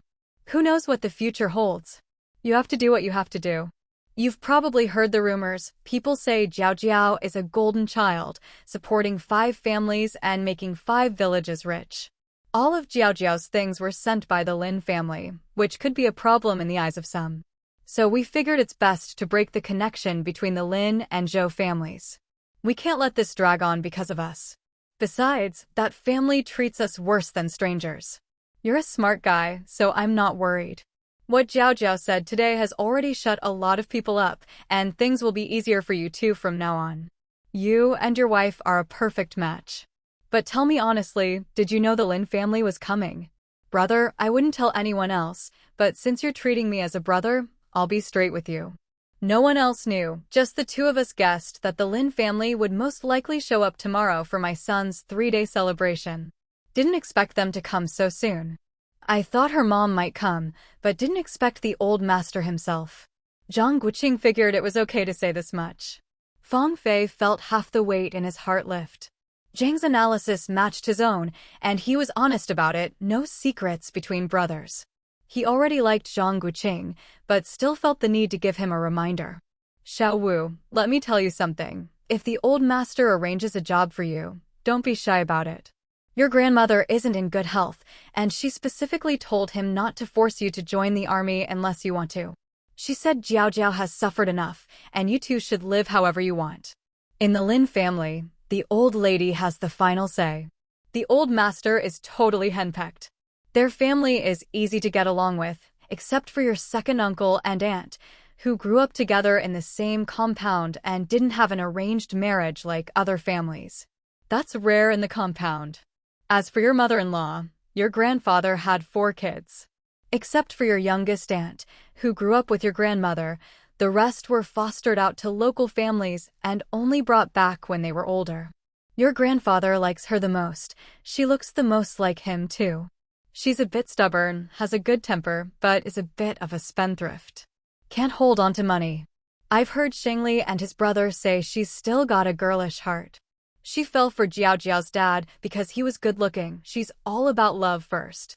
Later, her husband managed the money, and he spoiled her. Only after her mother-in-law took over did things get better. So if she buys a bunch of stuff here, don't be surprised. I haven't seen her much myself. She's always traveling around the country and abroad, hardly ever home. Sometimes she's gone for 2 years at a time. Thanks, brother. Who cares what the mother-in-law does? Someone will deal with her eventually. As long as she's not a shrew, I'm fine with anything. You're not hiding something, are you? Spill it. If you tell me, I'll give you a surprise later. Feng Fei was really starting to suspect this clever guy. He'd heard rumors that Lin Aigua and Zhou Xiaodong were coming back, not dead, just on missions. His dad had let that slip on the phone. Heh, not telling no matter what. You and I are thinking along the same lines, you'll find out soon enough. At first, I thought you were all serious and soldierly, but you're not really cut out for the army. You need to keep it together. Zhang Guoqing couldn't help laughing as Fang Fei grabbed him and started tickling him. You're one to talk. You change faces even faster than me. Just now, you were all fierce protecting your wife, and then you put on a poker face when people came up. Remember, when Dingxing and Xingli come back, they're going to give you a hard time. I'm not sure if I'll help you or not. You didn't even get their approval before marrying their sister. They're all sharpening their knives, huh? Zhang Guoqing grabbed his arm on purpose. Brother, you have to help me. If you ever fancy someone's sister, I'll help you win her over. Get lost. I'm a handsome guy, I don't need to chase after girls. Those girls are always acting cute, so annoying. I've already decided I'll marry a female soldier. We'll both be in the army, and if she doesn't listen, I'll just pull rank. You don't know how annoying the army wives are in the military district, always causing trouble. Fang Fei said, full of longing. Zhang Guoqing was speechless at his taste in women. He patted Fang Fei's forehead. At least you're not running a fever. But have you thought about what it'd be like if your wife was just like a man? You see men all day and then go home to a woman who's like a man, and if you have a daughter who's also like a man, your life will be nothing but gray. Can't there be a pretty female soldier? Think about it, female soldiers are tall, with long legs. Oh man, I have to go meet up with people at the village entrance and finish a task in town. I'll head off now, we'll talk more tonight. I'll let you know what happens next. You don't need to go to the county, they'll be here around 2 or 3. Go keep your wife company. Oh, and a heads up, you two were hugging and Zhao Jiao, and the others really did see it. I told Zhou, so make sure to welcome your mother-in-law properly. As he spoke, he mimicked Zhang Guoqing's tone, patted his own arm in mock disgust, and ran off. That temperament really isn't suited for being a soldier, but he's a genuinely good person, not like some of those high-ranking officials' kids who look down their noses at people. With a friend like that, the Lynn family folks have nothing to complain about. Zhang Guoqing finally felt at ease and entered through the back door. There weren't many people left at the entrance to the compound, just a few of his uncles and older male relatives. The crowd had already dispersed. No one in the family had eaten a proper lunch right when they were about to. That lunatic showed up. Dad, uncle, little uncle, come in and have a seat. Let's sit in the main room. Dad, where are my buddies? Father Zhang pulled his 2 brothers along to close the main gate and entered the main room. Zhang Guoqing poured 3 bowls of water and set them on the table. Have a drink. Thank you, uncle and little uncle. Only family would step in to help when something happens. Come over for dinner tonight. I'll have Mom cook up some good dishes. What do you 3 brothers think? Father Zhang laughed and patted his son on the back. His boy really knew how to talk. Where did you run off to just now? Your second brother went looking for you. Your eldest brother and sister-in-law went to pick up the kids. The team leader had to go to a meeting in town. I figured there's nothing much to do this afternoon, so I was just talking with your uncles about the house. When the time comes, your cousins can help out and things will move quickly. Thank you so much, uncle and little uncle. I'll have to thank my cousins properly too. Being the youngest, I always get the easy end of things. I hardly ever help my brothers out, but whenever something comes up, they're the first ones I call. Haha. We have guests coming tonight anyway, so I'll call everyone over for a get-together. Uncle, little uncle, you don't need to go home, just stay, and I'll fill you in on what's going on. Dad, you asked where I went? A soldier buddy pulled me aside to talk just now, when things were chaotic outside. There were so many people, it was hard for him to find me. He told me that Zhao Jiao's maternal grandpa and her mother will be visiting us this afternoon. Dad, do you know where Mom is? I want to tell her that her long-lost in-laws are finally coming to visit at the baby's 3-day celebration, huh? Oh, after all these years, now he wants to see his granddaughter? I guess he'll hear about what happened today, too. What a coincidence, everyone's running into each other. That old Zhou family is really something. Old Master Zhou still hasn't come by to say a word. I just saw him leave without saying anything. So much for being close family, it's all over now. From now on, as long as Zhao Jiao is filial to her grandparents, that's enough, said Zhang Youfu. Little Uncle Zhang Yukai agreed, it's better this way. Did you hear how she cursed today? If you didn't know better, You'd think our family was taking advantage. They've gotten all the benefits, and now they're playing the victim. Now that the Lynn family's coming, let's see if he has any face left. Big brother, you said he left without coming in. How could he have the nerve to come in? You think he really doesn't know what's going on? We all live in the same courtyard. He's just letting Zhao Jiao take the blame, that shameless old man. Father Zhang couldn't help but twitch his lips at his brother's bluntness. Then he looked at Xiao Wu and his wife. After all these years of putting up with that family, it was only now, after being insulted at home, that Zhao Jiao finally exploded. Today, she really stunned hundreds of people. The crowd was so dense it made his legs go weak, and every word she said hit home. She was even more skillful than the commune secretary. Your mom's in your room with Zhao Jiao, worried the child might get too upset. Your uncle's wife and aunt, along with the village women, are there comforting her. The baby's only a couple of days old, and the Zhou family's already causing trouble. When you talk to Zhao Jiao, take it slow. She hasn't seen her mother in years. She must have a lot of resentment, maybe even some grievances. Try to talk her through it. Zhang Guoqing found it amusing how serious his dad looked while saying all this and quickly excused himself. Okay, I understand. You all keep chatting, I'll go tell them. With that, he left. He still had to arrange food and lodging for the guests. Second brother, now that the kids are gone and it's just us three brothers, tell me honestly, weren't you scared with all those people outside? My legs were shaking. There must have been nearly 1,000 people. You probably didn't notice, but the whole foot of North Mountain was packed, more than at a movie screening. Little uncle patted his chest and let out a breath. Big uncle shot him a look. What's there to be afraid of? When has our Zhang family ever been scared of trouble? Besides, those people were just there to watch the commotion, not to help her deal with us. That girl must have bullied Zhao Jiao a lot before, thinking she'd be scared this time. She's really clueless. Zhao Jiao said it herself, family scandals shouldn't be aired in public. She used to put up with it, but now she's part of the Zhang family. If she backed down now, she'd be a fool. You think she's a fool? Look at her, what presence, what composure. She spoke calmly, one point after another, and even the old men were stunned. She handled things better than the commune secretary.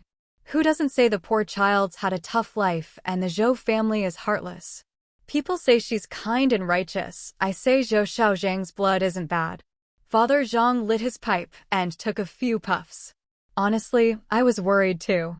With so many people, who knows if someone might stir up trouble? But Zhao Jiao really did us proud. She's got the Zhang family's backbone. Before, I worried about splitting the family, thinking the two of them were still kids and couldn't handle big matters. But after seeing her today, I'm relieved. She's always been soft, like a steamed bun, but today when she lost her temper, even though she's still gentle, not like the village women who can curse up a storm, she still held her ground. No one will dare bully her again. Come on, we all grew up together. I know you're secretly pleased. She's not weak at all. She's even better than those old women at arguing. Did you see how she just sat there quietly at first, then calmly said, I know you're jealous of me, and casually exposed the Huang family's dirty laundry? Even after the crowd left, people were still repeating her words. The Huang family's finished, but they brought it on themselves, raising a troublemaker for the Zhou family. And every word she said was sharp, no wasted breath, every jab hit home. Little uncle nodded repeatedly. Exactly. Second brother, you don't even know how many people are in trouble now.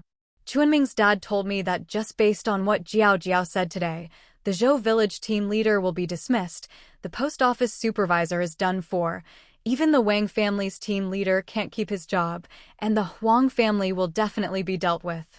If things get serious, just the fact that Zhou's girl led so many people here, even if it wasn't intentional, could be seen as inciting a crowd. If the county hears about it, even the township officials could be in trouble. A whole bunch of people could go down. Chuanming's dad is sharp. Everyone knows he's clever. He said if Zhao Jiao doesn't implicate the township officials, they'll probably be grateful to her. See how smart he is. She'll handle it lightly. You all know Zhao Jiao's temperament. She doesn't make enemies easily, always says life is hard for everyone. Even if her grandpa comes, she'll go easy. She'll listen to the township officials' advice. She grew up with me, I know how she handles things, Father Zhang said thoughtfully. He knew that with their personalities, he and his wife wouldn't drag innocent people down. People who can handle big matters always have a plan. He figured those two would get along well with the township officials. Big Uncle took a sip of water and said, "Let's leave it at that. Our Zhang family isn't afraid of anyone, but we have to act with a clear conscience, so people won't gossip. We'll head out now. With all those people coming, it's not convenient for us to stick around. It's been over a decade since they last visited. There'll be a lot to talk about. We won't join the excitement. We'll go home and rest. No need to invite our families for dinner tonight. Later, I'll have your sister-in-law send over some venison for you. See if you need anything else. Just come get it from our place. Youngest, let's go." Father Zhang followed them out. He wanted to see where his wife was and ask if she needed anything. After all, it's not often people come to visit. They had to be good hosts. "Grandpa, great-grandpa, grandpa-uncle, we're back from Grandma's house." The children's loud voices rang out before they even stepped inside, their cheerful shouts echoing from afar. Hearing the kids were home, old Zhang was overjoyed. The house had felt empty and quiet without them these past 5 days. He really wasn't used to it. A big group of people approached the door. Sure enough, even the two sons-in-law had come back. With today's events causing such a stir, word had probably spread all the way to the county seat, and the kids must have been worried enough to come check in. Old Zhang beamed at them. "What brings you all back? Aren't you supposed to be at work? It's all over now. Since my 2 daughters are here, go find your mother in Xiaowu's room and help her and your sisters-in-law tidy up the house. Zhao Jiao's grandpa and mother will be coming over soon. Chumming, remember to stop by and see your father. He was talking about you just yesterday. Xiaobin, you and the boys go inside and see if there's anything you can help with."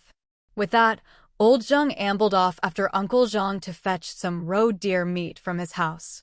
The others followed the eldest brother into the courtyard, eager to hear Xiao Wu explain what had happened. The children's voices brought Mother Zhang and Zhang Guoqing out to greet them. Knowing guests would be arriving soon, everyone got busy with their own tasks. Zhang Meili told Zhang Chumming to go greet his father-in-law first. She'd skip today and bring the kids over tomorrow to visit her in-laws, see if they needed anything, and talk about the new house. Maybe pick a good day for a housewarming. Watching her husband leave, she took her sister to the west wing to check on Zhou Jiao. Zhang Chunming and the others had hurried back and hadn't brought much with them, since they'd have to go pick up the kids later. His daughter was still at daycare. Seeing there were plenty of people in the courtyard and not much for him to do, he greeted everyone and headed home. His father lived with his eldest brother, just a short walk from the village entrance. His nephew from his brother's family had already seen him, so he decided to go over and talk about the house purchase, which would make his father happy. He also wanted to hear what had really happened at noon. Rumor had it the whole county was abuzz. That golden child sure had a lot of influence. Apparently, Zhou Jiao's words had stunned thousands of people. He'd never realized his little sister-in-law was so capable. His eldest brother Zhang Chuanjiang's house was made of blue bricks, quite large, though the backyard wasn't as big as old Zhang's. Still, it stood out in the village. Their old house had been built by Zhang Chuanming's father years ago. As soon as he walked in, he saw his father drinking tea in the courtyard. No need to look for him in the fields. The old man, sitting outside in the cold, didn't seem to mind the chill, even though the courtyard had no shelter. "Dad, you didn't go to work today? We heard about the big commotion in the county and took leave to rush back. What exactly happened?" I didn't get a chance to ask at their house. As he spoke, Zhang Chumming snatched his father's tea for a sip. The old man loved tea and would visit many households just for a good brew, but Chumming found it bitter and tasteless. He'd rather have something sweet. His father looked at his youngest son with a smile. This boy was no worse than anyone else. He was the first in the village to get a city job, didn't have to work the fields, married a good woman. Both worked in the city and often came home to visit. Their sons were well behaved, and all 3 grandsons made others envious. The youngest son and daughter-in-law were the most filial and kind-hearted. His wife always worried they'd be bullied in the city, but he thought there was no need. Even though the three Zhang brothers were still working the land, who knew, maybe they'd all end up working in the city one day. Just look at Xiao Wu, he had such a capable wife, he'd never lack for work. With his brothers supporting him, the youngest was the luckiest. As the youngest, he'd never missed a day of school, married the woman he loved, moved to the city, and had 3 sons and a daughter, never suffered a bit. Chuming, your little sister-in-law is really something. I totally misjudged her, thought she was a sick kitten, but she's a tiger. You weren't there, but the place was packed. People were crammed all over the North Hillside, more than when the commune showed movies. They all gathered at the Zhang family's gate. I felt a chill just looking at the crowd, my hands and feet went numb. Do you know how Xiao Wu's wife handled it? She just stood there, face dark, silent, watching that fool from the Zhou family curse and scream. She just stared, not saying a word, but her presence was stronger than the commune secretary's. Then she said just a couple of sentences, and the whole crowd listened. Imagine 1,000 flies buzzing. Normally it'd be deafening, but the place went dead quiet. Everyone was stunned by the end. That girl is really something, not the least bit afraid, even though she's so young. How did we never notice she was so formidable? Even Xiao Wu can't compare. I've lived a long time and never seen a young wife as impressive as her. Every word she said hit home, not a single wasted sentence.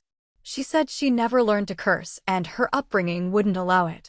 But even without cursing, a lot of people are going to be in trouble this time. It all depends on what she decides. The Zhang family is really blessed to have such a daughter-in-law. She's not ordinary. Zhang Chunming listened, curiosity piqued.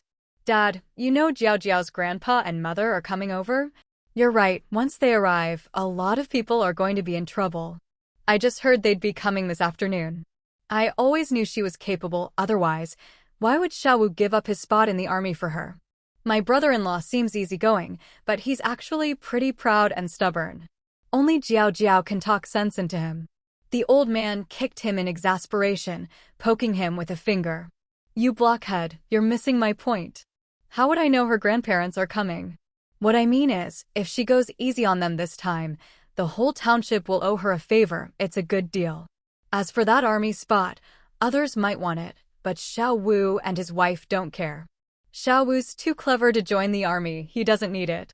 Would he have married such a wife if he'd gone? She wouldn't even look at a soldier. Her grandfather's a general, she only has to mention it and people will give her face. The Zhou family's just a bunch of fools, hiding things from her, trying to get money and goods. Jiao Jiao saw right through them but didn't care about their petty stuff. She cares about the future, Xiao Wu's future. Do you get it? Just listening to her today, you can tell she's shrewd. The Zhang family's really going to prosper with her backing Xiao Wu. Maybe you'll all benefit in the future. Only those idiots from the Zhou family took her for a fool. If they'd tried to win her over and get her a job, what are a few watches and bicycles compared to a city job? She doesn't care about material things. What matters to them is reputation and prospects. They're smart, power is what really counts. If you ever need advice, talk to those two. People say I'm shrewd, but I'm nothing compared to her. She's playing in the big leagues. Dad, haha, I get what you mean, but I'm just me, no use trying to learn. But those two are real people, loyal too. They treat me like family. This time, Meili found a big courtyard for sale, but we didn't have enough money. Before I even said anything, Xiao Wu heard about it from Meili yesterday morning, went home, and brought 300 yuan straight to the factory for me to use. He told me to buy the place, and if I ever need help, just ask him. They're not in a hurry for the money, pay it back in a couple of years if I want. He just said not to let his nephew suffer, pay him back whenever I can, and if I need more, just let him know. Isn't that loyal? I came today to tell you about the house. It's big enough for the kids when they grow up and get married. We'll transfer the deed the day after tomorrow and plan to move this week since we're off work. There's not much to move. The old couple who live there are taking their food and clothes to their son in the provincial capital, leaving everything else. You can help pick a day for the housewarming so everyone can get together. Good boy, fools have their blessings. I'll find someone to check the date, then let you know when I'm in the city. If there's nothing else, go help your in-laws. You still have to pick up your daughter from daycare, right? The old man was happy too. With Xiaowu helping his youngest son buy a big house, he felt at ease. Last year, when his wife was hospitalized, it was the youngest son who paid the bills and the daughter-in-law who did all the work, taking care of everything inside and out. None of the other sons or daughters-in-law said a word about paying them back. He planned to deduct it from their share of grain at the end of the year. After all, he and his wife raised them all, so why should only the youngest son spend money and the youngest daughter-in-law do all the work? People said she was fierce, but he liked her that way. Being tough with outsiders isn't a fault. It's the ones who cause trouble at home who are the real problem. When his wife was in the hospital, who would have thought it was the fierce daughter-in-law who stayed up night and day to care for her, running herself ragged for 2 months, losing a lot of weight, and the in-laws helped so much too. Zhang Chunming checked the time. It was getting late. Dad, I'll head out. Once the new house is ready, I'll bring you and Mom to stay. Meili asked if you need anything. She'll bring the kids over tomorrow. We'll be back for Xiaowu's son's 3-day celebration tomorrow. I won't bother Mom. Those old ladies always want a long explanation. The old man shook his head. We don't need anything, just live your own lives. Tell Meili we're fine. Go on, take care of your business. If you need anything, just come to me. In the west wing of the Zhang family courtyard, Zhang Meili and her sister listened to their second sister-in-law's account, their mouths agape in regret at not having witnessed it themselves, which made everyone laugh. Still, no one would really want to be in such a situation. After seeing that the baby was safe and sound, everyone let Jiao Jiao rest and focus on her postpartum recovery. Mother Zhang led everyone to the main hall to sit for a while. There wasn't much to tidy up in the house. Everyone in the Zhang family was diligent, and unlike some households, they didn't keep chickens in the front yard, so there was no chicken droppings everywhere and nowhere to step. After a while, Father Zhang returned with some venison and handed it to Mother Zhang. This is from eldest brother's house, just hunted yesterday. We still have some at home, so tidy it up. We'll have guests tonight, so we need to prepare. Also, clean up the girls' rooms so the guests can stay here instead of going to the guest house. Mother Zhang looked at the meat. There was quite a lot, about 10 pounds. Eldest sister-in-law is being generous. This is plenty. As for the dishes, tomorrow is Zhao Pingan's 3rd-day celebration, so I've already prepared some for tonight. We still have some wild chicken and rabbit that Xiaowu hunted earlier. I've dried them. We'll stew them with mushrooms tonight, and with this venison, there'll be plenty of meat. We'll also make some 2-grain rice. It'll be as good as New Year's. All right, let's do that. You and the daughters-in-law cook something for the 2 sons-in-law before they leave. They've come a long way and taken leave from work. They'll be back tomorrow, so it's better for them to go home early and get some rest. Zhang Chunming and Chen Xiaobin both shook their heads. No need, we already had lunch before coming. We only took leave after hearing the news in the canteen, together with eldest brother-in-law. We're not hungry now, it's an awkward time to eat anyway. Mother Zhang didn't insist. The sons-in-law visited often and were very familiar with the family, so there was no need for too much formality. Still, she made 2 bowls of malted milk for them. As for her daughters, they could help themselves if they wanted any. Have some water first. Later, when you're cycling with someone on the back, you won't get thirsty. Or, Meili can go pick up the kids, and you 2 can stay for dinner. It'll save you a trip tomorrow, Mother Zhang suggested. Zhang Chunming shook his head. We still need to go back. Xiaobin's father is worried something happened at home, so we need to report back. Besides, we didn't bring the things we prepared. With guests coming, we're not sure how many people can stay here. It's not far from the county town, so we'll come early tomorrow. Father Zhang just asked Xiaobin to thank his in-laws for him and to come over for a drink when they had time. After chatting with his 2 sons-in-law for a while, he hurriedly urged his daughters and sons-in-law to head back early, even putting 2 strips of cured meat in their bicycle baskets. He waved them off and closed the door before they could refuse. Zhang Guoqing strolled slowly. The small sitting room outside the west wing was empty, and the sewing machine had been put away, so his second sister-in-law's clothes must be finished. The kids weren't in the room, and everything was neat and tidy. He gently pushed open the inner room door and saw Jiao Jiao sleeping with their son. Not wanting to disturb them, He just stood at a distance, smiling as he watched them for a moment before returning to the small sitting room to rest. He had only dozed off for less than half an hour when some noises woke him. Listening carefully, he heard knocking at the courtyard gate. He jumped up from the couch, checked that Zhao Jiao was still asleep, and, without waking her, quickly tidied his clothes and hurried to the main gate. Just as he opened it, he saw a line of soldiers in uniform, with old Master Lin and his mother-in-law among them. He quickly went up to greet them with a smile, saying, "Grandpa, Mom, right? I'm Zhang Guoqing, Zhao Jiao's husband. Please come in. My parents were so happy to hear you were coming." He led them inside, calling out loudly, "Dad, Mom, we have guests." Everyone in the main hall came out. Father Zhang hurried forward, his face breaking into a wide smile, nervously rubbing his hands on his thighs as he called out, "General, you're here. I'm Guoqing's father, Zhang Guoqing. Please, come inside and have a seat. Wife, take our in-laws to the West Wing to see Zhao Jiao. Don't call me General, I'm Zhao Jiao's grandfather, a generation older than you. Just call me Uncle Lin. If it weren't for the age difference, we could be brothers," Lin Xinqing said, half-jokingly. Zhang Guoqing's mouth twitched. His father, aged by a hard life, looked about the same age as old Master Lin, who had clearly enjoyed a better life. With Lin Xinqing's words, Father Zhang relaxed a bit and said cheerfully, "You really don't care about seniority. I wouldn't dare call you brother. We all grew up hearing your stories. Please come in."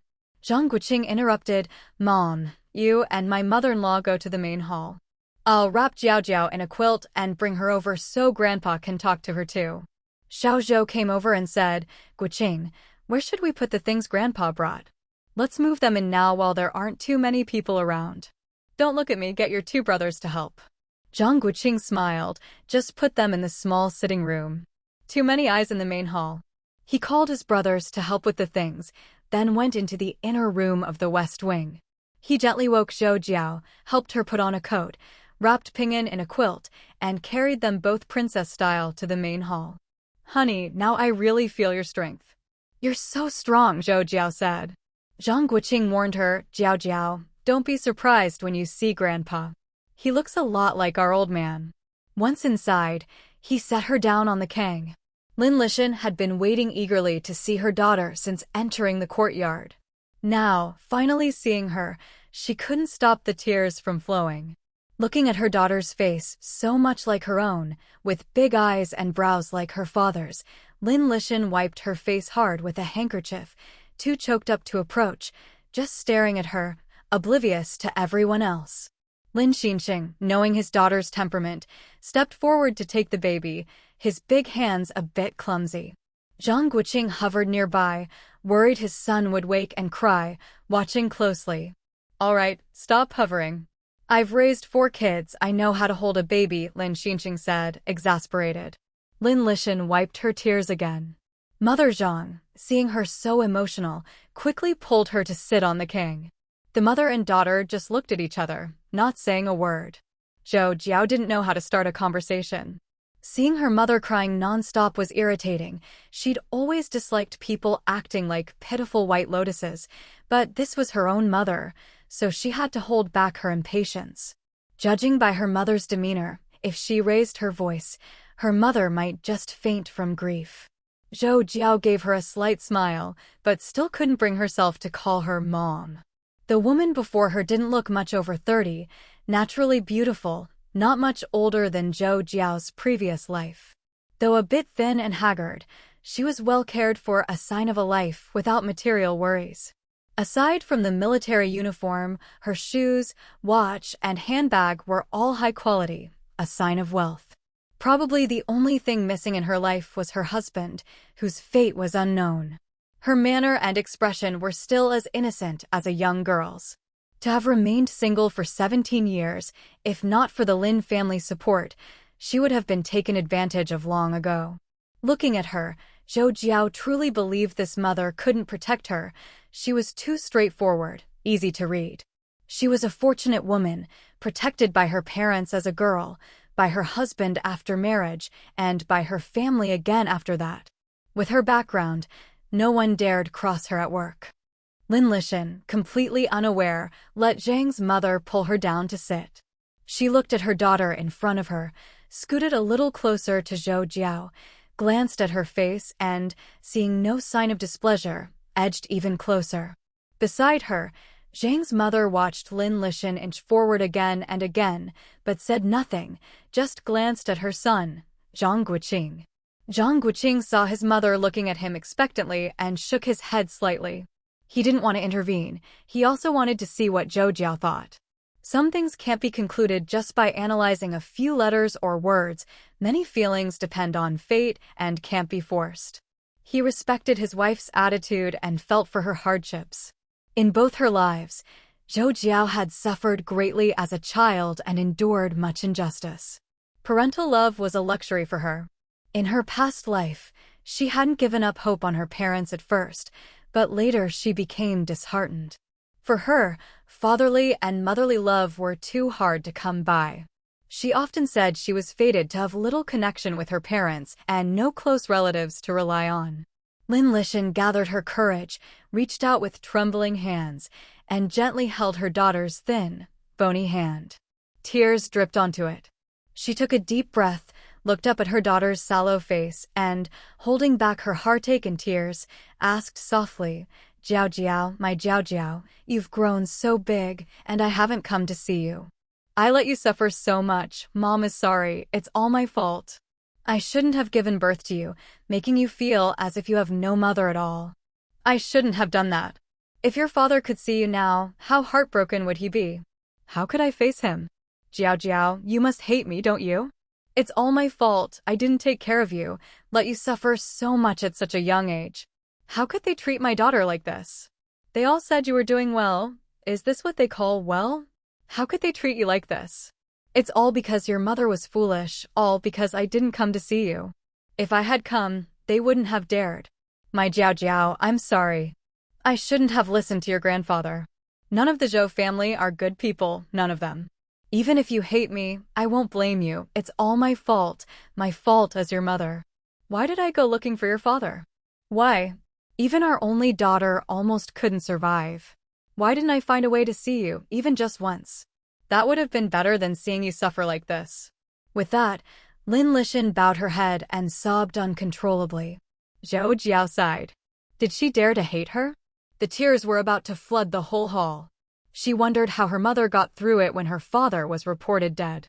No wonder she couldn't raise her. With how cautious and hesitant she was, anyone who didn't know would think she was the daughter. Zhou Jiao gently patted Lin Lishan, took the handkerchief Zhang Guoqing handed over, and wiped her mother's face. Seeing her still crying with her head down, Zhou Jiao sighed again. Her mother was too straightforward, too emotional, and cried so easily. Zhou Jiao was afraid her mother would get lost in her own melancholy. But if she spoke too tactfully, her mother might not understand and could get the wrong idea. Don't cry. Listen to me. I really don't blame you, not before and certainly not now. Other than not coming to see me, did I ever lack food or clothing? You gave birth to me and raised me. How could I hate you? What kind of person would that make me? The suffering I endured wasn't your fault. Maybe you'll say it would have been better if you hadn't let the Zhou family raise me, but what's done is done. I'm married now and even have a child. Let's look on the bright side.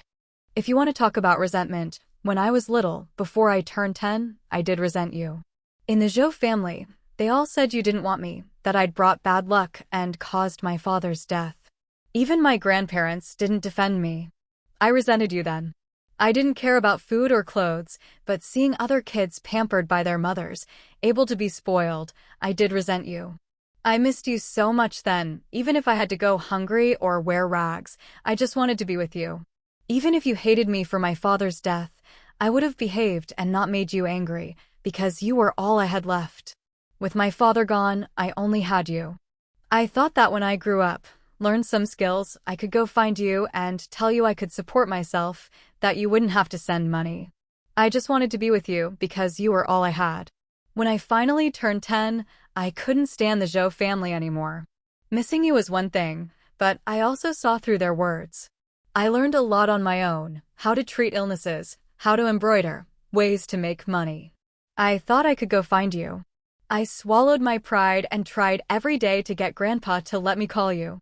When I finally got through, I was so excited. I thought I was amazing, that I'd see you soon. But on the phone, you refused. You said you couldn't take care of me, told me to wait, to be good at home, that you'd come get me. Hearing your cold voice, refusing to let me come, I felt chilled to the bone, my whole body numb. I bit my finger hard and realized I could only rely on myself. I really had no one. For 6 years, I got your letters, but never opened them. The new clothes and pants the others wore, I knew they were from your money, but I didn't care. I just wanted to learn quickly, grow up fast, and leave the Zhou family. After 2 more years, reading more books and learning about the world, I started to calculate the years. I was born in 1940, during the darkest time before dawn. Leaving me in my hometown was understandable then, but when I was 10, it was right after liberation. Why did you refuse to take me back then? Did you give up on me, or was there something you couldn't say? If it were me, I'd do anything to see my child, even if knives were falling from the sky. But I never got an answer. Do I hate you? No. I'm not someone who likes to blame or hate others. It's too exhausting. I told myself it's fine to be alone. No one to worry about, no one to worry for. Once I grew up, I could live however I wanted. No one cared about me, so I'd care for myself. No one loved me, so I'd love myself. That's how I lived for years. I got married, started a family, and you still didn't appear. I didn't expect anything anymore. I just wanted to live well. When I heard Xiaowu's cry in the delivery room, I thought of my father and of you. I wondered what you felt when you gave birth to me. After all that pain, why didn't you miss your only daughter? Even just seeing me once would have been better than sending things. I thought about the money you sent every month, how you never remarried and only had me. But why didn't you ever come see me? Not even once. I never saw anyone from the Lynn family either, and my father must have had a friend or two, but I never met them. I didn't notice these things before, but thinking it over, it's not normal. Later, I opened the letters you'd sent, over 30 of them, kept unopened for 6 or 7 years. Maybe at 10 I couldn't understand, but now I see you were always searching for my father. Looking at the different return addresses and the dates, I realized that even if I'd gone to you, I couldn't have followed you everywhere. I felt a bit better. For me, even if you never thought much of me, as long as you loved my father, that was enough. If you had remarried, no matter the reason, it would have been a betrayal. The fact that you stayed true to my father makes me feel better. The other day, Xiaowu went to tell Grandpa and Grandma the good news and found a lot of things didn't add up. He insisted on getting some addresses from the Lin family, planning to send them some local specialties as thanks, and to tell them not to send anything again. Some unpleasant things happened, and he brought back a few empty envelopes from the Lin family. When he told me, we thought it over and realized that Grandpa and the others had been hiding things from me about you abandoning me. After learning some of the truth, I felt angry these past 2 days, but now that I've let it out, I'm not mad anymore. Don't cry. I really never hated you. You didn't just give birth to me. I survived on the money you sent every month. You didn't come for me because you were always looking for my father, weren't you? So don't be sad. I don't blame you. I can understand my father meant everything to you, and finding him became your only obsession. Before Zhou Jiao finished, Lin Lishan hugged her tightly, silently crying and stroking her daughter's hair. For a moment, she didn't know how to express her heartache. Tears fell onto Zhou Jiao's neck, burning her heart and making it ache. Deep down, she still longed for her mother's love. Otherwise, where would her sadness and secret joy come from? Whether it was her or the original Zhou Jiao, both would have chosen to forgive. She hoped her father would come back to a home waiting for him. She trusted her intuition. Her mother did care about her. Lin Xinqing looked at the mother and daughter with relief, feeling a lump in his throat. When he left home, his wife had worried that there might be a rift between them, but he had reassured her, no one from the Lin family is muddle-headed. Thankfully, this child was broad-minded and generous, holding no grudges against her mother. Now he could finally relax. Looking around, aside from the baby still sleeping, all the women were wiping away tears, and the men weren't faring much better. Seeing the atmosphere so heavy and everyone's eyes brimming with tears, he had to interrupt. Otherwise, their guests would feel too awkward to stay. All right, now that everything's out in the open, you two can have a good chat in private later. Wipe those tears away. Is this how soldiers behave, all weepy?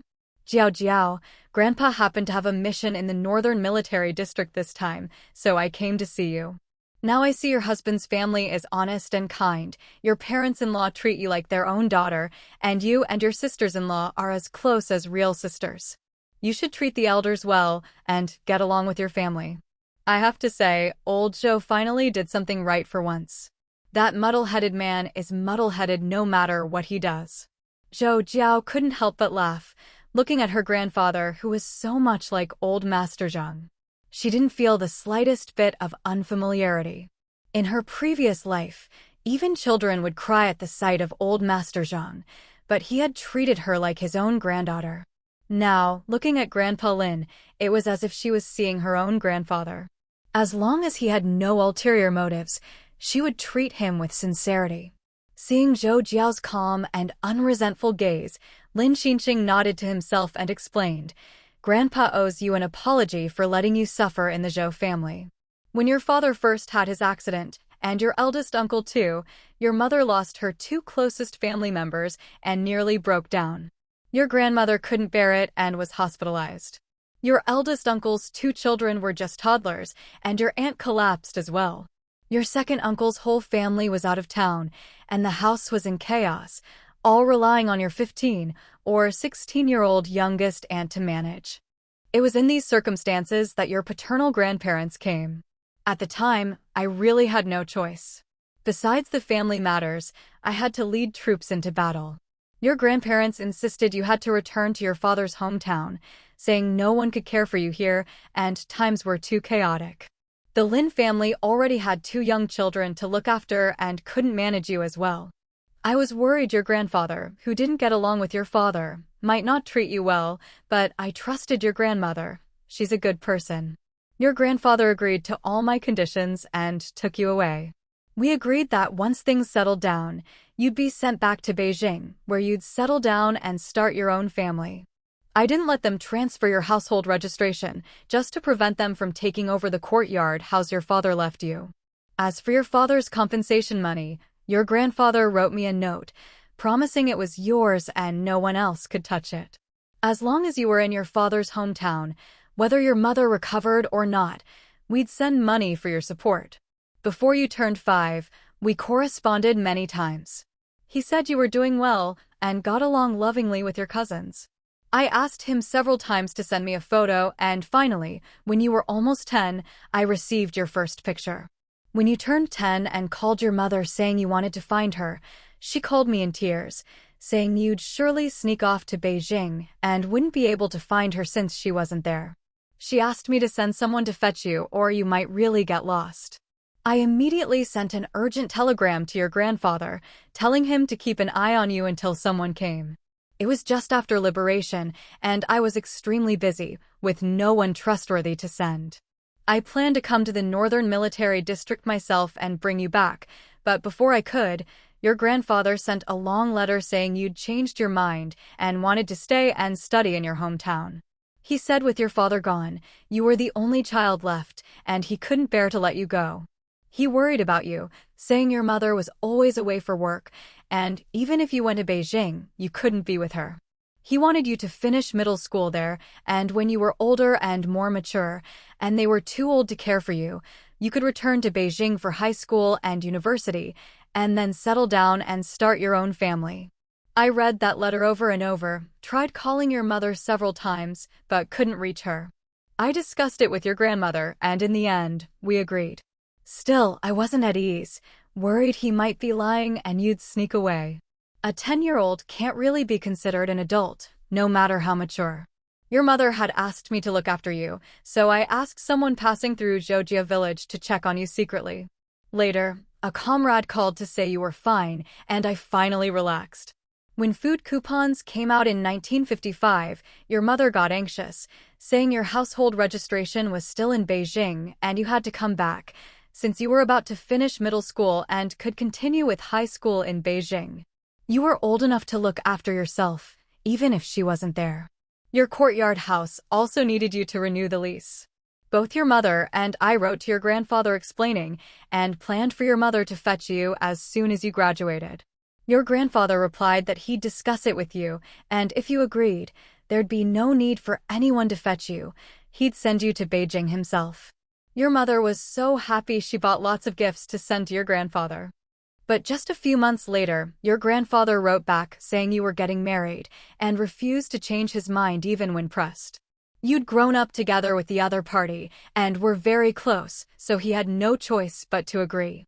This letter was just to inform us and tell us not to interfere.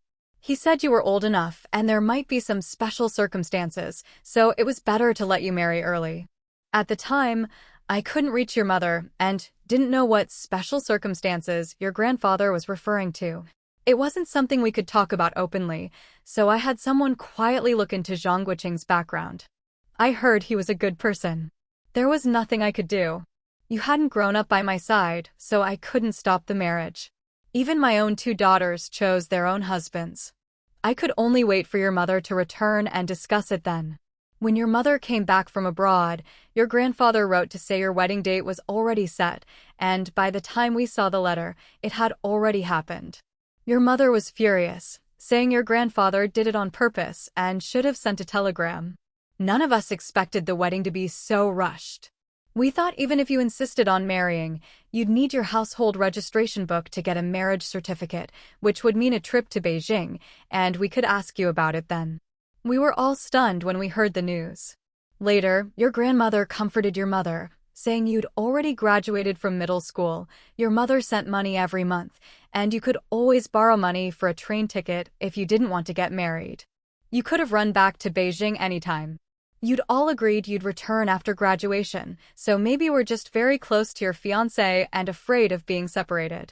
She said your mother hadn't raised you for a single day, so she shouldn't make you sad again. She urged your mother to quickly sort out your marriage certificate. Your household registration was still in Beijing, and without it, you couldn't get the certificate. No more mistakes could be made. Your mother pulled some strings to get your marriage certificate sorted. She couldn't get a long leave, so she kept applying. Coincidentally, her old regiment commander was retiring, and she had to compete for the position with others. She wanted to come see you but couldn't get the time off. She wasn't high enough in rank to use a military plane. A few months later, your grandfather wrote to say you were pregnant. This time, your mother couldn't sit still and was desperate to come back. She'd planned to bring you and your husband straight to Beijing to continue your studies. She'd even arranged for you to attend the military dependent school. But having a child changed everything. She got 5 days leave, but just as she was about to leave, something big happened and she couldn't go. After that, she wasn't in such a hurry to fetch you anymore. You can probably guess what happened. With that, Grandpa Lynn chuckled. After finishing, he looked at the couple and continued, Zhou Jiao, Grandpa really regrets not coming to see you in person sooner.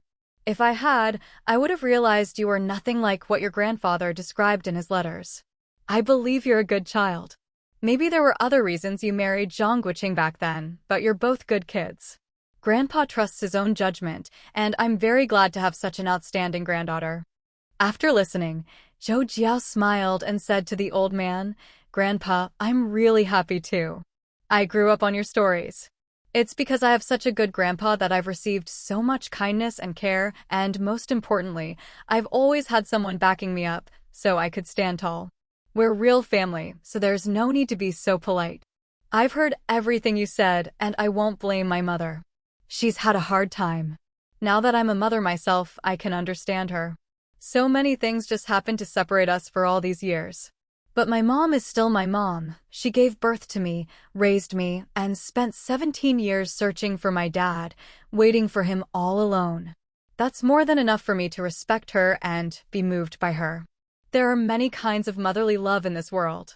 Just because my mom couldn't take care of me herself doesn't mean she failed as a mother. If my dad had been by her side, she could have stayed with me and with him in peace. She wouldn't have had to wander all over, searching for my dad's tracks. She couldn't come see me herself. Maybe other people would judge her for that, but I understand. Aside from the chaos of war and difficult travel, her heart was always with my dad. He was her reason to keep going. She cares so much about my dad, and for me, that's enough. For her to keep my dad in her heart, she's already an amazing wife and mother in my eyes. Grandpa, you shouldn't feel guilty either. Even though I didn't get all those things over the years, I still want to thank you and all our relatives. Having those things let me live safely in that home. All right, let's not get too sentimental. Grandpa, how many days can you stay this time? Lin Xinxing burst out laughing, feeling delighted by his granddaughter's praise. This granddaughter, who looked so much like her grandmother, spoke so warmly, unlike the other girls in the family, who acted like they'd seen a ghost when they saw him and just wanted to hide. See, his Zhou Jiao was a smart child, proud to have him as her grandpa. He always said it wasn't his fault, it was just that the other kids didn't get along with him. Good, good. You really are your grandmother's granddaughter, so good with words, and you look the most like her too. Your grandmother always says she misses you when she sees your photo. When you and Guoqing have time, bring the child to visit her. She can't stay in the north, her health can't take it. I have to head back to the military district tomorrow night, orders are orders. I won't be able to come back for a while. As for how your mother will return, you all can discuss it. After speaking, he looked around and signaled Xiaozhou and his men to check the perimeter and keep outsiders away. Mother Zhang took the hint and sent her 2 daughters-in-law to the kitchen to prepare dinner, taking the children outside. The 2 brothers looked at Zhang Guoqing, asking with their eyes if they should leave too. Zhang Guoqing shook his head, telling them to stay put. There was nothing here that couldn't be said in front of them, and they weren't the talkative type anyway. Once Xiaozhou returned and nodded slightly before leaving, Lin Xinxing finally spoke. Don't be nervous. Guoqing, you and your brother stay. Guoqing's father, this is about Zhou Jiao's father, my son-in-law, Zhou Xiaozheng. Didn't I just say something big happened when Jiao's mother came over? That's it. Around that time, someone from above sent me word that my son-in-law and eldest son were still alive and had returned from a mission. Actually, besides old Master Zhou deliberately not letting Zhou Jiao return to Beijing, do you know why I never came to see her either? Why didn't her father's friends show up? Jiao must have wondered about that. Before my eldest son left for his mission, he let slip a little, so I always suspected that he and my son-in-law hadn't had an accident, but were on a secret mission. Unfortunately, no matter how much I investigated in secret, I couldn't find any leads. But someone was watching my eldest son's children from the shadows, so I had a feeling. Plus, Jiao's mother always insisted her husband was alive. Others said she was crazy, but I know my own daughter, she must have had some reason to believe it. The situation was complicated at the time. Someone quietly told me to protect Zhou Xiaozheng's daughter. The 2 of them disappeared without a trace, and for people like them, if anything happened on the way, the family would never be notified unless they were still alive. I couldn't tell anyone, not even my wife. I had Jiao's mother keep working, afraid that if she left the army, she'd be in danger. I didn't dare bring Jiao back either. Before liberation, I risked my life every day back then. Just surviving was enough. At least Jiao was safe in the village. After liberation, I planned to bring her back, but her grandmother's health was bad. Still, there was a nanny, and her mother came back to Beijing from time to time, so she wasn't lacking care. Besides, the military compound was safe. But I hesitated. I didn't know if they were still alive, or if they were still in hiding. If Zhou Xiaozheng had the highest rank among those people, would Jiao be in the most danger? So I secretly decided that as long as Jiao was safe in the countryside, I'd let her stay there, at least until she was old enough to understand danger. Then I'd see about bringing her back. Zhou Xiaozheng had several good friends who came to ask me about him, but I never dared tell anyone where Jiao was. That's how, through all these twists of fate, this child suffered a lot and endured many hardships. I wanted to let you all know first. You didn't know about Zhou Xiaozheng's return, but I figure Guoqing and Jiao might have guessed. In a month or so, her father will be back. They completed their mission very well this time, reporting directly to the top. A few months ago, I got word from above that her father and uncle were alive. It's still confidential. Just keep it in mind and don't spread it. When he comes back, the whole family will know. Zhou Jiao gripped her mother's hand tightly, looking at her in disbelief. When she saw her mother smiling and nodding, she couldn't hold back her tears anymore. Before, they'd only guessed he was alive, but now it was certain. Tears streaming down her face, she turned to Zhang Guoqing and cheered, "Brother, my dad is really alive. He's really, truly alive. I've been so worried these past few days, but now I can finally relax, he's safe." Zhang Guoqing smiled and nodded. "That's right. I told you he'd be fine. He's always thinking of you." Lynn looked at her daughter and son-in-law, then at old Master Lin in disbelief. Her father had guessed right, they'd already suspected Zhou Xiaozheng was alive. Lin Xinxing smiled at the young couple. He'd only suspected because his eldest son had let something slip and only got confirmation a year ago. How had they figured it out? He'd never told anyone, not even his wife, just in case. "You too, tell me how you guessed." "Right now, only a few people at the top know about this." "How did you figure it out?" Zhou Jiao silently scolded herself for letting her guard down and giving herself away after just a few words. She grinned sheepishly at old Master Lin and stuck out her tongue. "Grandpa, it's a long story. Why don't you tell us more about my dad first?" "Let Guoqing tell you himself. He just came back with the good news yesterday and guessed it then." "I only found out yesterday too." Lin Xinxing didn't pay it much mind and continued, "Your dad's back, your family's reunited, but I still haven't seen him or your eldest uncle. The old commander said they're being assigned to the capital, but I don't know what he's planning." "When are you all heading to Beijing?" "Guoqing, tell Grandpa what you think. There's no need to play dumb or keep things hidden, just speak your mind." Zhang Guoqing thought for a moment before replying, "Grandpa, I don't want to go to Beijing for now. Since my mother-in-law is here too, I'll just say what I think. I'm still young and want to settle down for a few years in the Northeast, work and study at the same time, gain some experience, and when the child is a bit older, Jiao and I can both take the college entrance exam. It won't be too late to go to Beijing then." Good. Ambitious and principled, and you've set your goals early. You're only 18 this year, right? That's excellent. Our Jiao really has an eye for people. She's found herself a good partner and married into a good family. Old Zhang, you and your wife really know how to raise children. Your son is outstanding." Old Master Lin handed the child over to Zhang Guoqing, patting him repeatedly in excitement, praising him 3 times in a row. Father Zhang quickly waved his hand, grinning from ear to ear. "There's nothing in the world more pleasing than hearing others praise your son." Old Master Lin glanced at his daughter and said, "Daughter, since your daughter and son-in-law are both here, as your father, I'll say a few words for everyone to consider. As for Zhou Xiaozheng's future post, I don't support him staying in Beijing or in his original unit. So many have fallen over the years. He's capable, resourceful, and highly intelligent, but he hasn't been in Beijing for years. The military district has changed hands. Old comrades have either died or retired, and only a few have risen to higher positions. If Zhou Xiaozheng takes office, he'll surely be promoted, but that'll put others beneath him. How much camaraderie will be left then? He's strong, but fighting alone is exhausting. Others see him as the Lin family's son-in-law, and with his rank, plenty of people want to pull him in. The waters run deep. I came to the Northern Military District this time not just for meetings, but to see how things are here. I didn't let your big brother stay in Beijing either. I arranged for all of them to be stationed elsewhere. I just don't know what the higher-ups are thinking." After speaking, he noticed that only Father Zhang seemed thoughtful. The other 2 brothers didn't quite understand the implications, and his own daughter just nodded along.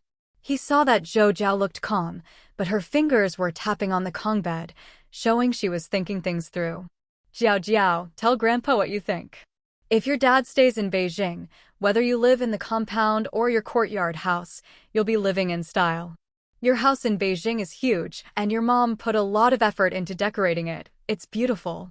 There are so many nice clothes in Beijing, and you can watch movies in the compound. You could work in your mom's arts troupe anytime you want. Don't you want to go?" Lin Xinxing teased his granddaughter. Zhou Jiao smiled at her grandfather's antics. Grandpa, stop teasing me, I'm not falling for it. I'll listen to you. You're the pillar of our family. Why would I need to be so impressive? I don't bully others, and I won't let anyone cross my bottom line. Life is the same wherever you go. In 2 or 3 years, your granddaughter will go to university in Beijing and make you proud, fair and square. You little fox, aren't you curious if your dad will agree? Isn't my mom here? If needed, she can just cry in front of him. Lynn, both embarrassed and annoyed, shouted at them, "You brat. What do you mean, your mom will cry at him? If he doesn't listen to me, I'll beat him up. You really are a handful. I'd better go check on my good baby instead." Everyone in the main room burst out laughing.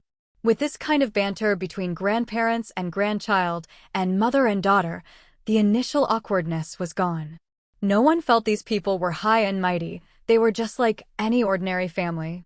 Old Master Lin glanced at Zhang Guoqing, who was sitting quietly nearby, then at Zhou Jiao, recalling his wife's instructions.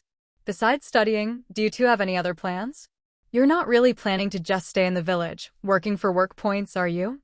Since you have a plan to work and study at the same time, you should find a relevant department. Learning isn't just about books, it's also about workplace relationships, right? Zhang Guoqing nodded. That's true. There's a lot I need to learn.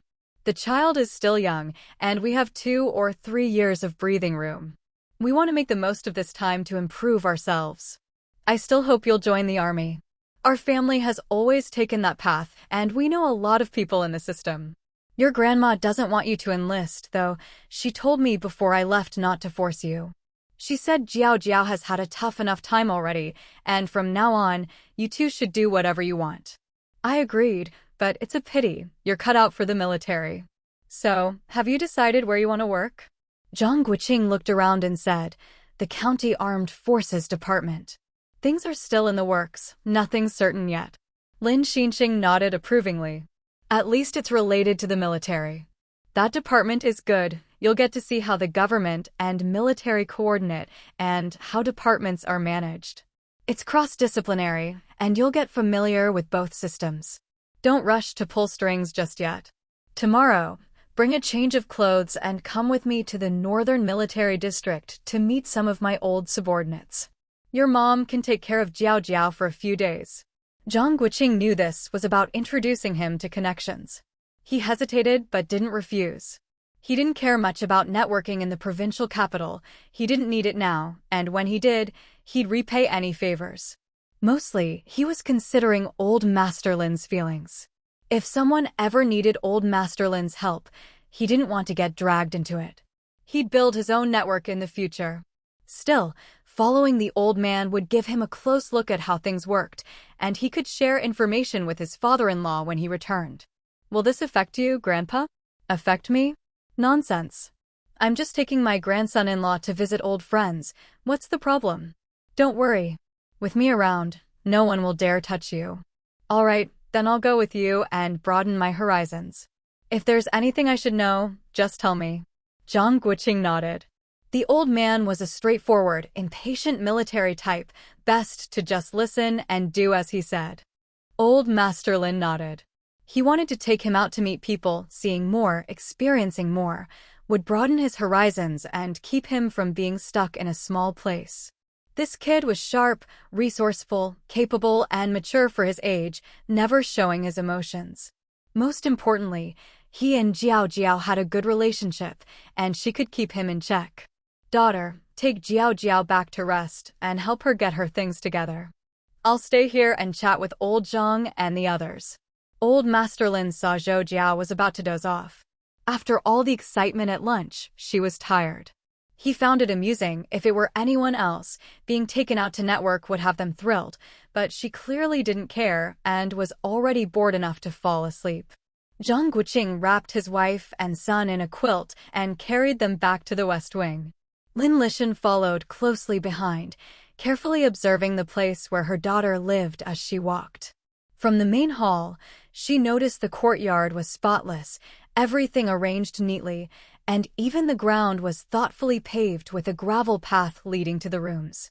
As soon as she entered the young couple's room, She saw a large heated brick bed, under the big window, with a small table on top. A big red Chinese knot hung on the wall at the head of the bed. Against the right wall in front of the king, besides a brand new sewing machine, there was a specially made low cabinet with a thermos and cups on it. Next to the cabinet, 2 chairs were placed against the right wall, and together with a small coffee table in the middle and a soft couch opposite the king, they formed a cozy sitting area. Behind the couch was a bookshelf-like cabinet, dividing the room into 2 sections. The cabinet was filled with books on top and drawers and sliding doors below. The spaces were connected, and she could vaguely see wooden chests of various sizes in the inner area on the right, with some dried game hanging above them. Lynn quietly took note of the furnishings, considering what else might be needed. She had brought quite a bit of money and ration coupons this time. Walking past the dividing cabinet, she saw a door in the left wall, leading to their bedroom. Zhang Guoqing carried them into the bedroom. Lynn stepped in and immediately realized that 2 rooms had been combined into a small suite. Near the window was a large heated brick bed. A fine cloth was draped over the bedside cabinet, hanging down slightly, and on closer inspection, she could see delicate bamboo embroidered on it. The rolled-up door curtain and the hanging window curtains were all in matching colors, each with different embroidered designs. The door curtain had large peonies, while the main curtain was particularly unique. Clusters of bamboo on the left, poetic verses embroidered in the lower right corner. If you didn't look closely, you'd think it was a painting.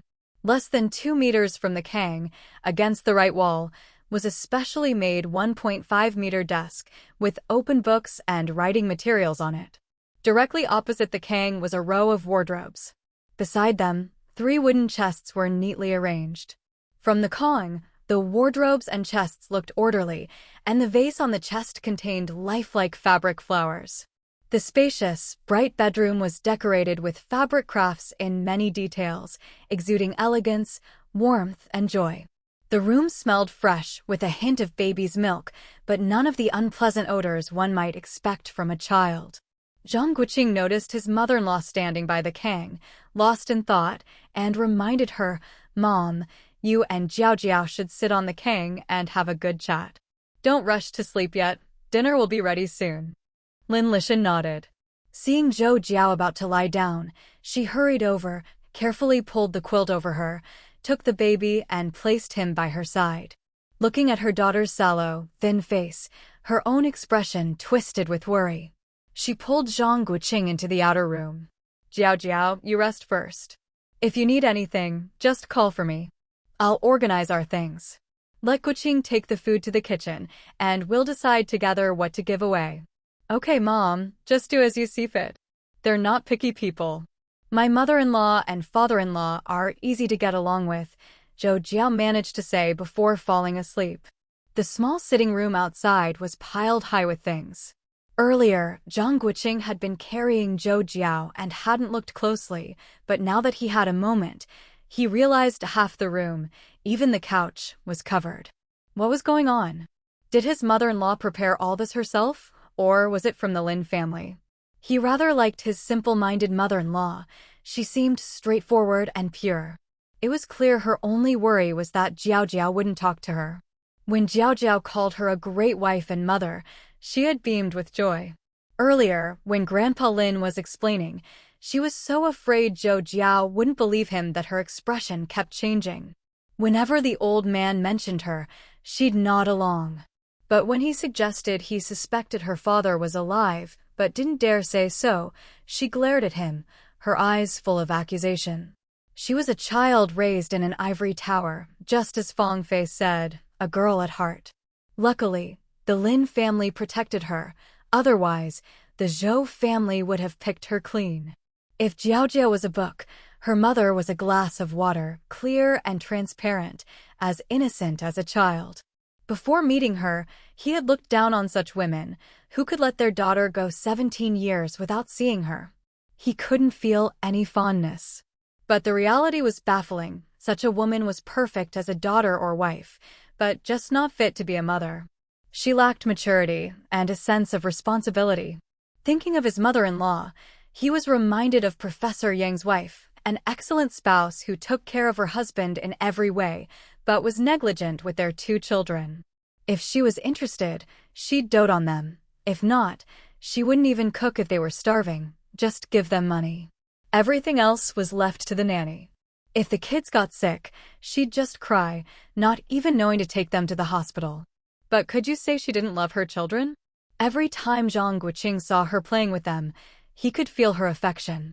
Such a mother was like a friend. She wouldn't restrict you, but neither would she carefully protect or pamper you. She herself needed to be loved and cared for. He didn't expect much from his mother-in-law, just that she wouldn't hurt Zhou Jiao. Her whole world was Zhou Xiaozhen, but for him, it was only Zhou Jiao. Mom, this is way too much stuff. How did you bring it all? Weren't you worried about getting in trouble, carrying so many bags onto the train? Please don't send so much next time. How much do you make a month? We're not short of money, really. Sometimes I go up the mountain and hunt, and secretly send game to the city. If you don't believe me, just look at how much Zhao Jiao has on hand. Lynn waved it off. Don't worry, your mom knows how to make money. The art troupe often sends us all over the country, and all expenses are reimbursed. Sometimes I earn a little extra by helping people carry things. Who could live on just that salary? Everyone does it on the sly, it's not dangerous. But you shouldn't go up the mountain anymore, that's too risky. Zhang Guoqing was concerned by her casual attitude. Hey, you really can't be so reckless.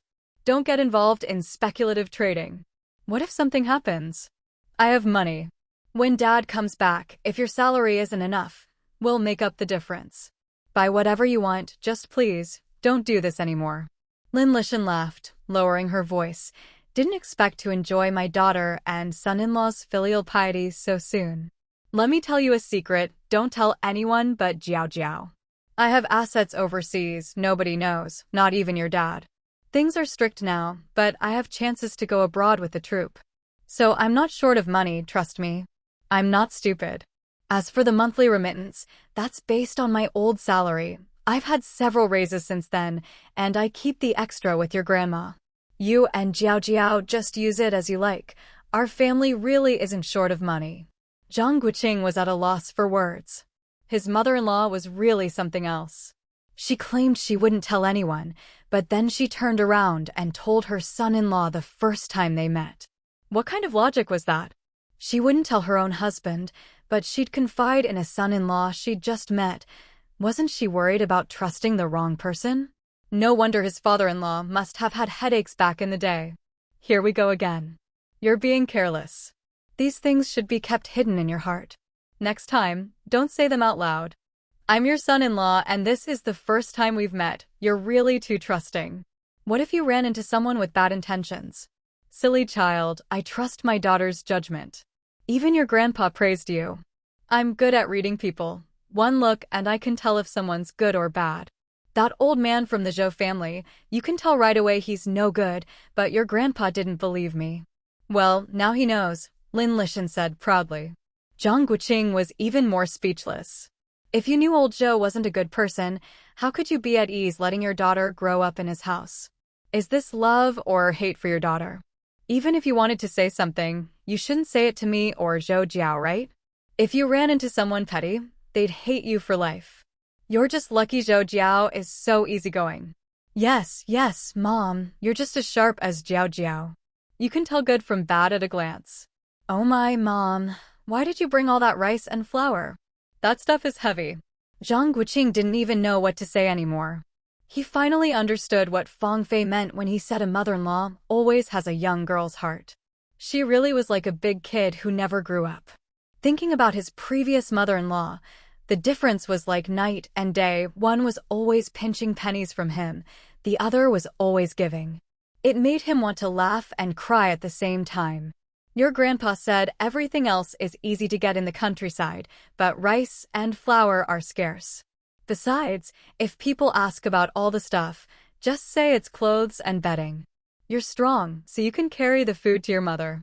The rest, let Zhao Jiao handle. Even with his own strength, he had to make 3 trips, okay? But at least the small living room was less crowded now. Looking at the remaining parcels, Zhang Guoqing continued moving the boxes into the inner room for the mother and daughter to sort through.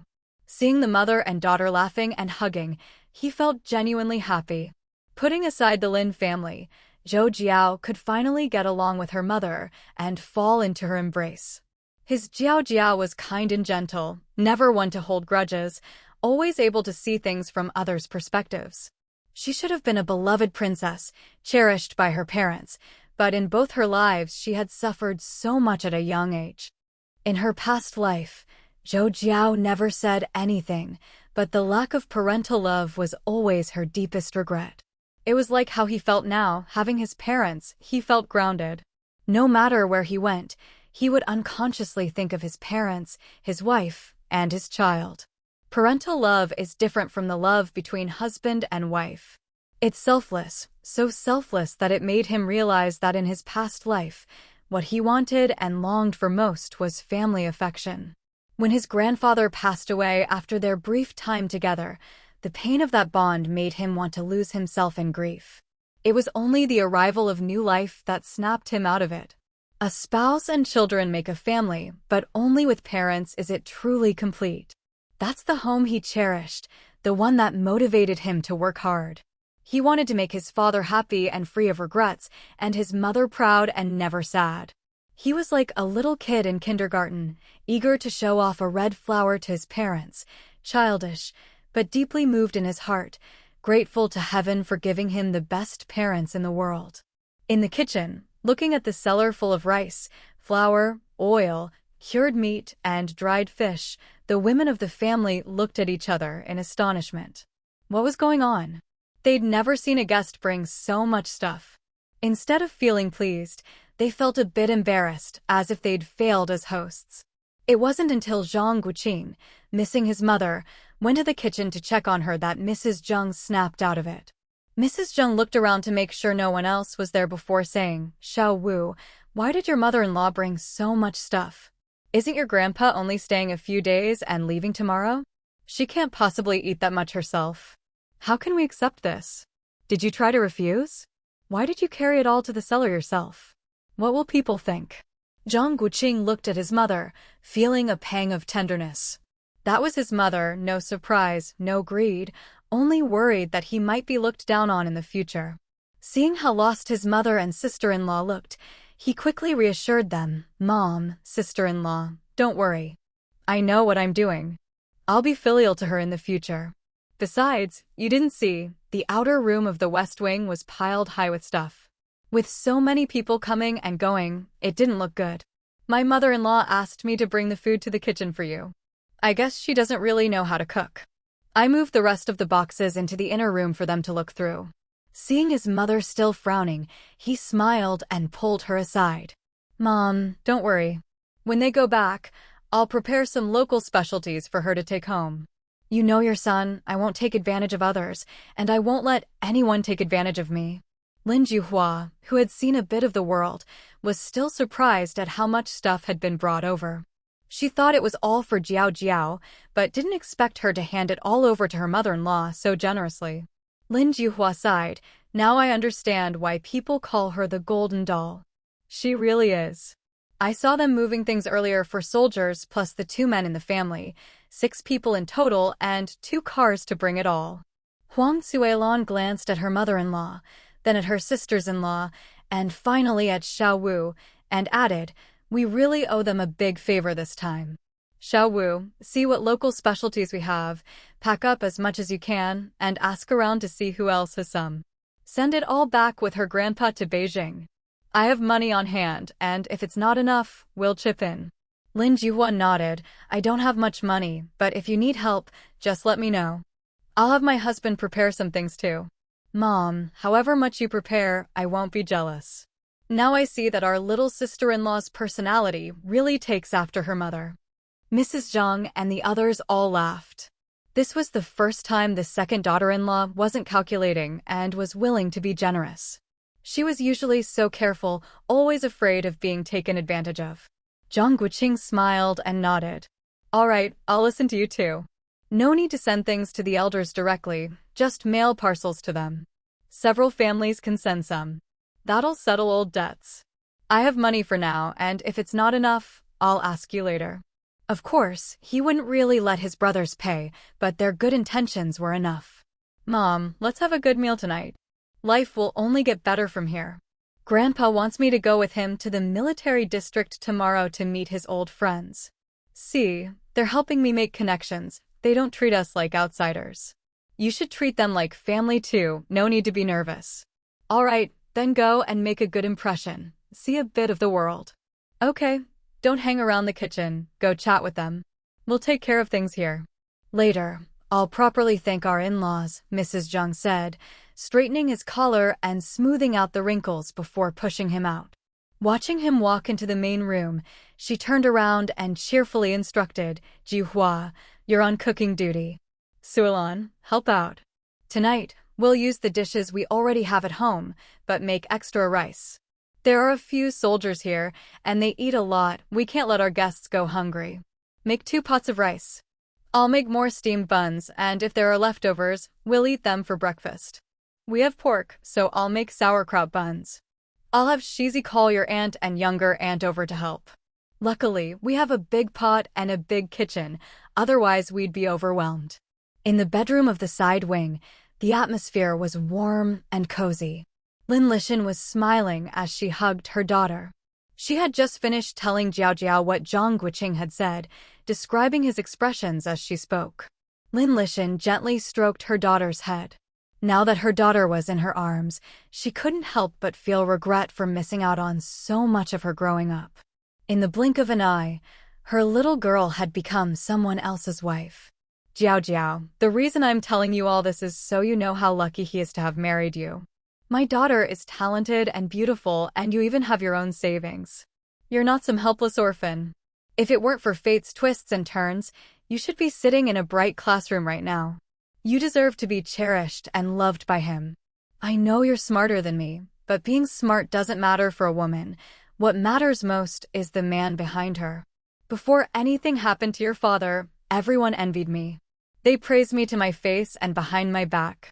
But after your father's accident, their true colors showed. Some even took pleasure in our misfortune. That's the difference a good man makes in your life. The way a man treats his woman determines how much respect she gets. People talk about gender equality, but society's views haven't really changed. Everything looks familiar on the surface, but deep down, everything is different. I ran away from it all, left the place I knew, and went everywhere searching for your father. I didn't believe anything could have happened to him. He was the strongest soldier, a man who made it on his own without any background or connections. He was smart, not just brave, and different from those hot-headed types. How could someone like him just die in action? Who could possibly be his match? I was always worried that he and your uncle had been framed, that they were waiting for me to find them. A lot of people said I was crazy, but I thought about it every day. In the end, I realized I was the one who got your father killed. I felt it was all a conspiracy against the Lynn family. If it weren't for me, someone as shrewd as him would never have gotten involved. Before his last mission, he told me that if anything happened, I should wait for him to come back. He was so happy talking about you, saying he wanted to prepare a grand dowry for you when you grew up, that he wanted you to be skilled in music, chess, calligraphy, and painting, and to have enough dollars saved up so you could do whatever you wanted. He would always be there to protect you, his precious princess. When it came time to find you a husband, he'd make sure to teach the guy a lesson first, so he wouldn't dare hurt you. He had so many hopes for you. How could he bear to leave you? How could he not have made arrangements before something happened? I went crazy searching for answers, ignoring my own identity as a soldier. Later, your grandfather reminded me that many people were watching me in secret. So I joined the performing troupe and used every chance to go on assignments, searching for your father along the way. The Northeast was his old territory. He wouldn't have had an accident there. I took every assignment except those up north, afraid that if I was too late, I'd never find your father or your uncle again. I tracked down your father's old comrades and familiar places. The more I learned, the more confused I became. I could only keep it all to myself, not even your grandfather knew, because I was afraid that if I acted rashly, it would put your father in danger. I could tell when people were testing me. Some were your father's friends, others from all sorts of backgrounds. Luckily, your father is coming back. Heaven really does have eyes. Zhou Jiao leaned against her mother, knowing there must have been many dangers and hardships in all this. But since her mother didn't want to talk about them, she didn't ask. The pain had passed, there was no need to dwell on it or cry over old memories. Mom, it's all in the past. When Dad comes back, our family will be together again. There's no need to think about what's already happened.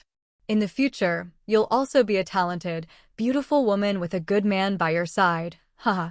Lynn gently patted her back. Suddenly remembering something, she asked angrily, "Tell me, did something happen at the Zhou family that made you rush to marry Xiaowu?" Zhou Jiao wasn't sure what she'd been thinking back then. At the time, she and Zhang Guoqing were very close, childhood sweethearts who grew up together.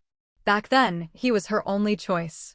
A lot of things happened all at once, and that's how they became husband and wife.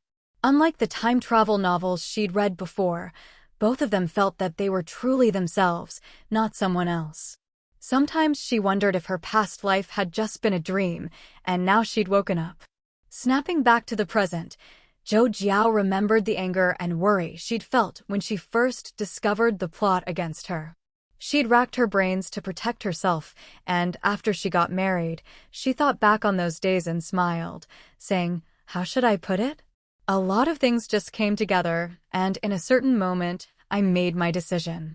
One day, Huang Zhaodi and her daughter Zhou Shui were sneaking around, trying to avoid me. I overheard them in a room, plotting how to marry me off to her nephew without causing a big scene, and making sure to guard against Xiaowu taking revenge. I overheard everything. They came up with all sorts of nasty tricks. Other than my weak grandmother, there was no one in the Zhou family I was attached to. Even my grandmother changed for the worse later on. I wasn't sure how much you were sending in your letters, but just with Uncle Zhou Xiaozuan's daily 6-cent ration, the whole family was living better than city folks. Deep down, I knew it was your support money that was feeding them.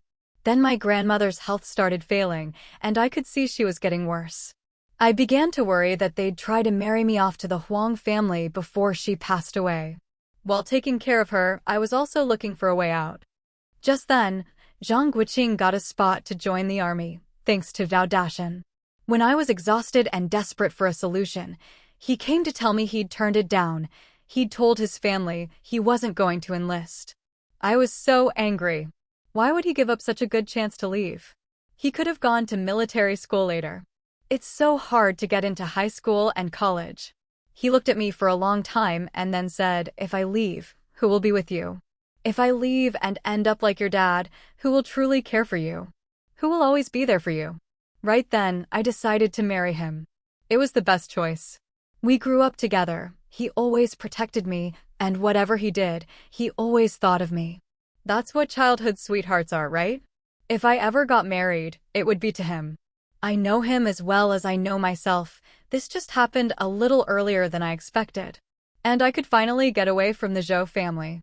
Plus, his family is harmonious, his parents are kind, and they've always treated me well.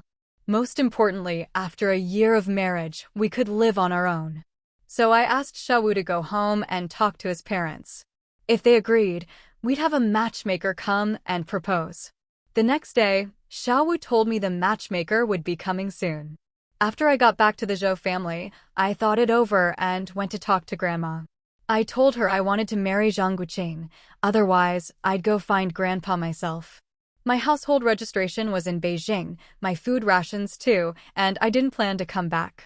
As I expected, Grandma told Grandpa, and Grandpa, just as I thought, reluctantly agreed. And that's how I married Xiaowu. Lynn sighed after hearing this. I really should thank our in-laws. They're truly good people. I need to properly thank them for taking care of you all this time. Yes, my mother and father-in-law are good people. When I suggested that Xiaowu go home and discuss things with his parents, I never expected everything to go so smoothly. At that time, we had already received our high school admission letters. I heard Xiaowu was among the top students, but he gave up his studies to marry me, and his parents still agreed. So I'm really grateful to them. Lynn looked at her in surprise. You mean you got your high school admission letter? You graduated early? Zhou Jiao laughed. No, I didn't graduate early. Grandpa misled you all. He stays home every day reading. How could he not know when I was supposed to graduate? When Grandpa said he'd pick me up after middle school graduation, I understood what was going on. Lynn muttered a few curses under her breath, then thought for a moment and asked, "Why didn't you come back to Beijing then? With your brains, you could have found Grandpa's address even without it. Even if you didn't trust Grandpa or me, at least you had your own courtyard and household registration in Beijing. Wouldn't that have been good?" Zhou Jiao smiled. Mom, you didn't actually believe what Grandma and I said, did you? Whatever Grandpa wrote in his letters, he never told me a word about it. I didn't even know he'd written to me. And since I'd never met any of you, how could I just foolishly run off to Beijing with no backup plan? What if the little courtyard had collapsed after 17 years? What if my household registration had been cancelled because no one was there? Besides, I only told Grandma those things because I was confident in my plan. You always ask if I hate you or not, but honestly, I never have. Growing up, there was only one person I truly hated. But even with that one person, I couldn't do anything about it. Hating him was useless. So I told myself not to hate others. It's too exhausting, too draining. It's better to stay away and ignore him. Grandpa is a complicated person. He used cold violence against me. I was already sensible at 3 years old. Whenever I saw his grandkids bullying me, he'd go out of his way to avoid the scene, even taking detours with guests so no one would notice. When his eldest daughter-in-law cooked special meals and excluded me, he acted like nothing was wrong. When she insulted me with veiled words, he'd just sit there, staring at me, silently backing her up. Whenever Grandma tried to teach me to recite texts or memorize medical formulas, he'd deliberately assign her chores or even stop her. I remember back then, the two of them would always argue. That's when I started secretly learning. With nowhere else to go, I'd sneak off to the ancestral hall's little room. Grandma covered for me, and before I turned 8, I'd learned all her skills. But no one in the Zhou family ever noticed. To be continued.